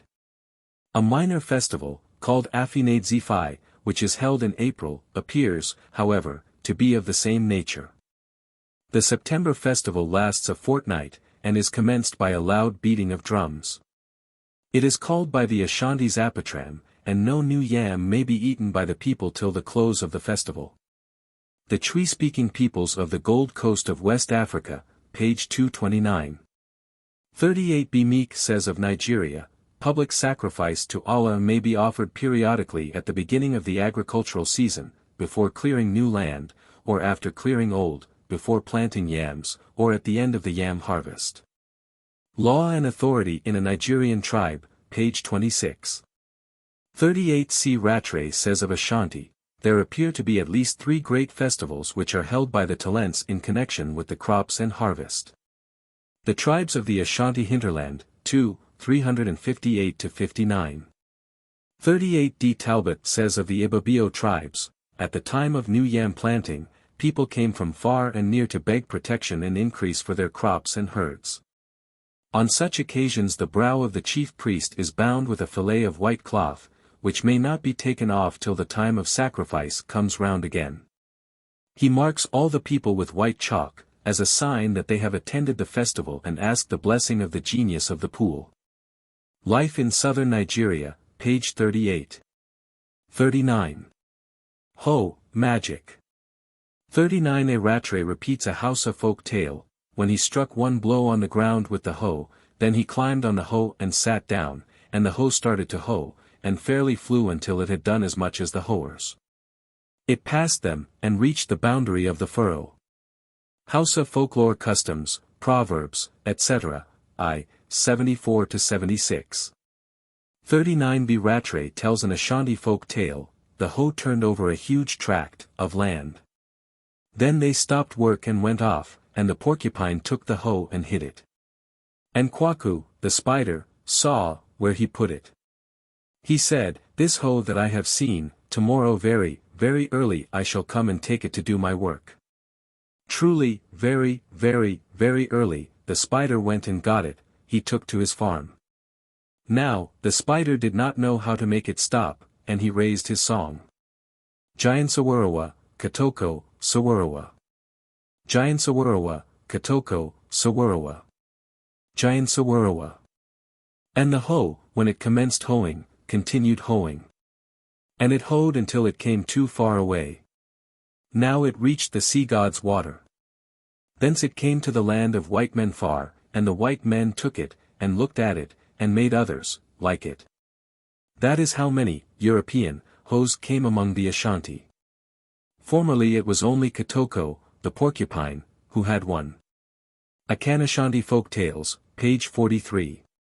40. Hog, sacrifice of. 40 A Beckwith says of Jamaica, when they come to the grave, which is generally made in some savanna or plain, they lay down the coffin, or whatever the body happens to be wrapped up in. And if he be one whose circumstances could allow it, or if he be generally liked, the Negroes contribute among themselves, they sacrifice a hog. Dark Roadways, page 79. 41. Images. 41 A Cruikshank says of the Gold Coast of Africa, they also mold images from clay, and bake them. We have seen curious groups of these in some parts of the country. Upon the death of a great man, they make representations of him, sitting in state, with his wives and attendants seated around him. 18 Years on the Gold Coast of Africa, page 270. 41b Ellis says of the ewe, the head is sometimes of wood, rising like a cone, the mouth extends from ear to ear, and is garnished with the teeth of dogs, or with cowries to represent teeth, the eyes are also represented by cowries. The arms of the figure are invariably immensely long, while the legs are short and the feet large. The ewe-speaking peoples of the Slave Coast of West Africa, page 42. 41 C. Guillaume and Monroe say, he is especially fond of giving a flashing regard to the eyes by inserting beads, shells, stones, or bits of metal. Primitive Negro Sculpture, page 29. 41d, constructed like a building of solid blocks, a typical Negro statue is itself a solid, a full, substantial block, set with convincing, massive reality in its own space.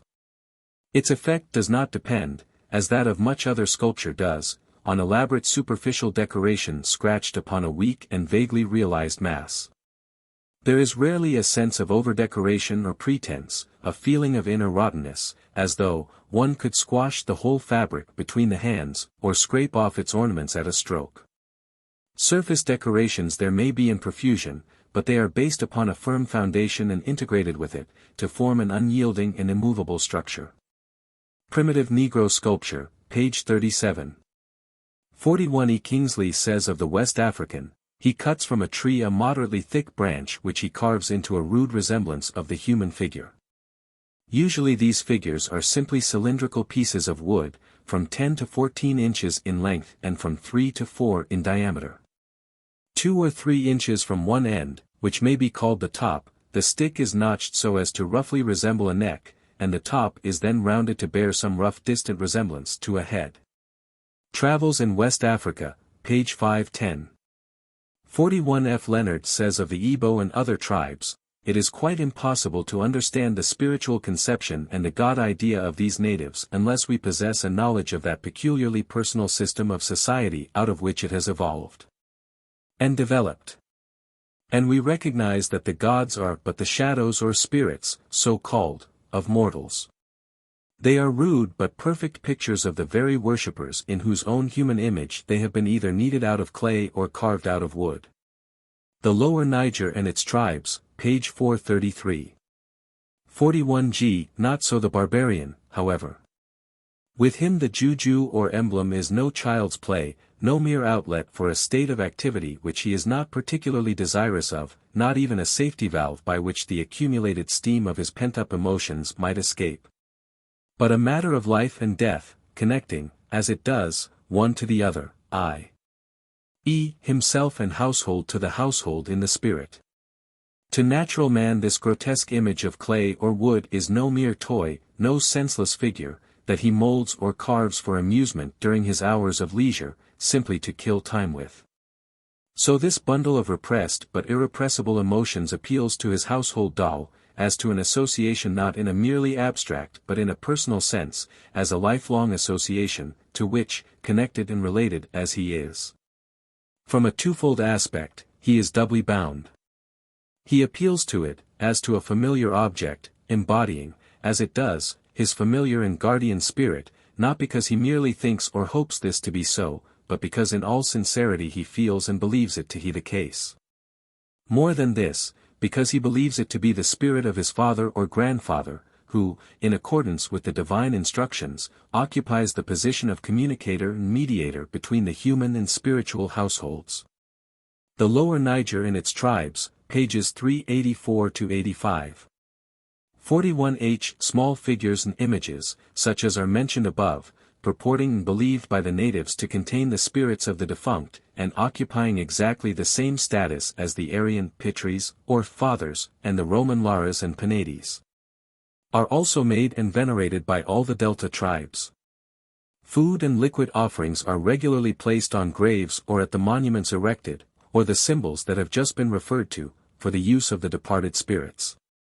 The Lower Niger and its tribes, page 183. 41 Iratre says of Ashanti, the priestly class and the Semenkwafo, the doctors in Suman, demanded for their professional purposes figures in human or animal forms. This resulted in the carving of Sasabansum, Moesha and, finally, human figures. In all of these the genius of the people found an outlet for latent artistic talent. Religion and Art in Ashanti, page 269. 42. Memorial, Second Funeral. 42 A Pharaoh says of the Yoruba, in June of each year the annual Egan festival is held, for 7 days. It is the Yoruba All Souls Festival, when mourning is repeated for all those who have died during the last few years. Egungun is specially powerful in Ibadan, even as Oro is in Abeokuta. Faith, Fancies and Fetish, pages 79 to 80. 42 B. Leonard says of the Igbo and other tribes, the lamentation or second burial. This is conducted on much the same lines as the first, except that a greater entertainment is provided and the expenses incurred are heavier. In a spiritual sense, however, the rite is one of infinitely greater importance, because it is a special memorial service held over the deceased in order to release him from the thraldom of the region of the dead in which all souls are confined, where they exist on leaves or grass just like the brute beasts, and to usher him triumphantly, as befits his birth, into the abode of his fathers in the world of spirits. For the universal belief on this point is that no human soul can attain to the peaceful ancestral habitations without this rite of second burial. Hence the great aversion shown by a community towards those who fail to observe this holy sacrament. The Lower Niger and its tribes, pages 159-60. 42 C. Meek says of Nigeria, the Ekwoziu rites are commonly referred to in English as me second burial, though there is no apparent reason for the use of this expression. The responsibility for performing the rites falls mainly on the principal heir, who should endeavor to carry them out within a year of the dead man's death. But the period may be extended, if the deceased's family has been unable to find the necessary means, and cases have occurred of the final funeral rites being postponed for as much as 10 or 20 years. Law and Authority in a Nigerian Tribe, p. 314.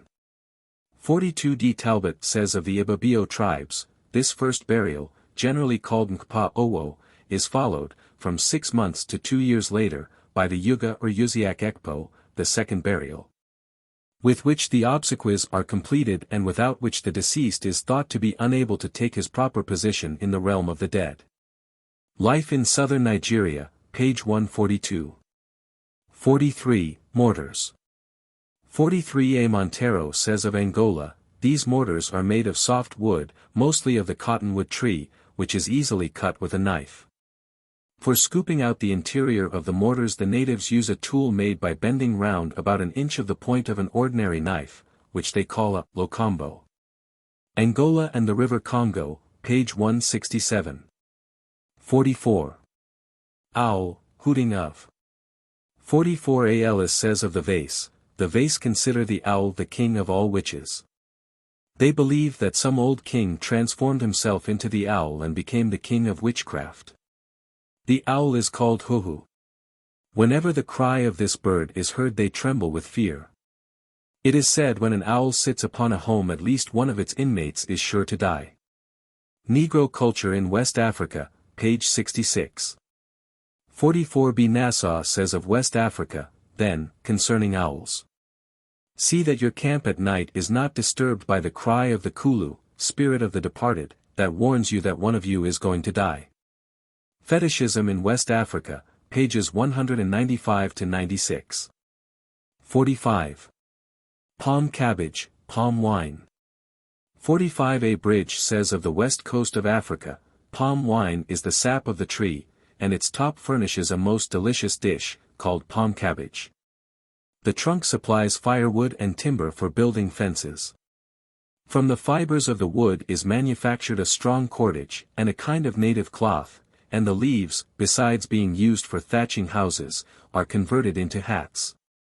If nature had given the inhabitants of Africa nothing else, this one gift of the palm tree would have included food, drink, clothing, and habitation, and the gratuitous boon of beauty, into the bargain. Journal of an African Cruiser, page 106. 45 B. Burton says of Jaleel, the palm, after being felled, is allowed to lie for a couple of days, the cabbage is removed for food, and in its place a pipe, generally a bit of pawpaw stalk, conducts the sap into the calabash below. At times, to make the juice flow more freely, a lighted stick is thrust into the hole, which is afterwards scraped clear of charred wood. This toddy is the drink of the maritime regions, where it is most impudently watered, and we shall not taste it beyond the Agrime swamp. A Mission to Jaleel, King of Dahomey, I, pages 128-29. 46. Possession. 46 A. Baston says of the Igbo, the more one listens to native music, the more one is conscious of its vital power. It touches the chords of man's inmost being, and stirs his primal instincts. It demands the performer's whole attention and so sways the individual as almost to divide asunder, for the time being, mind and body. Under its influence, and that of the accompanying dance, one has seen men and women pass into a completely dazed condition, oblivious and apparently unconscious of the world around them. Among the Igbos of Nigeria, page 192. 46 B. Ellis says of the Gold Coast, the drums strike up, and the priest commences his dance, leaping, bounding, and turning and twisting round and round, until he works himself into a real or simulated condition of frenzy. with foam dropping from the mouth, and eyes wildly rolling. The Twi-speaking peoples of the Gold Coast of West Africa, page 125. 46 C. Ellis says of the town of Ferhudzi, a god was beginning to take possession of him. In the meantime the trembling increased, and soon the priest was shuddering as if in an ague fit. Every portion of his body seemed to shake, the head, arms, legs, abdomen, and pectoral muscles, all quivering violently. He leaned forward and appeared to be endeavoring to vomit, doubtless to give the idea that his body was struggling to expel the god which was now supposed to possess him. A little foam appeared on his lips, and from time to time saliva fell on the ground. Next, with open mouth and protruding tongue, and with eyes wildly rolling, he worked himself, still seated and quivering violently, into the middle of the arena. The Twi-speaking peoples of the Gold Coast of West Africa, page 132. 46 D. Herskovits says of Haiti, fundamentally, to be possessed by a Loa means that an individual's spirit is literally dispossessed by that of the god.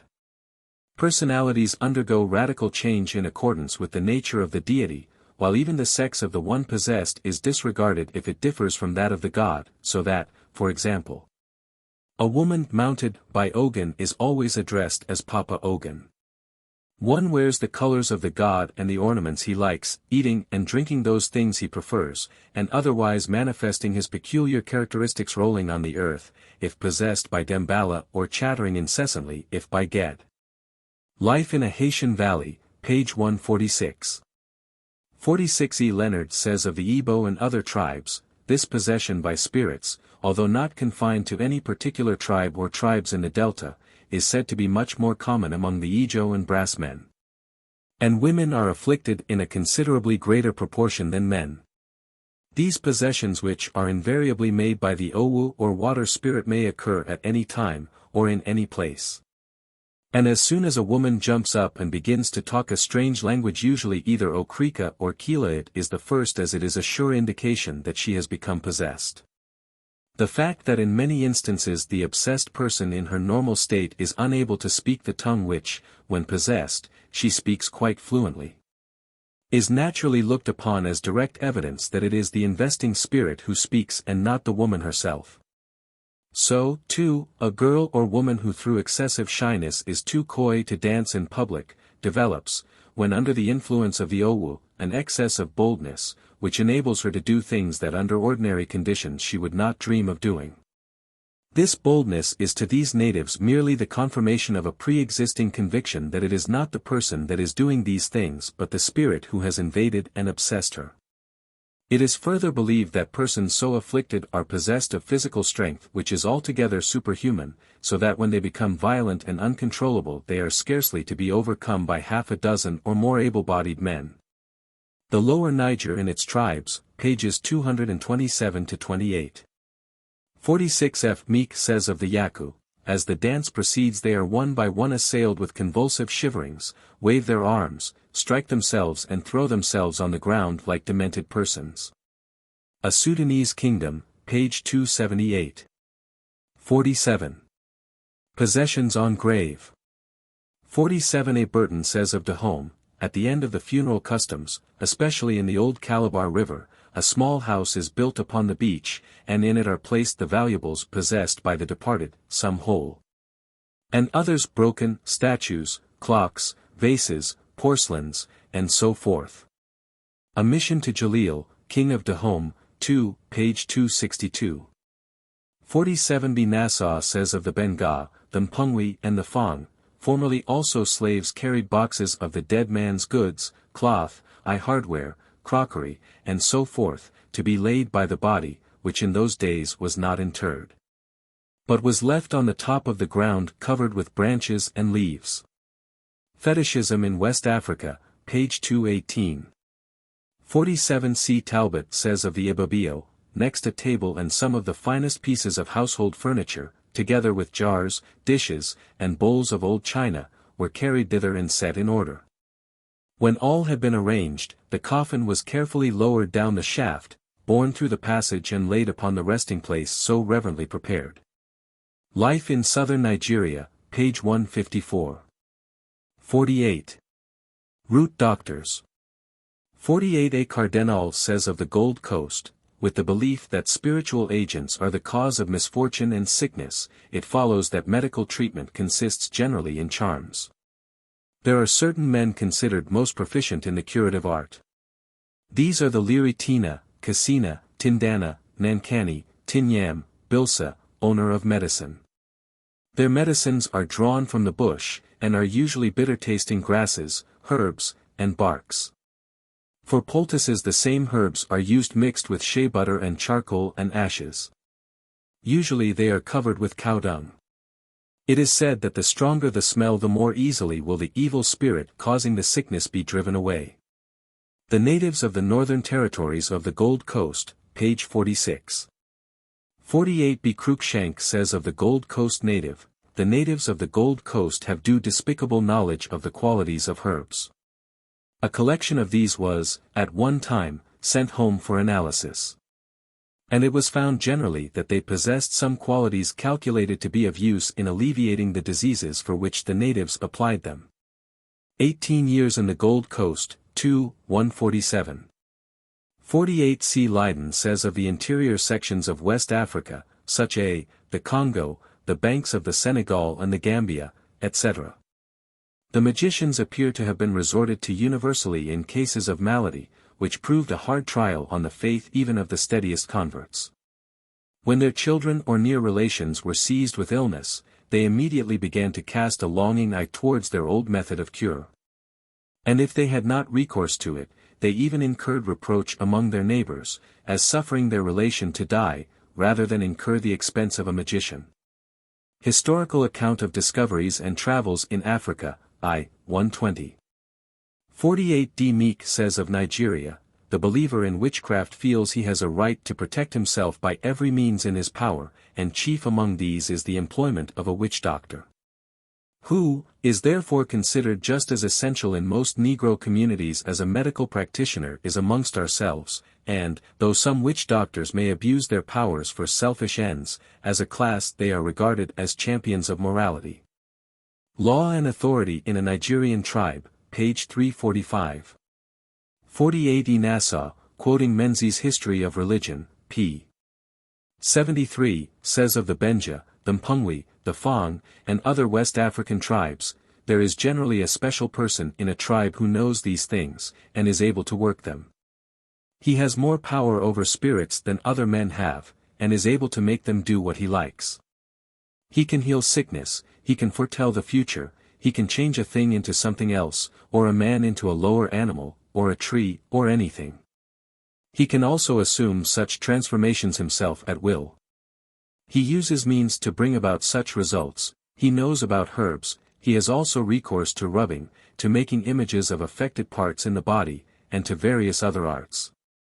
It is the spirit dwelling in him which brings about the wonderful results, without the spirit he could not do anything.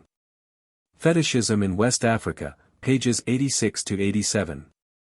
48F Ward says of the Bakongo tribes, it is a general belief with the Bakongo that all sickness is the result of witchcraft exercised by some member of the community. And the services of the charm doctor are employed to discover the individual who is Ndoki, i.e., bedeviled, and guilty of devouring the spirit of the unfortunate invalid, and in the event of the sick person dying, the medicine man is deputed by the relatives of the deceased to find out the witch who has eaten the heart. 5 years with the Congo cannibals, page 39. 49. Sewing on clothes. 49A Puckett says of West Africa, in West Africa one dare not sew his cloth while it is on his body lest his relative die. Folk Beliefs of the Southern Negro, page 405. 50. Serpents. 50A Beckwith says of Jamaica, the snake is the baddest of all, anyone will affirm, but as there are seldom to be found snakes in Jamaica today, this takes one back in the history of Obia to the days of Obi, to the voodoo. And the Obia man of the past who carried a staff carved with snakes or with a human head on the handle, a Kabbalistic book and a stuffed snake. Black Roadways, page 122. 50B Leonard says of southern Nigeria, reptiles, snakes, and crocodiles particularly are much more utilized as emblems. Simply, it is to be presumed. Because they are more in evidence in the forests and rivers of the delta than any other species of animals, consequently must have appealed to the natives as the most convenient and suitable repositories for the ancestral manes. The Lower Niger and its tribes, page 317. 50 C. Melville and Francis Herskovits say of Dahomey, the next personal spirit or force we are to describe is one less esteemed than feared. It is called Da, which signifies serpent. What is the power of Da? All serpents are Da, but not all serpents are worshipped. Quintessentially, Da represents the principle of mobility, of sinuosity.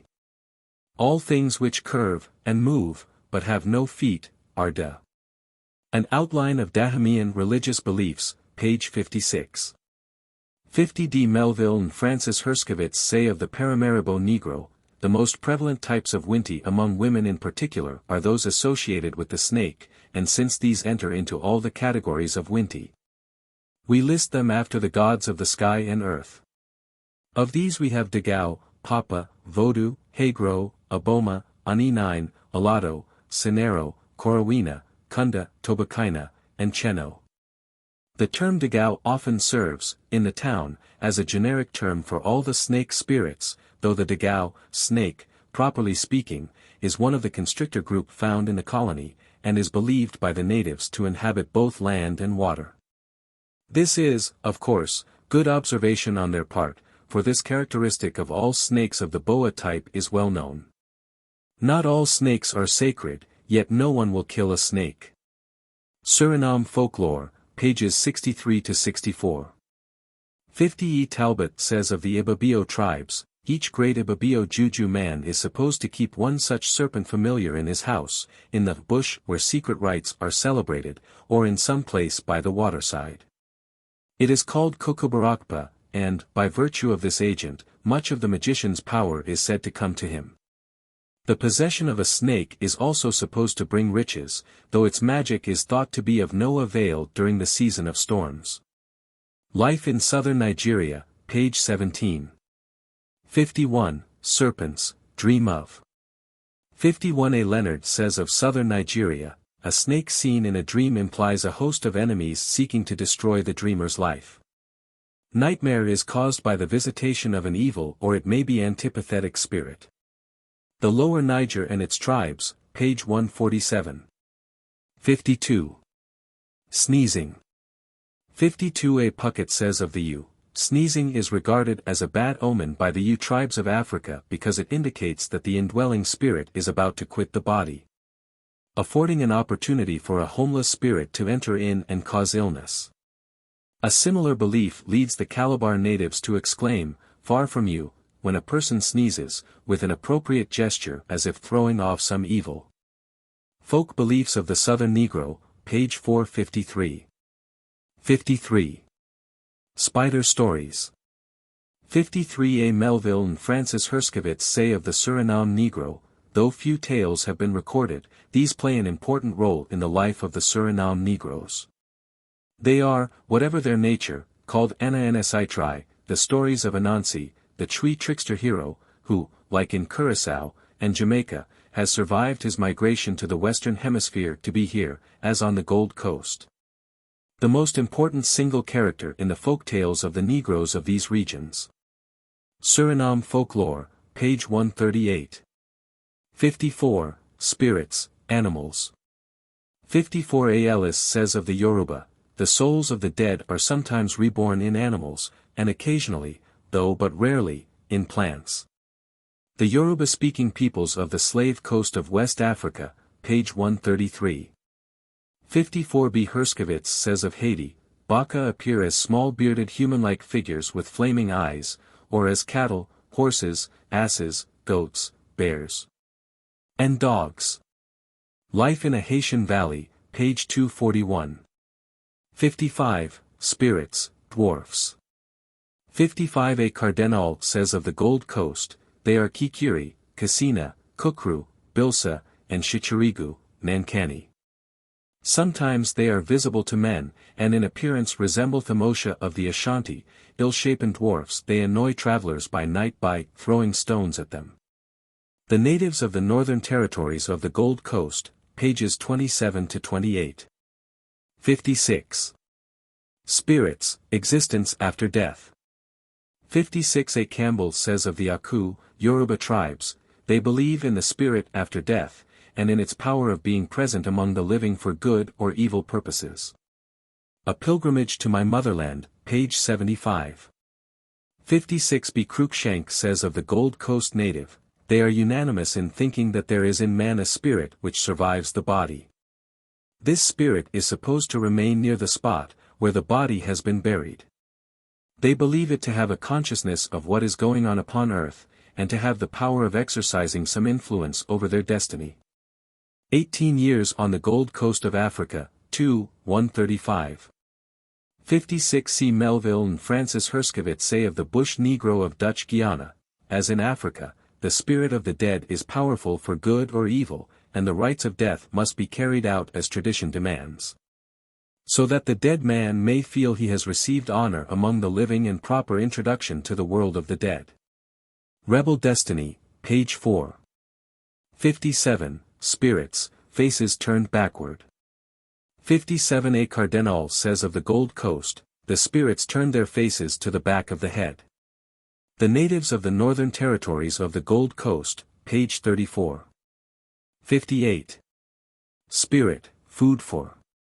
58. A. Cole says of West Africa, the spirits of the dead, as well as genii, are also honored and adored. Food, tobacco, and rum are placed on the graves for the departed, and their aid is requested at the taking of a journey, or in times of need. A Revelation of the Secret Orders of Western Africa, page 39. 58. B. Herskovits says of Dahomey, food is brought in the dishes from which the dead ate when alive, and each meal is given to the Akovi on guard, who takes 3 morsels and puts them down one after the other near the corpse. She also allows water to drop 3 times nearby, and then tells the wife of the deceased to gather up and remove everything that has been put down. The dead man's pipe must now be placed next to him. Tobacco is put into it, and it is smoked for the enjoyment of the dead man by the Akovi and the wife who watch the body. Dahomey, I. 356. 58. C. Hutchinson says of the Efik, amongst the Efik tribe, who are the residents here, there exists a practice of cooking food and leaving it on the table of a fabric called the devil house, which is erected near the grave of a man or woman. The food is placed there in calabashes, and it is believed that the spirit of the deceased, with those of the butchered serfs who are her or his fellow travelers, frequently came to partake of it in their journey to the world of spirits, whither they are supposed to be traveling. 10 Years Wanderings Among the Ethiopians, pages 206-07. 58. D. Nassau says of West Africa, when affairs are going wrong in the villages, and the people do not know the cause, offerings of food and drink are taken to the grave to cause the spirit to cease disturbing them. And prayers are made to it that it may the rather bless them. Fetishism in West Africa, page 220. 58. E. Rattray says of Ashanti, an Ashanti never drinks without pouring a few drops of the wine on the ground for the denizens of the spirit world who may happen to be about, also some 4 fetishes. Food is constantly placed aside for them. Ashanti Proverbs, page 37. 58. F. If you see your ancestor in a dream lying dead, as he did on the day of his death, then you know that there is going to be another death in your clan. Otherwise, to be visited by an ancestor only means that he is hungry and you place food upon his stool. Religion and Art in Ashanti, pages 193-94. 59. Spirits and Ghosts, General.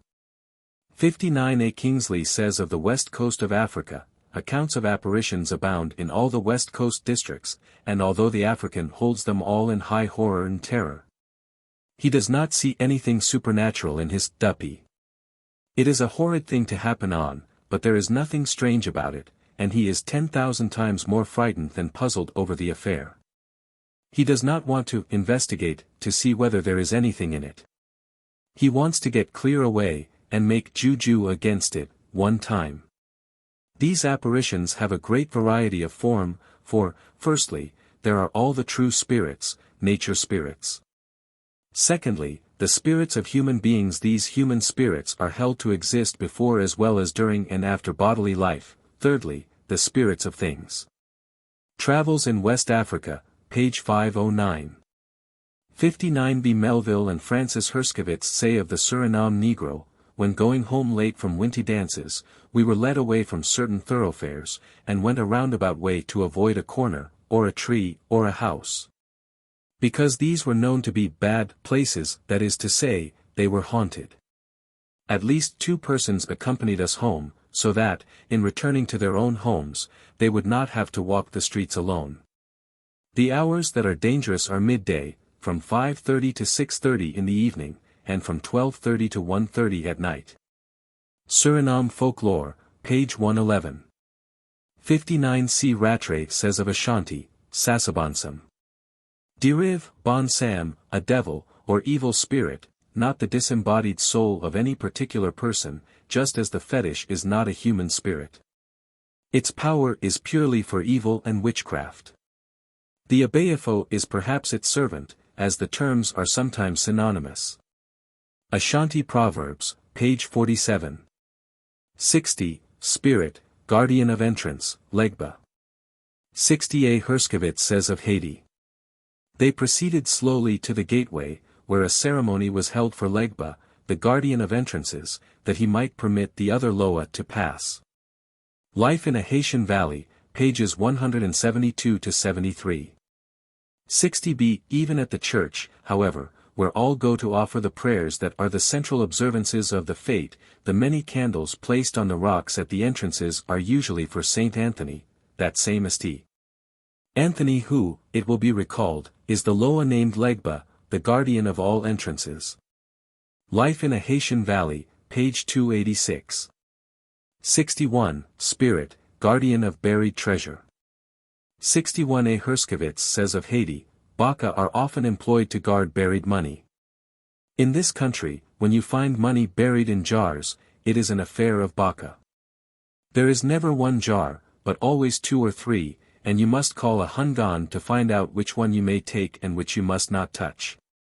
Generally the finder is allowed to take half of the treasure, for if he took all he would be tormented by the Baka who had been left as guardian. Such jars, it is said, are usually found with human bones beside them or under them. And tradition has it that the slave owners who are believed to have been strong in magic customarily killed the most evil slave on a plantation that his spirit might keep watch over the jars. If the owner never returned, the spirit of the slave, as a sold Baka, remained to wreak vengeance upon anyone who dared disturb his charge. Life in a Haitian Valley, pages 242 to 43. 62. Spirits, Platai. 62a. Johnson says of St. Helena, in the Georgetown section Platai is used to signify a ghost or spook. Its etymology is uncertain, and it may be an instance of an Africanism surviving in a restricted area. Folk Culture on St. Helena Island, South Carolina, page 58. 62b. Nassau says of West Africa, another manifestation is that of the Uvengwa. It is the self-resurrected spirit and body of a dead human being. It is an object of dread, and is never worshipped in any manner whatever. Why it appears is not known. Perhaps it shows itself only in a restless, unquiet, or dissatisfied feeling. It is white in color, but the body is variously changed from the likeness of the original human body. Some say that it has only one eye, placed in the center of the forehead. Some say that its feet are webbed like an aquatic bird. It does not speak, it only wanders, looking as if with curiosity. Fetishism in West Africa, page 71. 63. Spirits, River. 63a. Cardinal says of the Gold Coast, spirits of rivers and waterholes are greatly respected. They are most powerful spirits, too. They can slay men and they can bring much good fortune. To them are brought many sacrifices of fowls and goats, etc. It is said that these spirits live below the riverbed. The natives of the Northern Territories of the Gold Coast, page 34. 63b. Melville and Francis Herskovits say of the Paramaribo Negro, a fourth group of Winti are those which are associated with the river. This group, as all others, overlap the snake gods, since the constrictor lives in the water as well as on land. However, there are other gods, among them the Kaima, which are peculiar to the rivers alone. The river gods are headed by the Libamama, or Watramama, respectively Mother of the River, or Mother of the Water, who, again, is not referred to by name. Among the Saramacca tribe of bush Negroes, the river gods go under the generic name of Tone, and this name, like the name from the interior for the gods in general, is also sometimes employed in Paramaribo. Suriname Folklore, pages 64 to 65. 63 C. Meek says of Nigeria, at Aha Mufu, Nsukka Division, there is a river cult, the priest of which is known as the Adama Ebe. Ebe is the spirit of the river and controls the fish, who are regarded as the spiritual counterparts of the inhabitants of Aha Mufu. The big fish are the counterparts of the principal men of the village group, while the fry are the counterparts of persons of no consequence. When a villager dies, a fish dies, and when a fish dies, a villager dies.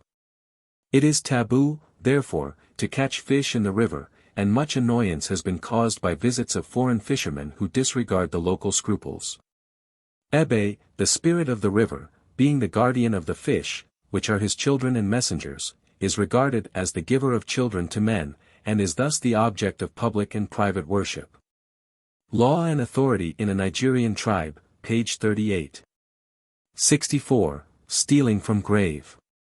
64a Nassau says of the interior tribes of the West Coast, a noticeable fact about these gifts to the spirits is that, however great a thief a man may be, he will not steal from a grave. The coveted mirror will lie there and waste in the rain, and the valuable garment will flap itself to rags in the wind, but human hands will not touch them. Sometimes the temptation to steal is removed, by the donor fracturing the article before it is laid on the grave. Fetishism in West Africa, page 232.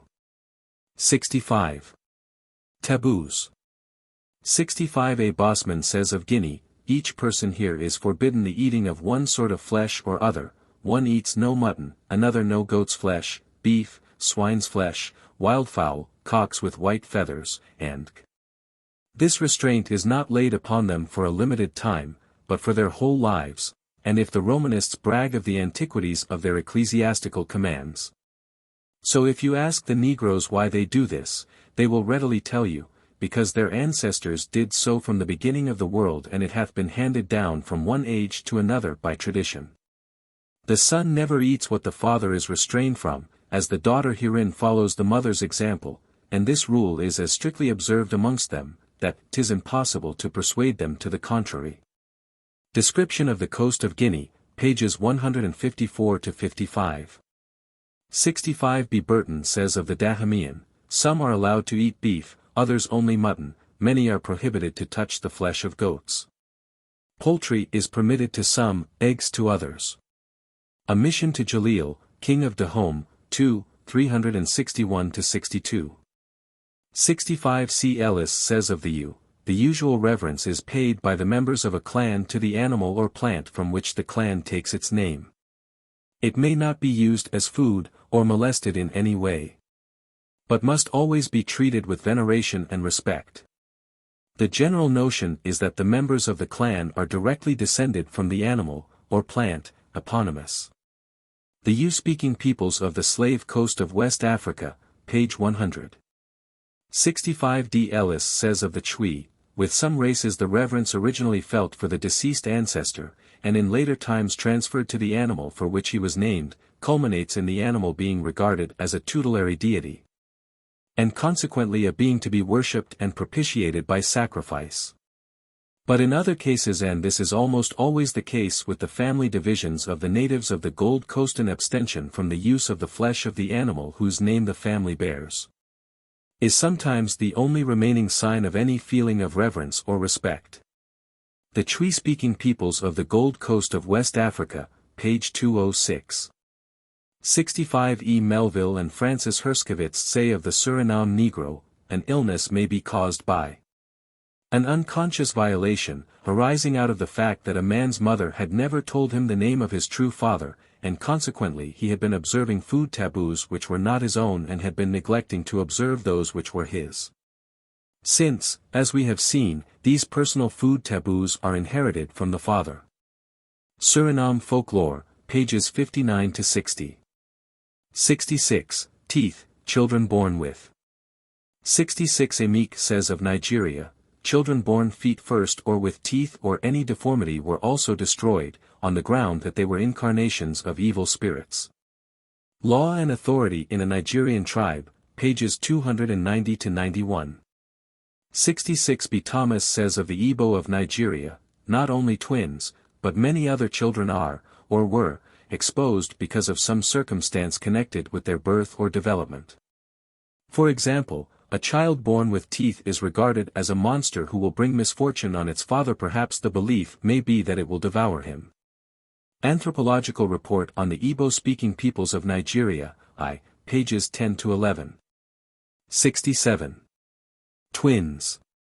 67. A. Melville and Francis Herskovits say of the Suriname Negro, twins, and the child born after twins, who is called dosu, and children born feet foremost, are in a category by themselves, and they are often spoken of as ogre. Bad.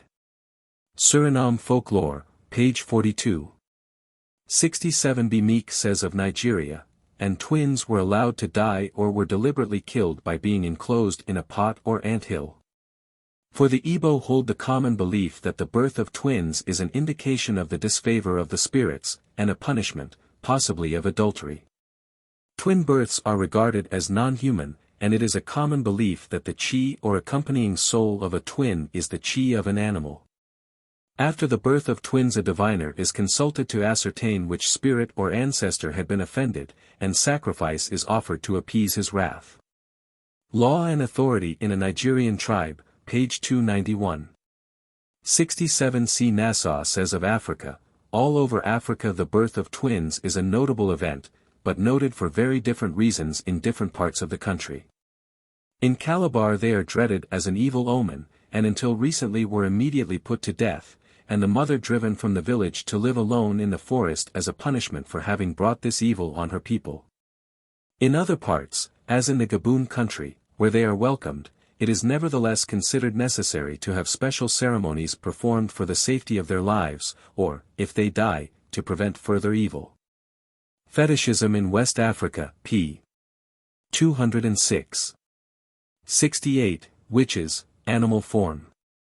68. A. Herskovits says of Dahomey, the Azondado, as such practitioners are called, are spoken of in whispers, and are said to be organized into a close guild. They exercise power over the souls of those who have not had proper burial and therefore wander about the earth discontented, and over these souls procured by killing their owners in the manner described above. These Azondado are to be recognized by their bloodshot eyes, and Dahameans stealthily point out 2 or 3 such persons in the marketplace who usually may be remarked to be doing somewhat better business than those who sit near them. These dangerous individuals change into bats at night, or assume other animal forms and go forth to hold council together or to perform their dark deeds. Dahomey, 2:287. 68. B. Meek says of Nigeria, witches, Amozu, and wizards, Ogboma, have also animal counterparts, and so assume the forms of owls, lizards, vultures, and numerous species of night birds. Consequently, if a night bird comes and rests on a house, the owner loses no time in trying to drive it away or shoot it, and if he fails he will seize his ofo and call on his ancestors or any local deity to rid him of his enemy. A witch always assails at night. By magic means she attacks the throat, so that the victim is paralyzed and cannot move or speak, and in the morning may be found lying senseless and naked outside his hut. Witches can penetrate into a house through the smallest cracks in the wall, and can assume the form of the smallest insect. Flies and other creatures which bite are witches or the agents of witches, and if a person is severely bitten he may consult a diviner, who will order the patient to offer sacrifice to propitiate some witch, and induce the witch to remove the spell by transferring it to someone else. Witches can poison food or infect it with sorcery, and if any one eats a meal cooked by a witch he will become seriously ill or die. Mothers, therefore, advise their children to avoid eating food outside their own homes. Law and Authority in a Nigerian Tribe, pages 79–80. 68 C. Talbot says of southern Nigeria, witches often change into leopards and other animals. The Peoples of Southern Nigeria, 2:219. 68 D. Witchcraft seems to have been more dreaded in the Oru clan than among any other Igbo. They can change into crocodiles, fish, leopards, bush cows, snakes and goats. The Peoples of Southern Nigeria, 2:213.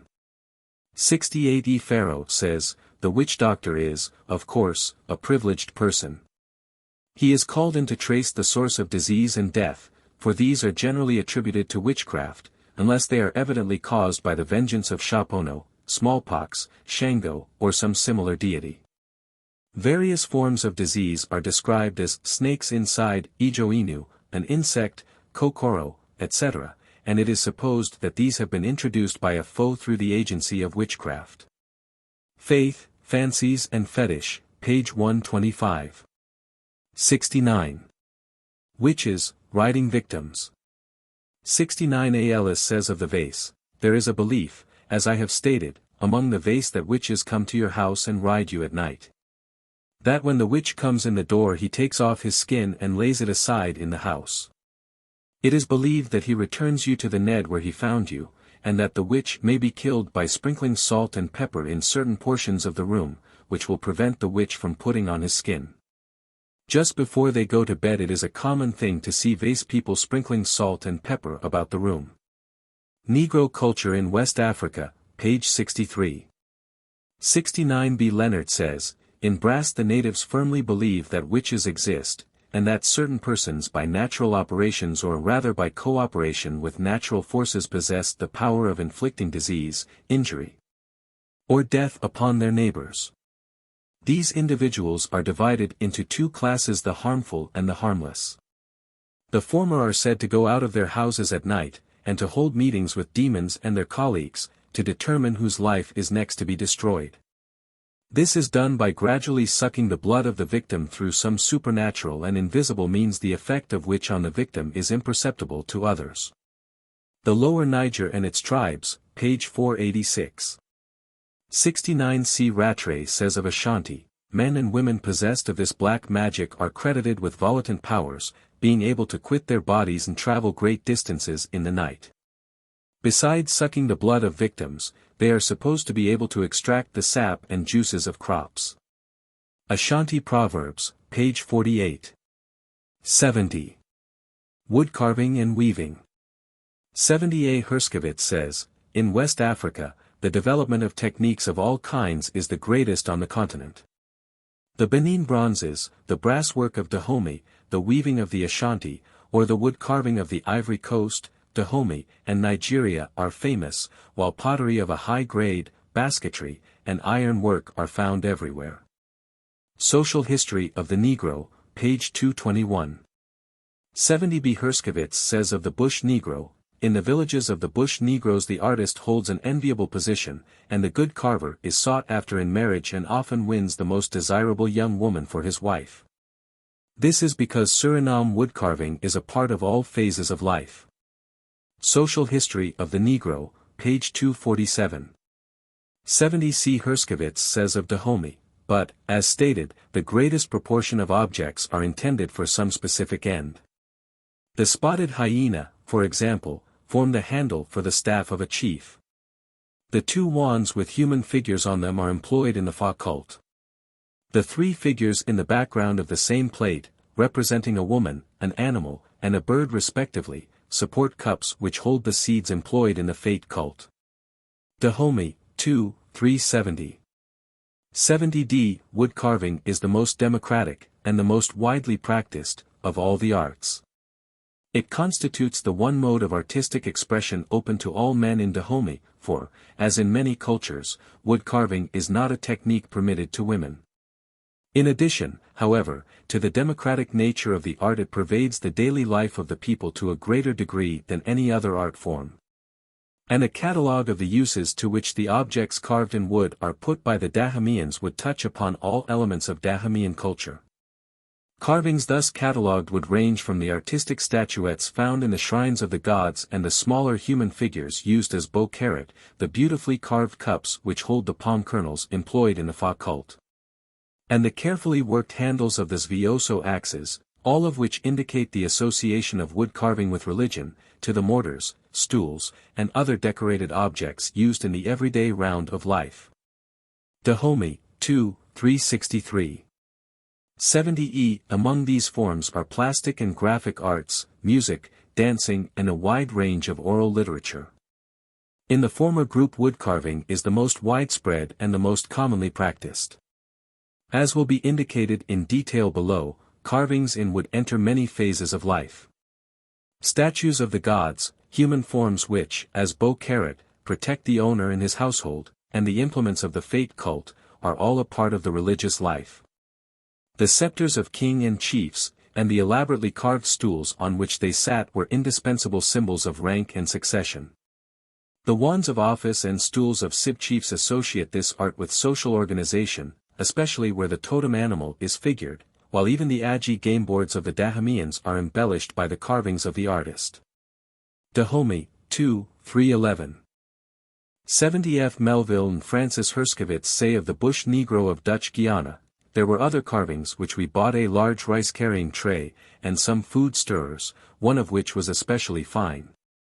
Made as it was of two small paddles with miniature blades, the handles joined by a wooden ring chain, and all of this carved out of one piece of wood. Rebel Destiny, page 277. 70g. Few things on the river seem to the outsiders more characteristic of the life of the Saramacca people than these carvings which were met with everywhere, however small the village, however poor the home.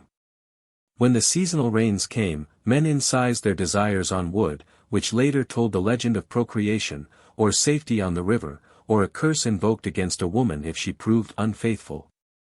Or something of humor, such as a man bidding for a girl's favor, and she refusing him, while up above intertwined were a man and woman, symbolizing the ultimate consummation with the proper suitor.